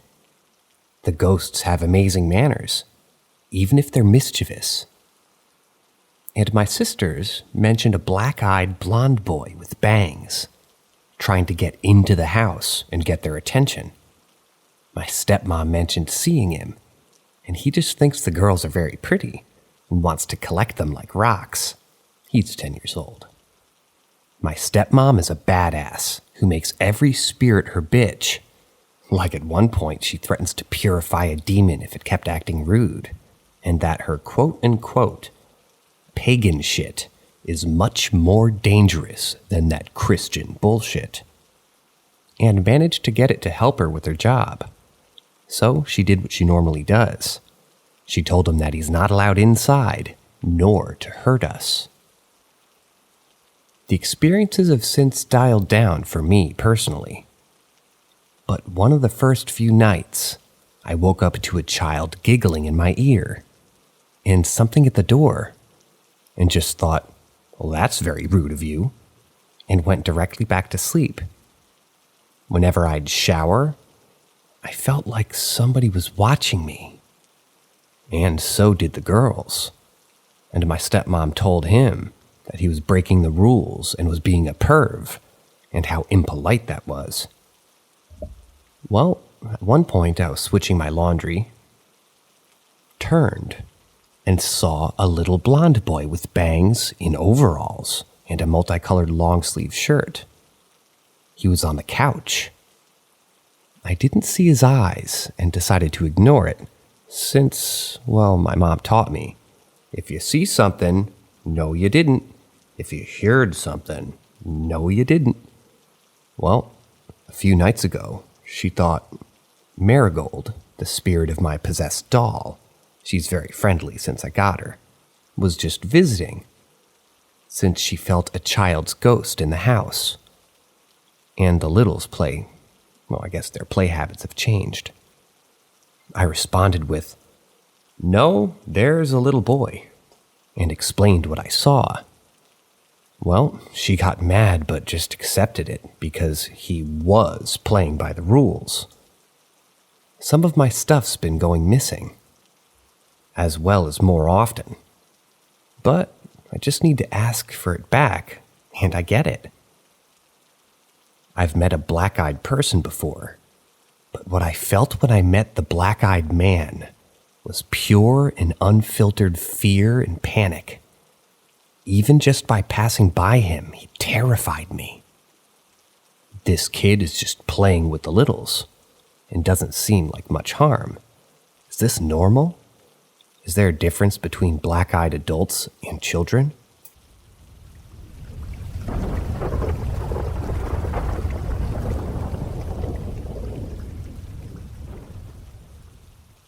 The Smiling Lady! Exclamation mark. The incident is from the Madh Islands, a bunch of islands in the outskirts of Mumbai, the capital of the Indian state of Maharashtra.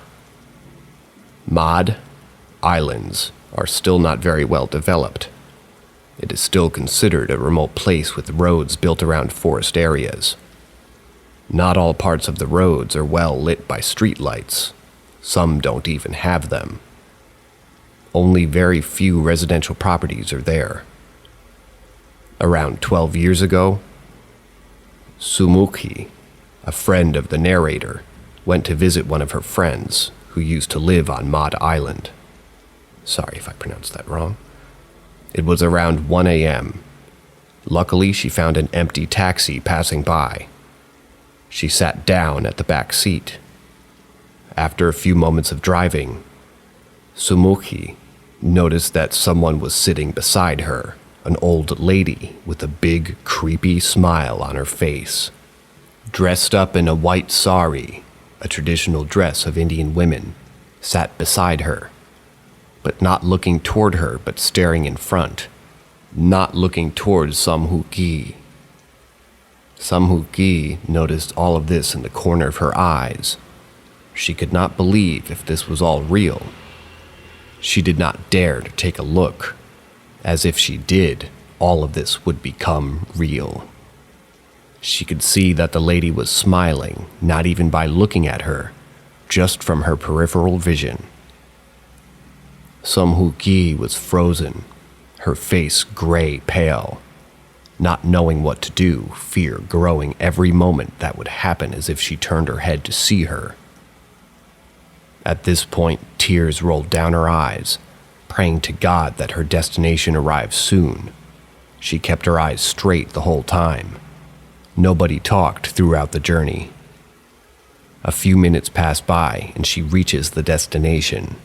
The taxi stops outside the front gate of her friend's villa. It would soon take a minute's walk to reach the doorbell, as it was a huge villa. Sumukhi tells the driver to drop her inside, in front of the door. For some reason, the driver hesitates, but gives it to Sumukhi to assist him, now crying.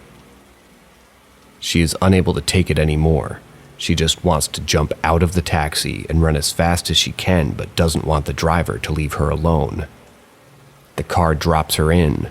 The old lady is still sitting, smiling, but not looking at Sumukhi. As soon as the car stops, Sumukhi jumped out of the car and gave the driver the money, still not looking at the lady, still crying. But as soon as the driver took the money, he looked at Sumukhi with a blunt face, somewhat scared, and asked her, "Ma'am, did you see that lady too?"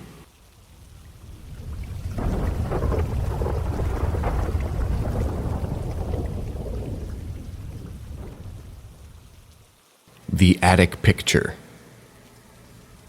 For some backstory, I used to live in this house for about 11 years. Once I had asked my mom if she had seen, heard, or experienced things in there. She told me that up in the attic, when her and my dad, were first moving in, she went in to store some things up there and noticed this weird door made of plywood.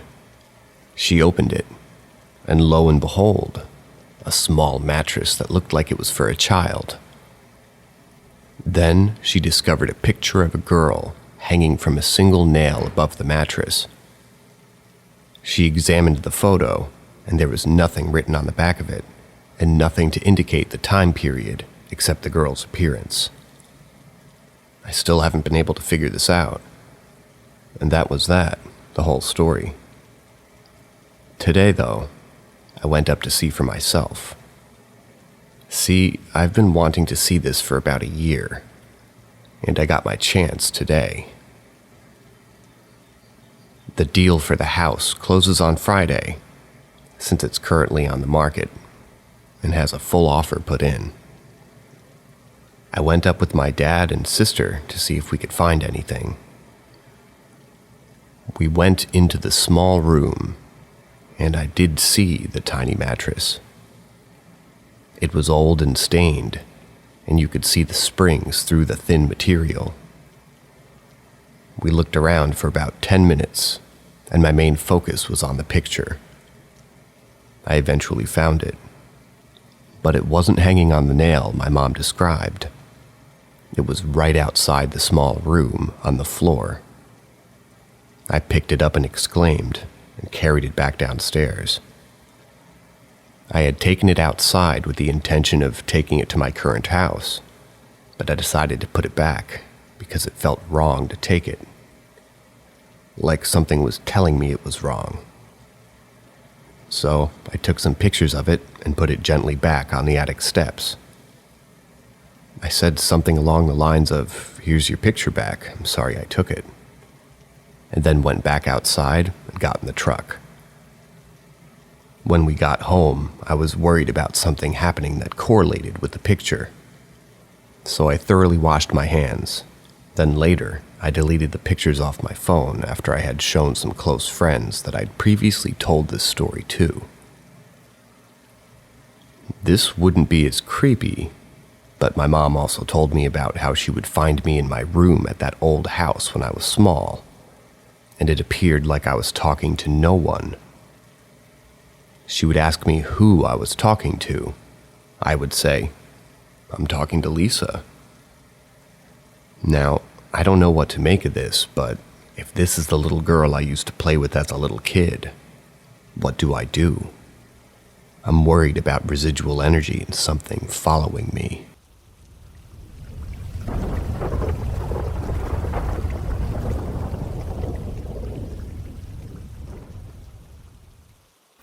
Babysitting with ghosts? Right now, I'm babysitting every Monday for my cousin. She has 2 kids, a 6-year-old girl and a 3-year-old boy. I know they say children can sense things better than adults can, but today, the 3-year-old really freaked me out. We were making bead jewelry, just laughing and having a good time, when the little boy looked up to me and said, "Do you know a woman and a little boy follow you? They're behind you right now." As you can imagine, this left me speechless. I kind of ignored it and responded, "Really? Okay," and went back to what I was doing.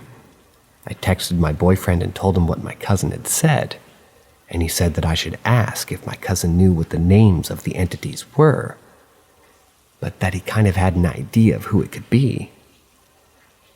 By the time my boyfriend responded, an hour or so passed. The little boy was down for a nap.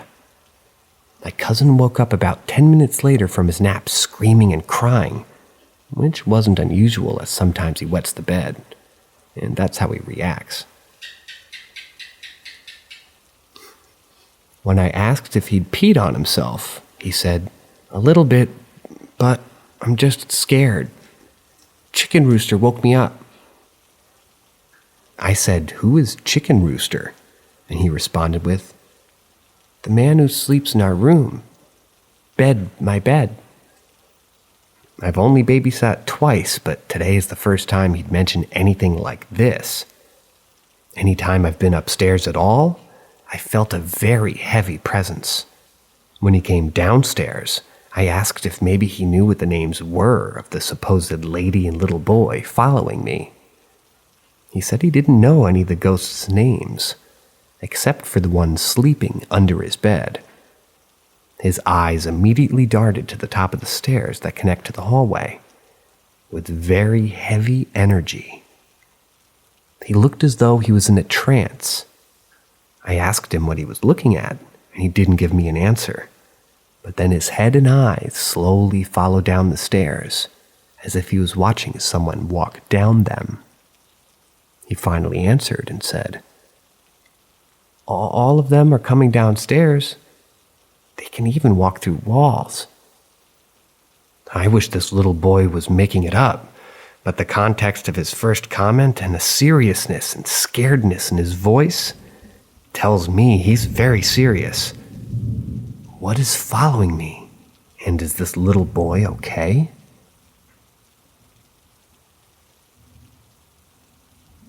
That's the end of today's stories. Thanks for supporting us at Paranormal M. And, as the narrator, I must apologize for both my gecko and the thunderstorm that is just going crazy outside. Until next time.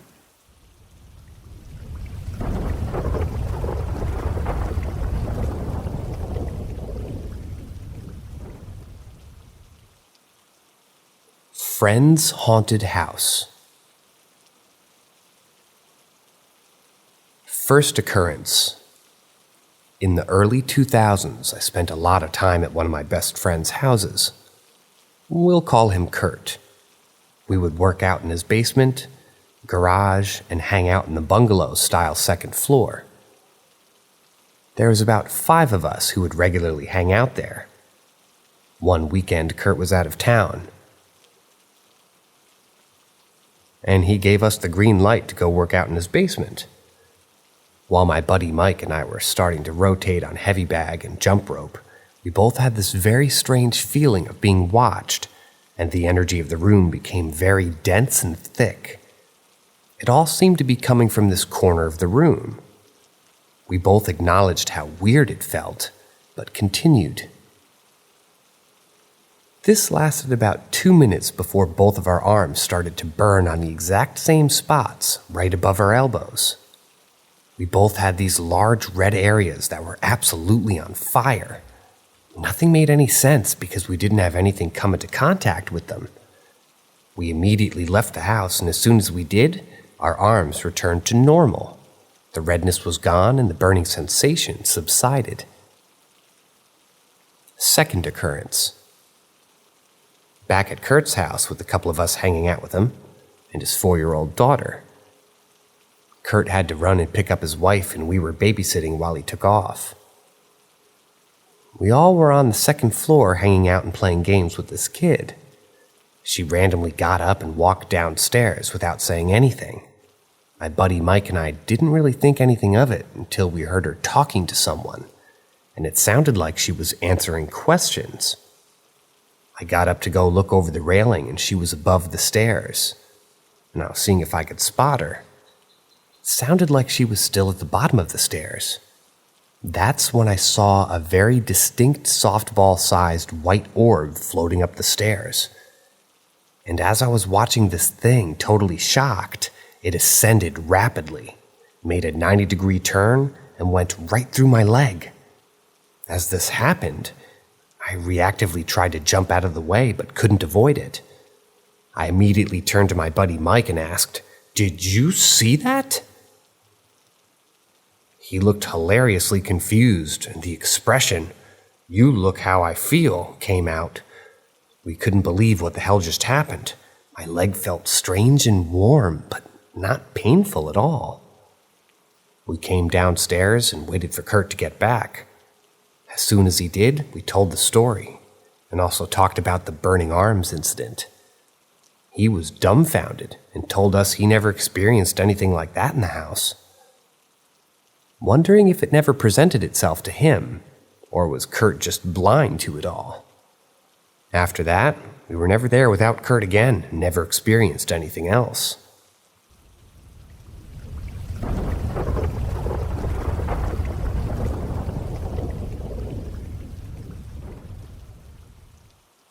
Anyone else encounter Orange Man? So this happened to me many years ago. A friend of mine's girlfriend lived in an old Civil War-era home on an old farm property. Here's a little bit of background.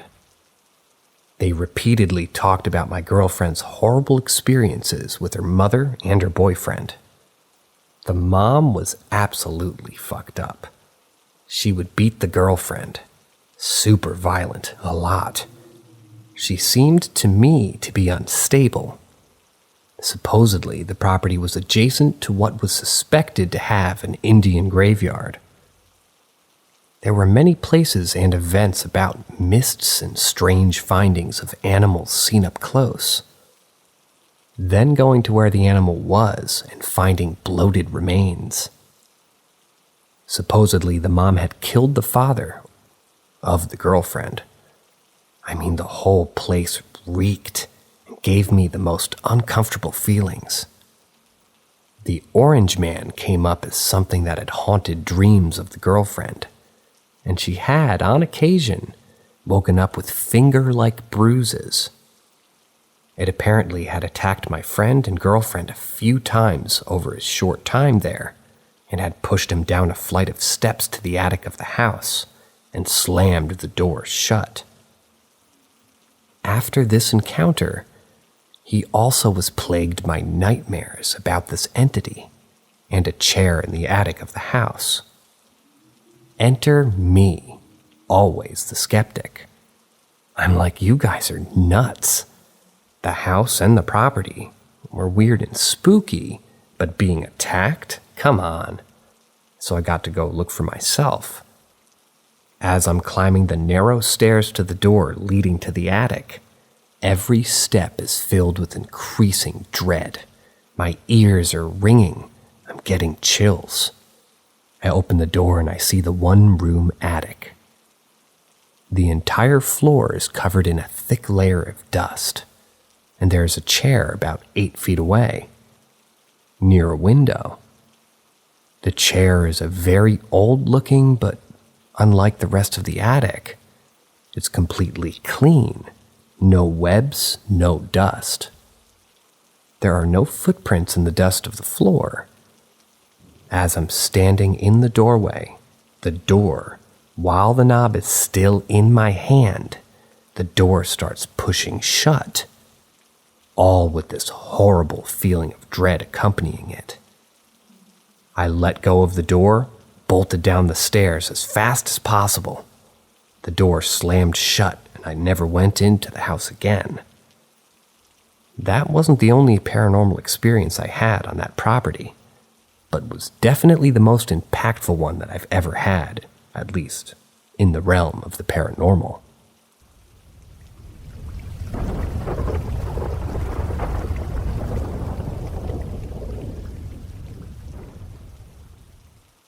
I think I had an out-of-body experience a few years ago, maybe. I was scrolling through here and saw someone mention one of their out-of-body experiences. So, I thought I'd share something similar that happened to me a while ago. Around the beginning of May in 2016, some friends and I, all 13 to 14 years old at the time, were hanging out together at a birthday party. It was pretty late at night when we decided to watch a movie. The TV we were watching the movie on was super small and high up on a wall, and I remember craning my neck up just to look at what we were watching. The movie was also pirated, shh, don't tell anyone, via a Fire Stick, so we were subject to a lot of shaky camera work in addition to the chaos in the movie. Fantastic beasts and where to find them. I remember the night vividly. So about halfway through the movie, I had what I can only describe as an out-of-body experience. I've never had anything like that happen to me before, and I haven't had anything like that happen to me since. I was not spiritual at the time, and I still remain agnostic and skeptical of stuff of that nature to this day. But this was so strange. I still can't explain it. I've tried to rationalize it as just quote-unquote falling asleep. But my friend sitting next to me at the time confirmed that I was fully awake that night when I asked him if he saw me pass out or anything following this particular incident. I asked him about the incident again a few weeks ago, and he still sticks by his story. I remember it freaking us both out. On to what I actually experienced. I vividly remember this whole thing. I was looking at the TV, facing forward. Then my vision went completely sideways. I remember describing it to my friends as like when you die in Minecraft. And then I was suddenly floating above my body, like about 4 feet above my body, and everybody chilling on the couch. I was floating, watching everything from the top left corner of the room for just a few seconds. I could see myself still looking in the same direction I was looking in before I was launched out of my body, so to speak. And then I was back. I remember immediately turning to my friend and going, "Dude, I think I just astral projected." Sort of as a joke, but then I started explaining it to him and we were both starting to freak out a little bit. Not in a bad way, more of in a giddy way. Then he started to explain how I looked, that I wasn't really paying attention to the movie at all from his perspective. So I definitely didn't fall asleep while that whole thing was happening on my end. Seriously, one of the strangest experiences I've ever had in the 18 years of my life. My astral projection is still an inside joke between me and the friend who saw me space out. What could this possibly have been?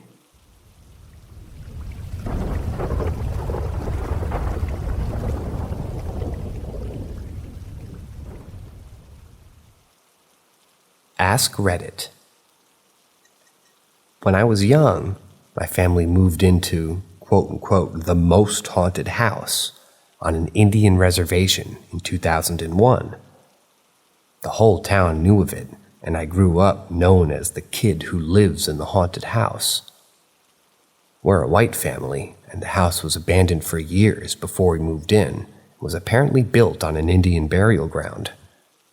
The tribe overheard that someone bought the house and insisted on cleansing it before we moved in. The tribe's leaders and shaman showed up and started to walk into the house and just stopped. They would not enter the house. We were forced to do the ritual in the front yard. They didn't feel it was safe. We had the occasionally spooky noises, but it was an old rickety house, so we didn't think twice about it.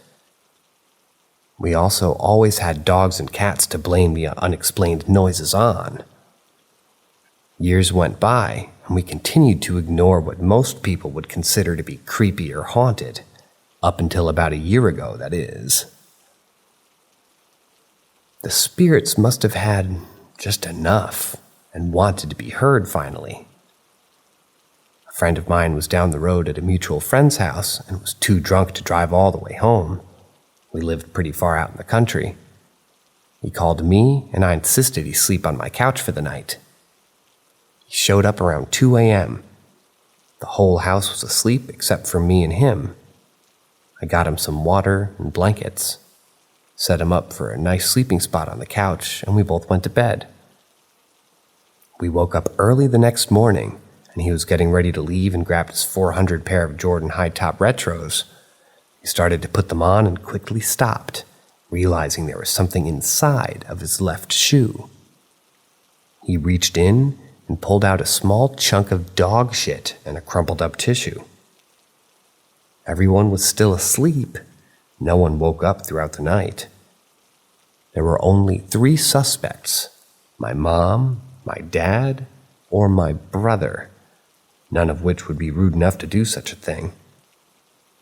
My dogs never had a problem going to the bathroom in the house, let alone aiming perfectly into a shoe. To this day, we still don't know how it got there. The tissue made him believe someone was pulling a prank on him, but I swore on my first child that none of my family members would ever think to do something like that. We had no choice but to blame the spirits. 17 years I lived in that house, and that was the most unexplained thing that's ever happened. My friend is still convinced the house is haunted and refuses to spend the night anymore. I try to joke about it every now and then, and he gets very uneasy at the thought of it. It still bugs me that we'll never know how it happened. But at least I know my ghosts have a good sense of humor.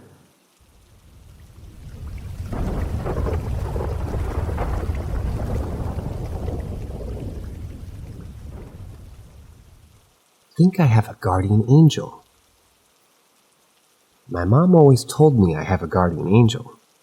For context, I'm an only child. My mom had 3 miscarriages and 1 stillbirth before she had me.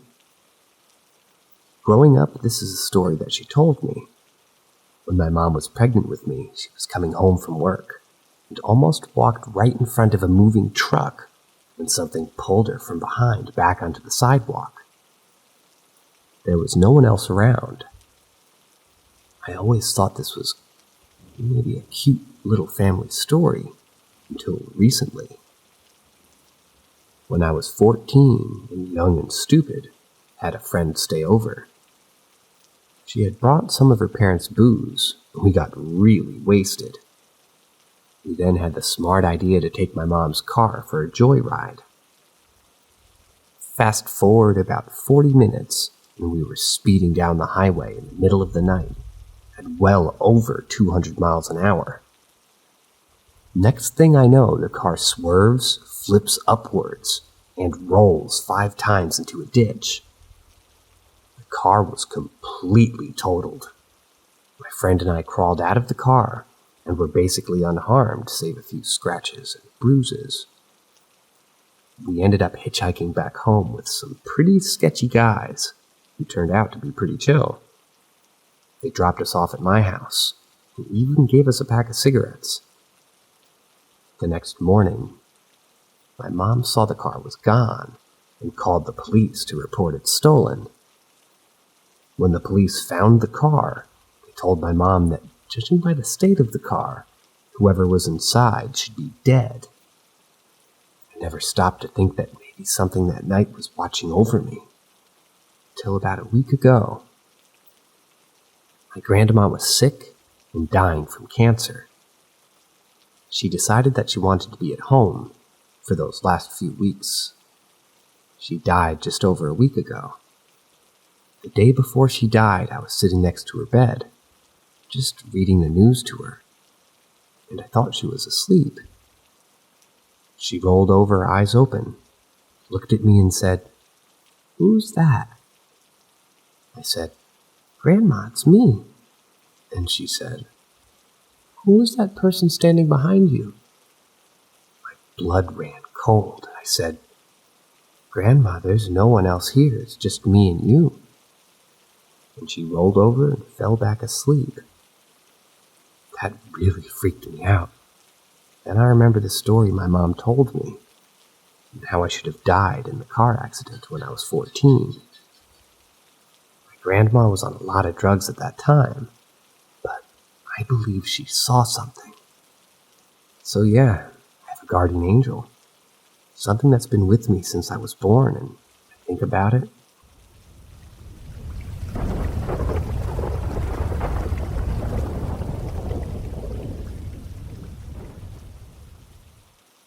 Boyfriend's ghosts doesn't like me. I need help. My boyfriend's house is haunted, but I'm unsure if it's an evil spirit or a good one. His sister and mom have told me about encounters that have happened. Hearing footsteps, seeing shadows, feelings of being watched. His sister's also encountered strange things in his house after doing a Ouija board. A black shadow walking closer to her as she tried to sleep, and a black mass forming in the corner of her mom's bedroom, which she dreamt about, but her mom saw as she was awake.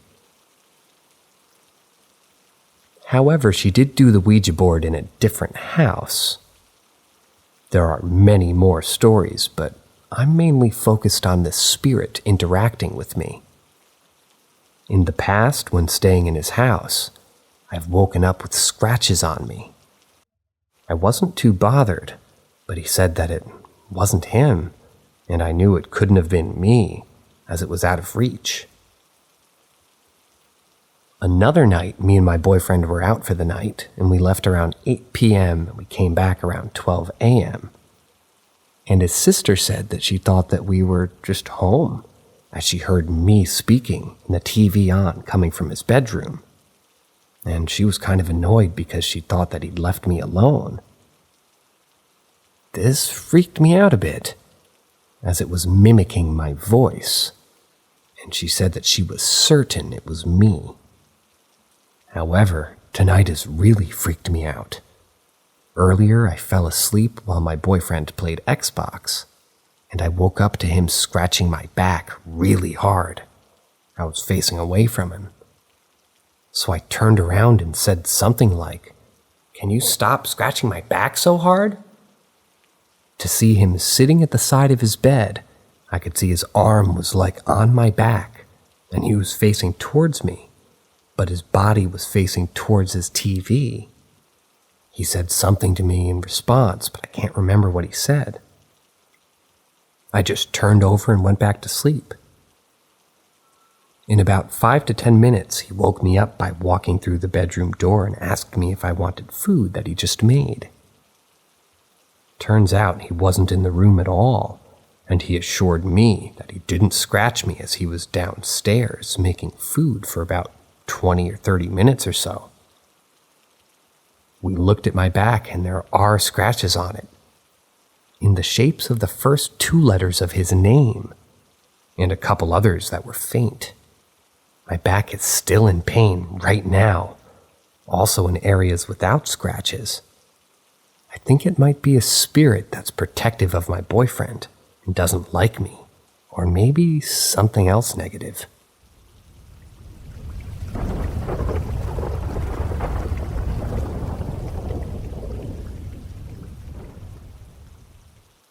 Weird dream that might have been real? This happened in, I want to say, October last year. If someone wants the exact date, I can probably find it, but it would just take a while. So, October. It was the night of my school's homecoming dance that I wasn't particularly excited for. I got peer pressured into it by my friends, because I'm not a very social person and wouldn't much rather not gone. Anyways, my school has this rule for events, that you can't arrive past a certain time, and you can't leave before a different certain time. I have no clue why, it's pretty stupid. I don't remember what time it was because my friend took my phone because I was quote-unquote using it too much and needed to go talk to some girls. I ended up sitting in a chair near the backside of the gym, which is facing the front lawn the whole night. I somehow fall asleep in said chair and had a very strange dream that I guess I can still remember it in vivid detail right now. The dream is in a first-person perspective of some guy operating a machine. There are a bunch of buttons and knobs and levers all around me, and there's a massive black box in the center of the room. I'm pressing a bunch of stuff and some other guy comes in wearing a night robe, rubbing his eyes, clearly tired. It's so late, go to bed. It's not working and it's not going to work before tomorrow. One more, I need one more, I responded, but the voice is a lot deeper, just not at all similar to my normal voice. My guess is that they were all around college age. So the other guy sighs, walks away, and I keep pressing buttons. Then the box in the room starts glowing and vibrating, and then explodes with a purplish red light. So I wake up, and I'm back in the chair at the dance. I'm startled by the dream, and I fall back in the chair, and I'm looking through this big window on one of the walls. And I swear on my life, I saw a dude in a lab coat sprinting across the lawn. I completely lose my shit and I try to leave to investigate, but I guess it was before 10 o'clock, so I couldn't leave. I had to sit there for 20 minutes wondering what the fuck I saw. And the worst part is, this girl I liked asked me to dance with her, and for a split second, she was replaced with a woman I don't recognize who had blood all over her face and was screaming. So that didn't work out. After the dance, when I was walking home, I saw a massive square hole in the ground by the train tracks next to my school.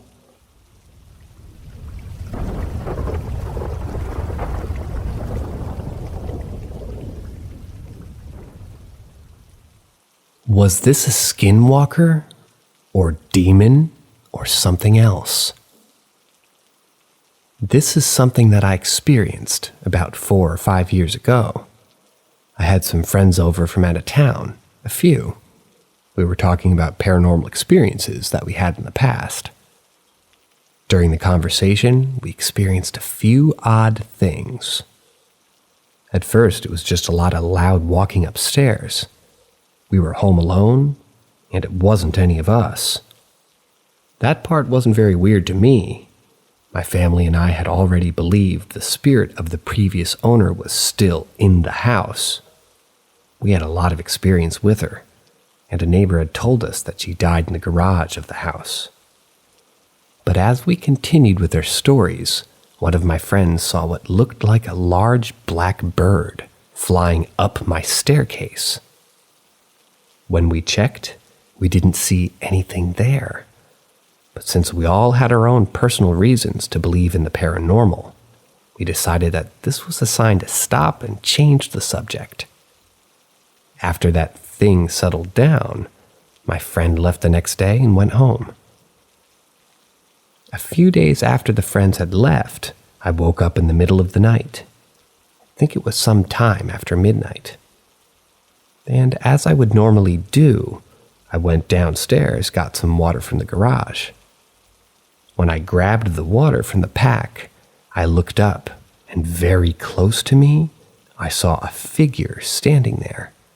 It was very clear. It stood about 7 or 8 feet tall. Its arms, legs, and torso looked like a very muscular man. Its head looked like a massive wolf. Its skin and fur was black like charcoal. As soon as I saw it, I bolted back into the house, locked the garage, and went straight to my room. The energy coming off of it was utterly terrifying. It's the only paranormal experience I've had that I actually felt like I was in real danger. I did move from that house a year ago, but still to this day, I've yet to have anyone able to give me a solid ID on what it is that I saw. Personally, I think it was either a demon or a skinwalker. I know there was a Native American reservation not far from the house. Additionally, just outside of the neighborhood, there was a decent-sized plot of empty land that was owned by the Air Force. My family and I had seen 2 massive coyotes, bigger than anyone in my family's ever seen, just wandering the neighborhood. I know this sounds like something out of a movie, and I don't have any pictures or videos to back up my experience, but for what it's worth, I promise this is what I experienced.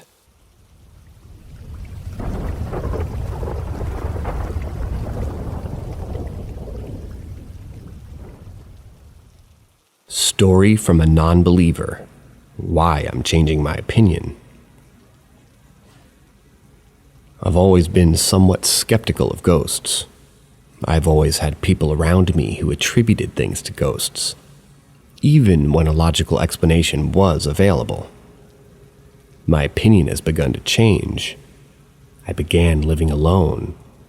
No big deal. I'm not afraid of the house settling or bumps or bangs. I have dogs and they knock stuff over all the time. I recently got an Oculus. I cleared the room and made my sort of play space. I also keep my dogs out of the room so they don't get hit or get stepped on by accident while I'm playing. So I'm playing my game, the TV was off. And after playing for a while, I noticed sound on my TV is on as well as the speaker. I take my headset off, look around, and turn both off. I started playing again, and then I noticed my watch alarm going off. It's a digital watch that I've never set an alarm for. I rarely wear it. It was sitting in the drawer. So I think, okay, my Oculus is somehow sending a signal and these are somehow being affected by it. I start playing and have this weird feeling like someone is in there. I look over my shoulder. You can tap the side of the Oculus and the screen shows you your surroundings using your camera. I don't see anything, but I see a big dog looking at something, not me. I scanned the room and nothing. I started playing again, with my dog after all, but I can't shake the feeling. So I check again this time, taking my headset off, My dog is still looking behind me. There's nothing there but open space. I put the headset up for the night because it just felt that weird. I've lived in this house for about 7 years and never felt this feeling before here. Fast forward to yesterday. I'm playing with some friends in my Oculus. I hear my TV turn on and my friends also hear it. This time it was a TV in another room. So I turn it off. I see the controller in the middle of the floor. It's a guest room where the TV is rarely used. The remote is always directly below the mounted TV on the console. It's just sat there for months without moving. I keep getting the feeling of being watched, but not always, just intermittently. I don't know what to think. I've always been skeptical about ghosts, but I can't explain the remote. Maybe somehow the Oculus messes with electronics, but looking online, I haven't found any proof of this happening to anyone else. I'll update on any more occurrences.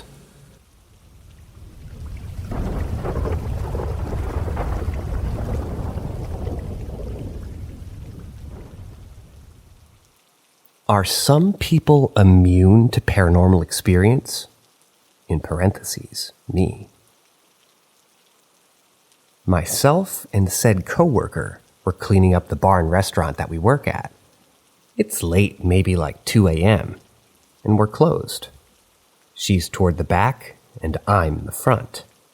It's just us and our manager in the back room. We're maybe 10 meters apart. There's a big glass panel dividing us and a doorway to the side. But we can see and hear each other perfectly. We're silently packing chairs away and cleaning tables, and I hear her gasp loudly. I turn around and look at her through the glass and say, "What?" She's just looking around as if she's heard something. "What?" I say again, and she starts saying, "I heard knocking." I'm about to tell her that I didn't hear anything, when her eyes shoot up from the glass panel between us, and she yells, "Oh my God!" Her eyes are clearly fixed on something moving across the glass. I look upwards where she's looking, and I see nothing. I yell again, "What is it?" She looks down at me aghast and says, "Did you really not fucking see that?" She's spooked as hell, and I'm confused. By that time, the manager comes out and asks what the commotion is all about. Coworker says she heard knocking and then saw a shadow move across the glass. I said that I didn't see or hear any of this. She thinks I'm crazy. I think she's crazy. But wait, there are security cameras. As we check the footage, you can hear a distinct knocking before the coworker's gasp. Then, obviously, you see me coming over saying, "What?" And I shit you not, on the security footage, you see a faint shadow move across the glass. As my coworker watches while I look around trying to see what she sees. I didn't see or hear any of this while it was happening, only on the footage. Why could my coworker sense it at all, but I couldn't? How on earth did I not hear and see this when it was happening? But I could on the security and audio video recording. It also reminded me of when I was young. My brother and I walked into a room, and he said he felt a creepy vibe, and it was weird, and I felt nothing. The room felt normal. Are some people immune to paranormal phenomena? Are there some that can see it and some who simply can't?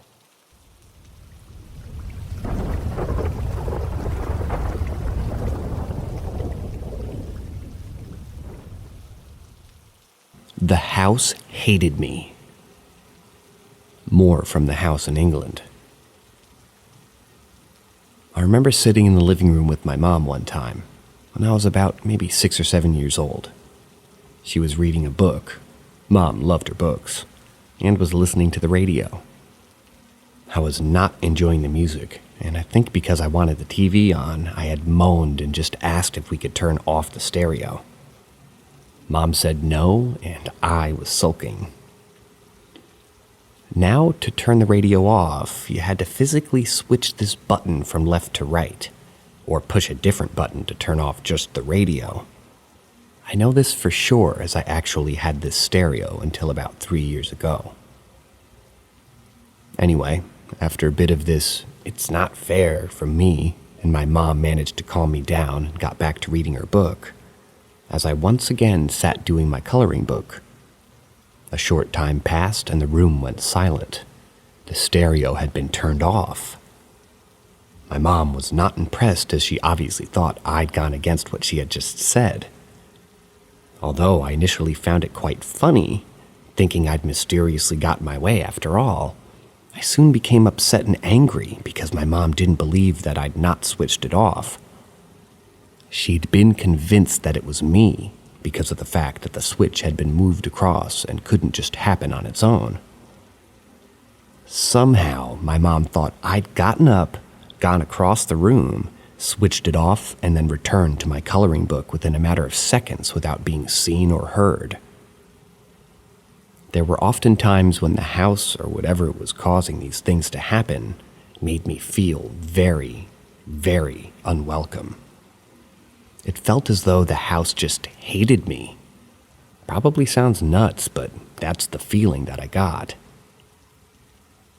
Another time, one evening, Mom and I were again sat in the living room, chilling out. I know it was evening time because the little table lamp was switched on. I was actually watching the TV this time. And guess what? Guess what my mom was doing?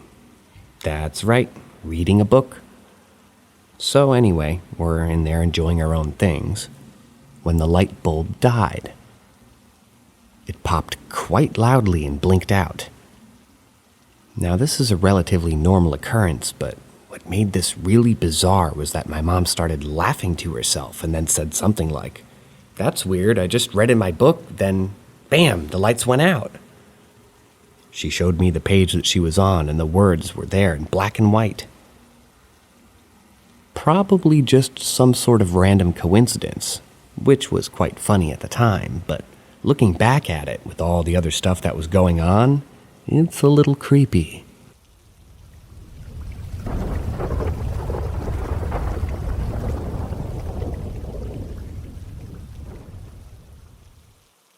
Ask Reddit.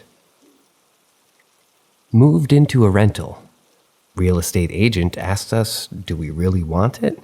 And warned us of a quote-unquote entity as he showed us pictures of the exiting report for previous tenants and the entry report for us. Big black orb in different spots in the pictures, but followed him around as he took those pics. We, of course, didn't care. Didn't get bad vibes.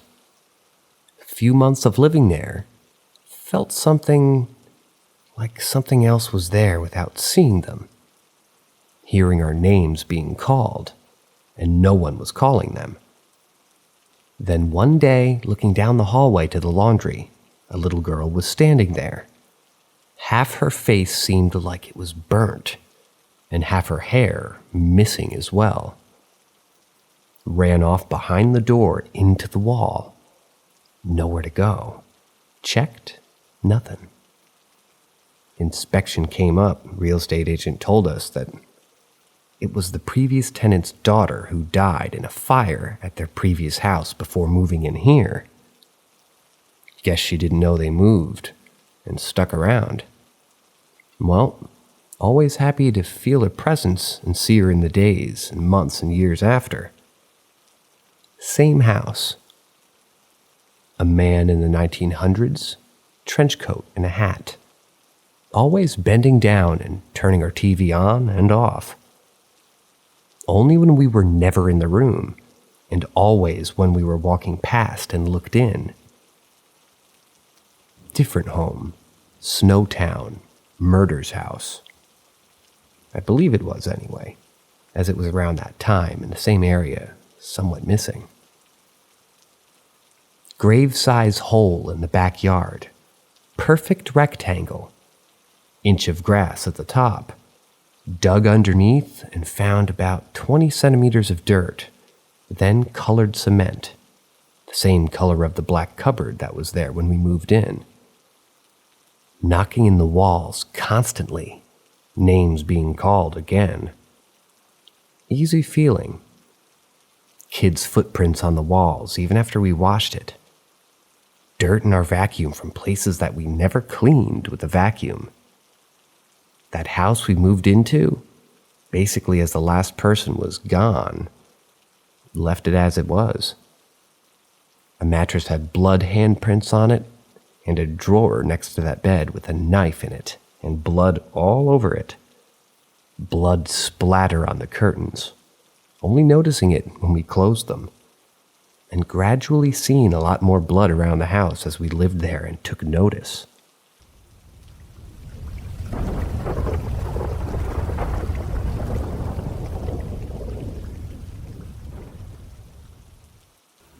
Spooky kid story. I have a creepy story that I knew some of the members here might appreciate. As always, if you don't believe it was paranormal, that's okay. I just ask that you respect the beliefs of me and others commenting. I came home from a fairly long day. It was late, probably about 10 p.m. at night. I parked my car in the driveway, which is quite close to the road, and went to go check the letterbox for any mail. As I turned my back to the road, I heard running footsteps and the laughter of, I assumed, children. I thought it was odd because of how late it was, but I turned around to smile and greet them, considering how close they sounded. I also had a dreadfully uncomfortable feeling in my stomach, but I put this down to a psychological anxiety trigger.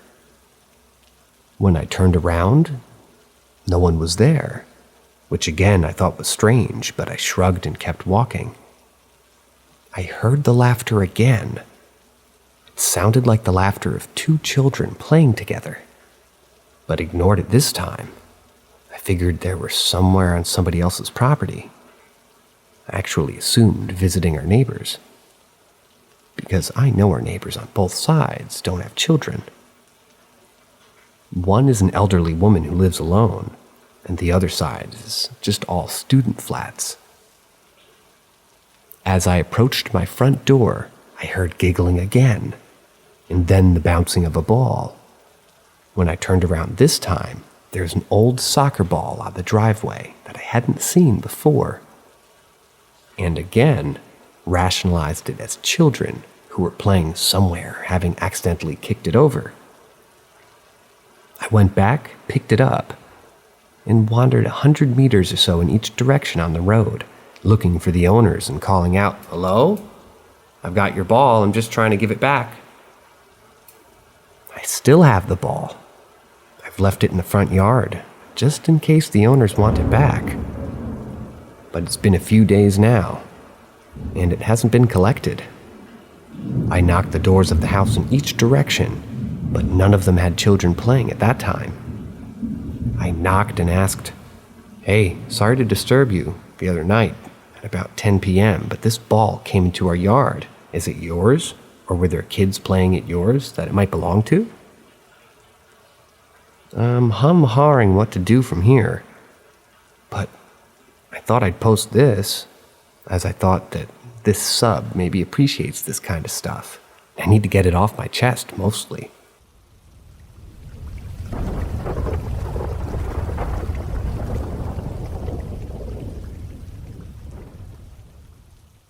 I don't know what this was, but it scared the heck out of me. So this happened about a year ago. I told my parents about the window one, but I thought I was being stalked. I did tell my other parent about the party one, but my stepmom said that it wasn't actually a person, and my dad laughed because he thought that we were just joking. I didn't tell anyone about the other one. I don't know if this counts, but there have been a couple of times that I've seen paranormal things. The first time I was at my birthday party, we were talking 12 at night, and we heard scratching and something circling the tent. Then my boyfriend at the time looked out all the windows in the tent. Context, we were sleeping outside the house in my dad's tent, and he yelled out, "Whoever's there, fuck off!" and then proceeded to look at the rest of the windows. And on the last one, on the other side of the trampoline, there was a black figure, crouched, sort of sitting there. He said, "Fuck," and closed the window as quickly as humanly possible. Then, about 2 months later, I was turning over to get comfortable, and I caught a glimpse of a black face pressed against my window. I turned to look again, and yeah, there was a black figure looking in my window. So I turned around and pretended not to see it. The thing is that the window is very close to the back door, and those doors aren't locked. As are pretty much any in our house, so I went to sleep and tried not to think about it. But then about 2 months after, I was trying to sleep at my mom's house, and I was thinking of all the people and the pets that have died that I loved. And my headphones were sitting on my laptop, right? And I had my back to the desk where all my stuff was. And suddenly I hear a crash. Not that loud, but just the sound of something falling. I turn around, and my headphones are lying on the ground. The next night I was facing my desk. All the stuff I put on the desk. I'm facing the desk, and one of the ear parts of the headphones moved a bit towards the edge.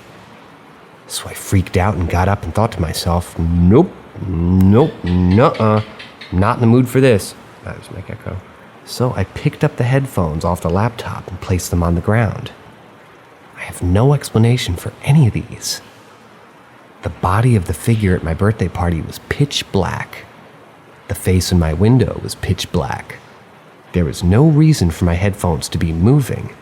No explanation. Please, somebody tell me if this means that I'm haunted or something. I'm scared.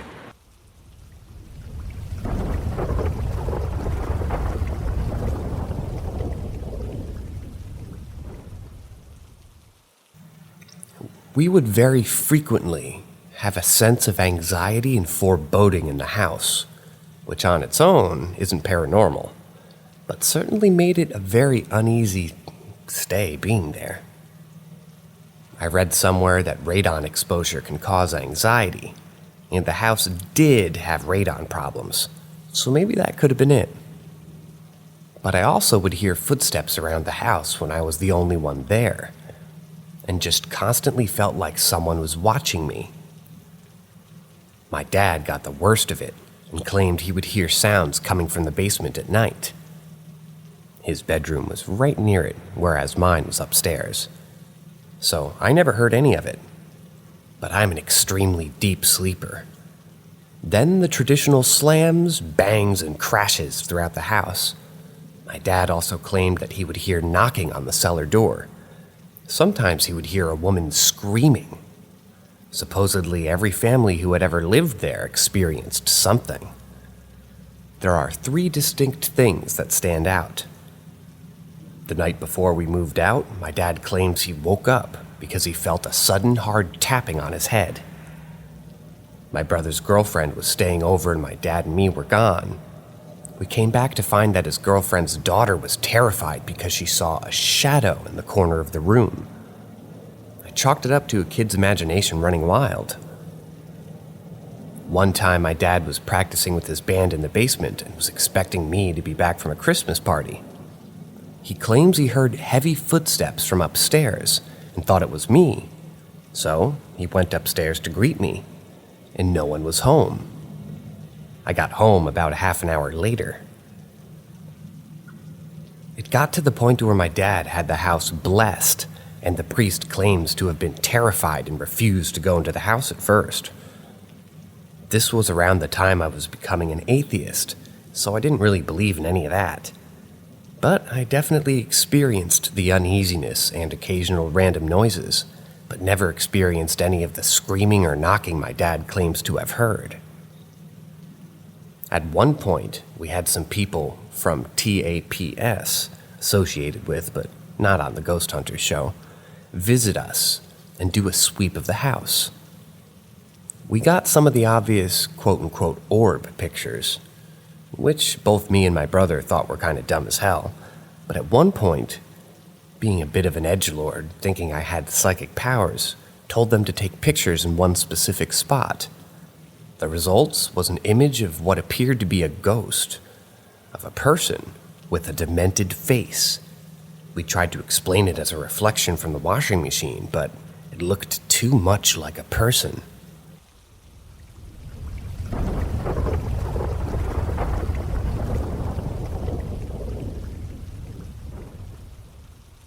Welcome to the world of wonder at Paranormal M, where we unravel tales that defy explanation.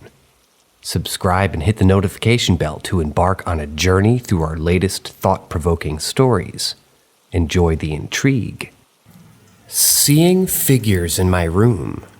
What could it be? Anyways, I want to start off by saying that I find the paranormal super interesting and love to read through stuff. But I tend to be rather a skeptic. But I still think that I have experienced things. A little backstory. I have a vacation house in a small village in Italy where I spend most of my summers. We only have 2 bedrooms there, so I mostly share a bed with one person, depending on who's accompanying me that year. I always get an uneasy feeling in that house, which I'll probably talk about in future posts. The story I want to talk about today started in 2017. That year, I flew to Italy with my grandparents and shared the bed with my grandma. At that time, I wasn't into the paranormal yet. Didn't even watch any horror movies. Long story short, I went to bed one night and woke up at random times, but still had my eyes closed.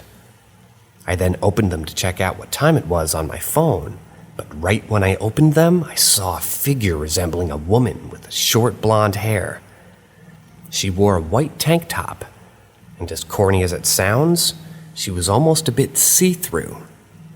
After a few seconds, I realized what I was looking at and immediately jumped up and the figure was gone. I just brushed it off by saying that it was a bad dream.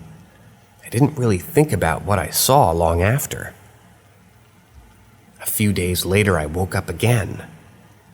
I opened my eyes, but this time I didn't see the woman, but instead a young girl standing very close to me. This time I was so terrified that I turned around to wake up my grandma, and once I looked back, the kid was gone. I haven't experienced it since, which is why I didn't even think about it anymore. 3 weeks ago, my parents, siblings, and me went back to Italy. My sister and brother slept on the bed together. My brother on the side where I would sleep in 2017, and I slept on a mattress on the floor. After the first night, my brother wouldn't step foot in the room anywhere. He slept with my parents the whole 2 weeks, even cried when he told my mom about what he saw. So, what did he see? A very tall, probably around 7 foot tall man. He kept hovering over and around Eve, me, is what he said. I've not told my brother about what I saw a few years ago, because he was 13 and I didn't want to scare him. Does someone have any idea what all this could be about?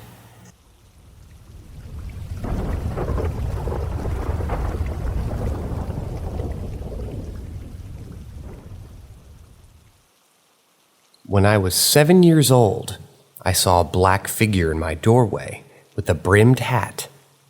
What did I encounter? It was a normal day. I was playing with my dog outside named Harley. She was an English bulldog that was as friendly could be. My aunt called me in for bed. I was sad because I was having fun with my dog playing tug of war. I went inside and laid down in my bed. My uncle came to my room. He gave me a hug and tucked me in. At least an hour later, I put the Goofy movie into my VHS player, and all of a sudden I had a really weird feeling. Not like I was being watched or like I was dreaming. It was a feeling of familiarity, like I was in the presence of someone I knew. I didn't feel scared at all. I looked up, and there he was, at least 6 feet, 4 to 6 feet 6, wearing a long trench coat that went all the way to the ground and a broad-brimmed hat. Whatever I was seeing was completely black, darker than the dark room that I was in, and completely featureless. When I saw it, I wasn't scared or paralyzed. I was more curious, and I honestly felt safe and like it was friendly. So I said, "Hello?" and snapped my fingers just to make sure I was awake. I looked at him for at least 10 minutes before I waved at him. As soon as I wave at him, he's gone just as fast as he appeared. I lay in bed, completely stunned by what was happening. I went back to watch the Goofy movie, and I had an entirely normal night after that. Nothing else was strange or out of the ordinary. The weirdest thing was that I wasn't scared by the shadow figure. Instead, I felt a strange sense of calmness and curiosity, as if I had encountered a long-lost friend. It was as if the presence of the shadow figure had somehow reassured me, rather than instilling fear.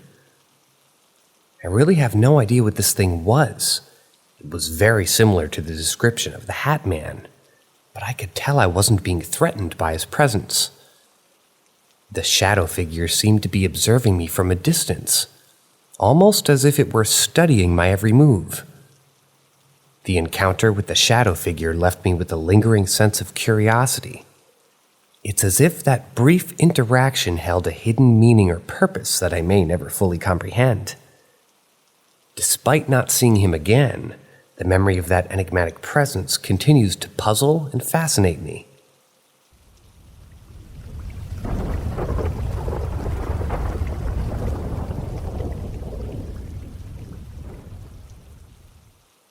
I think I'm having a bad paranormal experience in my in-laws' home. I, an 18-year-old female, am currently alone in my in-laws' home. I experience paranormal things whenever they and my boyfriend are asleep or gone at work at night, and it's only gotten worse. I've always been around the paranormal, my whole life. I've been followed by a little girl I call Izzy. She's done me no harm, and she's really sweet. She's been around me since I was 2 years old. Ever since I got with my boyfriend, an 18-year-old male, I've experienced more paranormal stuff than before in his home. It started off normal, seeing things, being touched, hearing things that were kind of normal for me. I've been living in his parents' house for a year now, and I'm pretty familiar with the spirits, at least the spirits that are in that house. Another little girl, a saloon worker, and a little man with a long pointed nose. Recently I noticed something else out of the ordinary. Something I've never seen before, and it kind of freaks me out. It only happens when I do the dishes at any time of the day. A skin-colored, tall, faceless man like Slender Man, but no clothes and peach-colored. He's so tall and he has an arch to his back, so his proper height to not really touch the ceiling. He watches me do the dishes around the corner where the living room and the kitchen connect. It's creepy, and when I turn back to notice him, he backs away into the living room where I can't see him and disappears. I can never get a picture of him since my hands are always in the soapy water and my phone is never on me. Recently, it's only gotten worse. He tries to get closer to me. I don't like him. He scares me more than anything else I've ever seen. I can't use sage. It burns my nose to the point that I get a nosebleed and I get itchy all over. I don't know what to do. He scares me. I'm always alone throughout the week, especially at night on Wednesdays, Thursdays, and Fridays. When everyone is home and awake at night, there's nothing I can do, and I'm scared he'll hurt me. He can't get me if I'm in mine and my boyfriend's bedroom. The faceless man won't go past the kitchen for some reason, which is good for me because our bedroom is in the back of the house next to the kitchen. I don't know what else to do. I'm alone and scared and no one is home but me, the dogs, cats, and bunnies.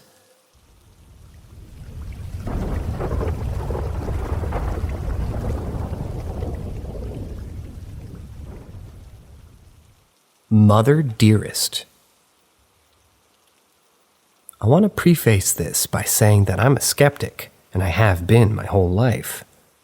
But this event stands out as an unexplained experience that's terrified me for a long time. This is a long story, so bear with me, please. In between my freshman and sophomore year, I moved to a new house. We had 3 bedrooms and 2 bathrooms. The master bedroom belonged to the couple who lived there prior, and the other 2 belonged to their son and a guest if needed. I got the son's old room. The reason the house was for sale was because the man and his son were looking for a smaller house, as the mother had passed away. From what? I have no idea. The first couple of days to weeks in the house, I had awful headaches. I didn't really think much of it at the time, since migraines are a common thing in my family, especially my mother and myself. The following events took place over the next 2 to 3 years and got worse over time. Some days, I'd come home and take a nap after class, for about 1 or 2 hours usually. On more than a few occasions, I had horrible nightmares, and then one day they stopped, and I would be standing in my room watching myself sleep. My room was exactly how everything was laid out normally. For example, if I put my backpack at the entryway of my door, it was there and I could physically see it. I was just watching myself sleep, which was almost eerie. After a few minutes, I'd see something moving up my bed and feel pressure on my neck. I could feel my chest holding the weight of something heavy. I could feel everything, and I remember vividly being slapped or punched by something. On more than one occasion, I had marks on my neck and arms from where I was choked or scratched or punched. I experienced this until I moved out of the house when I was 21. My only explanation, if it's paranormal, is that the entity I was dealing with was the mother, who passed away in the home years prior to my arrival. Perhaps it was because I was in the son's room and I was unwelcome. No one else, to my knowledge, had any wild experiences other than the occasional open cabinet or door being ajar.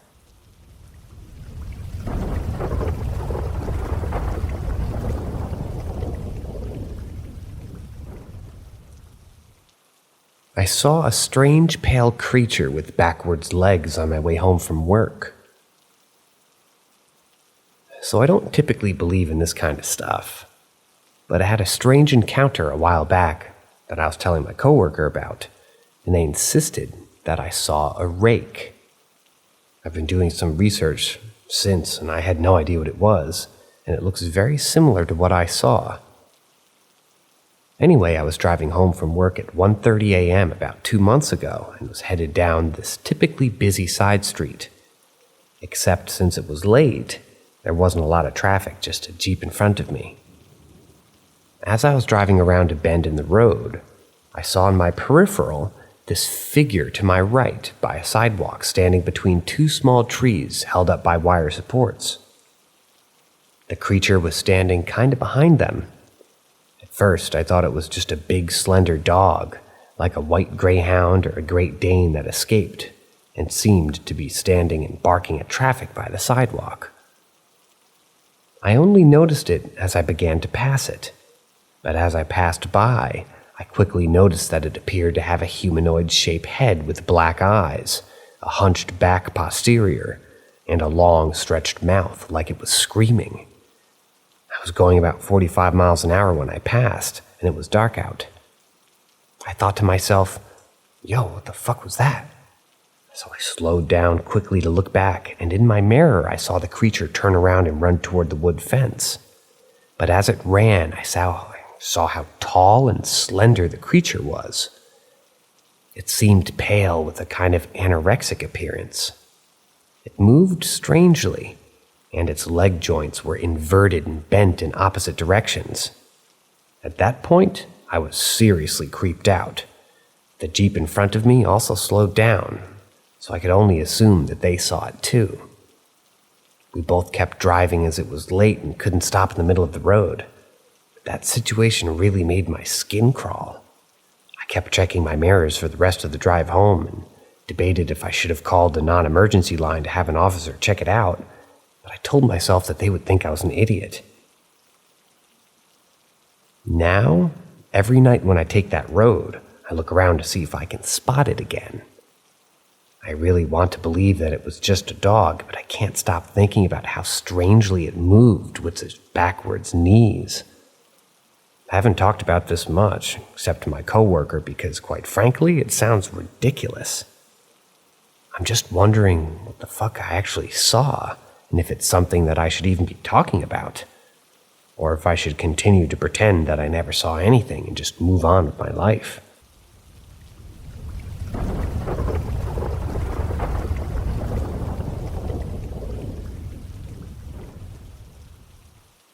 What makes it scarier is that I still have no idea what happened. This is the only weird or paranormal thing that's ever happened to me.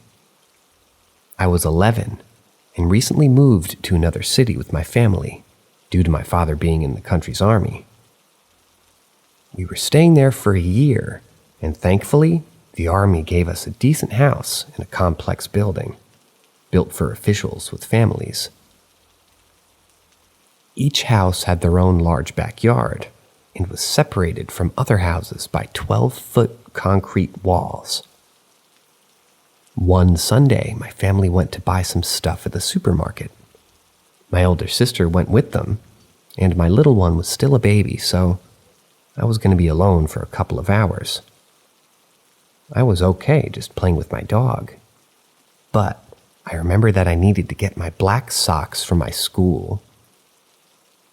I guess I had my school's Monday uniform, and it resembled a suit and a tie kind of a look. I went to the backyard to get them, since they were hanging to dry. At this point, I was getting bored of waiting for my socks, and I say out loud, "I'm really bored," only to almost immediately hear a young voice clearly say, "Then let's play." The voice was clear but not loud. Didn't feel like it came from in front of me or any of my sides. It was just there. I turned around to see my normally hyperactive golden retriever sitting quietly and staring at me. I look around very fast, trying to sort of find the source of the voice, but the house to the right was empty and separated by a concrete wall, like I said. The house to the left was over 50 feet away and behind the wall as well. And behind my house, there was a long wall with nothing but a steep hill and a house at the bottom behind it. I ran for dear life and hid in my parents' bedroom underneath the covers and turned on the TV at max volume until they arrived. I explained to them what happened, and they had to calm me down for the rest of the day. I have no idea what that was, and to this day, I still can't put my finger on it. I knew the kids in the house to the left, and it wasn't any of their voices. The house to the right didn't have any kids. And there's no way some kid climbed a hill, then a 12-foot wall covered in sharp glass at the top, just to say that to me.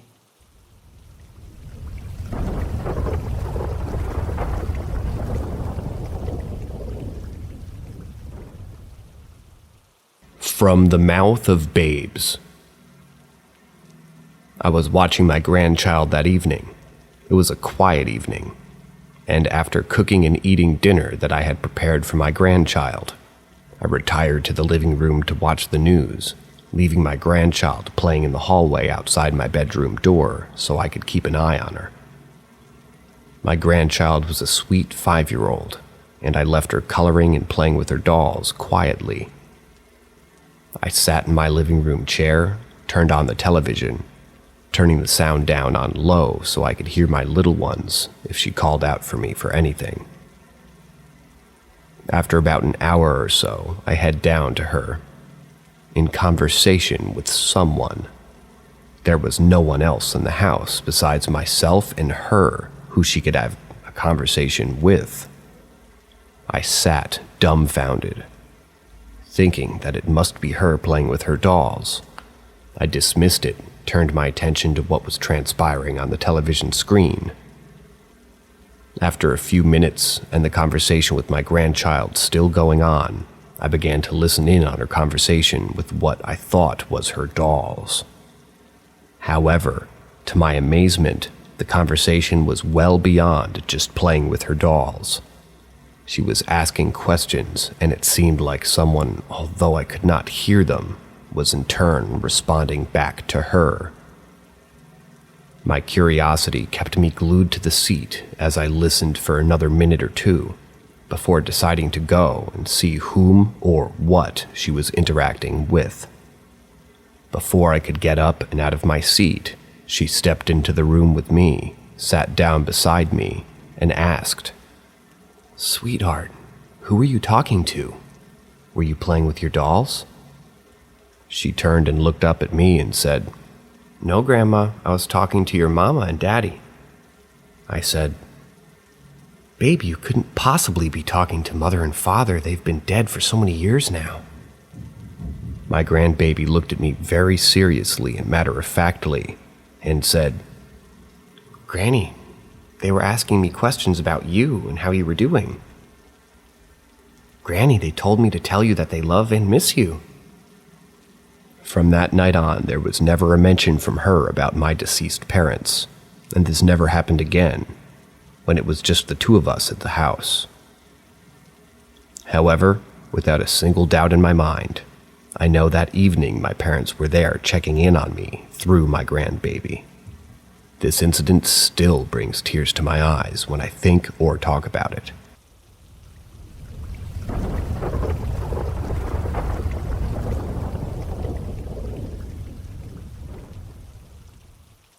House with an evil spirit. When I was 10, we had just moved into the nicest house we'd have ever been to that day.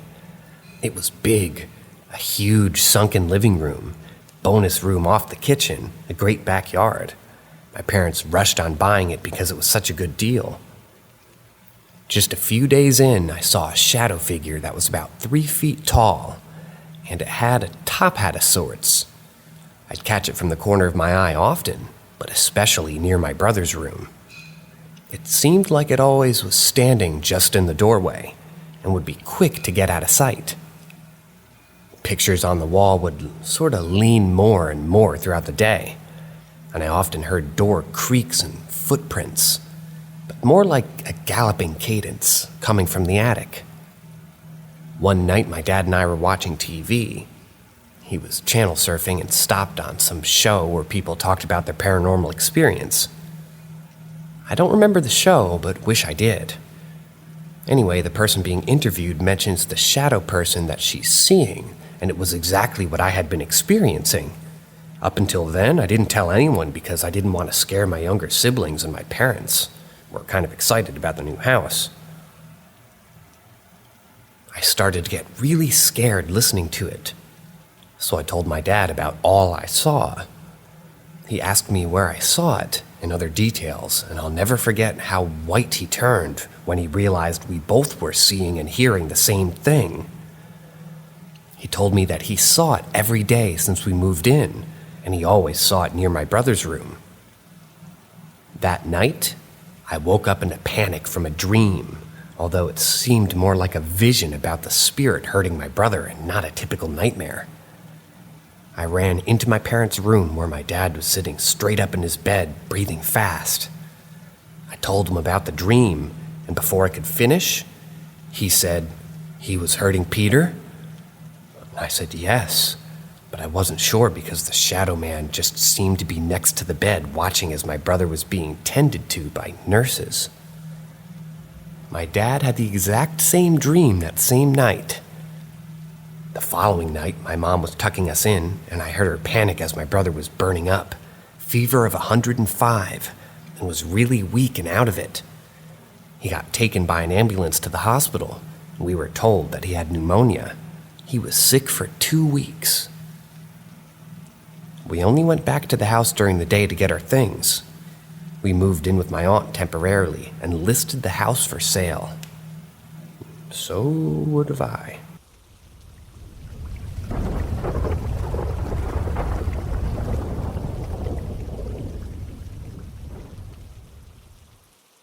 Large dog creature in Florida. Let me say first and foremost, I'm a man of logic and explanation. I never believed in ghosts or other cryptic beings really in my life, but something happened the other night that really made me feel weird. So I live somewhere in between country and town here in Florida, and I see an abundance of wildlife. Foxes, coyotes, raccoons, all very normal to see.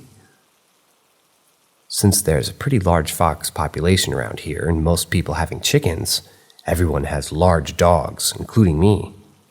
I have a 70-pound boy and a 60-pound girl pit bull. They're fearless. They know this is their property, and they protect it as such, alerting me if they hear something. And if they do, I open the door and they run out to chase whatever it is. The other night, I woke up randomly, and it was disturbingly quiet outside, like not a single cricket, and my dogs were not on the bed like they usually are. All of a sudden, a howl like I've never heard went off like a siren that sent a chill running down my spine, like a deep yell almost, but definitely from an animal.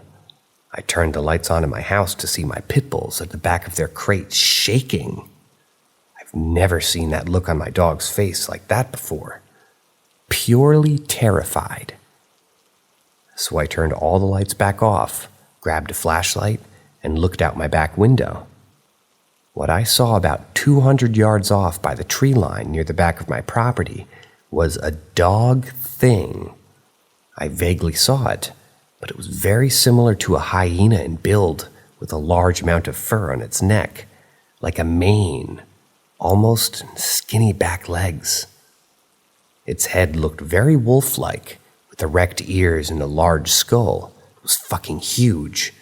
It was so black it was hard to make out distinct characteristics, but its presence scared basically any living thing that was around, it seemed, that night. The next morning I went to the spot I saw the animal, but saw no tracks or hair or anything. But I know what I saw. I never saw anything like it before. Has anyone in Florida seen anything like this? We've been having a lot of dead dogs in the area. Dogs that are large and are being killed by something. Other people think it's coyotes or a feral dog, but I think it's that thing I saw. Just seeing my dog so terrified really scared me.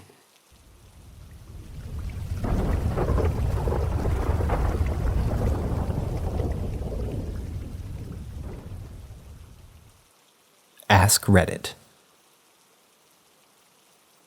I used to work at a Ben & Jerry's a few years ago. I had an opening shift and usually things are slow up until around 3, when the nearby high school rings the last bell of the day. This was maybe an hour into my shift, and I'd already cleaned out the dip case, had a fresh batch of waffle cones, and I was just getting shit done, but with a really bad limp. Quick backstory. Growing up, I was pretty athletic. T-ball, volleyball, softball, martial arts, dance. So being an athlete, plus breaking 9 bones, 3 concussions, and dislocating my knee 3 times, yeah, I know, obviously took a toll on my body. I'm 26, but I've had the bones and joints of a 60-year-old. Anyway, that particular day, since I had waken up with my knee really bothering me, I even took my brace to work. Being the only one on shift and having to walk back and forth so much honestly wasn't helping. Then a group of maybe 4 people walked near the entrance of the shop. They looked maybe mid-20s, early 30s. It was 2 guys and 2 girls. Just the girls walked into the shop. I don't remember their order anymore, but when I handed the scoop of ice cream to the second friend I was ringing up, I told her to have a nice day and turned to walk back to my task. I tried hiding my limp the whole time, just because I didn't want to be hopping around while ringing them up. Then she called me over and said it seemed like I was in pain. I downplayed it and said that it was nothing, but it was like she knew how much pain I was in. She had a heavy accent. I couldn't make out from where, but I understood that her and her friends liked to travel. Inaudible, italicized. Then asked if it was okay to hold my hand and say a prayer. I thought it was a bit strange, but she just made me feel so comfortable with her. I couldn't say no. She held my hand, and in mid-prayer, I swear I felt the pain literally lift off my knee. It was amazing.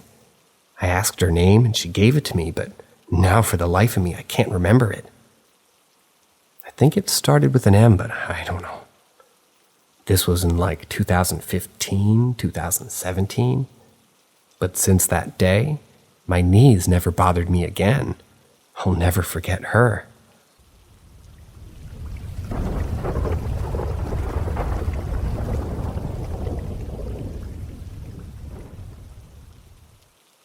On our honeymoon trip to Japan, my husband and I did a few cultural excursions where our tour guide gave us a brief explanation of the different ways to practice at shrines and temples via praying. A few days later, we took a trip to the Fujikawa Guchiko, a town across from Mount Fuji. At the top of a viewpoint was a little shrine with a storyboard about a rabbit spirit. Following the guide's instructions, I offered a few coins to the offering box and thanked the spirit for letting us come to Japan and asked if they would help us have a great time on our trip. I was born in a rabbit year by the Chinese calendar, so I felt a bit of kinship there. On our very last day in Japan, we went out to dinner in Tokyo and did some final shopping and exploration. We didn't really feel like calling it a night yet, so my husband and I decided to stop and find a bar and have a few beers. We saw a sign for a little bar on the 5th floor of a high-rise and figured, why not? We step out of the elevator and all noise stops. The bartender and his clearly regular 5 customers all stare at us. "Lost?" one asks. "Beer?" my husband returns. The bartender gives us a funny look. "American?" We laugh and reply, "No, Canadian." And they all light up and wave us in. "Sorry, Americans. Don't worry about it." Only one gentleman spoke fluent English, but between him translating and our broken mix of Japanese and English, we ended up on pretty friendly terms. The bartender was in his late 70s and was an absolutely epic pervy jokester. He was also a magician with his drinks. I have no idea what the cocktail was that he made me, other than it being delicious, but he pulled this epic trick where it started off white. He'd pick it up, spin it upside down, and when he set it back down, it was blue. A number of other magical things happened that evening, ending with our new bartender, a Japanese grandpa, closing early and taking us for noodles. But the reason that I'm convinced that we met a kami that final night in Japan, remember my prayer at the rabbit shrine? The bartender's name was Usagi.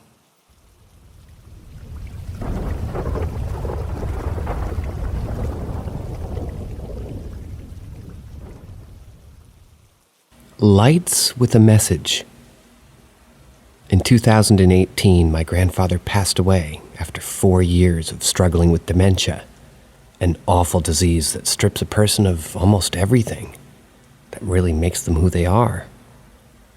It was a very difficult time for me because, as his only family member, I had to take full responsibility for his finances and important health decisions. Not to mention the guilt I was carrying around, mostly because he was living in a nursing home due to needing 24-hour care. The day after the hospital called to say that he died, I made the 6-hour journey by train to his home. I fumbled my way through the next 3 days, registering his death, arranging his funeral and flowers, contacting the relevant people, all of that. Not really sure if I was doing the right things by him and second-guessing each decision that I did make. After my grandfather's funeral, I returned home, in a state of disbelief that I'd just said goodbye to the last member of my family. I got to bed that night worrying about whether I'd done this and if it was the right thing to do or not. I happened to turn towards the window, just as a beautiful rainbow-patterned light sparkled across my blackout blind. There was one, then two, then loads of these lights, which seemed to be on my blinds. They made me think of the light flashes that you get from a spinning glitter ball. They appeared to rain down and dance across my blinds. These lights were so bright that they were visible in the hallway, as my partner in the other room saw them too. The lights were visible for maybe 7 seconds before fading out. I was scared for a second or two, but then I was just amazed by them. I got a really calming feeling come over me and took the lights to either be my grandfather or be a message from him. I like to think that the message was a thank you or maybe an all is well. For the next half hour, I tried recreating the lights in order to come up with some kind of rational explanation, but I couldn't. No light ever comes through that blind, nor does any light come through the blind in the other bedroom. There are no windows in the hallway. I've not seen the light since. Anyway, not a scary experience. In fact, it kind of gave me comfort when I needed it. It was like my grandfather acknowledged everything that I'd done for him, which at the time he was still alive and he wasn't really aware of.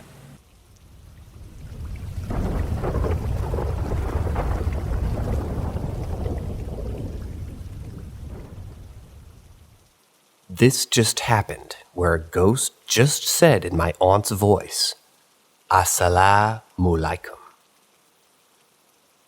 This just happened today, and I'm freaking out. So my grandparents' house is haunted. Pretty much my cousins and I believe it. We've had many experiences where we heard whistling, seen figures, heard noises, had dreams of people that we don't know, or heard mimicking voices. Now, I've never experienced anything till today. So for starters, my uncle, aunt, and cousin went away on a trip recently. My other aunt and other cousin were out as well. My grandmother was downstairs with her headphones on, and she has a hearing problem, so she can't hear us. And my grandfather was also upstairs. He was sleeping. so we often come visit every day, at the same time, because my sister is autistic. So I rang the Ring doorbell because the lock wasn't working, because sometimes it glitches and fixed itself later because of exposure to the sun. So I unlock the door, and I hear my aunt's voice say, Assalamu alaikum. So I said the greeting back, but then it clicked for me. My aunt's not here. So, coming from inside the house in my aunt's room, and it was her voice. So I rushed around to see. I called my other aunt and asked if she was here and told her.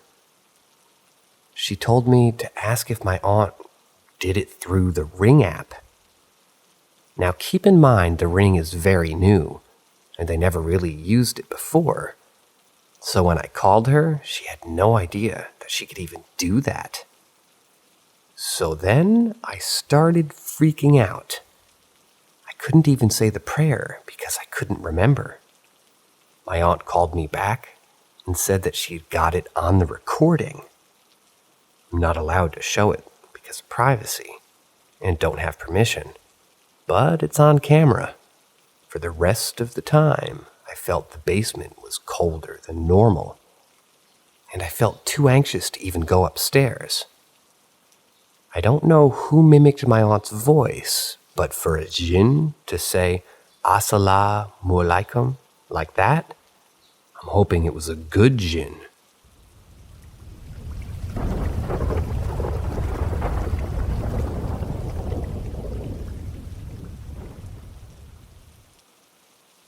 My 2 a.m. paranormal experience with a ghost. First, I want to say that I come from a Muslim family and culture, and I believe that we aren't alone in this world, and that there's other entities, such as jinns, around us, and sometimes they may do some paranormal stuff that can't be rationalized. So with that being said, one time I was about to sleep around 2 a.m., and as I'm doing so, I see the kitchen light suddenly get turned on. At first I thought it was my mom at the kitchen for whatever reason, and then shortly after I hear plates making noises, as if someone is just fiddling with the plates. At the time, I used to sleep at my parents' bedroom, where my mom sleeps, due to my room being under construction. My dad at the time wasn't in the house, since he was somewhere else for work, so it was pretty much me sleeping in an inflatable bed on the ground, and my mom sleeping on the bed. So as the noises and the light being turned on was happening for about 3 to 5 minutes, then all of a sudden it turned off, and it was complete darkness and silence for a bit. I kept staring at the door, thinking that my mom would come back, and after 1 minute, I grabbed my phone and put on the flashlight, and found my mom still asleep, like she had never left the room. I woke her up and told her what happened, and she was very weirded out about the situation. I pretty much didn't want to go check and just recited the Ayat al-Kursi for protection from such spirits and jinns, and went back to sleep, mainly because I knew it couldn't be a burglar in the house, and no burglar would be stupid enough to go into the kitchen and turn on the lights and make some noticeably loud noises with the plates. Thus, I figured it had to be some sort of ghost paranormal activity. I was always skeptical about such entities, though that turn of events made me believe that there are spirits in this world. We have shortly moved after from that house, for other unrelated reasons. And now I from time to time do think about the whole situation of it being some sort of spirit in the house, as it cannot really be explained.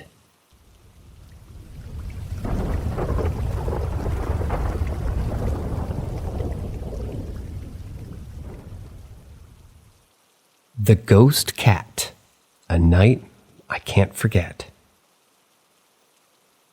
Years ago, around a decade back, my friend and I were part of the same Marine Corps Reserve unit. The distance to our unit from my place was a good 2.5 hours. One particular day, we were required to report early. To save time, we decided I'd stay at his place, situated halfway between my home and the drill center. After a night of barracks cuts and a couple of beers, my friend, looking a bit troubled, confided me about an unusual problem with the house that he was renting. He believed it was haunted by a ghost. Being a skeptic, couldn't help but tease him. But his response was not what I expected. He looked straight into my eyes and uttered, "It's a damn cat."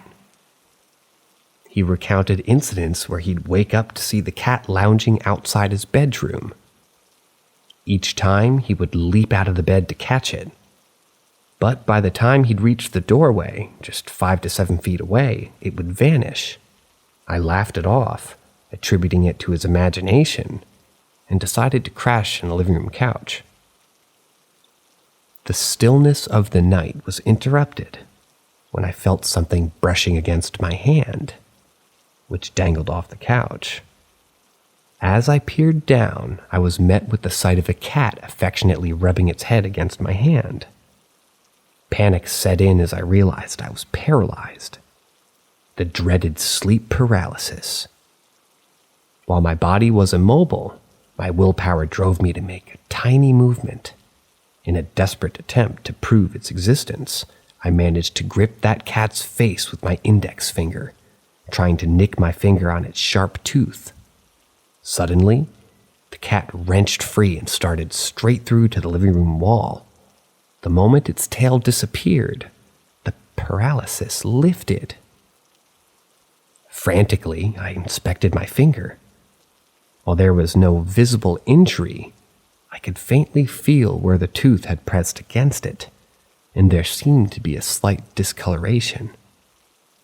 The next day, still bewildered, I narrated the previous night's events to my friend. I may never know the truth of that night, but part of me is convinced that I held onto a ghostly feline, even if just for a fleeting moment. The most uncanny thing? It behaved just like any ordinary cat.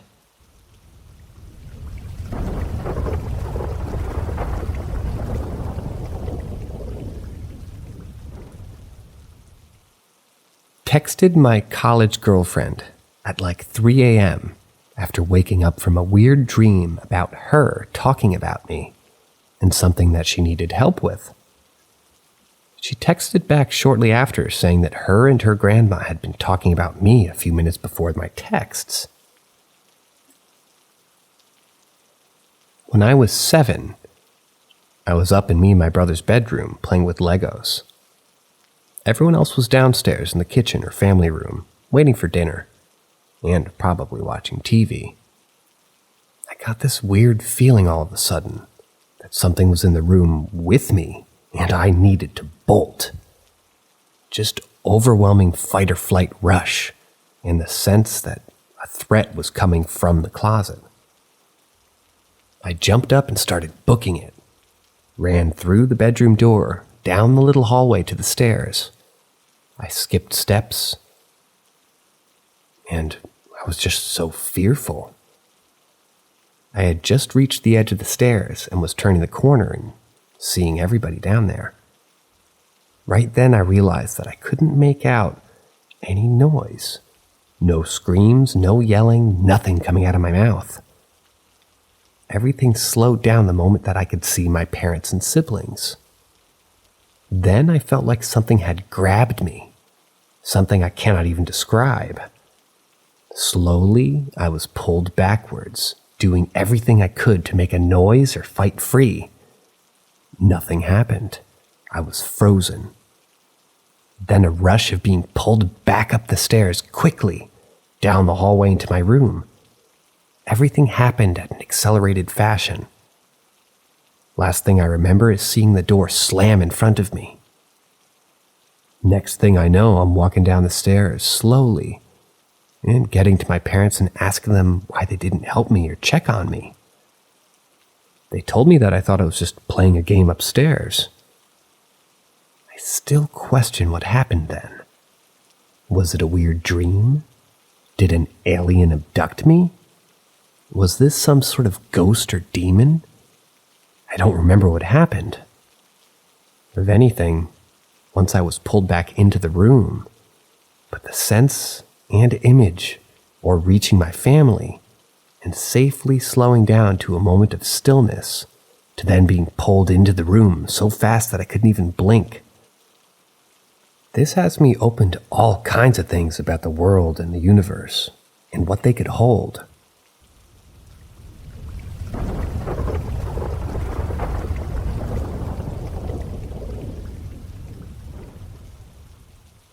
Sixth sense of death. Trigger warning / death warning. I don't know where else to talk about this. Ever since I was a kid, I've been able to sense death. I can see it up close, as in I can look into someone's face and see that they're close to death. I always thought that was kind of interesting because it would happen when I'd meet my friend's parents or family. On more than one occasion, I would look at their face and just see gray, black eyes with major bags underneath them. But then I'd look at pictures of them and see the complete opposite. Next, I'd hear of them either dying of an illness, a car accident, or gun violence. I just figured this was a coincidence. But then as I got older, it became different. It started with my grandmother. She was sick for a while, but one night I looked in the mirror, and it was my face that looked drained, old, sunken. And I'd be tired, unexplainably tired. The next day, I was told that she died. It happened with my father, too. He wasn't even ill, and I was halfway across the world, and it happened again. I was getting ready to go out to another country, and I looked in the mirror, and sure enough, I looked just like I'd emerged from the crypt and felt like I could use a nap. A few hours later, my mom called and told me that he had passed from an aneurysm. This has happened 10 to 15 times that I can remember. I never know who it's going to be, but if it's someone I know, I'll always get that drained look and get extremely tired. I've only ever told my partner. I had to, because it happened one day where I looked so gray and I was so tired that my partner thought I was getting really sick and took me to the hospital. When we got to the hospital, I started to turn around, and sure enough, we got a call letting us know that his friend was murdered at a Toronto nightclub. Anyways, I just want to make sure I'm not crazy and see if anybody else has had the same experience. It sounds wild, but it's never failed. It doesn't scare me anymore, and if anything, I'd like to learn more about it.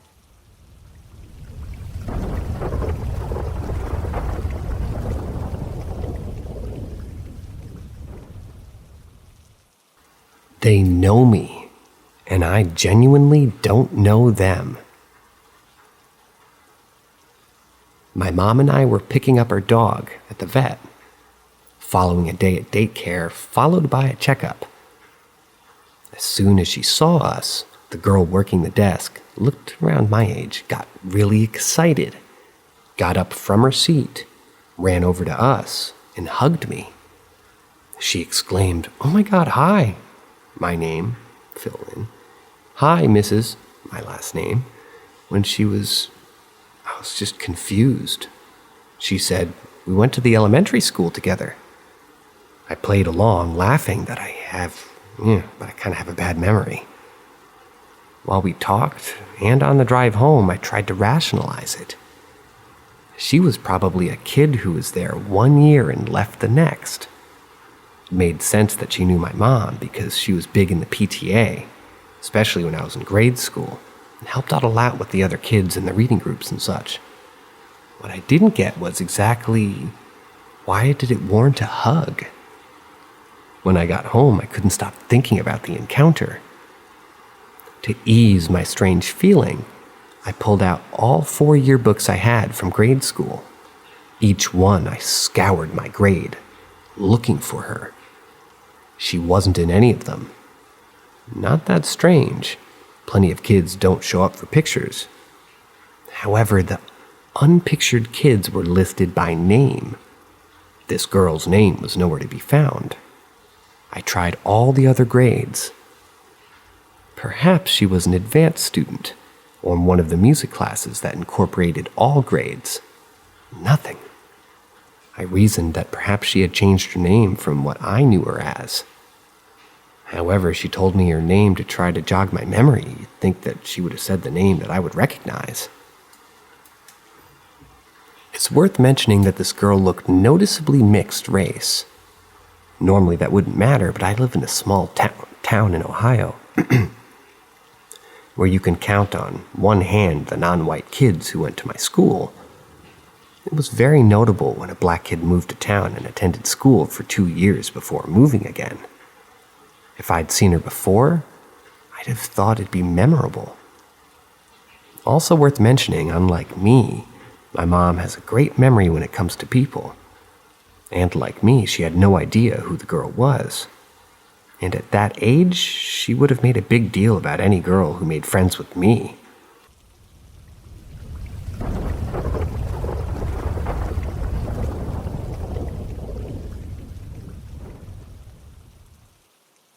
I saw my sister's doppelganger. So when I was little, around 10, my mom wanted to take my little sister, let's call them Kate, Jane, and Amber, to the playground in front of our flat. But me thinking I was too old to play in the playground anymore, decided to stay home alone. After a couple of hours, I get a call from my mom telling me that Jane has to go to the bathroom, and if I hear the doorbell ring, to open the door for her because she forgot her keys. I told her that I'm going to wait in front of the door so I don't leave my sister waiting on for too long. A few minutes later, I hear the doorbell ring, so I stand up and go to the door and start unlocking it. But something in my gut told me to look through the peephole.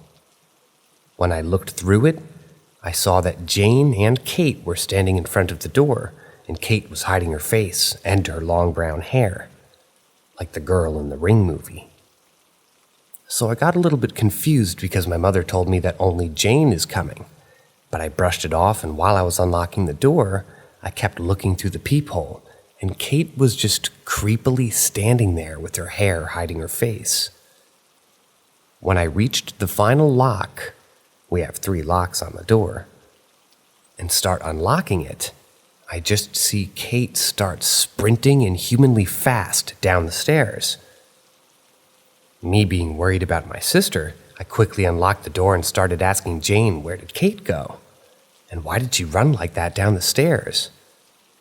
She looked at me with a confused look on her face and told me that Kate was in the playground playing with her friends, and she never came up with her. After what she said, I told her that this isn't funny and to stop lying, but she just told me that she really needs to use the bathroom and pushed me out of her way. I then quickly ran to my phone and called my mom, asking her where Kate is, and she calmly answered that Kate's playing with her friends in the playground. My heart dropped after hearing what my mother said, because the girl in the front of the door was wearing the exact same clothes as her and had the same body structure and hair. So if Kate was playing outside with her friends, then who did I see at the front door? After that, for a couple of days, I barely slept and I was scared to stay alone in the apartment. And years later, I'm still confused and wondering about what I saw that day.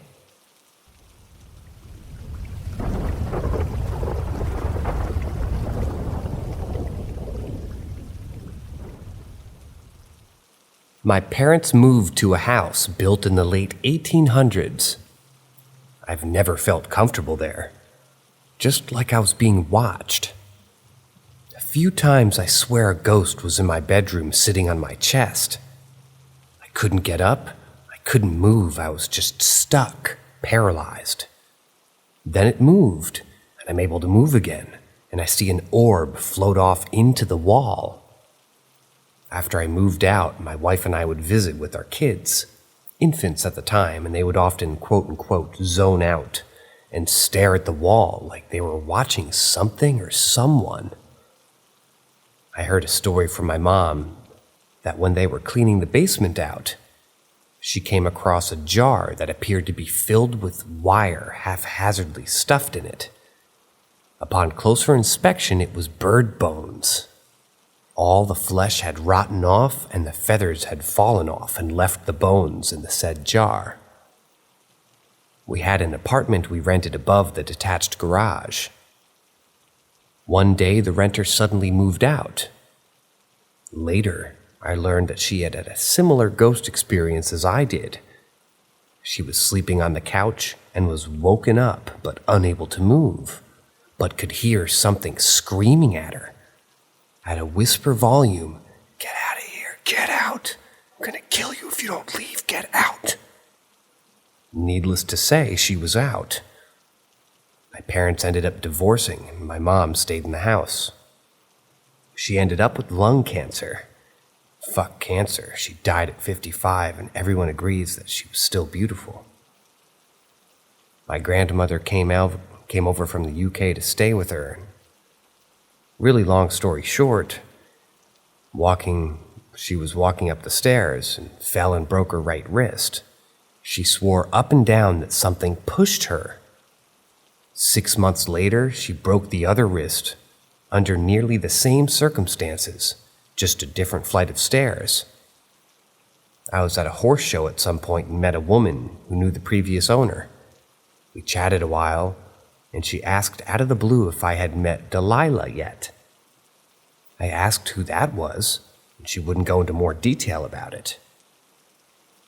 There are other, unexplainable events that happened in that house.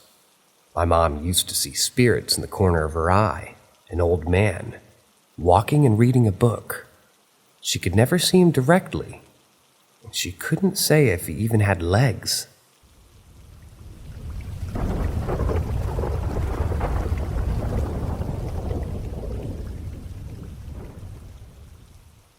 Ask Reddit. In my senior year of high school, I was stuck in writing class with all grades for a semester. I was sat next to a group of rather loud freshmen, much to my dismay, and despite trying to remain as recluse as possible, one of the freshman girls would occasionally try and chat me up. Because of my grumpy nature, she began calling me Grandpa affectionately, and only she and the group would bother to talk to me. We definitely weren't friends. She was just too loud and bubbly for me. But even as the semester ended, we changed classes, we passed each other every morning on our way to first period, and she would always call out, "Hey, Grandpa," as she passed me with her group of friends that she walked with every day. In late March, it began to buzz around the school that a freshman had committed suicide. It was said to the upperclassmen, but we never dwelled on it, because beyond hearing about the suicide prevention assembly freshmen were required to attend, it never affected us.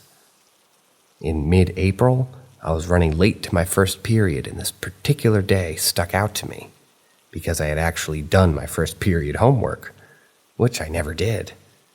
And if you showed up late, any work turned in wasn't credited. As I was running down the hall, I saw the freshman girl alone and leaning against the wall. She looked at me and said, "Hey, Grandpa," in a very sad voice. I quickly said hi and ran off to class without another thought. Fast forward to my last band concert of the year, and the final song was sung by the choir, in dedication for the fallen freshman who had just been in the group. I glanced down at the program to see what song they were singing, and for the first time ever, I saw the freshman's name. It was the girl. I was immediately frozen stiff, much to my bandmates' confusion, and asked if it was a misprint. Nope, it was her name. I looked up her death date in the obituary, and it was March.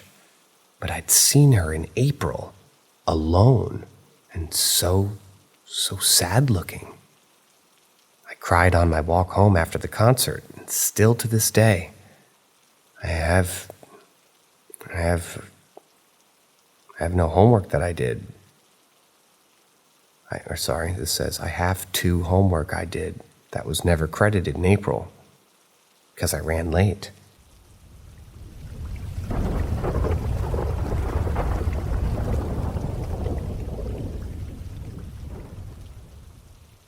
I have 3 things happening, all of them happening in connection with the death of 3 different people: my grandfather, my father-in-law, and my grandmother, my grandfather's wife. My grandfather died at the hospital from pneumonia when he was old. A couple of days after that, a small lamp in the hallway in my grandmother's house started to flicker. The lamp had been there for at least 30 years or so, and there was never any problems with it, at least my grandmother said. We tried changing the light bulb, but the flickering continued, so we threw the lamp away due to potential electricity hazards. My father-in-law passed away a few years later due to a disease. A couple of days after his death, my wife and I woke up to the TV in the living room being turned on full volume, really loud, on some random channel that we had. That had never happened before, and we don't have any animals that could have touched the remote or the TV. My wife and I both were shocked, and we immediately said that it must be a sign from her father. By the way, I'm not religious at all, but interested in paranormal happenings. My grandmother passed away from Alzheimer not long ago. I was with her when she took her last breath at the home for old people where she was living. A few days after, she died. And a lamp in my kitchen started to flicker. The lamp was almost new. The light bulb almost new as well. And the house almost new, 3 years. And it had never happened before. We let the flickering continue due to us seeing this as a sign from my grandmother. She and I were very close, and the flickering made me think that she was still with us. I told my wife when the flickering started, but I had heard from her brother-in-law, or maybe from someone else, that it takes 40 days for the dead person to pass to the other side, as it were. And I was counting the days the flickering continued. Exactly 40 days after the death of my grandmother, the flickering stopped. The 3 events combined made me think at least, or hope, that they wanted to say goodbye through the means that they had after death.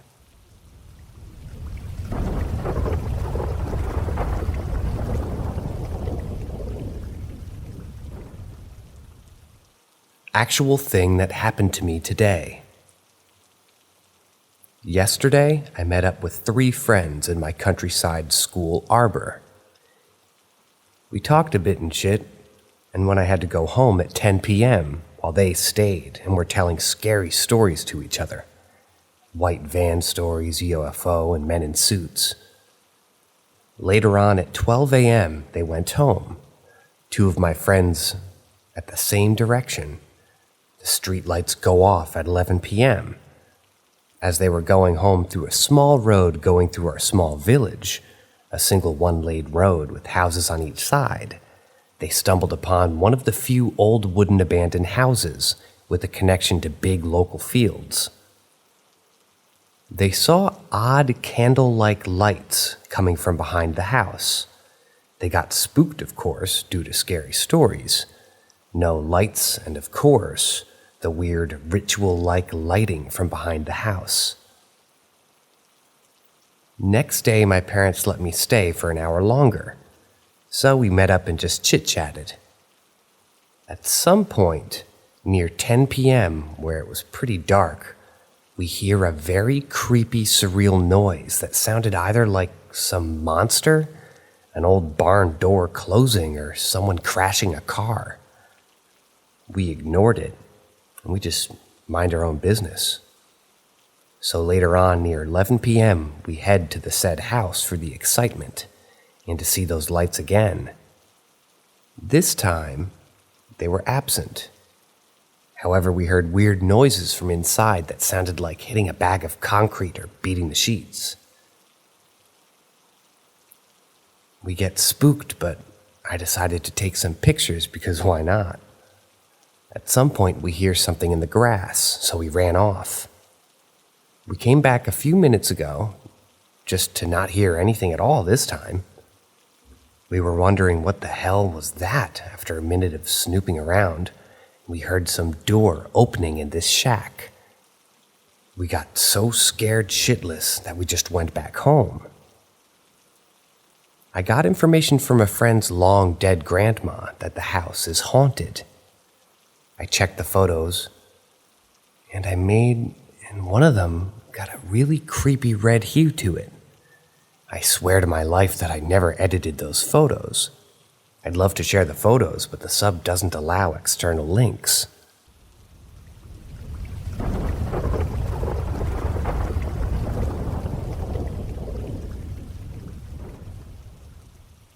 I don't use Reddit, but I need some answers. For around a year now, I've been hearing a lot of sounds at night, and when I'm alone in my house.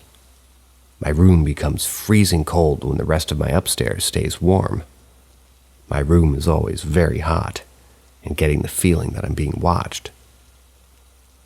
Now, I'm a skeptic, and I don't really believe in anything after death. So, normally, when weird things happen, I can connect sounds and things moving to the house as settling. Or, I must have just moved it but forgot about it, kind of things. But there are many things that I cannot explain. I've woken up multiple times to shit in the room next to mine going crazy, and my dog staring at my door confused and scared. Every time this happens, I check my phone, and it's always between 3 a.m. and 4 a.m. But I don't want to get onto those stories now. I want to talk about what happened today. So my family left, and I was home alone, me and my dog. We were sitting on the sofa watching some TV. Then I hear a wow from upstairs. Me and my dog make a what the fuck was that eye contact, but then a thought came into my mind that said, oh, my brother's still here. Maybe he just hadn't heard my parents on the VR. So I get up to go tell him that everyone left. Walking upstairs, I realized that no one was on the VR because the light were off and you need the light for the sensors to work. So I looked around for a bit and to make sure that it wasn't a prank, then got an idea. I've been watching a lot of ghost hunting shit because I'm bored as fuck. So I say, why don't I go do an EVP session, see if anything happens? So I got my phone turned on, start hitting record and begin asking questions. I asked, did you make that wow noise? What is your name? Are you scared? Nothing happened when I asked, but the recording, there were a lot of bangs that I didn't hear. But I thought nothing was happening, so I asked if it could make another noise or a bang on the wall. Then I hear a small thud from my brother's room. Go over to look at the room, there's nothing there. So, me weirded out. I thought that this was just lucky timing, so I left the room and asked it again. And it happened again. I run into the room, looked underneath the bed in the crawl space, and found nothing and no one.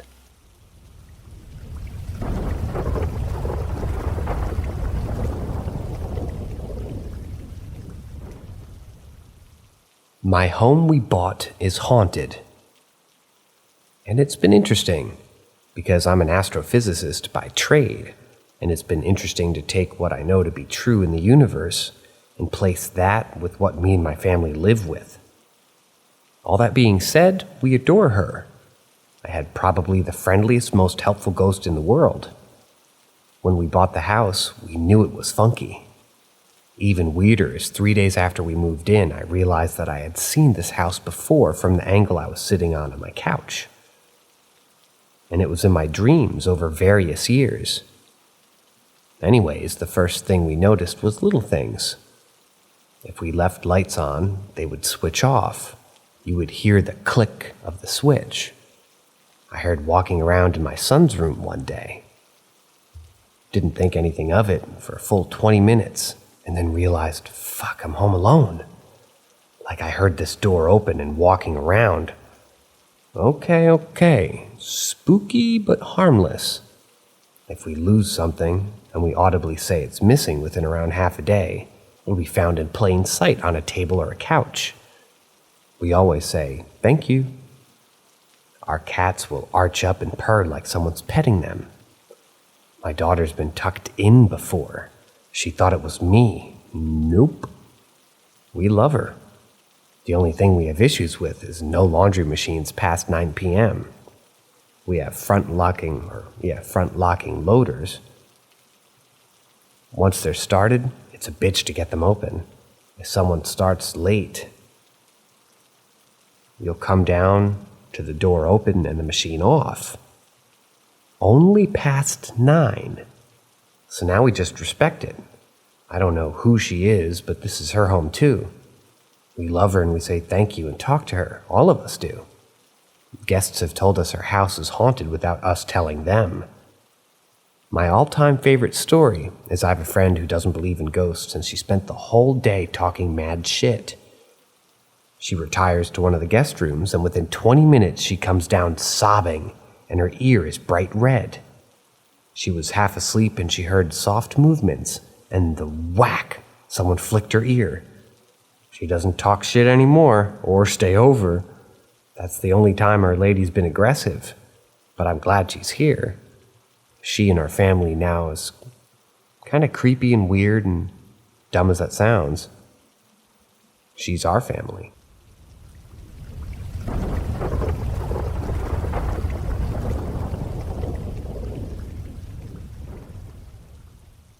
Please be kind. About 3 years ago, we had started working from home due to COVID. It was around June. I took my lunch at the usual time around noon. I would go outside to get some sun and watch my son play out. Unlike most days, this time outside was quiet. No kids were out. The sun was shining, but there was zero wind. A lady was sitting by the benches, where you sit to eat. I noticed her because she was the only one out there. She was facing my direction with her to the table. My son wanted me to record him, which I was. And at some point, I hear something, and my eyes, being stuck to my screen, noticed my son looking toward the benches. He had stopped doing his ninja moves and looked confused. I stopped recording, and in a moment, a black lady was walking towards us. She walked behind, around my son, stood there. Now I will describe her. The white part of her eyes were yellow. Her teeth were yellow. And when I say yellow, yellow, yellow, she had this smile like petrified, like emotionless. She was wearing this dress/rope and matching turban. The fabric was white with a lilac color, very small geometric pattern. She said, "Take a picture." I said, "Excuse me?" She said, "Take a picture," while she showed me something in her hand that looked like a AA, like a very old phone. I'm not really sure. I thought that it was weird, but I agreed. I pulled my phone that at this point was locked. I put it in front, and there it was. She was not on my phone. My son was there standing alone in the phone. I felt paralyzed. It took a second, and I just looked. She was there, but yet not on my phone. I saw my surroundings melt almost like a movie. I slowly got near my son that was next to her. I ran so fast I looked back 2 times. She didn't even blink. She was there with her frozen smile looking at me, watching me run, completely terrified. Couldn't speak for about 30 minutes. I remember thinking in my head that I'd lost my mind.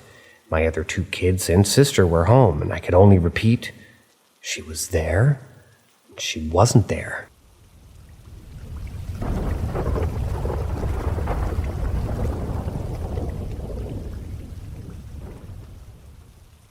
The farm in my nightmares.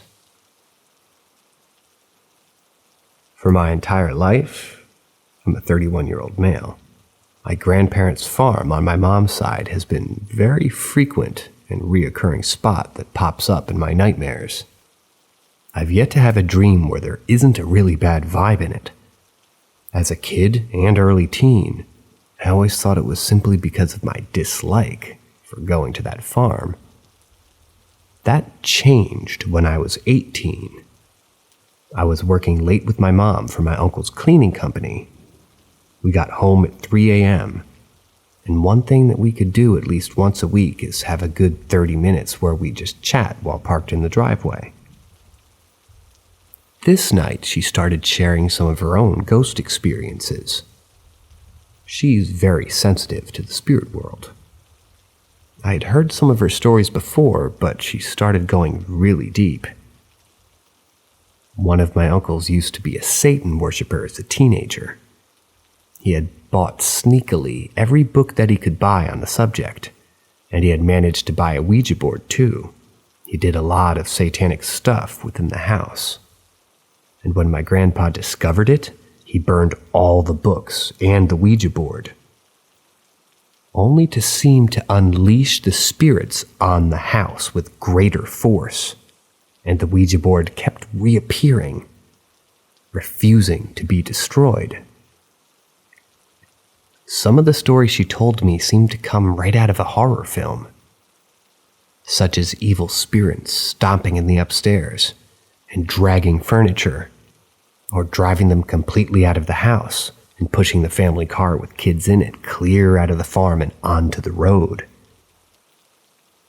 There was also, back in the 1910s or so, a horse thief that was hung on the property, and before he hung, he was told that he would never find peace. And so supposedly his soul is still on the property. But ever since I learned this, whether I believe all the stories or not, I'm religious and I've had my own experiences with the spiritual and paranormal side. I have been convinced that even though they've had blessings and cleansing of the house, that there is enough of an echo there of it still, that it might be why I have nightmares associated with it for over 3 decades.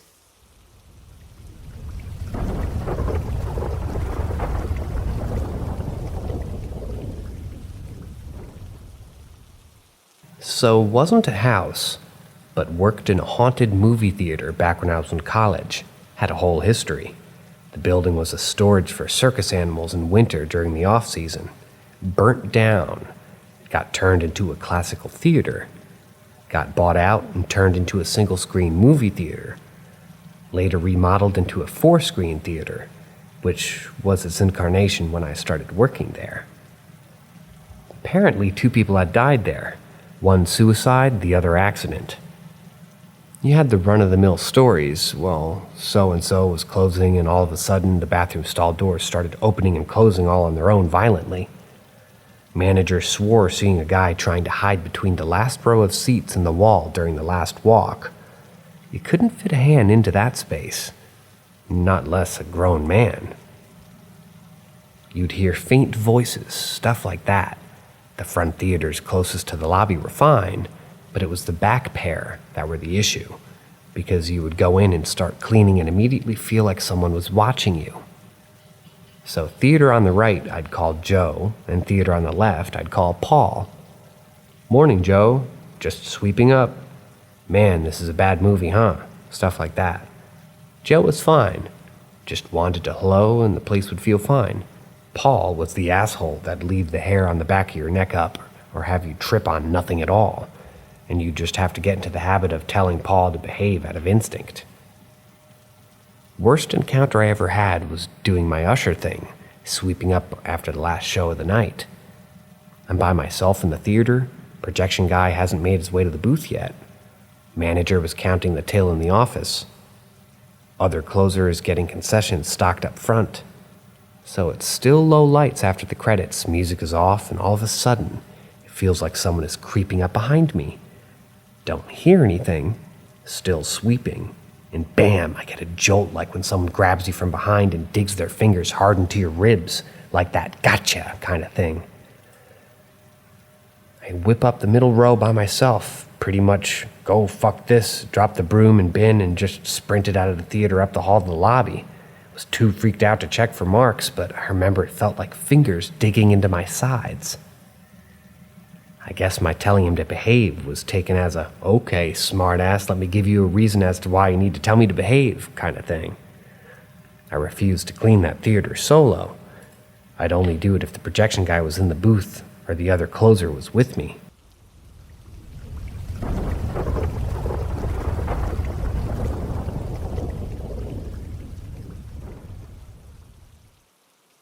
I remember it vividly, even after 15 years.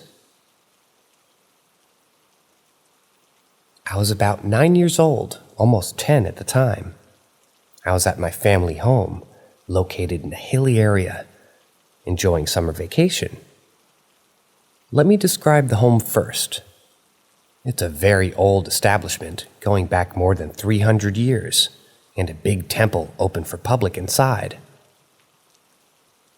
Now, almost every room and the temple is at the top part of the hill, and only 3 things at the bottom, which is about 100 or 120 steps down. My grandfather's room, who's a monk, his guru, his teacher's burial site, and a duplex. It tends to get very, very hot in that region, and only one room in that duplex had an air conditioner, which no one in my family, big joint family, used. I told my dad that I would sleep there, as it was very hot and I wanted to sleep in an AC room. My dad agreed, and I went there to sleep. Now, this duplex and my grandfather's room is separated by a porch covered with smooth pebbles, and the duplex rested between my grandfather's room and the burial site. I was really a heavy sleeper back then, but I somehow woke up in the middle of the night. Don't know at what time, as I didn't have a phone and no clock was in the room. But I heard someone entering the porch, and I could clearly see the footprints being made on the pebbles, but I couldn't see anyone. It slowly reached my grandfather's door and knocked on it. My grandfather just said, "Not now, it is nighttime, I am sleeping." The footsteps retracted to a wooden swing in the porch and stopped there. I saw that wooden swing moving for about 15 to 20 minutes before I fell asleep. I wasn't scared at all of this incident. But in the morning, I just told my dad that I won't be sleeping there. He understood and didn't pry. I think this was kind of an open secret in our family, but no one talked about it openly. I still remember this incident vividly and still not scared of this incident after processing it properly. I pretty much know what it was, but I would still love to hear your opinions.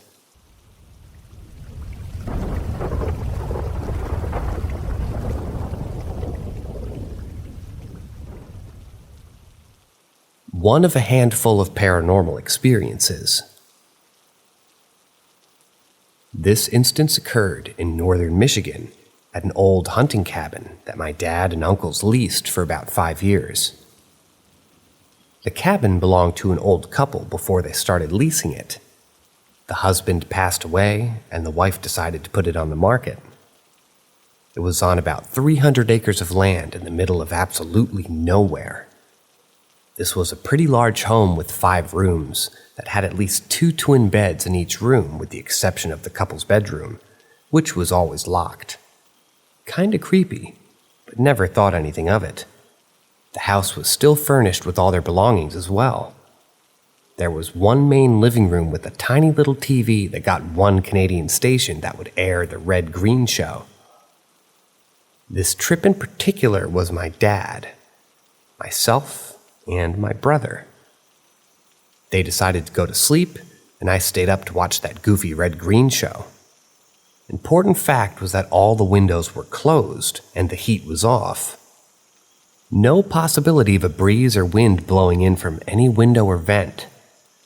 On the wall of the TV, there is a hat that belonged to the husband who again was deceased. As I was watching the show, the hat began to wobble, and once I noticed it moving, it levitated off the wall horizontally and floated to the chair that was below it. I mean that in every sense of the word. It floated slowly down to the chair. I immediately turned the TV off and hauled ass to bed. My dad and brother were fast asleep. My bed was right next to a window. As I lay there, totally confused and freaked out, I had this very eerie feeling that made me look out the window. This window faced the backyard, and when I looked, I saw a very unmistakable white apparition floating or gliding across the backyard. This made me roll back over and cover my head with my sleeping bag until I eventually fell asleep. I tried to find a logical explanation for the hat, but it was impossible. If you can imagine a cowboy-style hat remove itself from a wall fixture and float and wobble down to a chair in a very slow and deliberate manner, that's exactly what happened. I never sensed any malice or negativity, but it was the weirdest damn experience.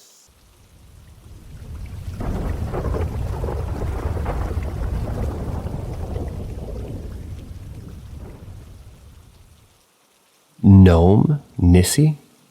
What do you think they are? Plus a personal story. I have so many questions I'd love to discuss. Do they exist? Are they natural creatures and spirits or interdimensional beings, aliens, jinn? And are they good, bad, or indifferent? Why do they appear in folklore across the world and in unrelated cultures? I hope you enjoy my comment, pasted below. I'd love to hear your stories or cultural beliefs about them. Man, I'm so shy to share, because it really seems far-fetched. It was towards Christmas time, important later, and my spouse and I were hanging out at home. I looked up, still in the house, and saw him standing there. He looked just like a stereotypical garden gnome, red cap, beard, and all. My memory is that his eyes got a little wide when he saw me looking, and he gave me what seemed like a jaunty little wave and a smile. Anyway, I turned to get my spouse's attention to see if he could see it too. When I looked back, he disappeared. I searched the whole house trying to prove to myself that I didn't imagine it. My spouse, being Norwegian, believes that it was a Tom Tennessee. Excuse my pronunciation. Tom Tennessee, maybe.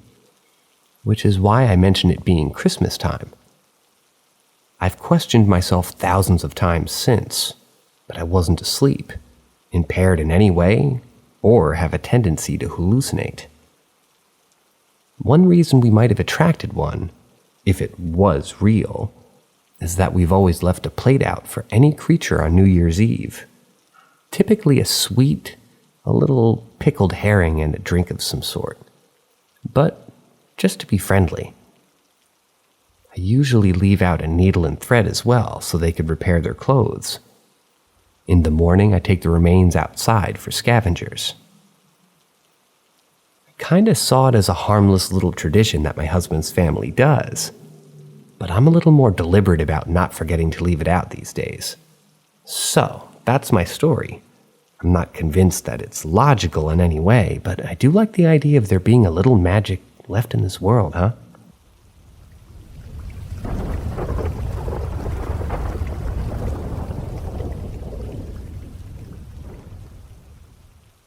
Is it possible a ghost lives in my house, or am I just paranoid?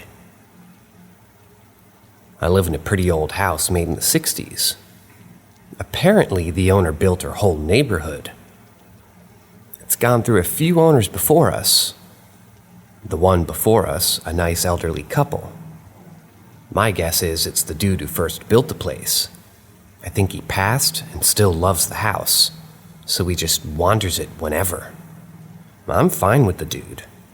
I'm guessing he's just trying to kind of get a kick out of me crying and running off to my mom when I hear him messing around in the kitchen or the living room. Things will fall. Just minutes ago, something in my room fell randomly while I was out, scrapping the wall with it. I think he means scraping the wall with it, and I can't seem to find whatever it was. Lights will flicker randomly. Random noises such as the light being switched on will ring out in the dead of night. My LED lights flashed white when they weren't on, and loud noise was made. Noises go on throughout my house. Anything from creaks to things falling in other rooms.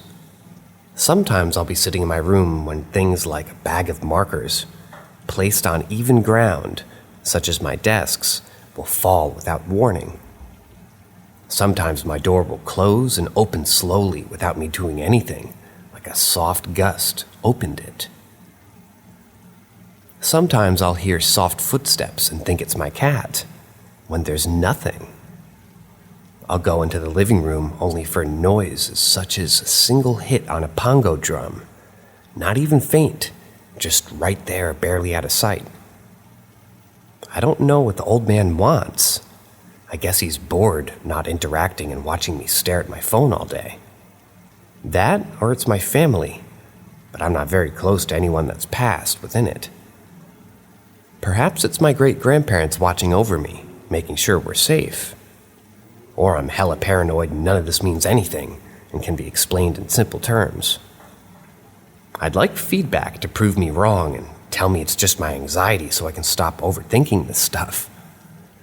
I'm not a big ghost believer, but this just seems like too much of a coincidence. Especially my stuff being moved around when I know for a fact I haven't touched any of it.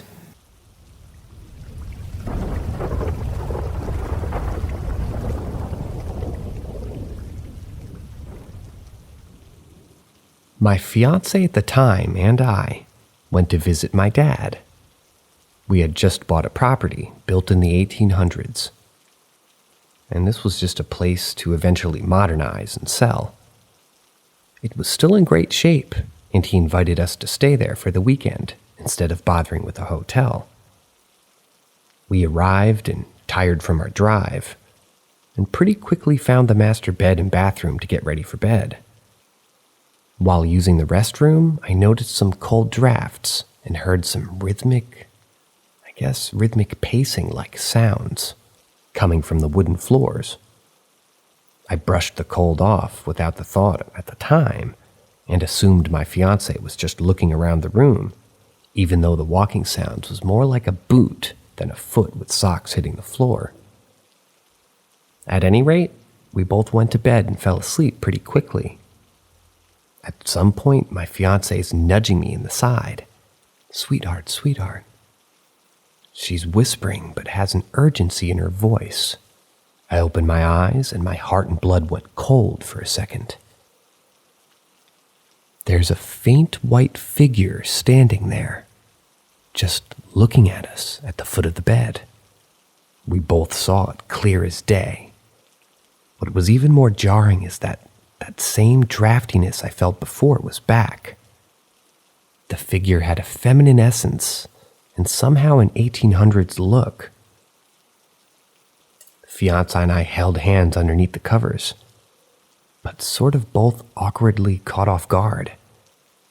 The thing we both remember now, aside from being a bit petrified, is that we didn't really sense any hostility or malice. Just a good 10 minutes of holy crap. The figure stayed relatively still, just sort of shifting her head back and forth like you would while looking at an item at sale or something interesting. Then, as suddenly as everything started, the figure just went away.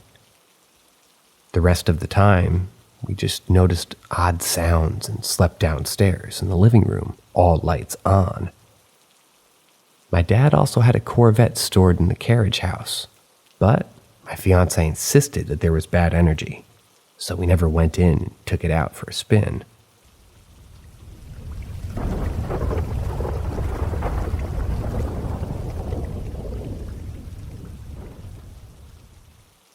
Help me understand how this is possible.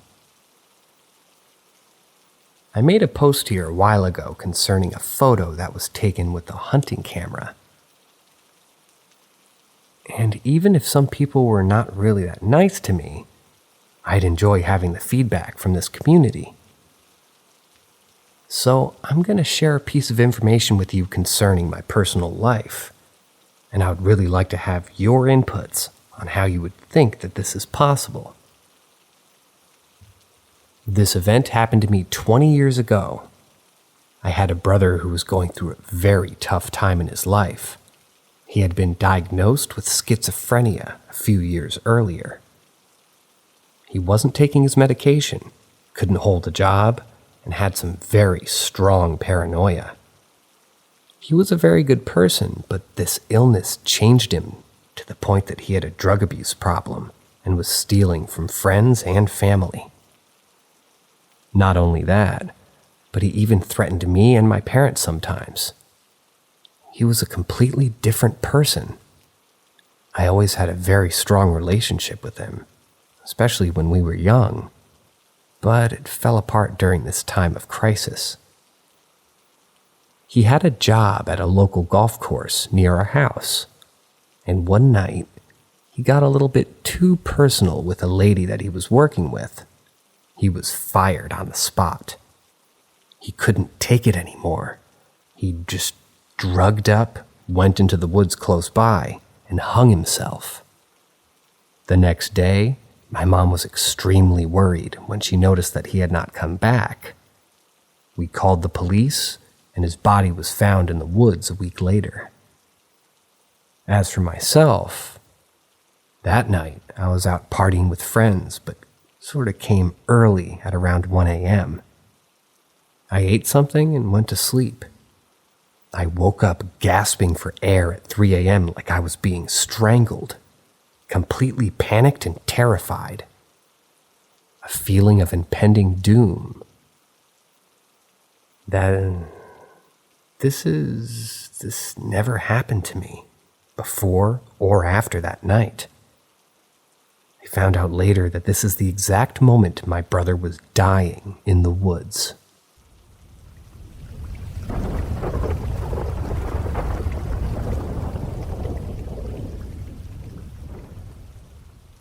Spirit world ramping up. I come from a family who's always had paranormal experiences. My great-grandma, my grandma, and my dad have seen, heard, and smelled phantom things, and to us, it was a part of life. All but me, of course, have passed on. I have lots of stories and experiences that are strange or otherworldly, and I'm going to post them. This is the most recent. It happened over the weekend and last night and early this morning. I currently live in the South on 5 acres, and my backyard ends where a 100-year-old abandoned cemetery is. We also have a cleared area, surrounded by beautiful loblolly pines, live oak, and hog plums, where we've buried one of our dogs, and have planted a cedar tree, where we put my late mother-in-law's ashes. Husband and I also wanted to be cremated when we die, and a tree planted over our ashes as well. I don't know if the proximity is what sort of makes my experiences ramp up. Last weekend I was at the beach. I had started reading a book when I felt the distinct presence of someone standing directly behind me. Way in my personal space. I looked around and nothing.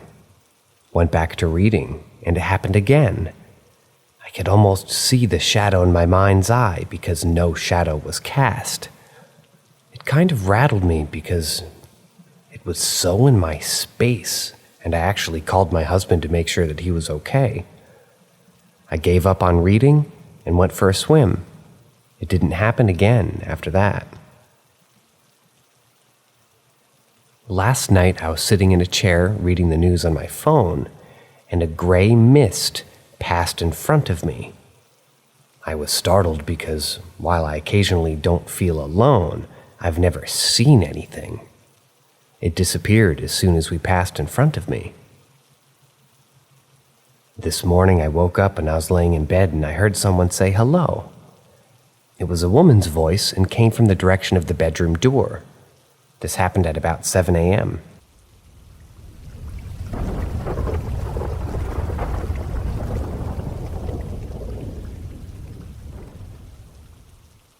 Question about what I can only describe as a demon. So years ago, me and my girlfriend at the time took a picture while laying in bed with my niece between us and the poster behind us on the wall. We clearly caught what I can only describe as a demon staring straight down at my niece. It was clear as day, no mistaking it. It was looking through the light reflecting off the poster, like it was a window or something. Thinking we got a weird angle, clearly in denial, we recorded a video of us probably 15 to 20 seconds long to see if we still saw it. Mind you, my niece was asleep between us having nightmares for the last hour or so we kept waking her up. Anyways, in the video, right when it starts, you can see it still staring down at her, eyes bulging, looking down. About 5 seconds in, a white orb flies from behind my right shoulder toward the opposite corner of the room. As soon as it gets halfway across the bed, the thing in the poster looks up as its eyes follow the orb of light. Then the video ends. We immediately grabbed my niece, ran into the living room, and turned on all the lights, starting to read a Bible till the sun came up. This all happened at a family friend's house, so as soon as we were able to get a ride to get out of there, we did, and we never went back.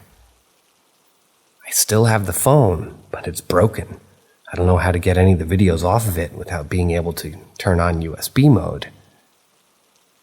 The thing in the poster I looked at that night looked like the king from the Game of Thrones, except with scales all over its face. And instead of a blue color, it was like a dark blood. So dark it was almost pitch black or burnt like dark red tint to the scales, and the creepiest eyes I've ever seen. The girlfriend who was with me at the time is now my wife. We often have to ask one another what really happened because who wants to believe something like that even exists? So now, to the question. Does anyone have any ideas of what it was that we encountered, based on its description and the facts, that it was causing my niece nightmares, and looking through the light bouncing off the poster?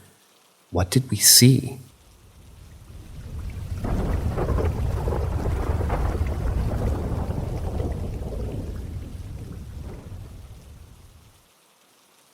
My great-grandmother accurately predicted the destruction of her family home and save her mother's life. My grandmother told me this story about her mother.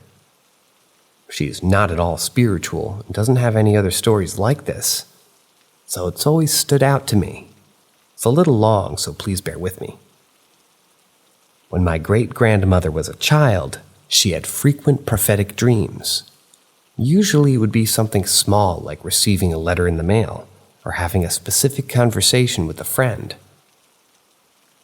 This friend would be in her dream, and within a few days the event would actually occur. At the time she lived with her mother, who used a wheelchair, and her grandmother.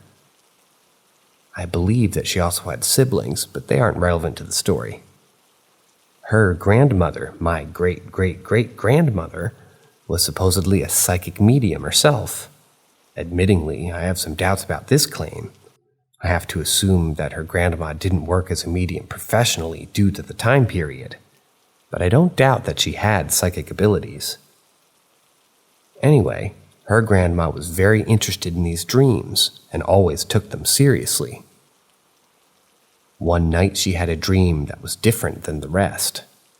She dreamed that there was a terrible house fire and that they were unable to get her mother out of the home in time due to difficulties with her wheelchair.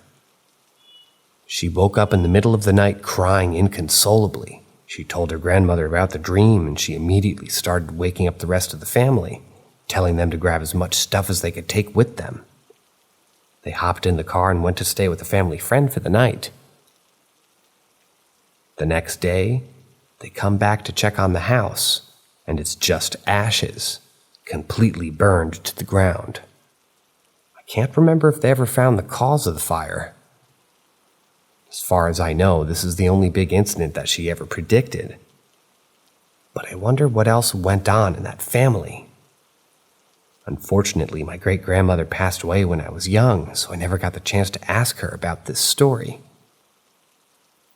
I've also had a few dreams like this myself. Nothing as extreme as a house fire, but still interesting. And I wish I could talk to her about them.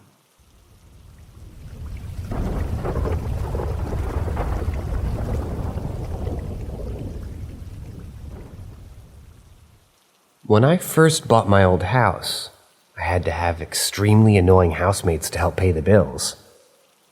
One night, me and a housemate number 1 were sitting on opposite sides of the lounge room watching the TV when I heard the unmistakable sound of knuckles on glass. Knock, knock, knock, in short succession. The sound seemed to come from the window behind the TV. Housemate number 1 and I looked at each other. "Someone is knocking on the window," he said, looking at the window behind the TV. "Must be number 2 housemate," I said. We continued watching the TV. Next commercial break, I got a torch to investigate. I tried to walk down the side of the house, but it was a solid mesh of spider webs because nobody ever went there. Like solid. You couldn't even chuck a tennis ball through without hitting one. I got a stick and cleared my way through the window. Then I shone the torch down the opposite end.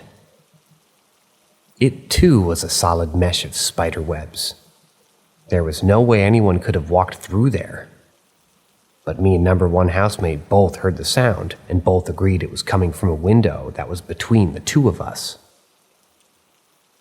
The other rooms had windows too, but we both agreed it was coming from the window closest to us. If it was the other room, it would have been closer to one of us, and the sound would have appeared to come from another room, not the room that we were in. The sound did not come from the TV. It was an old rank arena TV that didn't make any sound, that could be mistaken for reality, and the knocking did not fit into the context of the show that we were watching. There was a bush next to the window, but it's a bushy bush, and there were no branches or wind to push it against the window. The next door neighbor couldn't have reached the window as the fence is over 3 meters away, and the neighbor was an old man who was not into practical jokes. It wasn't the sound of a bird. We both agreed that it was the distinctive sound of knuckles knocking. Besides, a bird hitting a window makes a single thump noise. It's been 10 years since I bought the 1920s house. I haven't heard the sound before or since. Nothing else unexplainable has happened.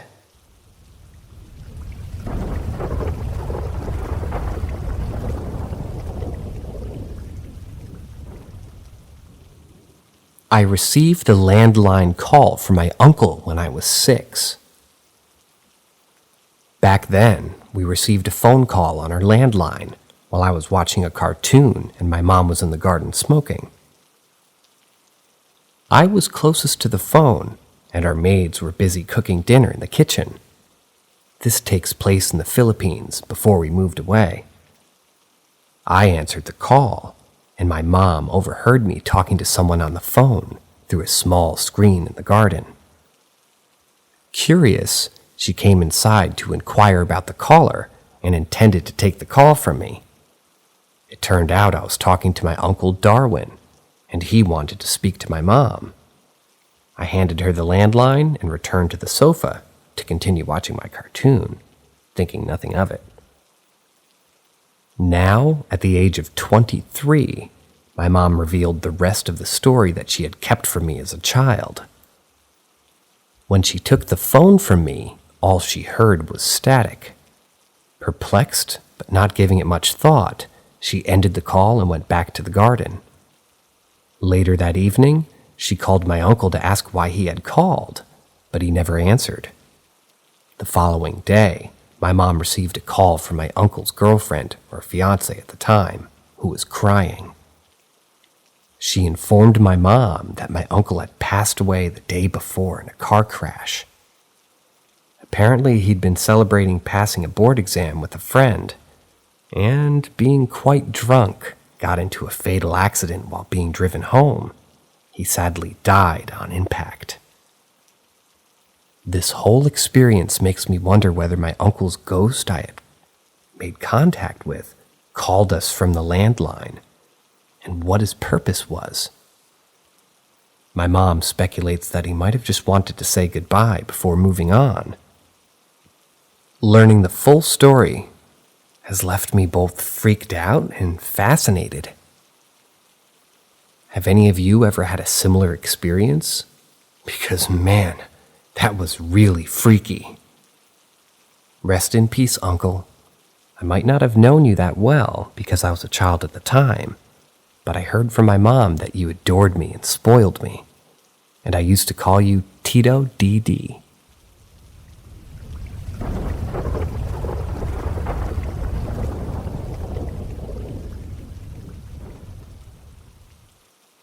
Mystic Mayhem, My Priest Uncle and the Malevolent Witchcraft Box.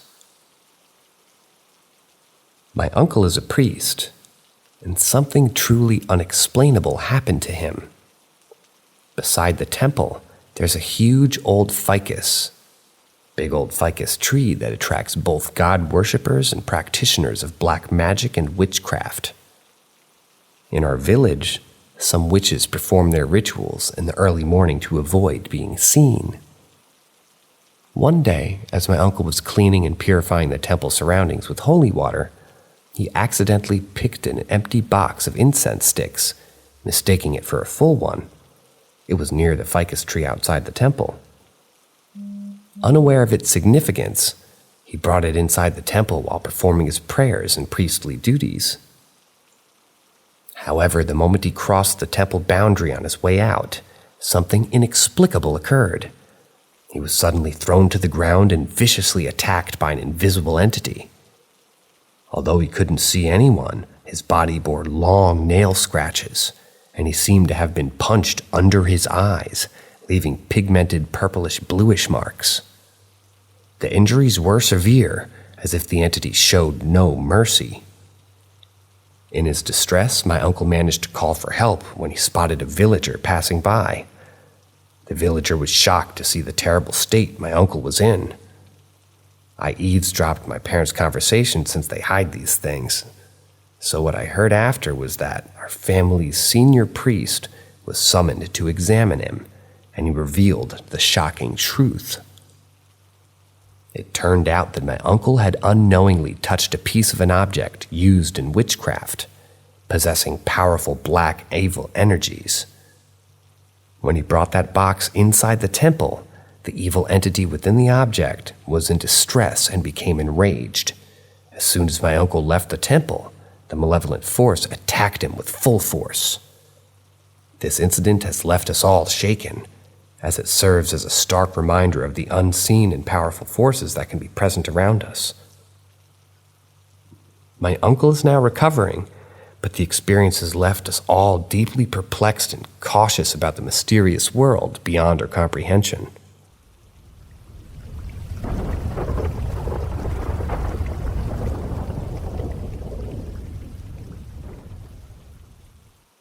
I had a dream my nanny went to heaven.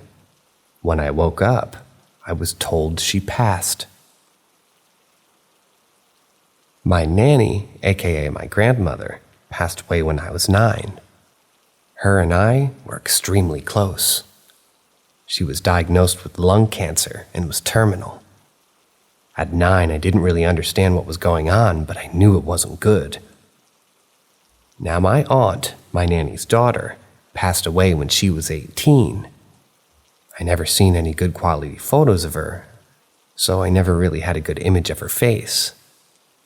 All I know was my nanny would say her favorite color was black.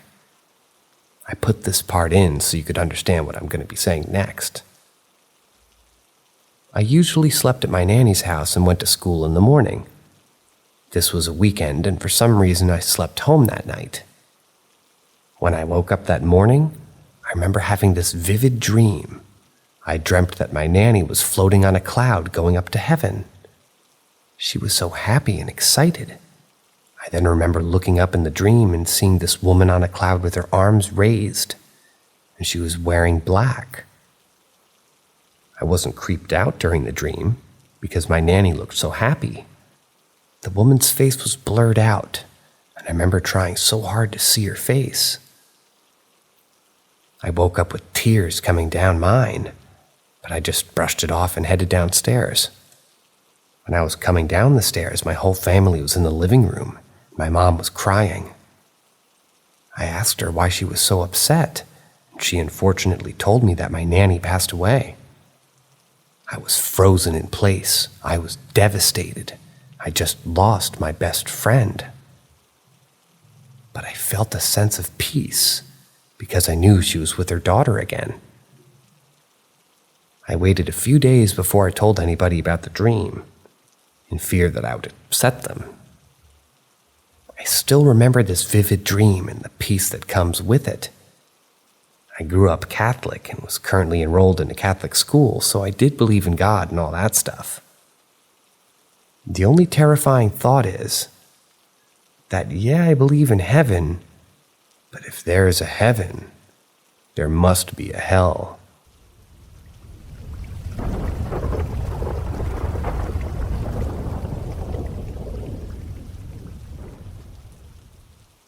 Devil in disguise. This story comes down from my grandparents, who grew up in a small town in El Salvador. This is one among many encounters with the paranormal in their lives. Like many in El Salvador, my grandparents come from a town deeply religious and entrenched in the Catholic faith. Angels and demons are a real part of everybody's lives. My grandmother was 9 months pregnant with my uncle when her water finally broke. It was the middle of the night.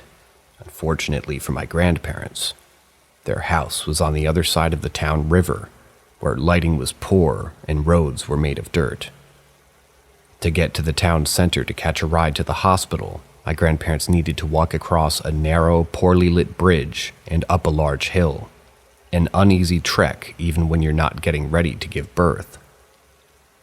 As my grandparents reach the river, they can hear the flow of the water and the cool breeze. My grandfather tells my grandmother to stay strong and focused. This is no time to be caught off guard. As they're about to walk across the bridge, my grandmother hears a cry, a little girl, barefoot and sitting on a rock by the river. "Help me," she says. She can't be more than 5 years old. The little girl is looking right at my grandmother. "Help me, I have a splinter in my foot." My grandmother immediately feels a sense of motherly duty, and it came over her as the little child tends to her foot. My grandmother becomes very concerned for this little girl sitting on a rock in the middle of the night. She approaches the little girl, who's got tears streaming down her face. As she reaches closer, my grandfather leaps in between them. He takes out his machete, and with a swift movement, he makes the sign of a holy cross with her in front of the little girl. To my grandmother's amazement, the girl disappears immediately. My grandfather turns to her and says, "You know better than this. You know the evil disguises itself as innocent and inviting as it can." My grandmother begins to sob and thanks my grandfather as they continue their journey to the hospital.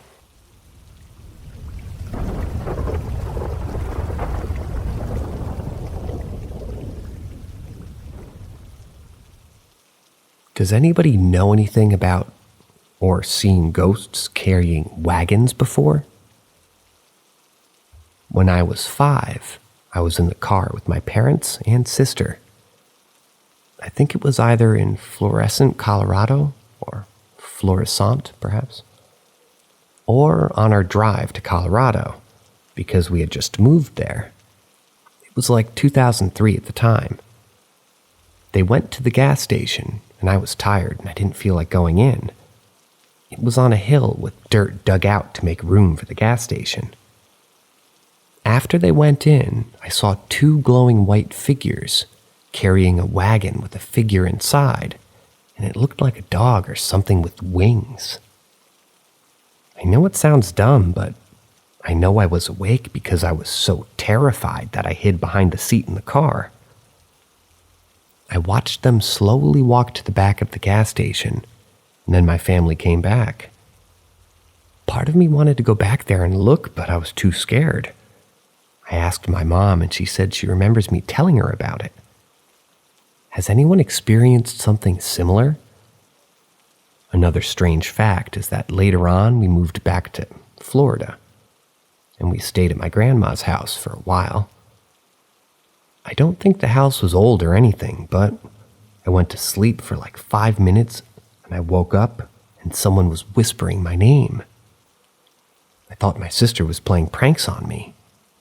I went to her room and asked her, but she was just pissed off that I woke her up and everyone else in the house was dead asleep.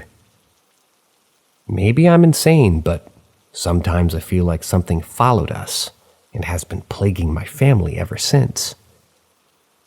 My dad became an abusive psycho when we first moved to Colorado, and my mom got dystonia at the same time.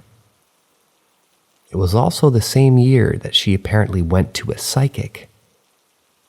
We moved back to Colorado in the Woodland Park, and later on my dad got way more abusive towards me and told me that he thought I was possessed because I was just staring at the ceiling one day. I ended up being in a foster home due to my father's abuse, and my parents ended up getting divorced.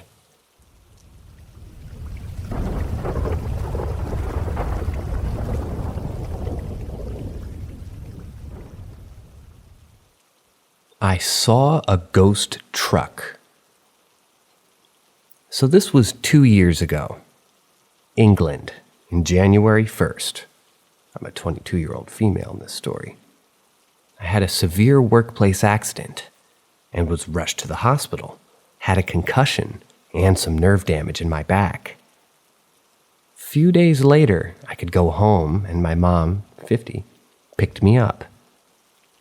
She picked me up around 9 p.m., and her house is around 2 hours away, so it was pretty dark.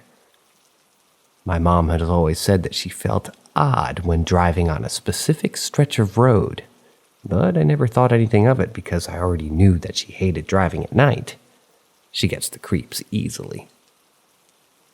Anyway, we saw a bright red car take over our car, and they were going pretty fast.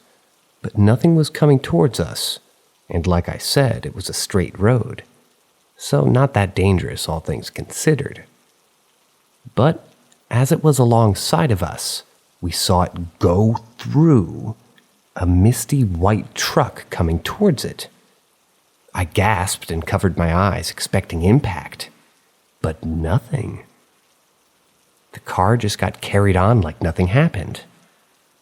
My first instinct was, okay, calm down.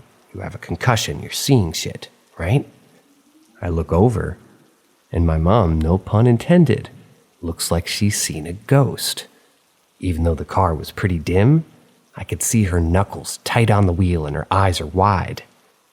I'm almost certain if the road wasn't straight, we would have crashed because I've never seen her that shocked before. I asked, "Did you see what I saw?" And without hesitation, she said, "That car just went through a truck." We both were pretty quiet on the way home, although I noticed that she put on the radio, probably to distract her, and she all but jogged into the house from the driveway.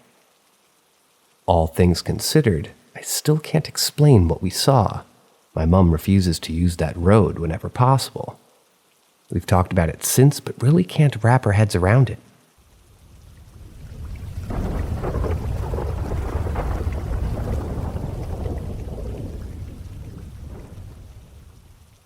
I have a ghost encounter experience I'd like to share. I've had some really interesting paranormal experiences when I was a bit younger. One I really remember is this one house I used to live in. It honestly looked like a perfectly normal suburban home. Like from the outside, you wouldn't be able to tell that there was anything wrong with it. I was around 7 or 8 when I lived there, I believe. I remember it really well because of how scared that house made me.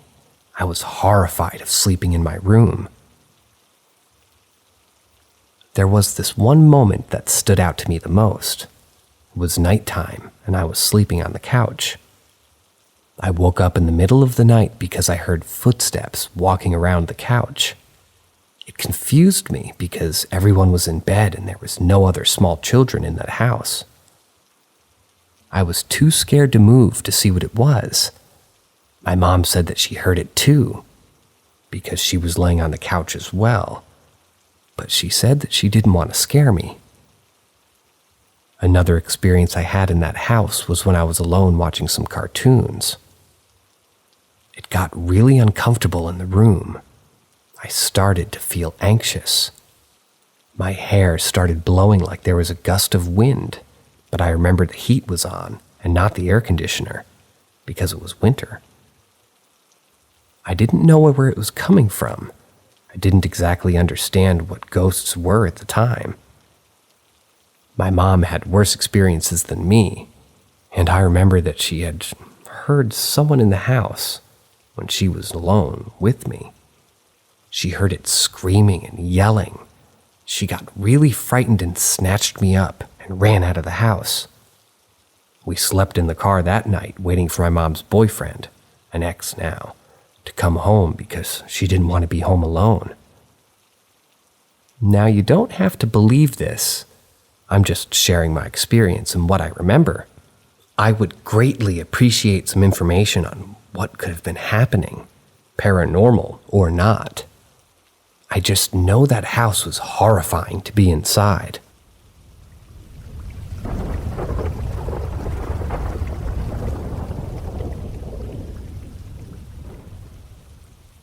Haunted house with whistling.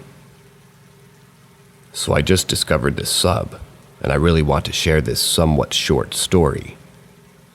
Back in the summer of 2016, as a teen, I went with a family friend to their home in China, specifically Tianjin. Note that they are wealthy and the home was very large. In the first few nights while in bed, I heard whistling sounds around the house, but chalked it up to my friend's family just making a tune. The whistling tune occurred every 1 or 2 minutes to an hour and was made up of 2 notes, a higher note and a lower note that prolonged a bit. A few more days in, I was home alone due to a family needing to attend the emergency, and I heard the whistling again, and happened at different areas of the house. I was too scared to go outside my room to check, so I waited till morning. I checked everywhere around the house, but it just doesn't make sense as to what can make that whistling sound that can occur all around the house. Then, my breaking point. As I was packing up my stuff to go see family in Hong Kong on the next day, I heard the whistling again, but next to my ear, when I was in the pitch-dark stairway. My goodness. I hurried to the living room, turned on the TV to watch some random movie on full blast. I think it was Judge Dredd, LOL, and just sat still for a while. I said fuck it to the rest of my packing and just decided to wait till morning on the couch and GTFO to the airport. About a couple of weeks later, I came back a bit nervous, but felt a bit better as my friends and their family are back, so I could ignore the situation. I took a nap after the long travel and experienced the worst nightmare I ever had. I still remember it quite vividly, and basically, it was my relatives all as undead demons, and I was being chased, but could not escape. To this day, this was my creepiest experience. In someone who tends to not be superstitious, I believe those events were horrifyingly paranormal.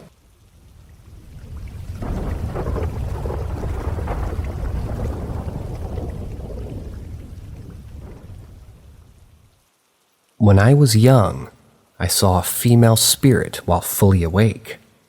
And here are the details. When I was about 17, around that time, I had to play an online game called Lineage 2 for about 15 hours a day to get more in line with others. That night I woke up, opened my eyes, looking at the ceiling thinking, I really don't want to wake up and start playing. Resisted some time, and then I rolled my head to the right. I used to sleep in the living room. I saw a blonde, short-haired female with a red dress and a white blouse floating in the middle. My heart pounded very fast. My vision went like an old TV without a signal. Not by fear, as I had no fear to that kind of thing. At that moment, I was thinking, is this just my illusion? If it is, it should follow where I look. And then rolled to the left side, which is where the toilet is. My heart slowed down. My vision returned to normal almost instantly. And I thought, okay, now look back to the bedroom again and see what happens. The vision and the heart debuff restarted. And the moment I looked back to the bedroom, I wanted to see more clearly. I force opened my eyes even more, and then she just flew off the window. The curtain even lifted up. I sat up right away, and I was like, wow, is that an intruder? I walked to check the windows and realized there were no windows open. I was thinking for days on that matter, and then I remember what I've done to possibly trigger this to happen.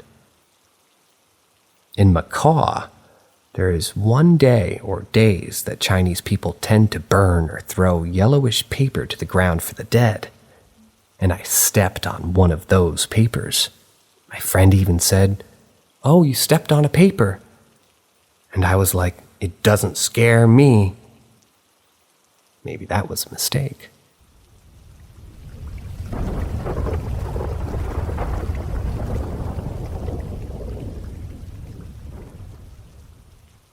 My first encounter with a friendly spirit. It was the summer of 2009.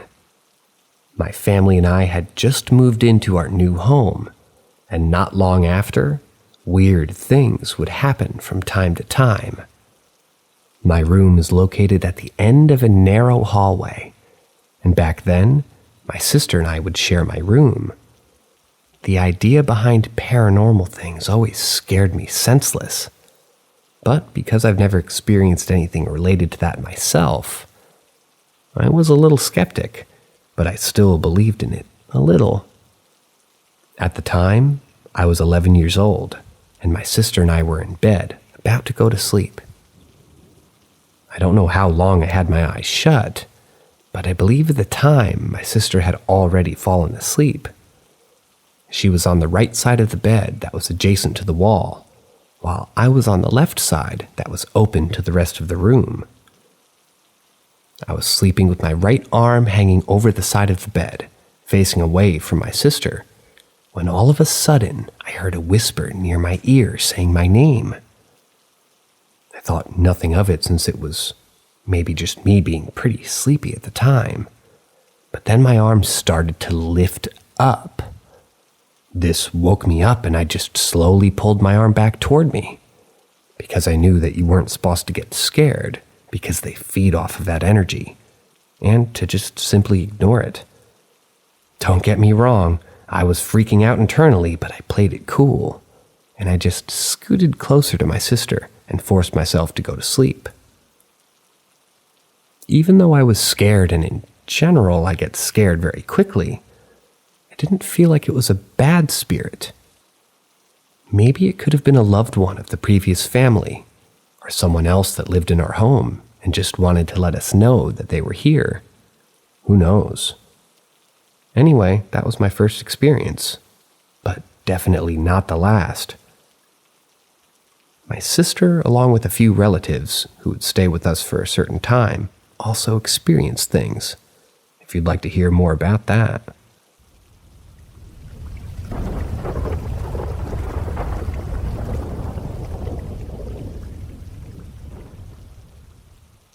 Ask Reddit.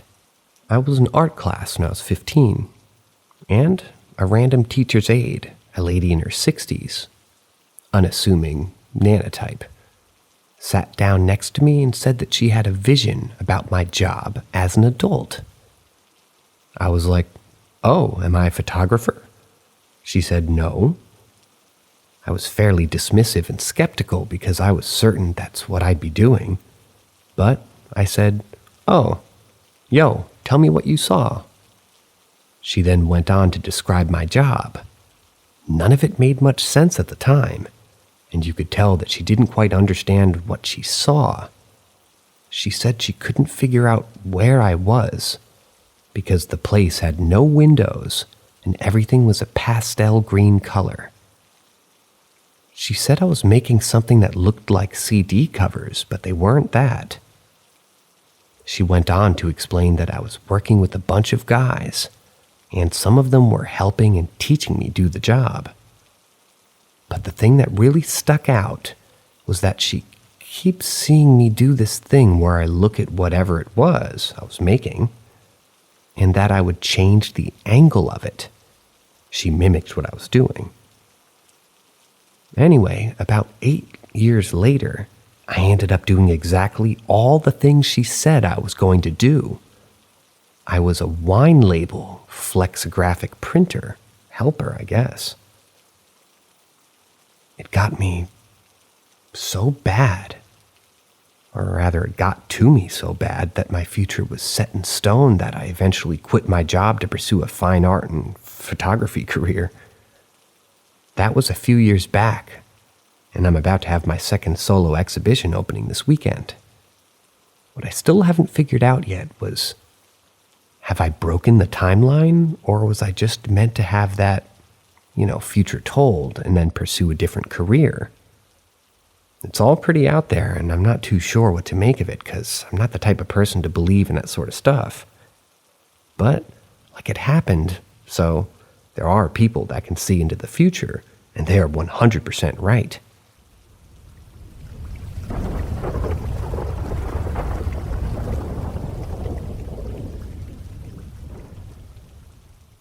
A nighttime walker. I used to walk a lot at night with my older brother. We lived in a small mountain town in 2003 and felt comfortable going for walks around the neighborhood in the dark, especially in the summer. Before this night, did I always believe in ghosts? Not really. I've always been easily scared, but that's due to watching far too many horror movies at a young age, never from seeing or feeling a presence. This moment stands in my head so clear still. We were only a few blocks from home, just reached the peak of a slight hill with the streetlight shining its orange glow around us and the Italian cypress trees all in a row on the opposite side of us in the road. My brother was on the left, I was on his right, and we were on the right side of the road. I was talking away, my hand gestures expressive as always, looking toward my brother when I suddenly grabbed onto him jokingly and whispered for him in kind of a shush-hush voice, not that he was talking, that a person was nearby and could hear us. For there, just opposite us, across the street, a teenage boy in a striped shirt was walking along with us in one of the cypress tree shadows. I don't even think my brother looked. He may have kept his eyes straight, concerned a stranger at night had crept up on us. Stranger though, the moment that teenager in his striped shirt hit the cast of the streetlight behind the trees, he disappeared. I stopped in my spot, so excited at what just happened. This ghost was gone. Gone immediately after I had just seen them. My brother was unfazed. He didn't see anything. He didn't believe in ghosts. A few years later, maybe more, as I walked by a car window, kind of caught my reflection, I pondered on why it made me think back to that summer. The teenage boy in that striped shirt. He had been like a reflection in clear glass, there but not whole.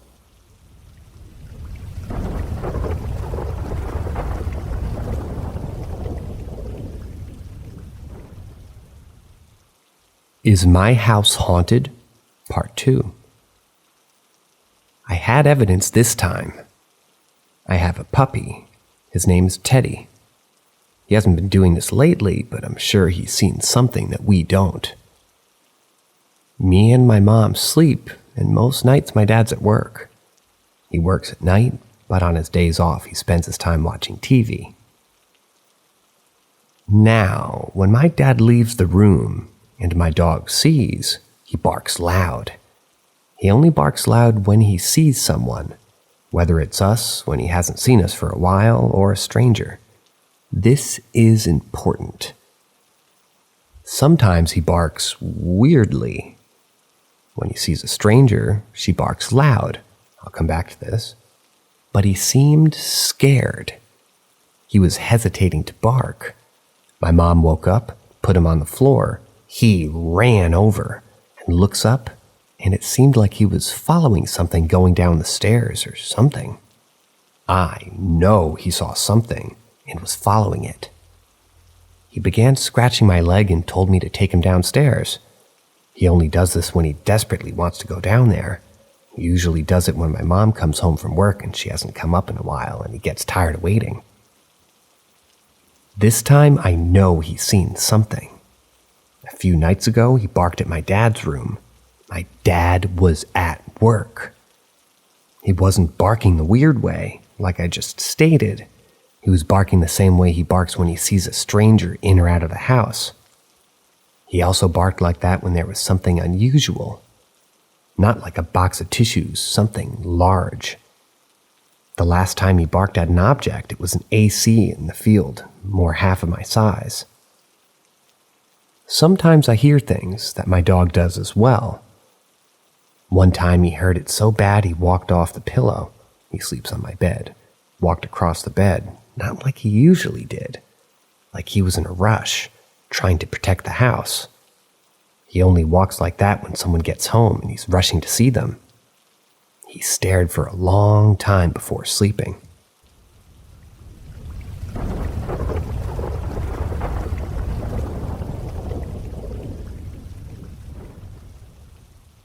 My mom would hear someone call her name from outside. My mom hasn't talked about this experience for quite some time, but recently she mentioned it with a bit more detail. For some background info, we've lived in our house for maybe 20 years now. It's pretty old, and a few of my uncles plus other relatives have lived here also. Some of them claimed that our house was haunted, but that's a story for another day. Anyway, I wasn't born yet, so sorry if this next part's brief. As I mentioned before, I still don't know all the details. My mom worked the night shift, so she'd been home alone throughout the day mostly. She said this started one day when she was cleaning. She suddenly heard someone call out her name from the direction of our backyard. She glanced out the window, but didn't see anyone. She then heard someone call out again, this time from the front yard. She decided not to look out a window this time, because she now understood that whatever was out there wasn't good. Mom's not real religious, but she learned from her grandfather to always trust in God. so she began to recite a short prayer. Then she heard the voice again, this time as she showered. She said she felt afraid and noticed that it sounded like a woman's voice. She began to pray again. This next one's the scariest of her experiences, in my opinion. She was lying in bed one afternoon, but she couldn't sleep. She had her eyes closed. Then suddenly she felt like something was looming over her. She ignored the feeling and tried to go back to her nap. Then suddenly she felt a warm tongue lick all over her cheek. All of it. Obviously at that moment she was terrified. She opened her eyes and saw a black dog, about the height of a bed, standing there panting. She closed her eyes, cried, and again began to ask God for help. I'm not sure, but I think that she said that eventually she didn't feel that dog there anymore, but she still kept crying.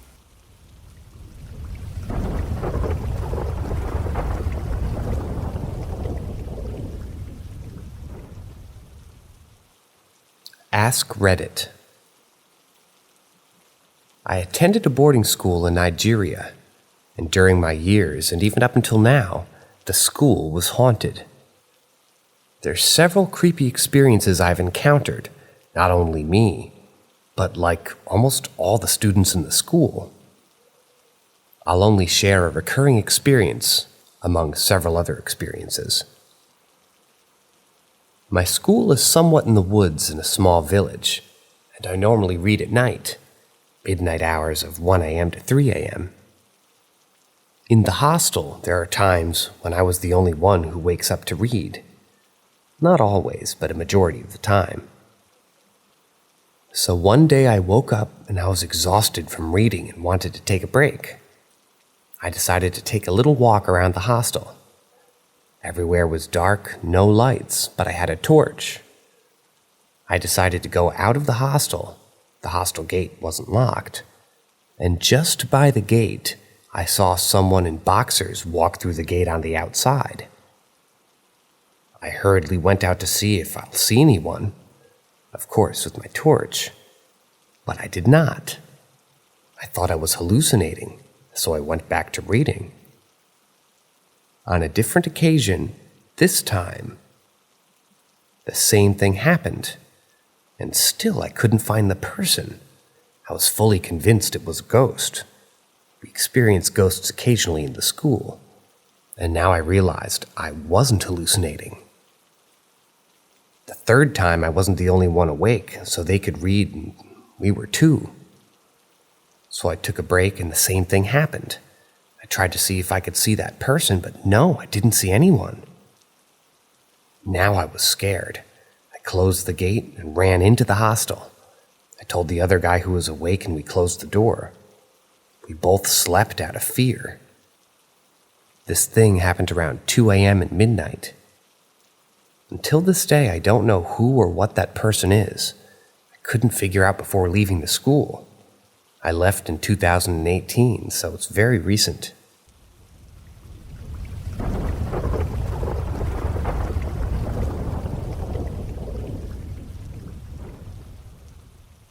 When I was growing up, there was one door in my childhood home, built in 1872, that had a strange, bright static-like sparkle on it.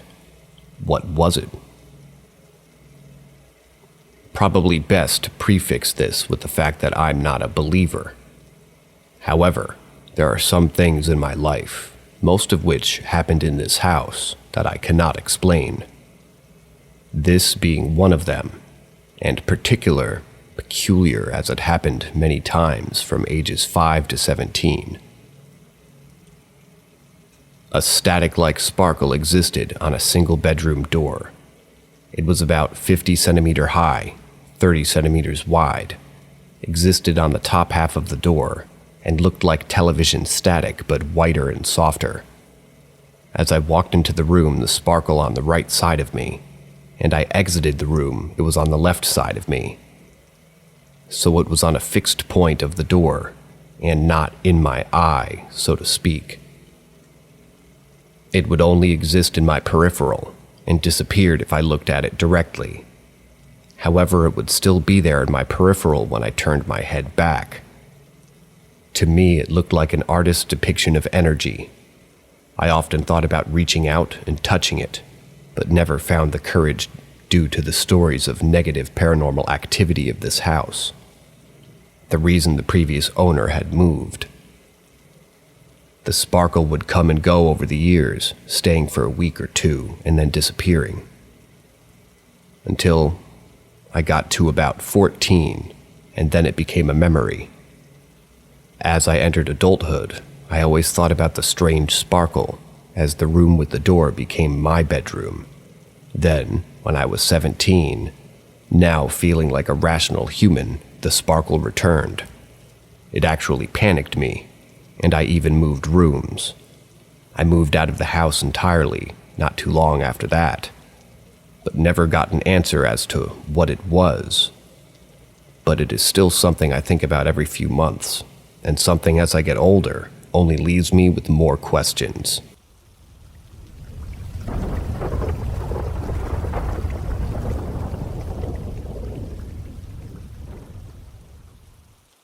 Stuck in a loop. This event happened back in 2002. I was working for a school as an IT tech and support staff, and I was working day. I normally get out at 7:30 to be work before 9. The day before, I didn't do anything unusual before going to bed. But the day after, when I wake up or try to wake up, was so weird. So I woke up the first time with my alarm. I switched it off, noticed it was 7:30 from the clock in the living room, and went to go do the usual morning ritual. Brushing my teeth, toilet, taking off my PJs, start to iron my shirt. Then poof, I was back in bed. The first time I was thinking maybe this is just a weird deja vu moment, so I got up again but noticed it was 7:40 now. I did the same stuff till the ironing part and poof, back again in my bed. This time I was really freaking out but still doing the same stuff. I noticed again the time passed another 10 minutes, and once again after the ironing I went straight back to bed. I remembered I was urging now to get out of this loop. Strange part is, I never tried to do something different, because every time I woke up I thought I was out of the loop. I remembered every time I woke up it felt so real. The sun shining on my face. It was real for me until the moment I warped back into my bed. I think this loop happened for 20 to 30 times, and until the last time, felt like every other time. The final time that I woke up, I did precisely the same things. It was around 11, and I was late for work, but I got out of this loop. Strange was that the time was correct.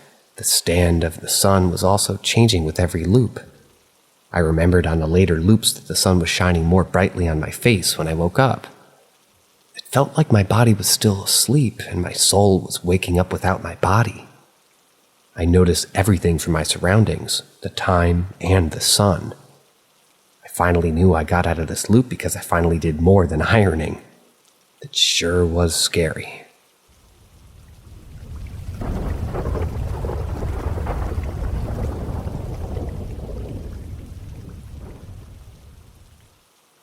Doppelganger. I had my first encounter with a doppelganger 2 weeks ago. I convinced myself that it was just in my head. Must have been a waking dream of sorts. Me and my boyfriend went out. I myself had only 2 beers over 5.5 hours that we were out, so I'm not even buzzed. I was in my kitchen waiting for my dog to finish his business so I can lock up and go to bed when I see movement to my right. To put this in context, my kitchen is a rectangle with my family room on my left, and my living room would be behind me, and my master bedroom off to that to the right. And to the right of my kitchen is a laundry room, open floor plan. Okay, back to the moment on my right. I turned, confused because I thought my boyfriend had went into the bedroom to start getting things ready for bed, when I see him in the doorway to the laundry room smiling at me. Then he did a 180 very dramatically, took a step forward and proceeded to comically walk behind the wall in the laundry room. Monty Python's Flying Circus Ministry of Silly Walks bit is the closest thing that I can have to describe how he walked away. Me, confused, followed, asking him what he was smoking. There was no one there. There's no way out of the laundry room. One way in, one way out. Then it came back this morning, and this time my dog reacted. It showed up again in my bedroom doorway, smiling, and gestured for me to follow. I was 100% sure my boyfriend was outside getting our vehicle started for work. My dog freaked out and got between it and myself, and he was pissed. And when I looked down at him and tried to grab him because, shit, I don't know what the hell it is, but I don't want my dog to get hurt, it was gone. I looked in my bedroom, my closet, and my attached bathroom. Nothing. There's no other way out that I could have walked through. It'd have to go through me to get through, just to get away at all.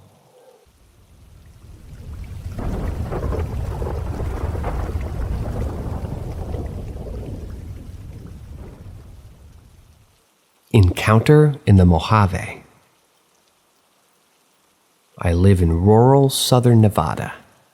A buddy of mine and I encountered what we decided to be a skinwalker one night while we were sharing a bottle of whiskey. It was late. I was sort of living on the edge of town, fairly close to the open desert. I don't remember the time. I'd estimate between 12 or 2 a.m. Buddy of mine comes over and decides to spend the night drinking and hanging out with me. We were in the living room sitting near the side of the house, right next to a couple of closed and blinded windows. We'd been on the topic of paranormal and cryptids when we began discussing Navajo and southern Paiute skinwalker lore. We're about an hour in on that topic, and about a quarter into the fifth I had, swimmy but not quite drunk, when we began hearing a faint but distinguishable pitter-patter directly outside the window, pacing back and forth the length of the house. We were buzzing enough to semi-dismiss it until we began to hear hyena-esque cackling. At that point, we figured that we had maybe attracted one to us by speaking of them, which is a staple of their lore, by the way. So we decided the best course would be to not acknowledge it and carry on our conversation until it left. The paw-like pacing and cackling continued another 45 minutes or so, and then eventually stopped. Neither one of us were willing to open the blinds or go outside until morning. But when we woke up and went outside, not only did we see dog prints lining the dirt directly outside of the windows, we saw a set of abnormally large human-like footprints that ran from the near carport to the center of the yard before the tracks stopped dead. And each footprint was smaller and less imprinted.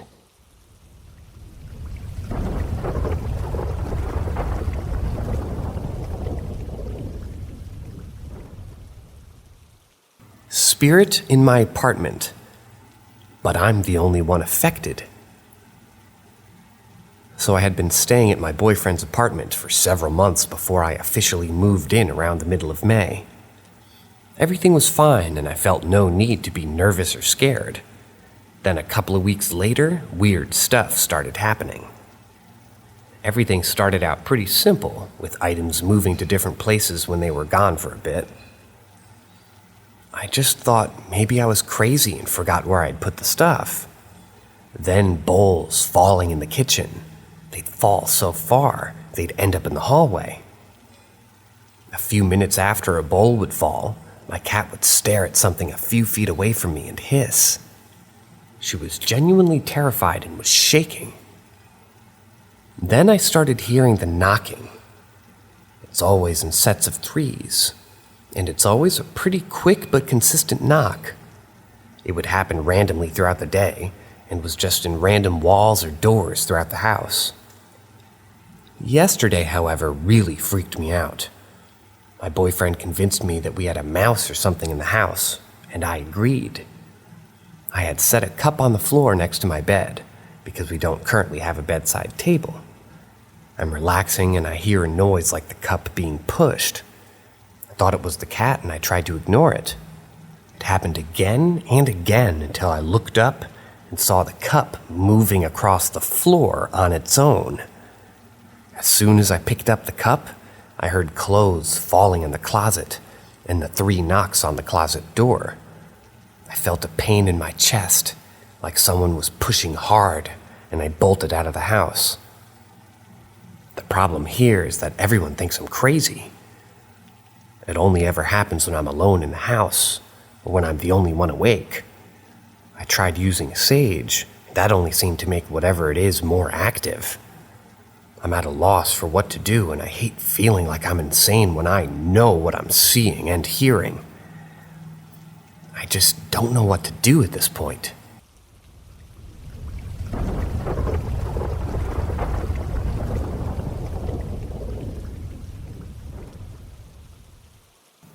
I have 2 incidents that both took place in my boyfriend's parents' house.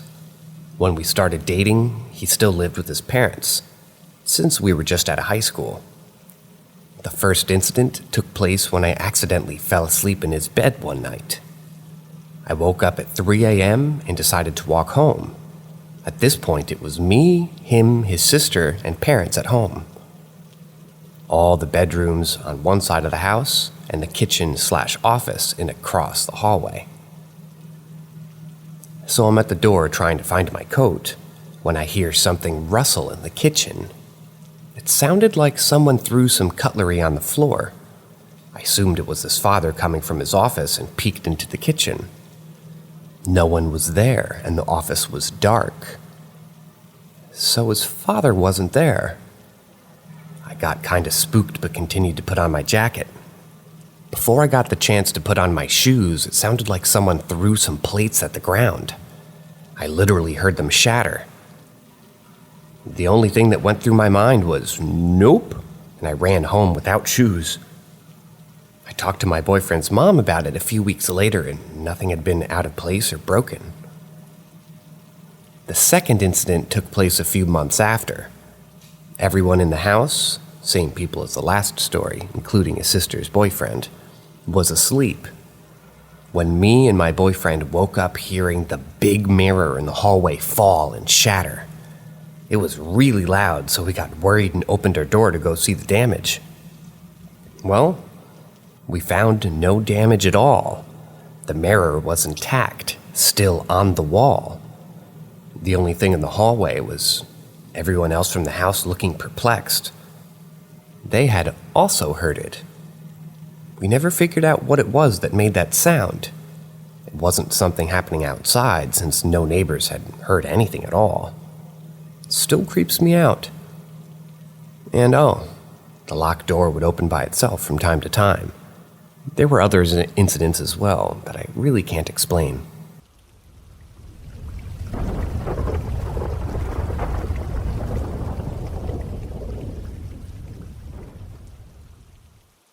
I saw something and I can't stop thinking about it.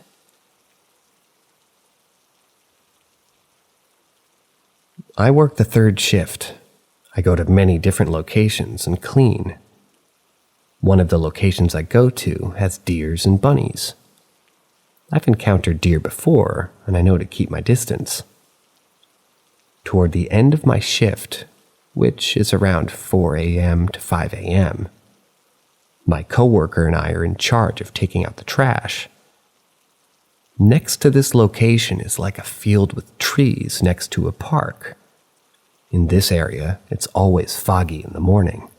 It's close to a river. We begin to bring the trash to the back of the building, where the dumpsters are. I was next to the dumpster, ready to lift my huge bag of trash, but something just told me to look. I turned to my right, and across the street is a very tall, extremely skinny deer with huge antlers. While I stared at it, I couldn't stop thinking, what's wrong with its knees? Its knees were just so huge compared to the thin leg bones. This deer was extremely tall, and it began to walk towards my coworker and I. Its leg was so long, and it wasn't moving correctly. The legs were just too long. Then another one appeared next to the first one. Due to the fog, they looked gray, not cream or brown, but this grayish color.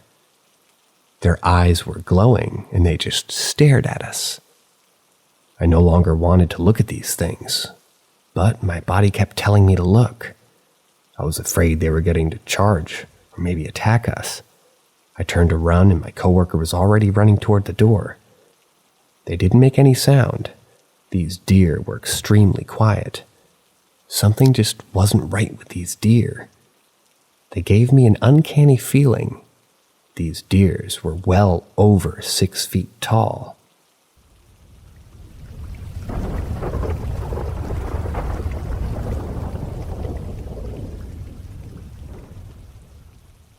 Dreaming a friend contacted me. I'm going to start this out really blunt, and I'm sorry for that, but there's really no other way for me to start it. I have a friend that died a few years ago. He and I used to be very close.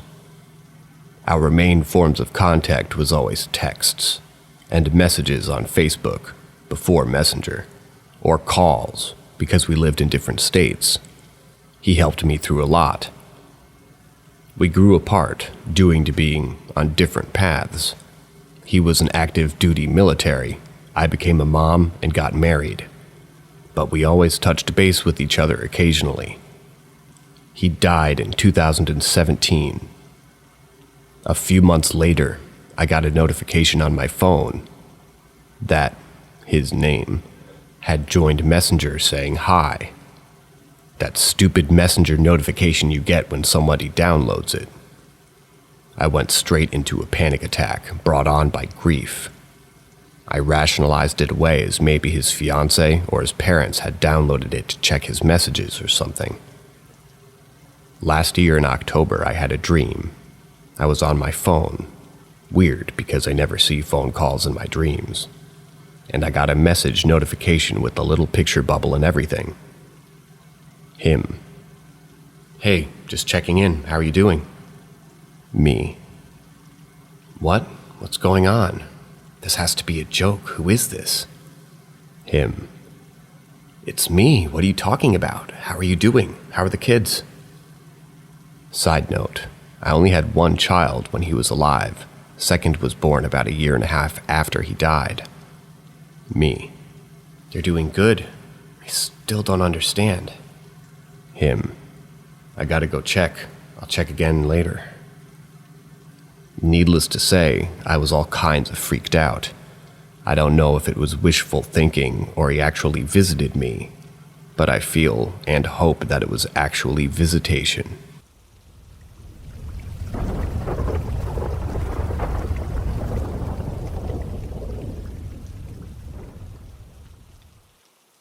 Ask Reddit. I believe I was visited by an angel some years ago. I was out with my college class, collecting water samples in the local river for viewing. Within 2 minutes of getting the water, I fell and got soaked in temperatures of 25 degrees. The water was slightly icy. I brushed it off, then fell again, and then a third time. I gave up, walking back to the group to mix some chemicals or whatever. After an hour, the teacher noticed how soaked I was and offered to let me leave early with another group to go back to campus, a quarter mile away. And that was via car, so I could get in a warm shower. I refused, and a few minutes later, I was asked to refill a pitcher in the river. The bank was muddy, and I fell in, getting even more soaked, and now I had mud all over me because I took my waders off. I walked back at once, threw my hands in the air, and got in the car. I heard sirens in the shower. When I got back, I was told that someone was hit on the road that we were working by. Later, I learned a group mate of mine was hit and killed by a car. I don't blame the guy. He was on the way to the hospital for his wife who had cancer and was just driving a tiny bit fast. The person who was hit, Bird, was walking slightly ahead of the group. If the others had been walking at his pace, everyone and the teacher would have been hit. If I had been walking with the group, I would have likely been walking alongside Bird. He and I walk at the same pace. We were next to each other on the way to the river. We would have likely talked together on the way back. I truly believe that someone up there wanted me to live. I'm normally clumsy, yes, but not like this. I kept tripping over literal air and went underwater when I shouldn't have. I'm good at keeping my head up when I fall. I just question why me and why Bird couldn't have been saved as well.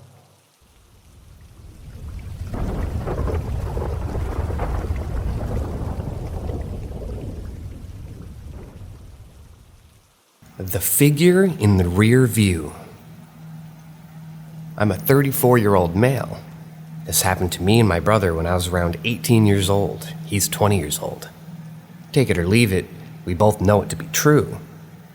We drove home at about 11 p.m. one night after visiting a friend on the other side of the town. We were sitting in my brother's car smoking a cigarette before we went inside. We lived in an old weatherboard house with a straight driveway about 15 meters long. Across the other side of the road from our driveway, a 10-foot-high brick fence had been freshly painted white, glaringly bright. The street we lived on was well lit, and we lived right next door to a Woolworths parking lot. House is 47 Smythe Street, Benalla, Victoria. House is 47 Smythe Street, Benalla, Victoria, Australia. Now vacant for a long time. As we sat there smoking, my brother says to me, "Take a look in the rear view." I grabbed the mirror and turned it toward myself. Standing directly behind the car, just off the boundary of our driveway, was a solid black figure, perfectly contrasted against the white brick fence on the other side of the road. The figure looked to be a female with a jacket on, and her hair looked wet. I turned around to look at the figure, and there was nothing there. I spun back around the figure, but was still standing there in the mirror, faced directly towards us. I spun around again to look with my own eyes, and once again there was nothing there. I turned for a final time back to the mirror, and the solid black figure was still standing there, pointed directly to us, not 15 meters away. At this point, every hair on my body stood on end, and my mind went into a state of complete confusion, disbelief, and non-acceptance. I jumped out of the car and ran to the spot where the figure should have been. I ran to the fence that's shared with the car park. The car park was empty. Nothing was on the street. Prior to my brother telling me to look, he had already done this triple take himself.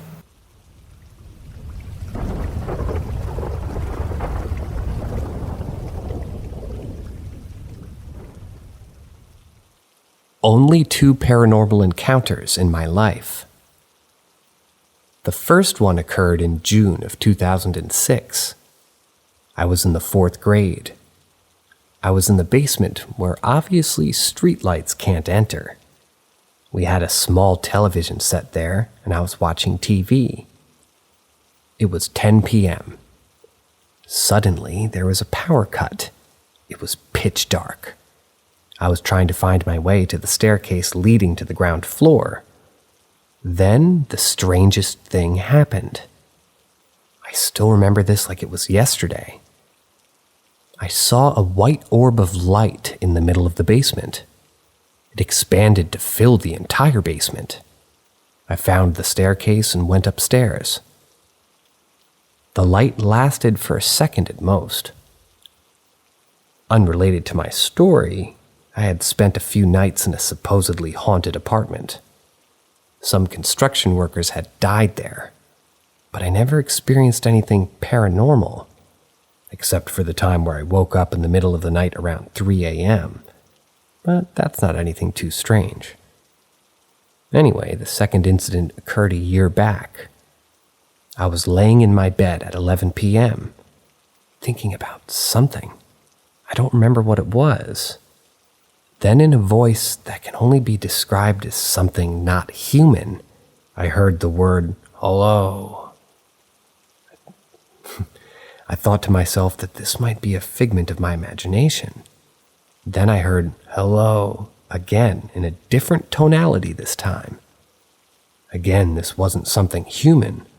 Then I thought to myself, if there exists something, or some being that exists in a higher plane of consciousness, some dimension that exists between me and God himself, I would hear that voice again. And guess what? A third hello. Again, in a different tonality. Again, something that was definitely not human.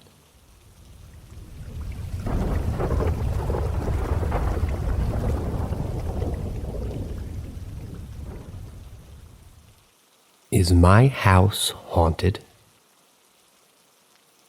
I literally don't know how to explain this. For the last few nights, I keep seeing things. But I convinced myself that it was just my illusion and slept. Last night, I can't get over. I'm for sure something was there. Honestly, for a few years I saw stuff. But then they would disappear until this year. I don't know what to do.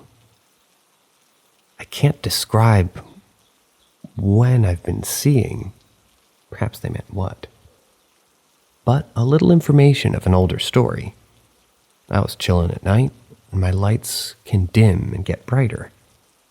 I noticed my lights dimmed a little, and then it went back to the old setting that I had set them on originally. Another old story. This one's during the day. I didn't see anything, but I heard and felt it. I was chilling and heard loud footsteps and then felt something heavy sit on my mattress. For both of these instances, I got my ass up and ran. Last night, I was so scared and felt so uneasy. The last couple of nights themselves made me feel like I was being watched while I was sleeping. And I swore I saw something in the closet. But last night, it was INA. Different spot. Oh, it was in a different spot. I was so scared and shit, and I can't move. So I shut my eyes and prayed in my head to Lord Krishna till I fell asleep. I completely forgot about last night until now. My back was itchy and I felt a scar, like a scratch. I didn't scratch myself, and I heard that ghosts can give you scratches. Perhaps.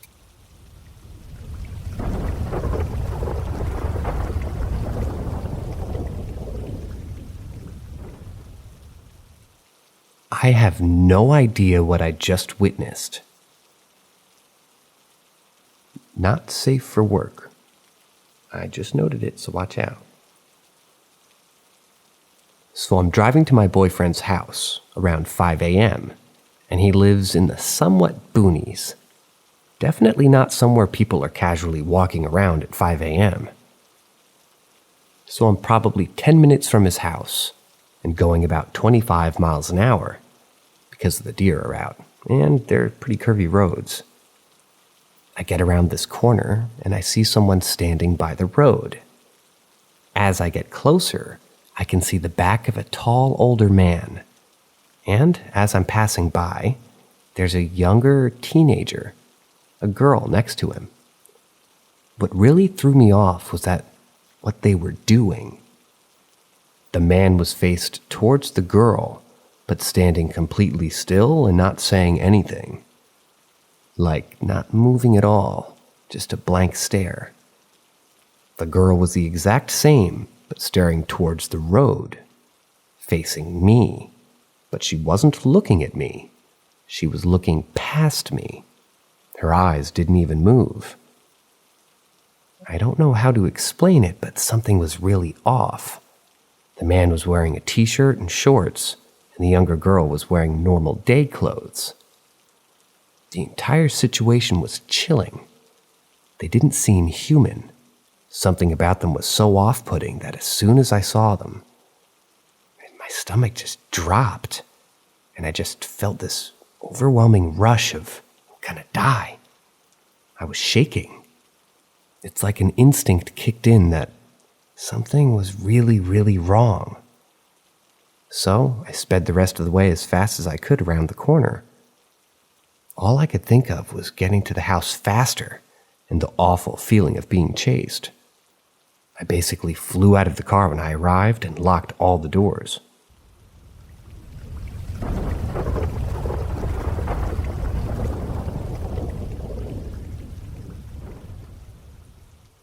There's a trail in the South Carolina in the Jones Gap Park.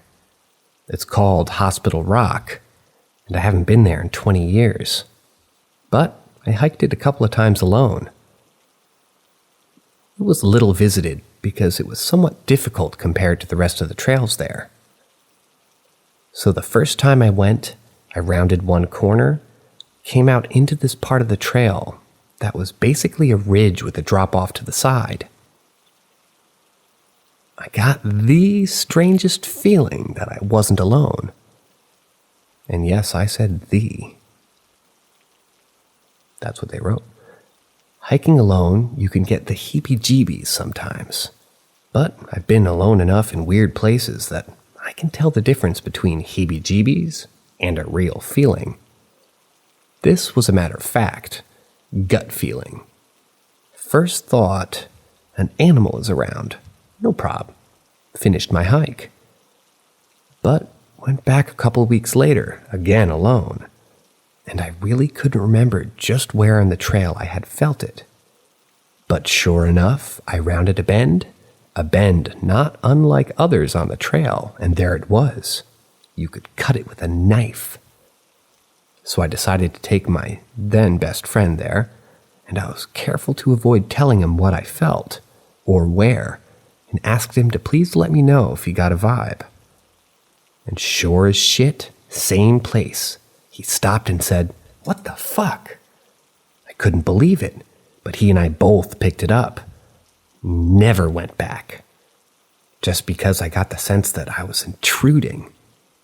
Apparently the Native Americans in that area used the trail to head to the Hospital Rock itself, which is a jutting rock with lots of room underneath it. They took injured people there, hence its name. Never heard anyone else talk about it. But it's hella haunted by something, and I got too much respect to go where I shouldn't be.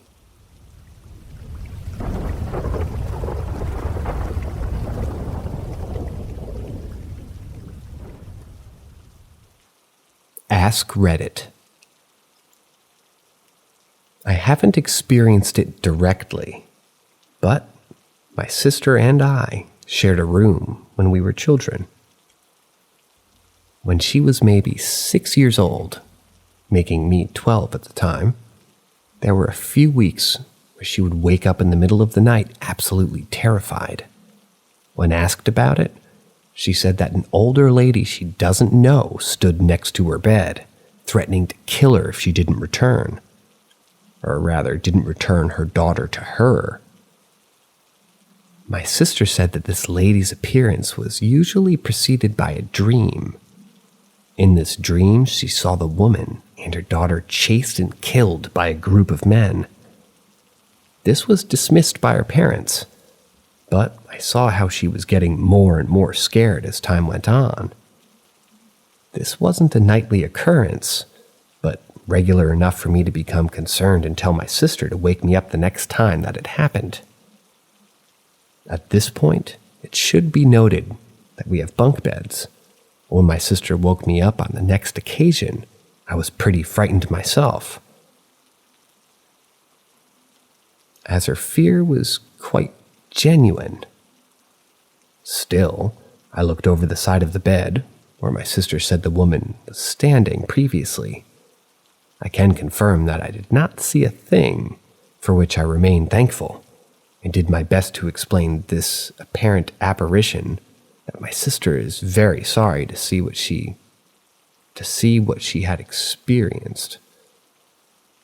Confusing.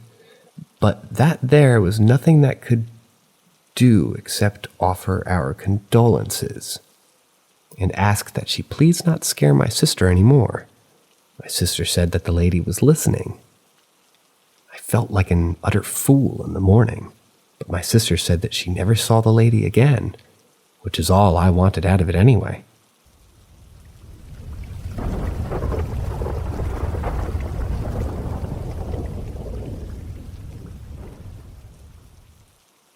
The Pink Lady. Ask Reddit. I call her that because she always wore bright pink, and her skin was also very pink. I used to drive to a park that was near me, run around it for about an hour, and then drive home. One year on the hottest day of the year, I saw this woman who was somewhat overweight, and I'd never seen her before. I remember thinking that on a 98-degree day, what a terrible day to start going out for walks or jogs or whatever. I saw her from a bit of a distance, but I could see that her mouth was wide open. Her walk was a very fast-paced shuffle, like a person running with their pants around their ankles. I saw her a few more times over the coming weeks, always in pink, always with her mouth open, always shuffling, and always from a distance because the park path had many splits and turns and such. I had mentioned her to friends of mine who thought maybe she was power walking, but after watching videos of that, I don't think that was it. Anyway, one day I was running the opposite direction from her, and our paths were going to cross. As I got closer to her, I said good afternoon and waved. As I was saying this, I noticed that her eyes were very dark brown, and it was very hard to distinguish the iris from the pupil. She stopped dead in her tracks, stared into my eyes, and smiled at me. And by that, I mean her mouth very jerkily, like something out of a horror movie, went from an O to be a frown to completely straight to a smile, then back again. It was creepy as fuck. As I was leaving the park that day, I saw her sitting on a bench and staring at me as I drove away. Never saw her again.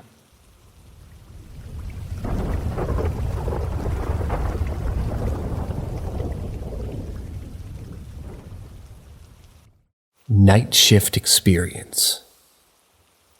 I'm a CS in the USN working at a gallery in the States, and I've been working an overnight shift, generally 1,700 hours to 500, for the last couple of months.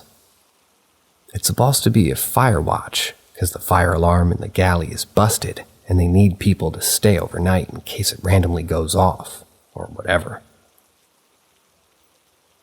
But they were throwing the first idea for a round for a primary candidate, because since I'm the only SN who lives on base. Anyway, when they were presenting the idea to me, someone mentioned that the galley was supposedly haunted. And I don't think that they were just saying that to scare me, because I remember somebody saying that a while back around the time when I first arrived at the base.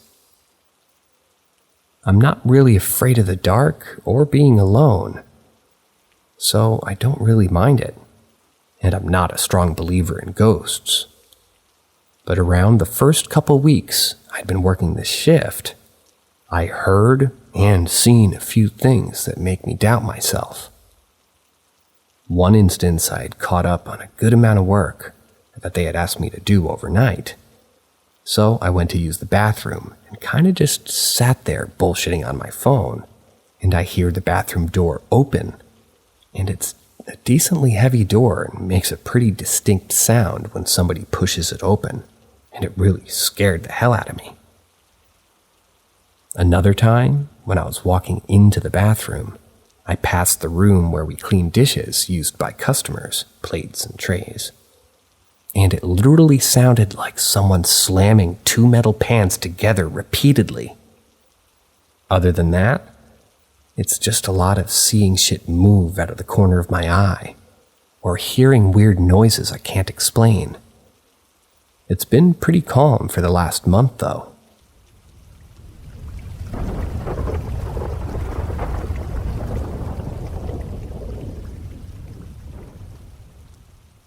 Well, I remember it was 4 years ago at night. It all started with watching the Ghost app on YouTube for fun, then watching them sponsoring the Ghost app that communicates with the paranormal. In a text message and highlights the shape, here I thought it's fake, because they were using it for an advertisement so that they can, make money off of that. So I did download the app that they recommended, installed them, points my phone around my room, then suddenly it's showing there is a ghost in my closet. The app was supposed to highlight the shape. However, the text only appeared as hi, as like it's trying to speak. I ignored it because I thought that app is fake, that living off the money, so I uninstalled it and then went to sleep. A few moments later, I felt like someone was watching me and my body getting colder under the blanket. I didn't open my eyes, but I felt that someone was near. My mind spoke to me like a person next, but I'm deaf. It was telling me to not put my feet out of the blanket as my feet urged me to get out. My feet stretched out of the blanket, then someone grabbed my feet, then dragged me out of my bed. That happened so quickly, so I grabbed something around me. The only thing that I could grab was a Chinese chopstick so I can stab someone that grabbed me. But I looked up, and there was nobody in the room except me. I reckon it tried to grab me toward the closet. After everything happened, I just realized that they don't need to cast a spell on everything like Ouija boards. When we call anything that relates to ghosts, it's like we can summon them through the item. I admitted this did freak me out. If anyone asks me to play with the occult, then I would decline politely, because those things can be ending up horrific like Ouija boards. I'm done with the occult and vow that I'll never go back, ever.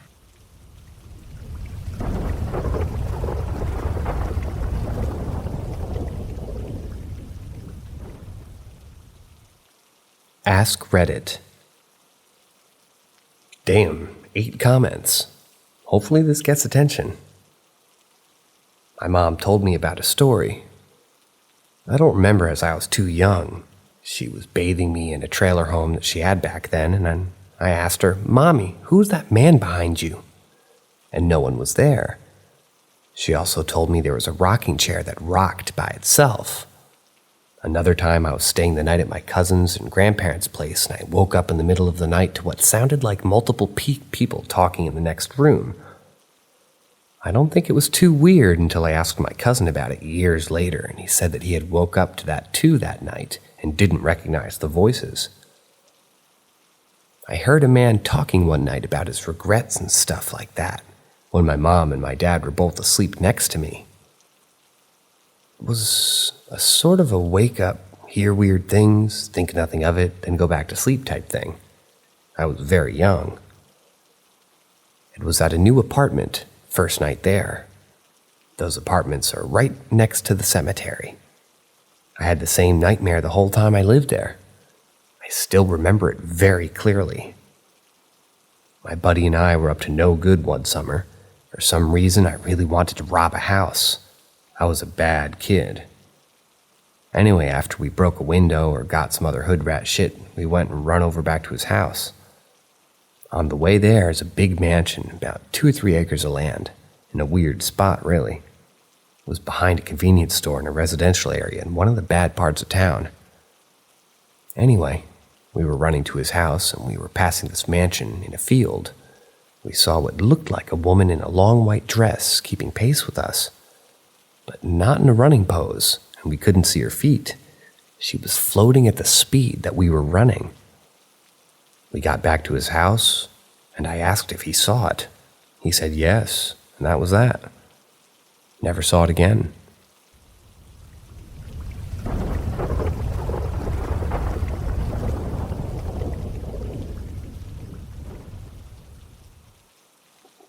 Ask Reddit. So one night I'm about to go to sleep, and I stare out my window in boredom, as I have terrible insomnia. I hear something moving, like a rat. I assumed it was a rat, as we did have a rat problem at the time, but it sounded just different enough to be something else. Went on for a while. Eventually, I asked if it was a spirit as the noise got louder. Suddenly, I hear knocks against my window. I look out and the knocks stop. There was no one there. Of course, it could have just been dark and I might have just been experiencing a coincidence. And I think to myself as I'm trying to deny what happened. All my family was asleep that night, so it couldn't have been any of them. I tried to think of the people that it could have been. Why is this relevant, you ask? Because about 5 seconds later, I hear the same knocking on my door. I go to peek out, but nothing's there and the lights in the hallway are off. At this point, I decide to stay in my bed underneath the covers out of fear. When I hear the knocking a third time and final time, it was coming from my closed closet door. No one could have gotten into my room.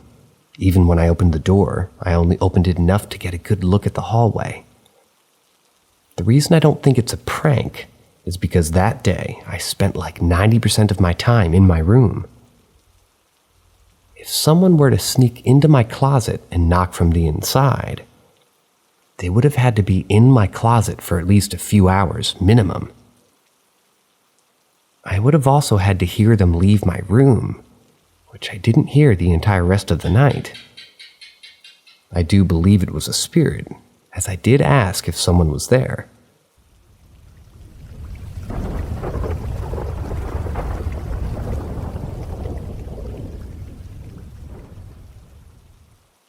So, there's this mausoleum. This was many years ago now, but this place is imprinted into my memory. It was a mausoleum and cemetery within walking distance of my apartment in New Jersey. I had a few experiences with that place, but the creepiest one was the day I walked past it, and it was open. FYI, I walked past this place a lot and lived in that apartment for a few years, and only saw it open this one time. So I'm walking by one afternoon, and I notice the sign is out stating, quote unquote, visiting hours.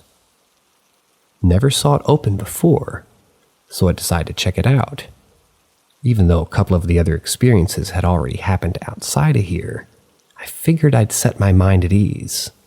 Spoiler, I didn't.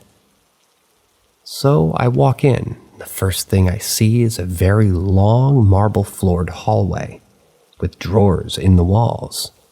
Expected. Unexpected were the strange gated parlor chairs that were sort of tables behind wrought iron gates, spaced every so often.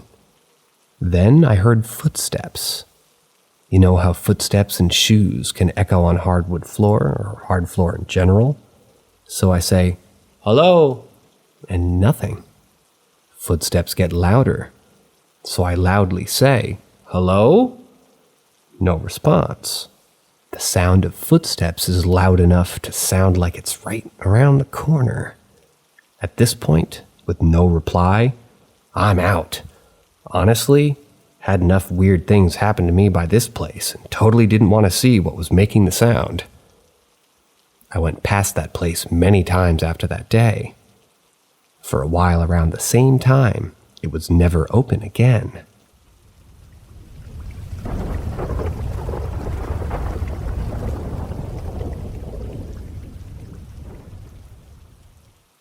Sleeping encounter. I'm cat-sitting at my mom's this week and forgot some personal items at my apartment. My boyfriend and I had made plans for him to come by this morning, before or after his gym, to drop them off. All the doors are locked, and he's got the key to the house. So around 6:45 in my half-asleep state, I hear from quite far someone open the front and my boyfriend's voice saying, "Hello," like he usually does to announce his presence. I was very drowsy and was very much on the edge of being asleep and half asleep. Then I felt him come into my room and give me a quick kiss on the cheek, just like he usually does. That made me fall completely asleep. So approximately an hour passed, and I was pretty much fully awake. I looked at my phone. I start texting my boyfriend, thanking him for dropping off my things and telling him how sweet he is. I start looking for the bag with my belongings in it and can't seem to find it.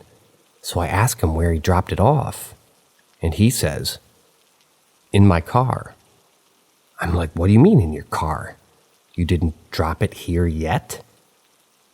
So turns out my boyfriend is currently at the gym, and I'm waiting for him while he's writing this. Or while I'm writing this, sorry. I'm stunned, shocked, confused. I have no idea how to explain what happened, because I swear on my life I could feel the kiss on my cheek, and I heard his voice say, "Hello," in that very specific little tone that he takes sometimes.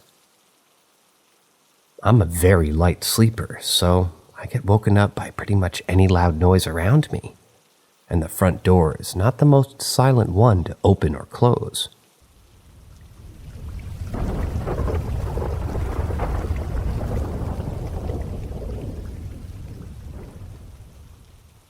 Ask Reddit. This will probably be buried, but I lived in a haunted house in Wyerton, West Virginia. After my divorce, I lived alone with a husky wolf mix in a 3-bedroom house on a hill alone. Working the oil fields were mostly out of the house, no big deal.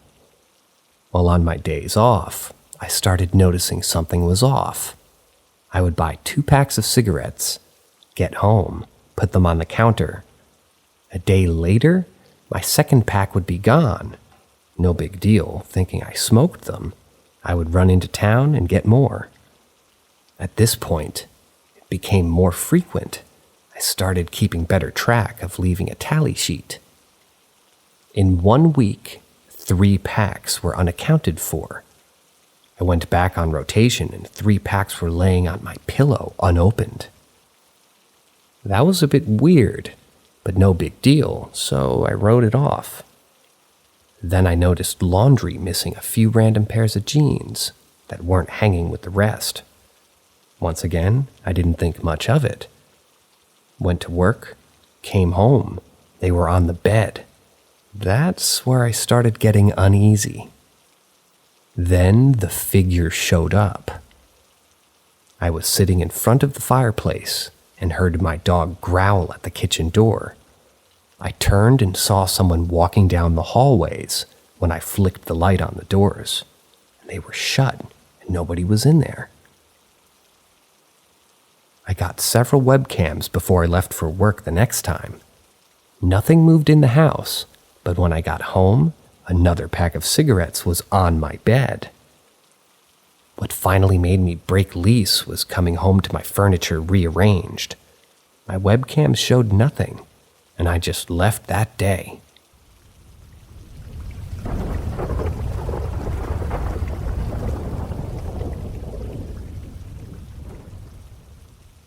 Singapore checking in. The older generation, the baby boomers and the Gen X, generally are more superstitious, and the Chinese community here still follows the quote-unquote hungry ghost festival. Every 7th month of the lunar, which is the Chinese calendar, for a whole month, people burn incense papers for the dead, hold huge performances for them, with the front row seats empty for these spirits, and generally become more wary about going home late, because it's rumored that during this month, the gates of hell open and the spirits are free to roam. Otherwise, though, the majority of Singaporeans do not follow superstitious rites in most areas of their lives. We don't have bamos or spirit doctors, and mostly do not trust the word of palm or tarot readers. The younger generation is even less superstitious and prefer to reject our parents' notions and superstitions. What is interesting, though, is how the government deals with this. Singapore is as secular as it gets, but the Singapore Armed Forces, SAF, the crest is rumored to have been preyed on by all the major religions and is therefore safe from the occult. The crest is also present on most SAF shirts, so that it's said to protect us, as many army camps in Singapore are rumored to be haunted by the remnants of World War II. Our late Prime Minister, Mr. Lee Kuan Yew, did not officially have a religion, but it is said that he always consulted a priest before all major national decisions and followed the priest's advice.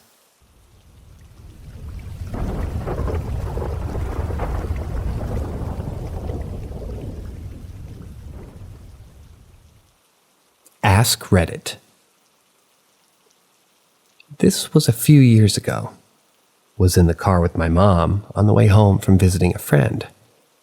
It was winter in Canada, so there was a ton of snow. Driving is hard. The car ends up getting stuck in the snow. For those who don't know, it's extremely difficult to get a car out of the snow because the wheels would lose grip and just keep spinning.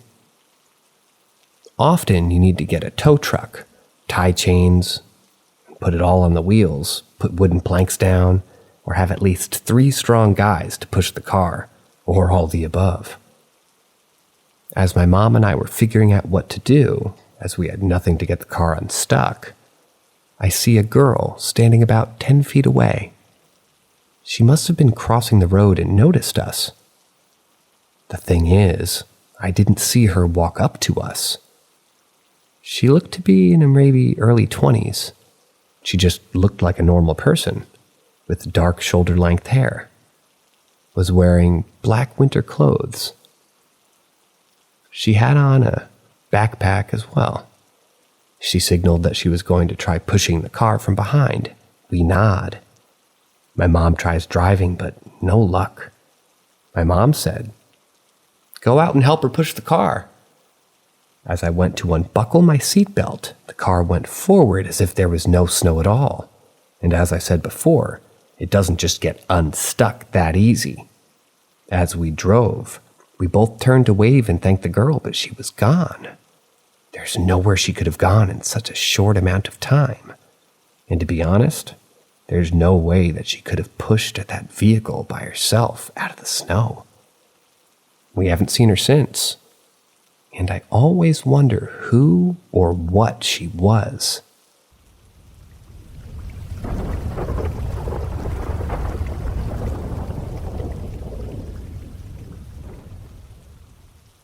Ask Reddit.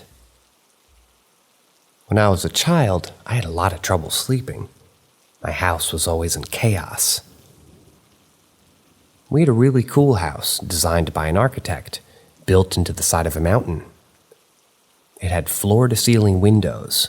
It could be very creepy being in the living room late at night with all the windows. Some nights, I'd wake and smell bacon and eggs at like 3 a.m. I would hear noises in the kitchen. So, I would go to the kitchen. There was a built breakfast nook.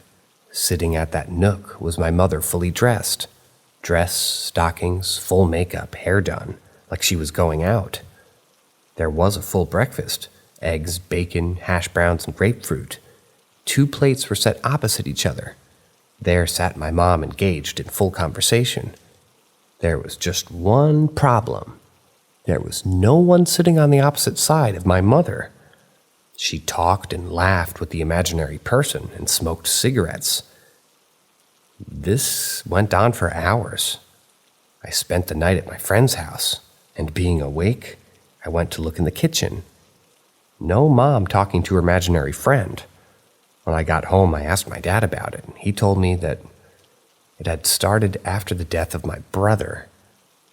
I lost an older sister to pneumonia and my younger brother of SIDS. I guess my mom was already struggling with mental health issues, and she just cracked right down the center. It was a scary childhood.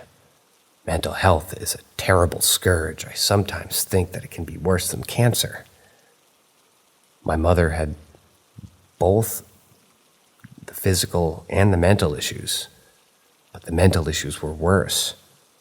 She's at peace now with my brother and my sister.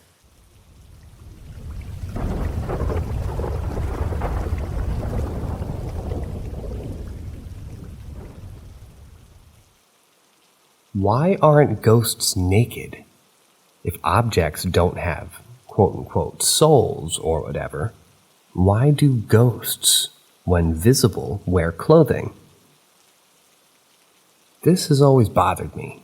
I'm a non-believer, but I do entertain myself thinking about the logic behind the existence of ghosts. So I don't understand how ghosts appear with clothing when clothes cannot have souls. There won't be a ghost of a toilet, a door, a car. Maybe we can agree that sometimes the soul of one or multiple people can turn inanimate objects into ghost versions of them, like the ghost ships and stuff. But how does that work? They wear the thing that they died with. If a person used to wear glasses, does the ghost has its own eye problems as well? A person with Tourette's also has Tourette's as a ghost? At least this will indicate the soul of a person evolves at the same time the person grows. But what about a baby ghost or non-born kids?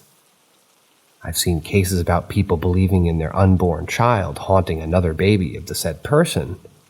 How does the ghost look like? And more importantly, how does it think? Do we unlock full consciousness, logic, and intelligence as ghosts? Does a retarded person, sorry, can't come up with another word, not being rude or trying to offend anybody, maintain their cognitive problems as a ghost? Because that just sounds like mental torture. Also, if we know that a person's soul evolves and looks like the said person, what about people with skin issues and missing limbs? Do ghosts look like that as well? And if not, what and when does the soul decide to look like this and not look like that?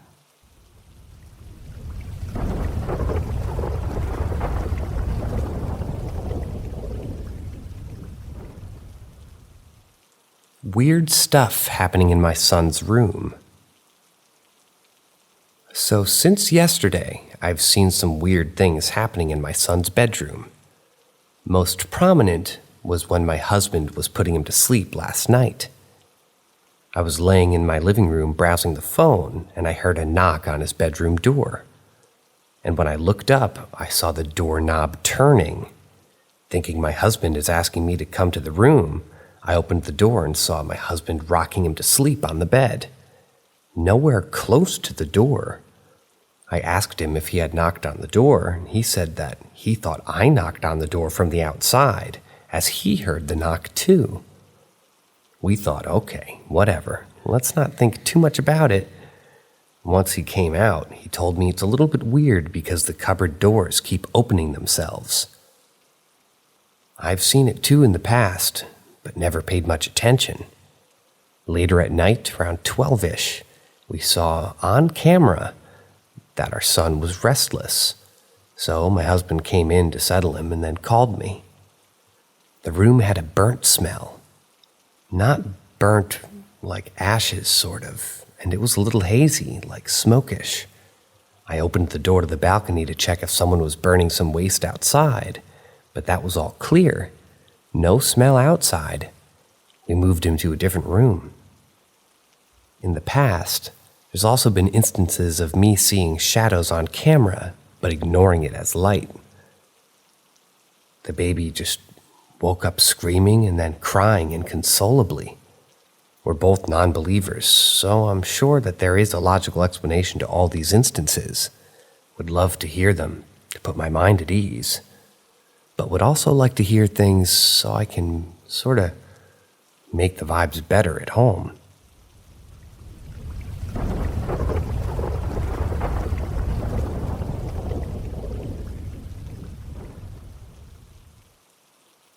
I moved into a new barracks room in the military after I transferred commands. I was only there for 2 weeks. I was waiting on my marriage certificate to be verified by my command, so that way I could get a place of my own out of town. The first night I slept there, I had just spent a 12-hour day at work and probably another 6 to 8 hours moving all of my belongings over from my previous room, so I was very pooped. I laid down, and as I was about to drift off, I heard my name being screamed at me in both ears, but almost like a whisper. It immediately jolted me awake, but I was in a state of sleep paralysis and unable to move. It went on the rest of the night until the sun came up. I wrote the experience off as just being extremely sleep deprived. The next night, as I lay down to sleep, my closet door swings open and my lights automatically turn on inside. Now, this was easy to dismiss, seeing as most of the doors in military housing I've lived in have always swung open or shut in some capacity. Also, the lights were motion activated. But the weird thing was I could open the door all day long and the lights wouldn't activate. I would physically have to step inside to get them to register my movement. At this point, I'm a little creeped out, but it seems coincidental to me. My bed in the room had drawers underneath that could be swung open for storage. My third night there, I was about to fall asleep when they swung open and slammed shut by themselves. I noped the fuck out of there and stayed at a friend's for the remaining week and a half.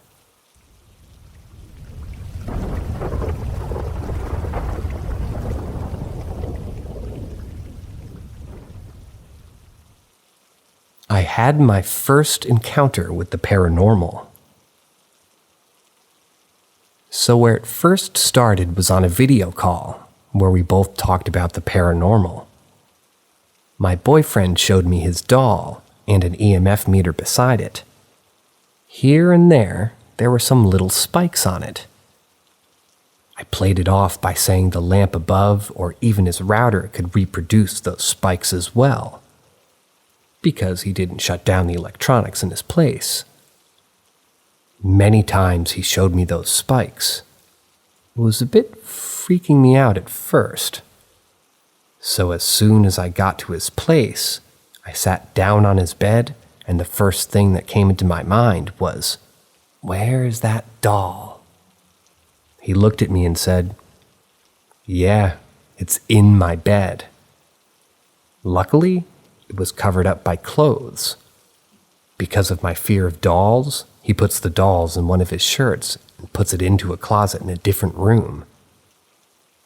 But as soon as he entered the room, the light bulb next to the door just started shining. I thought he was trolling, but he told me that the light actually shouldn't work. He switched the light switch on and off to prove it. The light was still on, and as soon as he put distance from the light bulb, it started flickering and went off. Because I watched him from the living room, I ran up to him and checked the switch myself. Nothing. Couldn't be turned on. I know it's maybe not a big deal, but me, a non-believer, couldn't explain it properly. It was a scary experience for me and actually destroyed my view on the paranormal being fake. But I actually will try some stuff just to get more proof of it.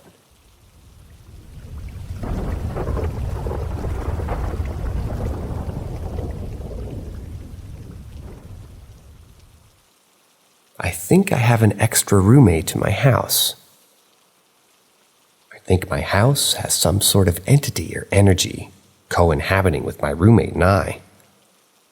I recently moved into a 2-story, 3-bed duplex, 4 units in the whole building. The building is old, quiet, and unnerving. I moved in 1 month to the day and have sensed, seen, and felt some things that I can't explain.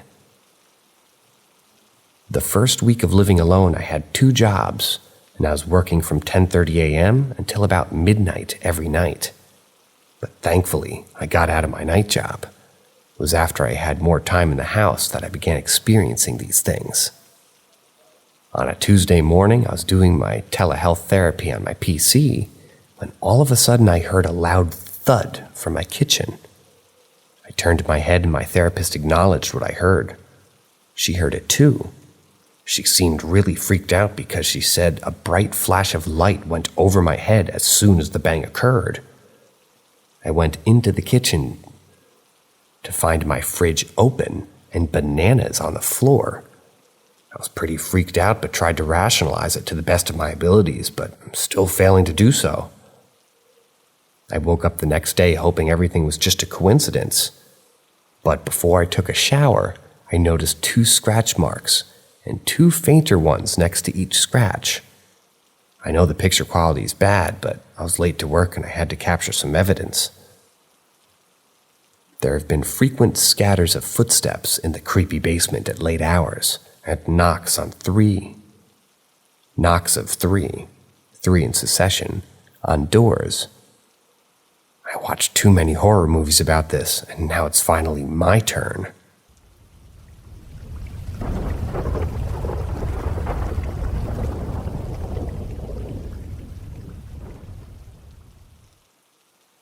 I experienced a lot of weird things growing up. Most of them I can explain, but there was this one night I can't. I had a battery-powered travel DVD player on my bed late one night when I was 13. At the same time, my boombox was on, plugged into the wall. My dresser was up against a door I wasn't allowed to open. It was an unfinished space. It was originally meant to be a bathroom, but the previous owners just never finished it, and my parents had no intentions to. I was told I could possibly fall through the floor, so don't even open the door. While I'm watching my movie, suddenly my DVD player and boombox stop playing at the same time. And this sounds cliche as fuck, but I could hear what sounded like little girls laughing behind the door I was told never to open. My mom would scream at me if I woke her up for nothing, so I moved the dresser by myself. The giggling continued the whole process of moving my dresser. I put my hand on the doorknob and yanked it open. Giggling stops. The light in my room lights up the empty space. It's tiny, and it's just wood in there. There wasn't even tile or a mirror. I waited for a minute, closed the door. Still no giggling again. And then, suddenly, my boombox and DVD player resumed playing at the same moment. I've always wondered if it was some freaky lightning thing or what?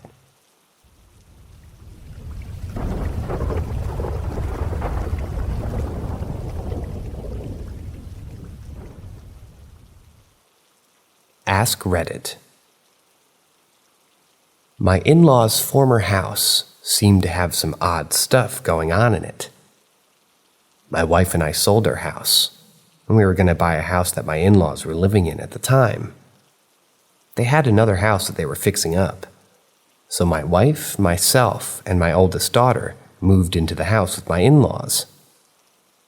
My oldest had to share a room with me and my wife while we lived there due to my in-laws having the other bedrooms piled with junk. That would be loved once the other house was full. So she gets up to go to school one morning. My wife has already left for work. I hear my daughter say, "Scoot over, Daddy. I'm getting in your bed. I feel bad." I slightly open my eyes to see her PJs and scoot over. I trust my kid to know when she's too sick for school, and she gets in the bed.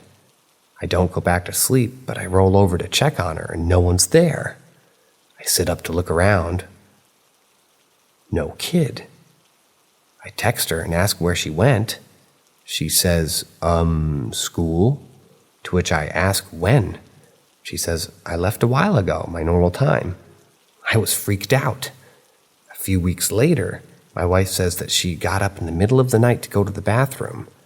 Said when she opened the door, there was a man in the middle of the bathroom that looked giant, and he was on fire. She was not fazed by this, as she sees stuff her entire life, but she wanted me to be aware. No big deal, right? Well, it wasn't until my daughter's in the office room with me a few days later and look into the hall toward the same bathroom and says, "Do you see the big red man over there?" I didn't see it, but that freaked me out.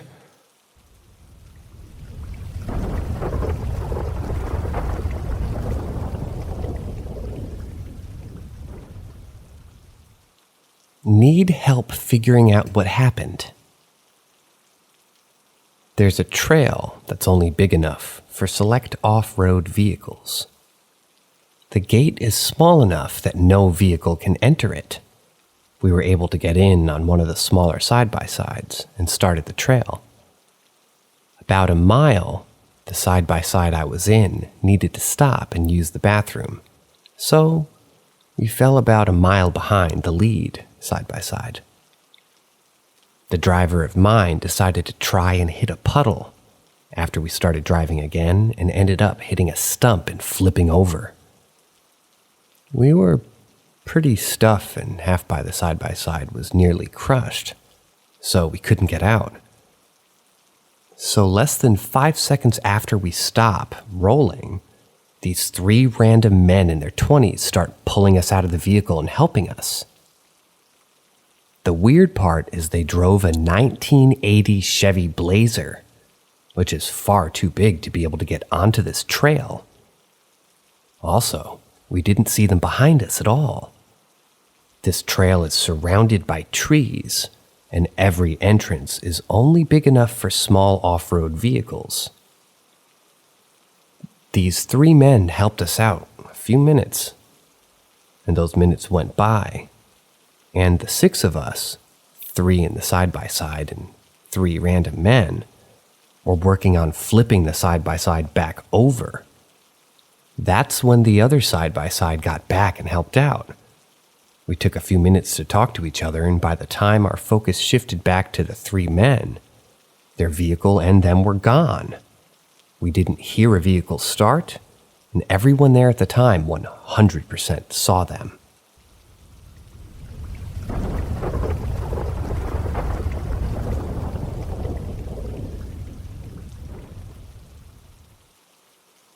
Ask Reddit.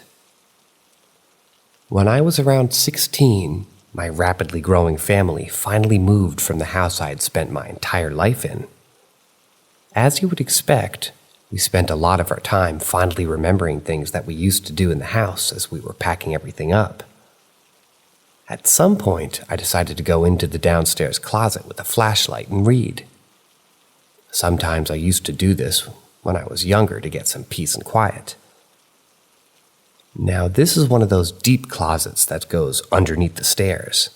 It went back around 8 feet and then had a left turn into a very low, maybe 3-foot-high space. This space was largely occupied by a mountain of old blankets and stuffed animals. Of course, this is the most fluffy spot to sit and read. After an hour in, I shift a little to get comfortable, and I hear a low, slow, warped, hoarse voice saying, "You always make me happy." I flipped my shit, hit my head on the low ceiling, and practically broke down the door getting out. After hyperventilating and explaining to my family why there was no color left in my face, I went back to see what it was. It was my stuffed little bear from when I was 3 or 4 years old that happened to lean on it just right to press his belly. When I pressed his stomach again, nothing.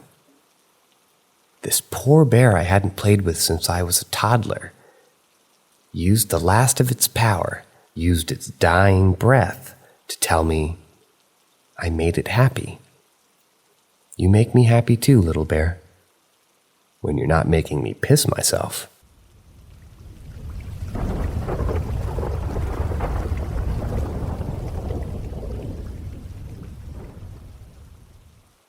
My parents were on vacation, and I stayed home a longer period of time. On the 13th Friday night, my parents should have been back on Sunday. I called up a few friends at my house for a sort of party, and we stayed until 3 a.m. when my parents called them to go home. I went with them half the distance when we suddenly stopped in the middle of the street. We saw a bright light coming toward us, which seemed like the ones from a car, but it was only one. We moved on the left side of the road and let it pass, but it stopped 50 meters away. A really tall person got out of the car and pointed at something in the sky before starting to run in our direction. Suddenly, the man, let's just say he was a man, screamed horrible and the streetlights went off.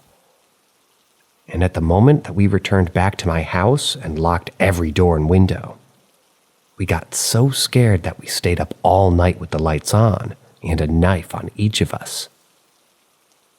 Next morning, I called my grandparents to check if they were all right and heard if anything weird was happening the night before. The encounter was right in front of their house. They said that they heard a scream, but nothing else. They offered to come to my house, to stay over there with us. We decided to turn to the news, and we saw something similar that happened in the other side of the the other side of the country. But the worst thing was that a few people were found dead in that instance.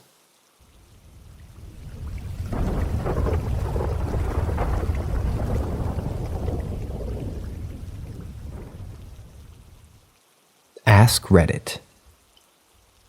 One weekend, I was at my dad's house. He'd come to the upstairs bathroom to get a shave and heard footsteps in my stepsister's room. I thought it was him walking around initially, so I got up to find him. Gecko. And he was standing at her closed door. He looks back at me and whispers, "You can hear that too, right?" I nodded, and he opened the door slowly. My stepsister was asleep, and never had been awake apparently, and there was no way that she could have crossed the room, gotten into bed, and pretended to be that convincingly asleep in the 2 seconds it took my dad to open the door. He went in, checked her TV, which had never been on. She has one of those big ones from the 90s that would get warm when turned on. The radio hadn't been on either. Figured maybe it was just the beat of a song or something. After that, we heard the footsteps a bunch of times, usually very early in the morning. Some of the footsteps were so heavy they'd shake the ceiling fan of the dining room directly underneath her bedroom, and they'd woken her up a few times as well. Whenever I'd shower at my dad's, I always felt like someone was standing behind me. Eventually, I got so stressed and paranoid that I refused to shower in the house, or even go into the upstairs bathroom. My dad asked me one day, "Do you ever feel like someone in the shower is with you when you're here?" After months of me feeling that way and never mentioning it to anyone.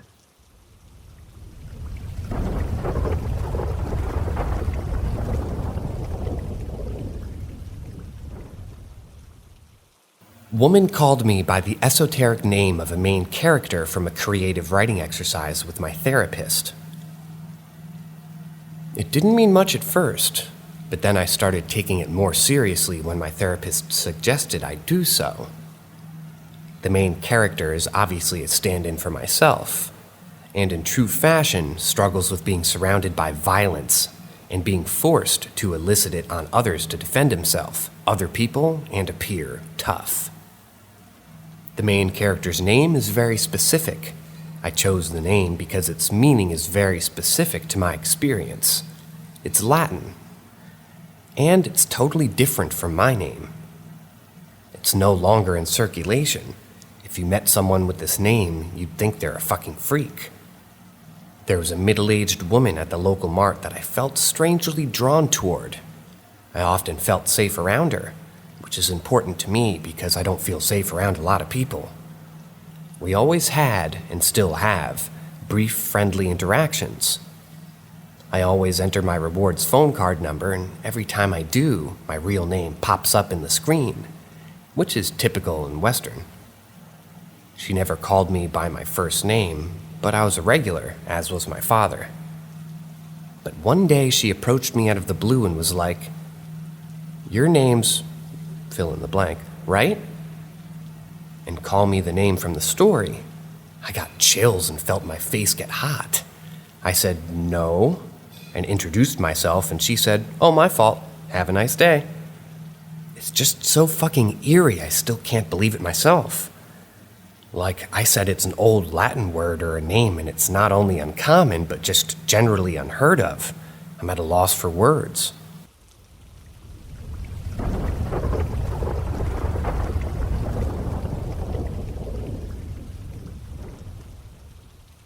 My mom got to caretake a really old castle keep, 14th century. The previous owner had died, and the family wanted to make sure vandals didn't get it. The previous owner was really old, so the building was in very basic living conditions, i.e., no kitchen, dodgy electrics. Obviously, it was the build, so it had so much history. It was officially logged with 3 ghosts. We believed there's more than 11. The night we moved in, my mom decided that she wanted to get pictures up as the cats are assholes, and she didn't really want them broken. The next morning, all the pictures had been swapped about. We left them as they were. I heard a huge fight, throwing of plates. I crept downstairs, wondering who was having such a huge fight. My mom was on her computer and looked confused when I asked her who was fighting. I was the only one who heard it, apparently. In the stables, there was a horrible presence. It grabbed my sister, and she came back inside and started yelling at my brother at his prank. We were both cooking together. We got an electricity bill that would rival a large hotel. Since we only used a few rooms and heated with gas, we complained. The electric company sent a guy, and he said he had no idea where it went.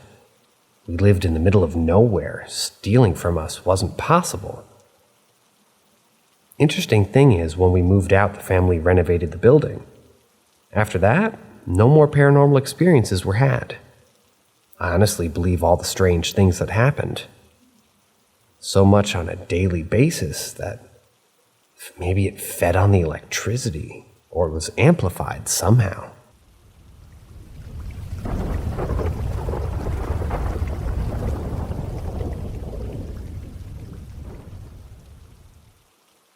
Saw a ghost. Years ago, I had the following experience.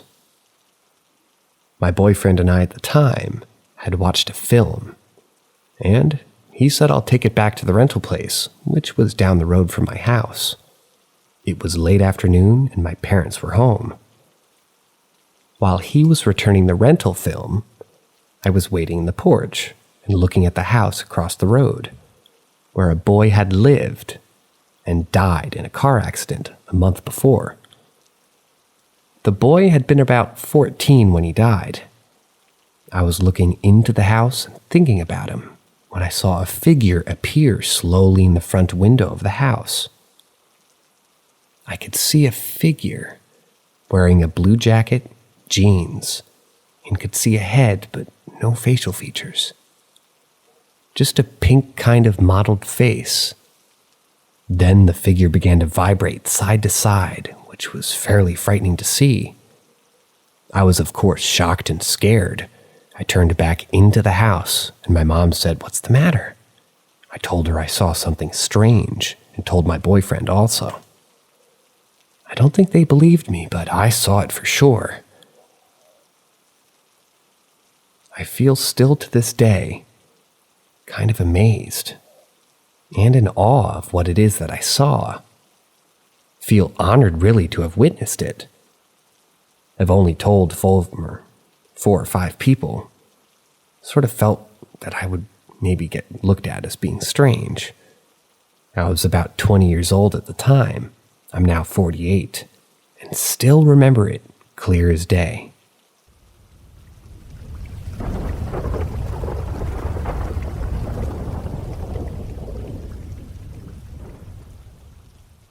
I lived in a house that seemed to be haunted by doppelgangers. Every event that happened never involved some mysterious figure, but a known person being in the place where they shouldn't have been. Here's a few examples. I was a teenager at the time, and I was instant messaging my girlfriend at that same time with my webcam turned on. I had the viewer up so I could see myself in the webcam, and behind me, there was the stairs leading up, left of my camera view, and the entrance to the living room, right of the camera view. My younger sister would typically fall asleep every night on the couch in front of the TV and make her way up to bed in the middle of the night. At one point in my webcam view, I saw my sister leaving the room and went to go upstairs. The thing that struck me as odd was that I didn't hear anything. It was an older Victorian house, so the wooden floor and stairs were loud as fuck. Without saying anything to my girlfriend, I got up and looked into the living room, and there was my sister passed out on the couch. I sat back down and asked my girlfriend if she had seen anything in the camera. She said, "Yeah, I just saw your sister go upstairs." My family was all getting ready to go somewhere. I was sitting in the car with my mom, and we were all waiting on my sister, who was still in the house. After a bit, she comes out and gets into the car and just looks at me like, "What the fuck?" I ask her what's wrong, and she says that just before she walked out of the house, she thought I was still inside, so she yelled up the stairs. Obviously, we're leaving, and apparently I yell back, "Okay, I'll be down in a minute."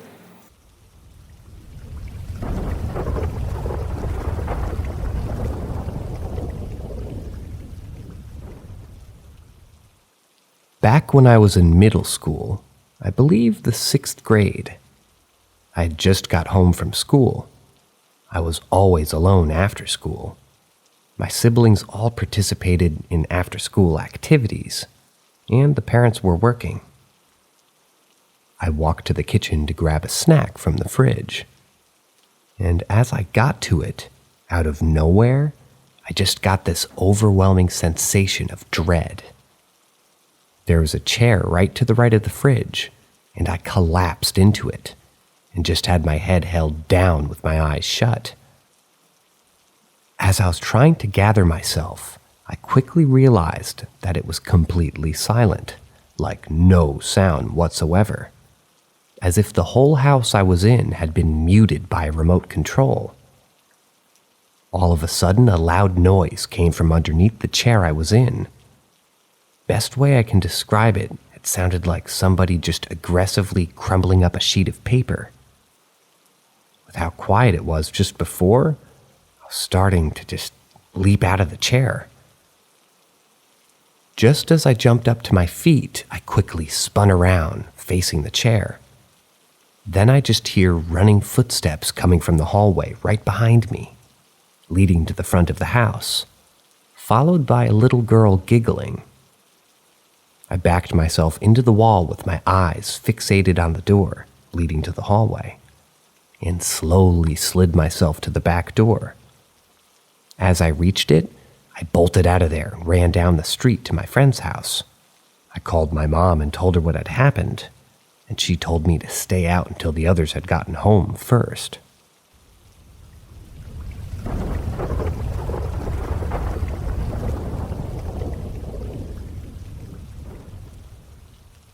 Was it my imagination? was around the age of 3 or 4, by the way, I'm 22 now, I lived in a decent-sized apartment with my parents. My mother was starting to go to Christian church and becoming more spiritual as well, and my father was not really into those type of things. So during those times as a kid, I didn't know anything about the spiritual world. But one day I was playing in my parents' room, and one of my toys fell underneath our cabinets. As I crouched down to pick it up, I felt like I needed to get lower to see more of what was underneath the cabinet for some reason. As I look, I see 2 eyes looking at me from the shadows, and they were yellowish eyes but with no pupils, and you couldn't see the whites of the eyes. But I didn't feel fear at all, and as a naive kid, I thought we had a pet hiding there, but now that I remember, I never had any pets during my childhood.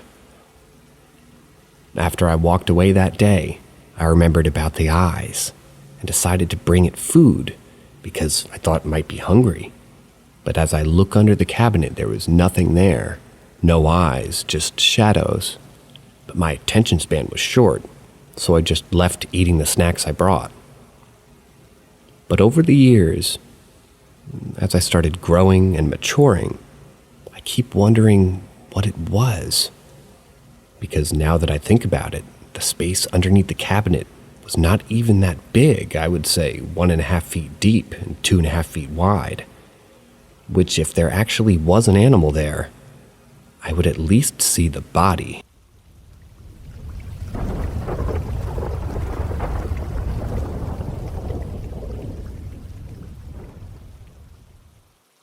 I have seen both of my great-grandparents post-mortem. There are 2 times I saw one of my great-grandparents. One I do and one I don't remember. Number 1. Great-grandfather. My great-grandfather died long before I was born, but I saw him once, and only once, when I was 4. My great-grandmother was on her deathbed from complications due to a botched surgery, and we were saying our final goodbyes. I was waiting outside the room in one of those sitting areas with my family. And after giving my final goodbye, an old man in his 70s approached me, wearing a brown vest, a brown newsboy cap, and a pair of glasses. He had a white mustache, and he introduced himself to me as my great-grandfather. I talked to him for a couple of minutes. I don't remember about what, but I hugged him, and then he parted ways with me. Years later, I found out who he was and that he died before I was born, and I was left shocked. I told them about talking to him and described him and the newsboy cap. There were no pictures of him wearing a newsboy cap, although he did wear it occasionally. Number 2, great-grandmother. This one's a lot shorter because I don't remember it. Basically, a year or 2 after she died, we went back to Pittsburgh to visit family. Me and my brother were laughing, and my mom asked why we said Bubba, her nickname, and it seemed like we were having a conversation with her.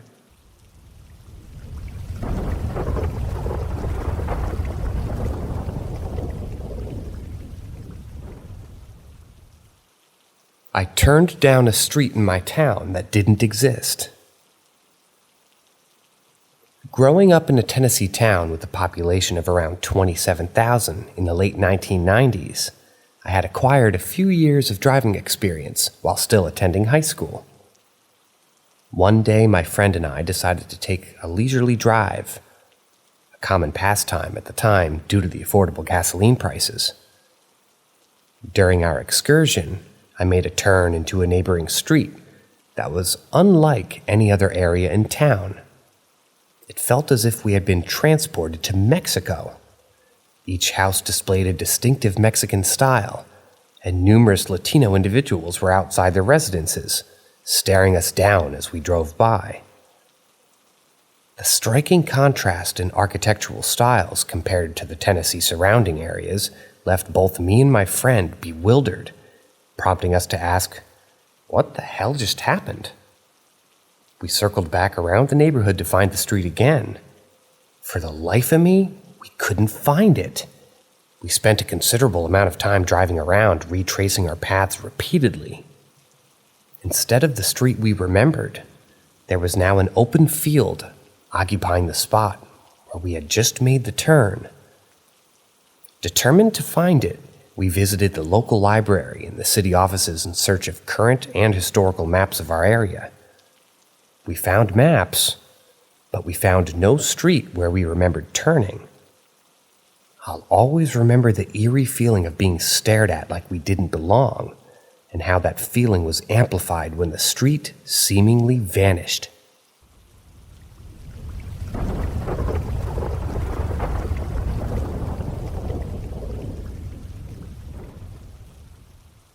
Strange and annoying low-frequency, rough rumbling noise in the middle of the night.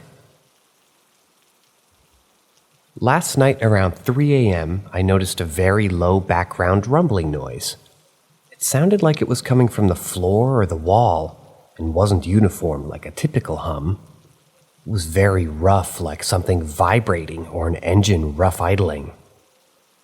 I can compare it to a classic car, a motor with a bad bearing or aircraft noise. It exhibited random pops and was almost like something moving. I was able to block the sound out by covering my ears. This noise actually caused me to lose 2 to 3 hours of sleep. I asked my parents, and they said they didn't hear anything. I can confirm that it wasn't a heating pump. That's way too uniform. The noise sounded lower than the typical 50 hertz hum, like 25 to 40 hertz. Around 5 or 6 a.m., it suddenly buzzed loudly and stopped. I do suffer from hypnagogia, but I could confirm that there and then that this noise was real, completely random and seemed to be from nowhere. At one point, it seemed to also make a hiss. This is really freaking me out because for the last few weeks I've been hearing strange noises near that wall like tapping. I've always assumed it was wind, and the flash of light I saw a few weeks ago, and a few days ago I was playing with a toy gun, and found if I held it a certain way, it would start bobbing up and down on its own. I will appreciate any attempt at explanation. No, I don't have one.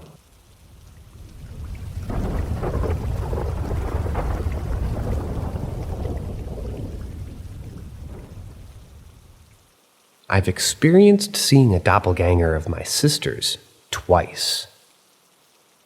My uncle visiting us during the holidays more than once asked if we were standing near the cage of my mom's birds, and my sisters and I say no, because we're all watching TV, usually during late afternoon hours.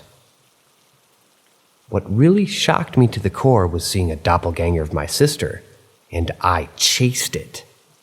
I don't quite remember why I was being loud and making a ruckus in the house as a spoiled third grader, but I do remember it as something to do with my sister and her bracelet. It was time to eat lunch. My sisters were nowhere to be found and I was pissed. I went outside and started calling my sister's name. I hear someone answer in the kitchen, but my sister suddenly ran away from me and went straight to the bird cages and behind the house. I was very angry at this and started running after her. But what was strange was no matter how long I ran, it seemed like I was stuck in the same position I was standing before I ran. It was like the cement I stood on stretched and stretched while my sister, quote unquote, ran with her back facing me without moving from her position as well. I was confused by this and soon ran out of breath. When I stopped suddenly, I snapped out of it and my sister finally started moving from her place and disappeared behind her house. Funny thing was, I keep saying my sister's name, and my sister's voice from the kitchen was no way my sister that went through that wall. My real sister and my other sister were both in the kitchen.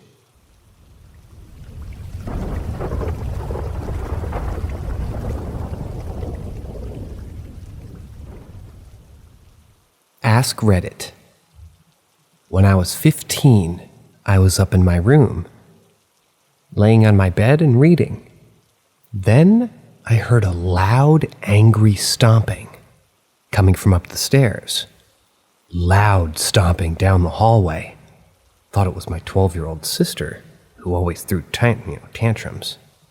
So I stopped reading and watched my door, anticipating my sister to come flying in at any second.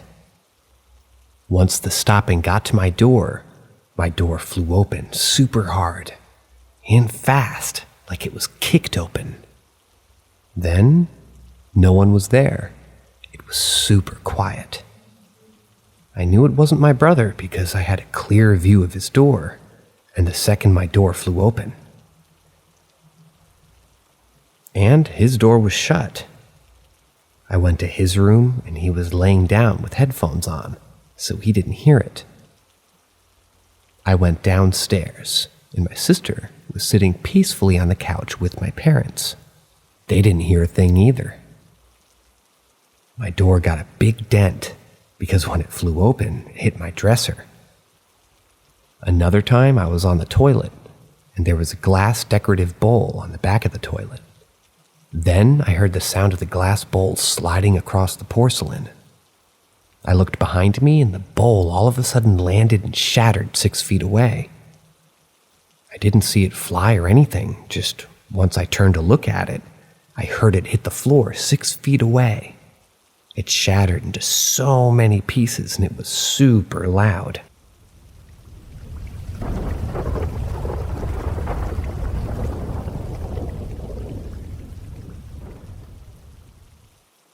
What was a time you truly couldn't explain something, whether it was paranormal or not?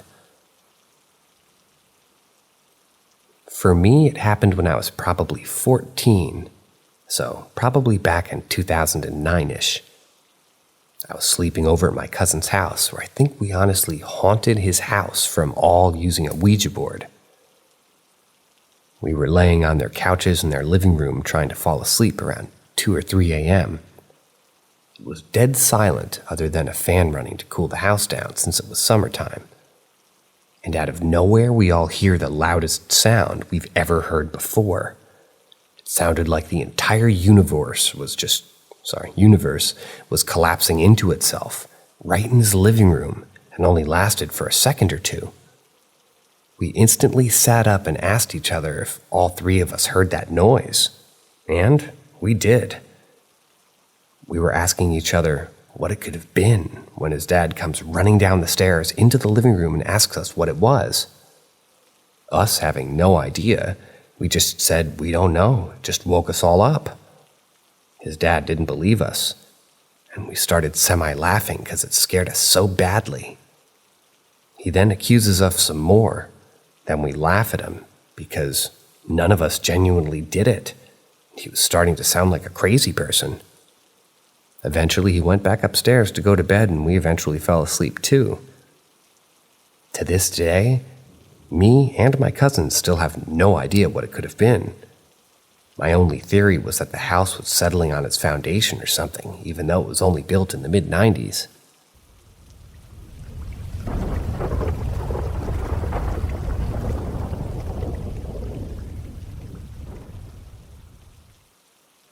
My bedroom door. My name is Magnolia. I'm 15 years old. A couple days ago, I've been hearing banging on my bedroom door. Banging to knocking, and someone talking outside my bedroom. I've not watched any stuff to form these hallucinations. It was just a regular day. I'm laying down ready to fall asleep, and I hear a bang on my door. I ignore it, thinking that something probably fell in the living room.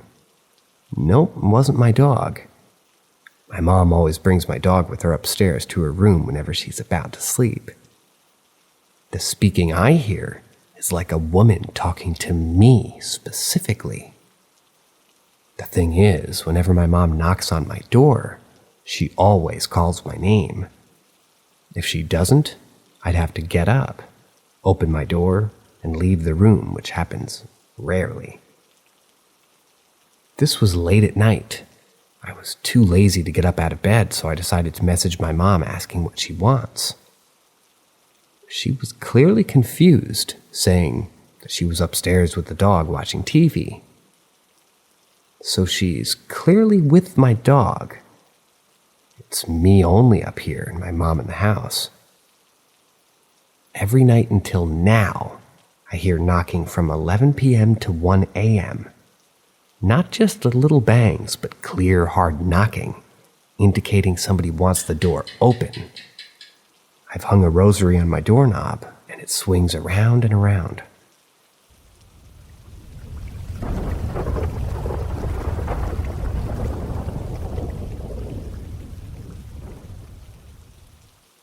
Open cupboard doors.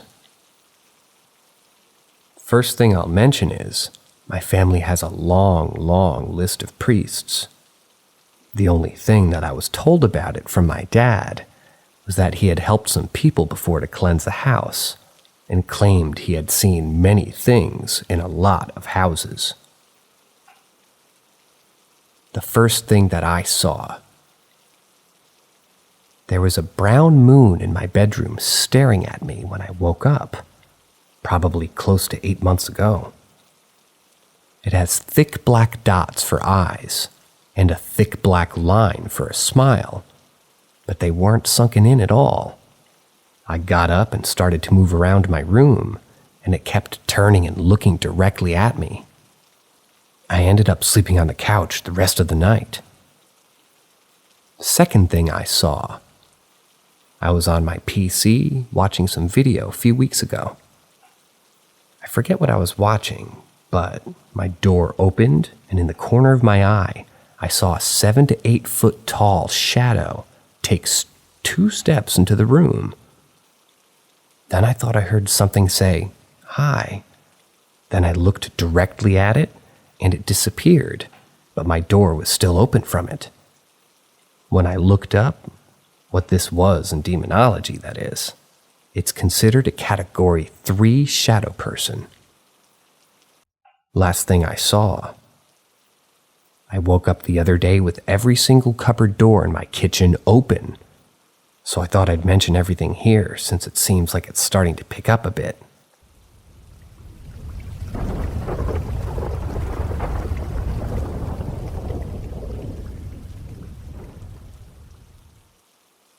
Ask Reddit. I lived across the street from my high school, and my friends would frequently stay over and walk to school the next morning with me. Our basement was somewhat unfinished, and somewhat finished, and I had my bedroom, a living room area, and a bathroom. One night while sleeping, I heard my name whispered while I was dreaming. I didn't wake up immediately, but it got my attention. Happens a few times more, and it finally woke me up. It sounded like my dad, so I thought he was trying to wake me up, and I let out a groggy, "What?" Nothing but silence. I didn't look around the room because I had this intense fear wash over me. All the hair on my neck was standing up, and I really felt like someone was in the room. I just stared at the wall that my bed was against and waited for morning to come. I didn't mention it to anyone and brushed it off as just a strange dream. Sometime later, maybe a month, my friend was visiting and had fallen asleep on my bed. And he fell asleep watching TV. I let him have it, and I slept on the couch in the upstairs living room. The next day, he tells me about a voice that woke him up whispering my name. He claims to have seen some luminous figure in the corner of my room. To this day, we both get freaked out if I imitate the voice. I sound a lot like my dad. I don't know what it actually was. Coincidental shared imagination seems highly unlikely. It wasn't my dad.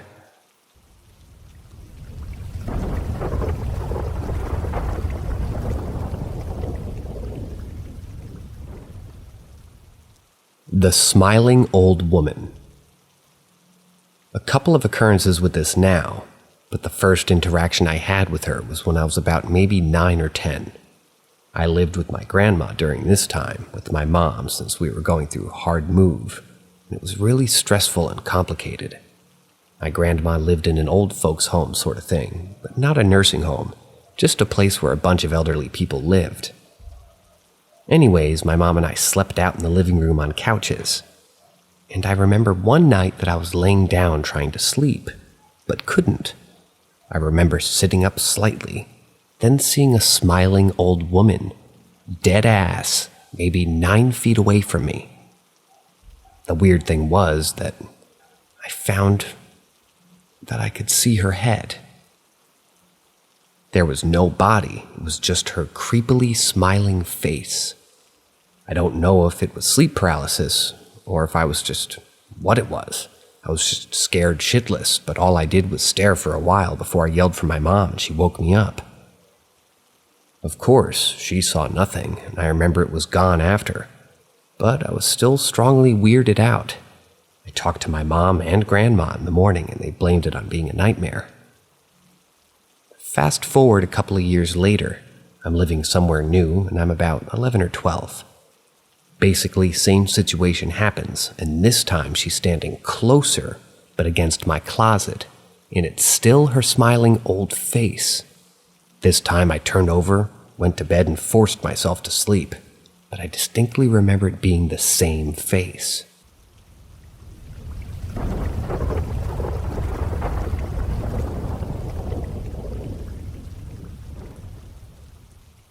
My cat visited.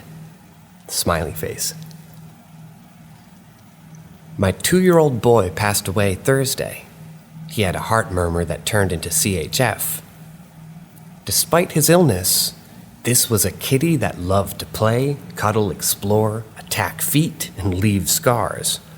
He passed unexpectedly at the vet when I brought him in for an unrelated checkup. When he passed, I asked him to come visit me. I asked him to send me another kitty that was him when the time was right.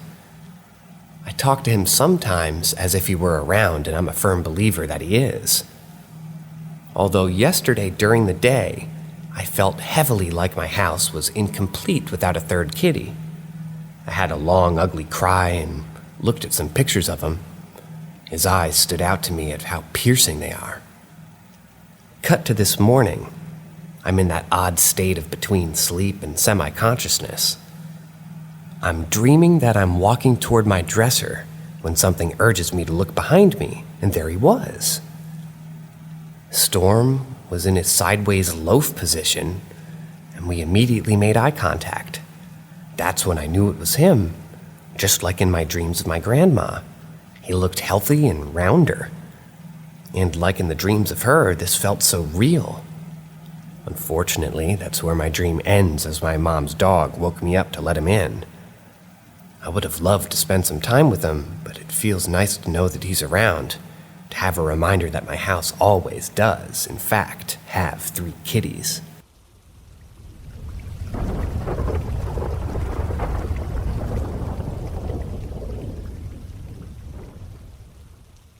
Story number 1, Hat Man. I had never heard of the Hat Man until I was describing to my oldest son this weird feeling I had of being watched. My home was built in 1984. I do know the previous owner's first husband died. Not sure if it was in the house. We're on 5 acres of woods. The house sits in the center of the property, and there's a 100-year-old cemetery that butts up to our backyard with 6 graves. We bought the place in 2017. I've always been sensitive, and I hear, smell, and sometimes see things, and many times how I pick up on spirits is feeling them and then seeing them in my mind's eye. A while back, I kept feeling that I was being watched, and what I saw in my mind's eye was a tall man wearing an old-fashioned hat. Think a hat worn by plague doctors. I mentioned to my son, and he got very concerned about the Hat Man. He advised me to not dwell on it. I don't know. He just couldn't articulate a reason, just a feeling. Within 6 months, our 9-year-old Rottweiler developed osteosarcoma. It was a very fast-growing cancer, and we had to have him put down. Roddies are very engaging with their people, and it broke our hearts. Since we have so much property, we found a pretty place and buried him there. I haven't felt Hat Man since.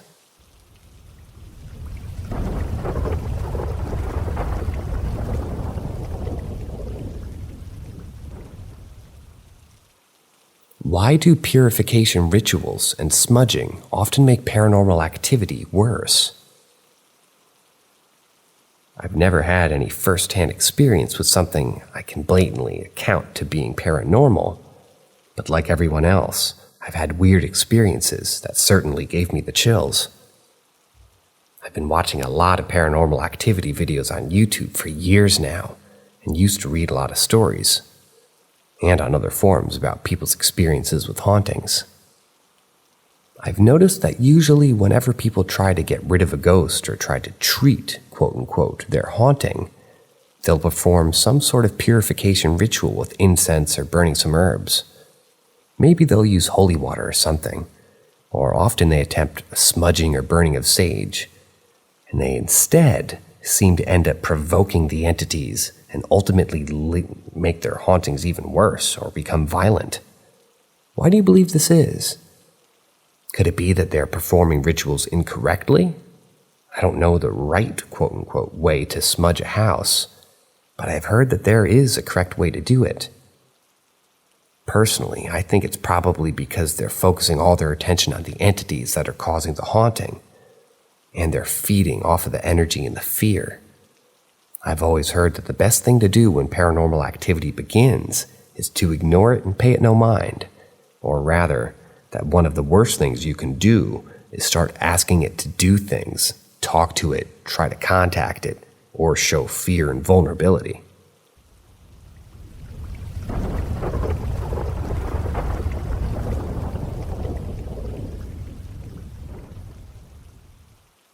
My granddaddy acted very unusual the day before his unexpected death. I just wanted y'all's thoughts on this. So my granddaddy unexpectedly passed away 2 years ago. My grandmother and his wife, who I call Nan Nan, told us on the day of his death, that night before he told her that he heard folks outside on the roof. They lived out in the country near me, and we live in the middle of nowhere. She said it spooked him enough to go outside with a gun and a flashlight looking around. He found nothing.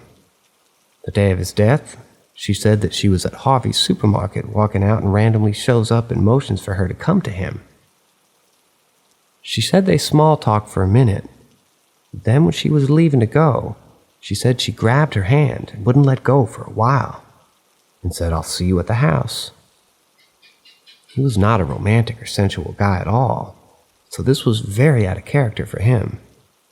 About 30 minutes later, she got a call saying he was dead. The EMTs say that he thinks that he had died going over a bridge to the interstate, and then his truck rolled over the bank and off to the side of the interstate. So it wasn't a collision that caused him to die.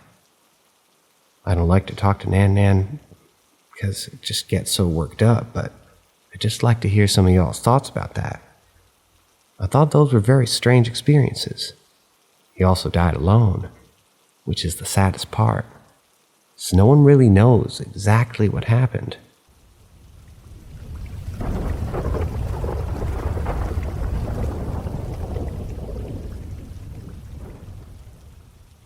A voice saved my life. I was with my mother hiking waterfalls, and being a bit younger, while she was walking the trail, I was enjoying climbing the rocks and sliding down to meet up with her.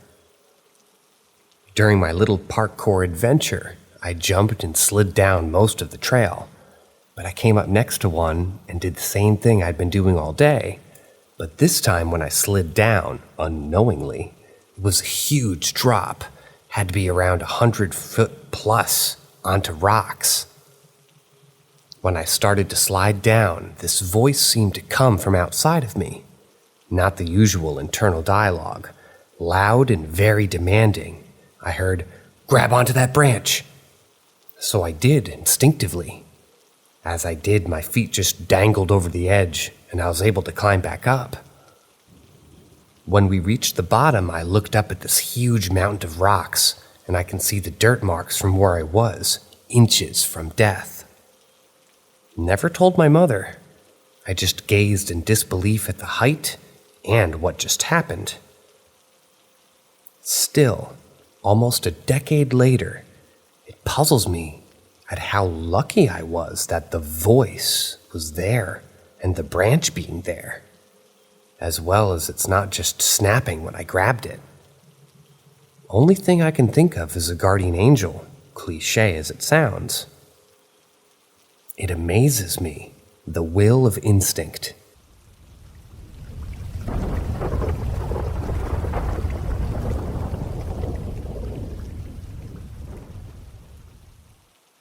Ask Reddit.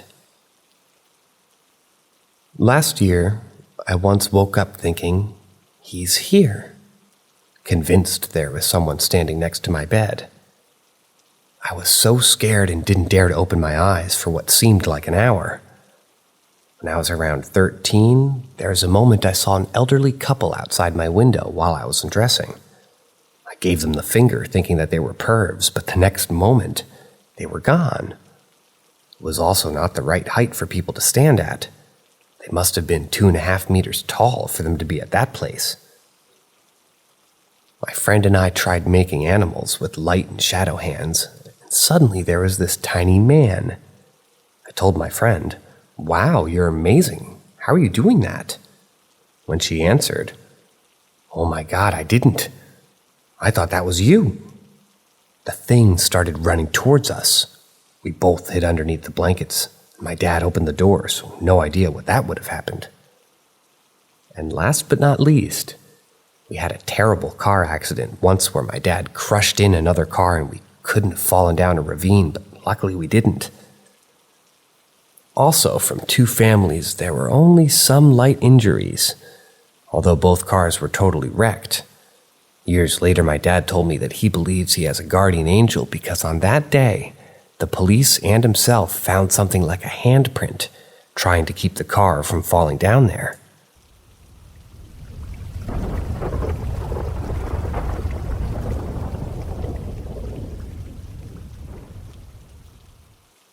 When I was younger, I lived in a fraternity house that everyone accepted as being haunted due to a lot of weird occurrences that, as the story goes, all started when one of the members OD'd on coke in the late 70s and early 80s. There was even a plaque for him on the first floor. Everyone ended up having their own stories of what happened to them. Usually small stuff that wasn't really malicious in any way, just more of a, "Hey, look at me" type of thing. But the weirdest by far was that every single person that slept in the same room that guy allegedly died in very quickly developed sleep paralysis and would wake up feeling like someone was pinning them down to the bed. I had a few very minor experiences, like things moving or paper towel dispensers going off on their own, but the most concrete for me was when I was walking down to the basement one day in the summer, when hardly anyone was in the house. As I was going down the stairs, I saw the shadow of a figure move into the boiler room and the door swung behind it. I thought it was a bit odd, mainly because I was one of the only people there at the time, and the light in the boiler room was turned off. So I was a bit confused as to how a shadow could have been projected. I went into the boiler room and flipped on the lights, but there was nothing there. I searched that room top to bottom and couldn't find any evidence that someone was in there.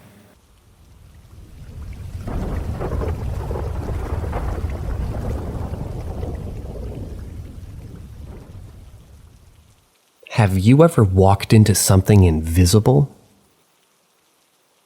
Okay, I know how this sounds, but this is a serious question. About 15 years ago, I was getting ready for bed.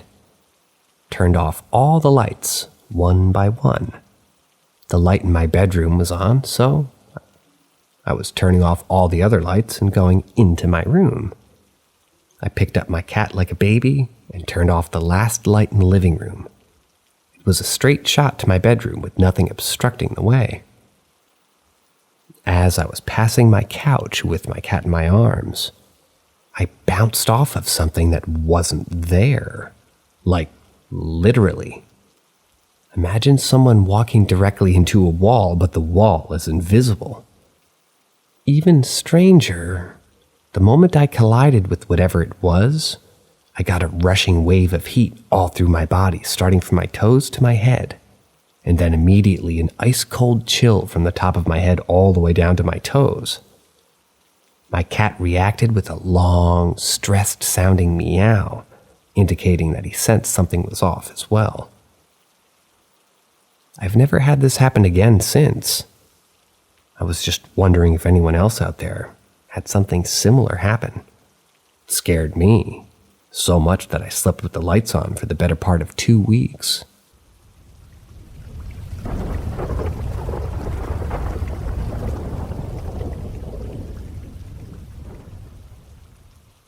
My blanket just folded itself.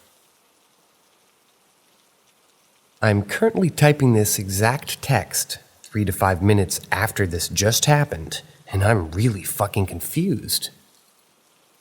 At the moment, I'm on a trip with my father to India, in which we're seeing his side of the family.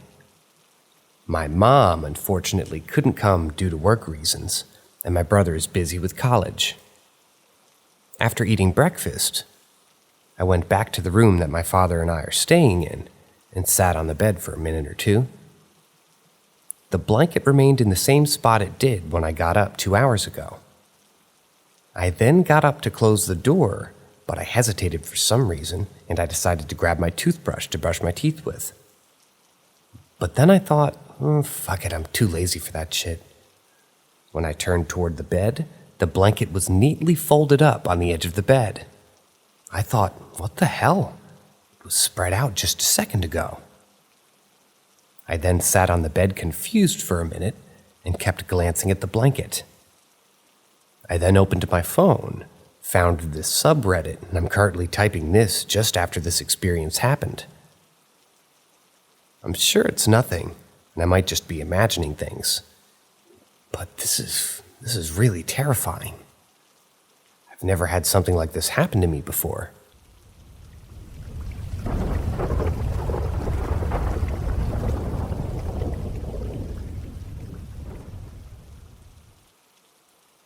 Ask Reddit. Back in 1997, I was aged 8. I shared a room with my younger brother who was 4 at the time. We used to have our grandparents over for dinner most nights, and it wasn't uncommon for them to stay long after we had gone to bed. They would come and kiss us goodbye in bed when they were about to leave. This one summer's day, I woke up during the night and saw my granddad. It wasn't unusual, like I said, so I just said, "Hi, Granddad, are you leaving now?" He came and sat on the bed and said, "Yes, I'm saying goodbye for now." He kissed me, and then went and sat on my brother's bed and kissed him as well. Then he left. My childhood intuition picked up that he was a bit sad. Next morning, I went into the kitchen to find my mom crying. She told me that my granddad died last night of a sudden heart attack. I said, "How can that be? I saw him last night." He came and said goodnight to me.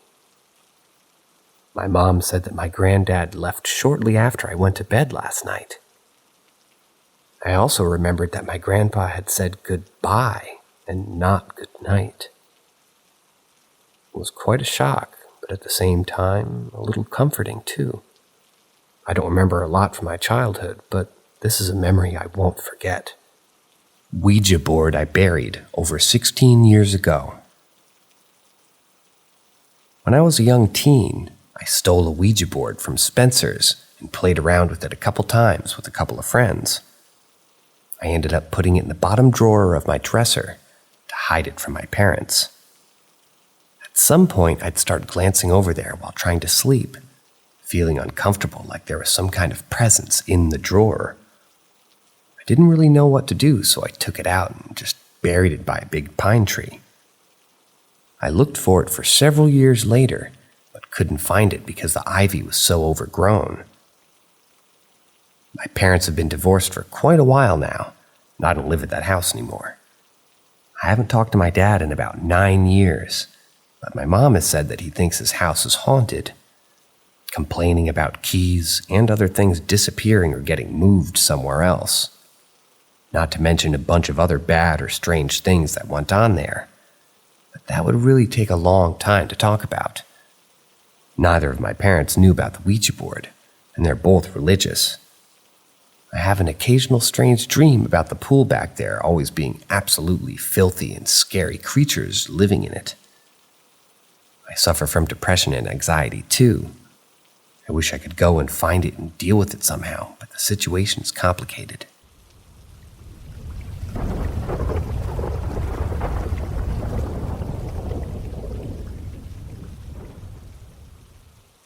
Ask Reddit.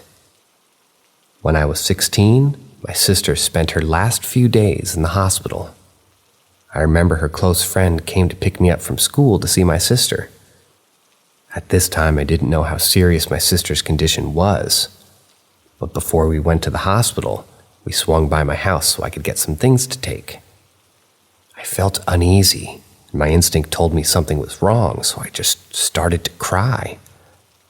Of course, I knew my eyes would dry out since I wore contact lenses, so I took my eye drops with me. A few days passed. It happened. My family stayed at the hospital to take care of everything, and another family friend took me home. In this time, the last person to be at my home was me. That was the day I grabbed my eye drops. On the way home, despite being the saddest I'd ever been in my life, I remember my eyes becoming painfully dry due to the crying. Then I remembered I left my eye drops on her bedside table. I remember very specifically. When I got home, the same bottle of eye drops, and I only had one bottle, was on my desk in my bedroom. This was so shocking to me, but somehow comforting, because it gave me a sense of possibility.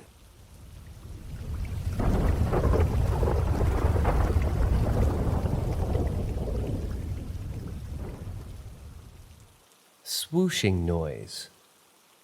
I'm quite experienced with hypnagogia, but I couldn't tell if it was this or was it something else. The fact it happened on Halloween is even weirder, and I wasn't experiencing any of the other hypnagogia stuff. Last night between 3 and 4 a.m., I was lying on my back, and I decided to lay on my side. After a few minutes of this, I heard a series of what I can only explain as irregular downdrafts of air. You know how an airplane makes a deep roaring noise as it goes overhead due to the action of wings forcing air down? It was like that, but like a slowly rotating helicopter blade or someone waving a sword above my bed. And all I was thinking was, "The hell is that? Please stop it." It stopped after a few times, and I looked around, but I couldn't find anything. I decided to lay on my back instead. Now I'm wondering what on earth this was. It seemed too real for hypnagogia. I can only think it was something with my ears. I did lose a radio underneath my bed earlier that night, but it was off, and not one that's easy to switch on, and the noise came from above.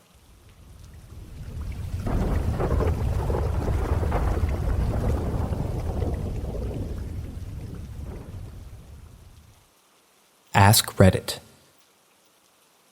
I wasn't in a city or anything like that.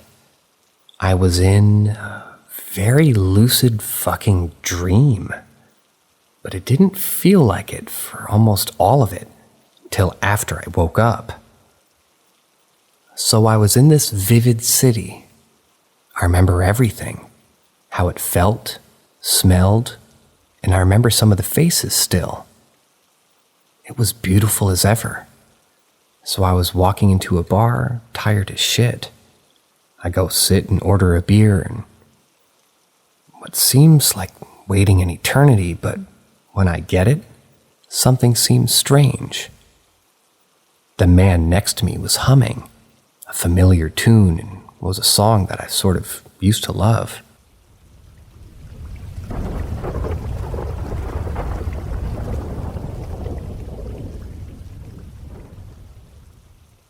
That's the end of today's stories. As usual, I heard your comments, and this particular reading was a response to a rather loud comment that I had read, insinuating that I sounded like a valley girl. And therefore, I removed all of the inflections that were present in the voice as much as I could while reading these sentences, and removed as many question mark sounding cadences as I could possibly find here. So, let me know down below if you enjoyed that, or if you prefer my regular voice speaking how I normally do. And, as always, have a great night. See ya.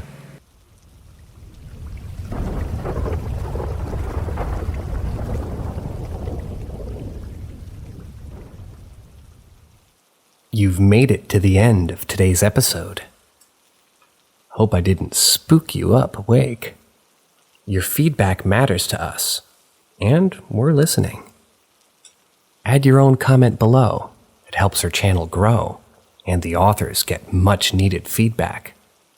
Well, that's my 4 cents. Sweet dreams.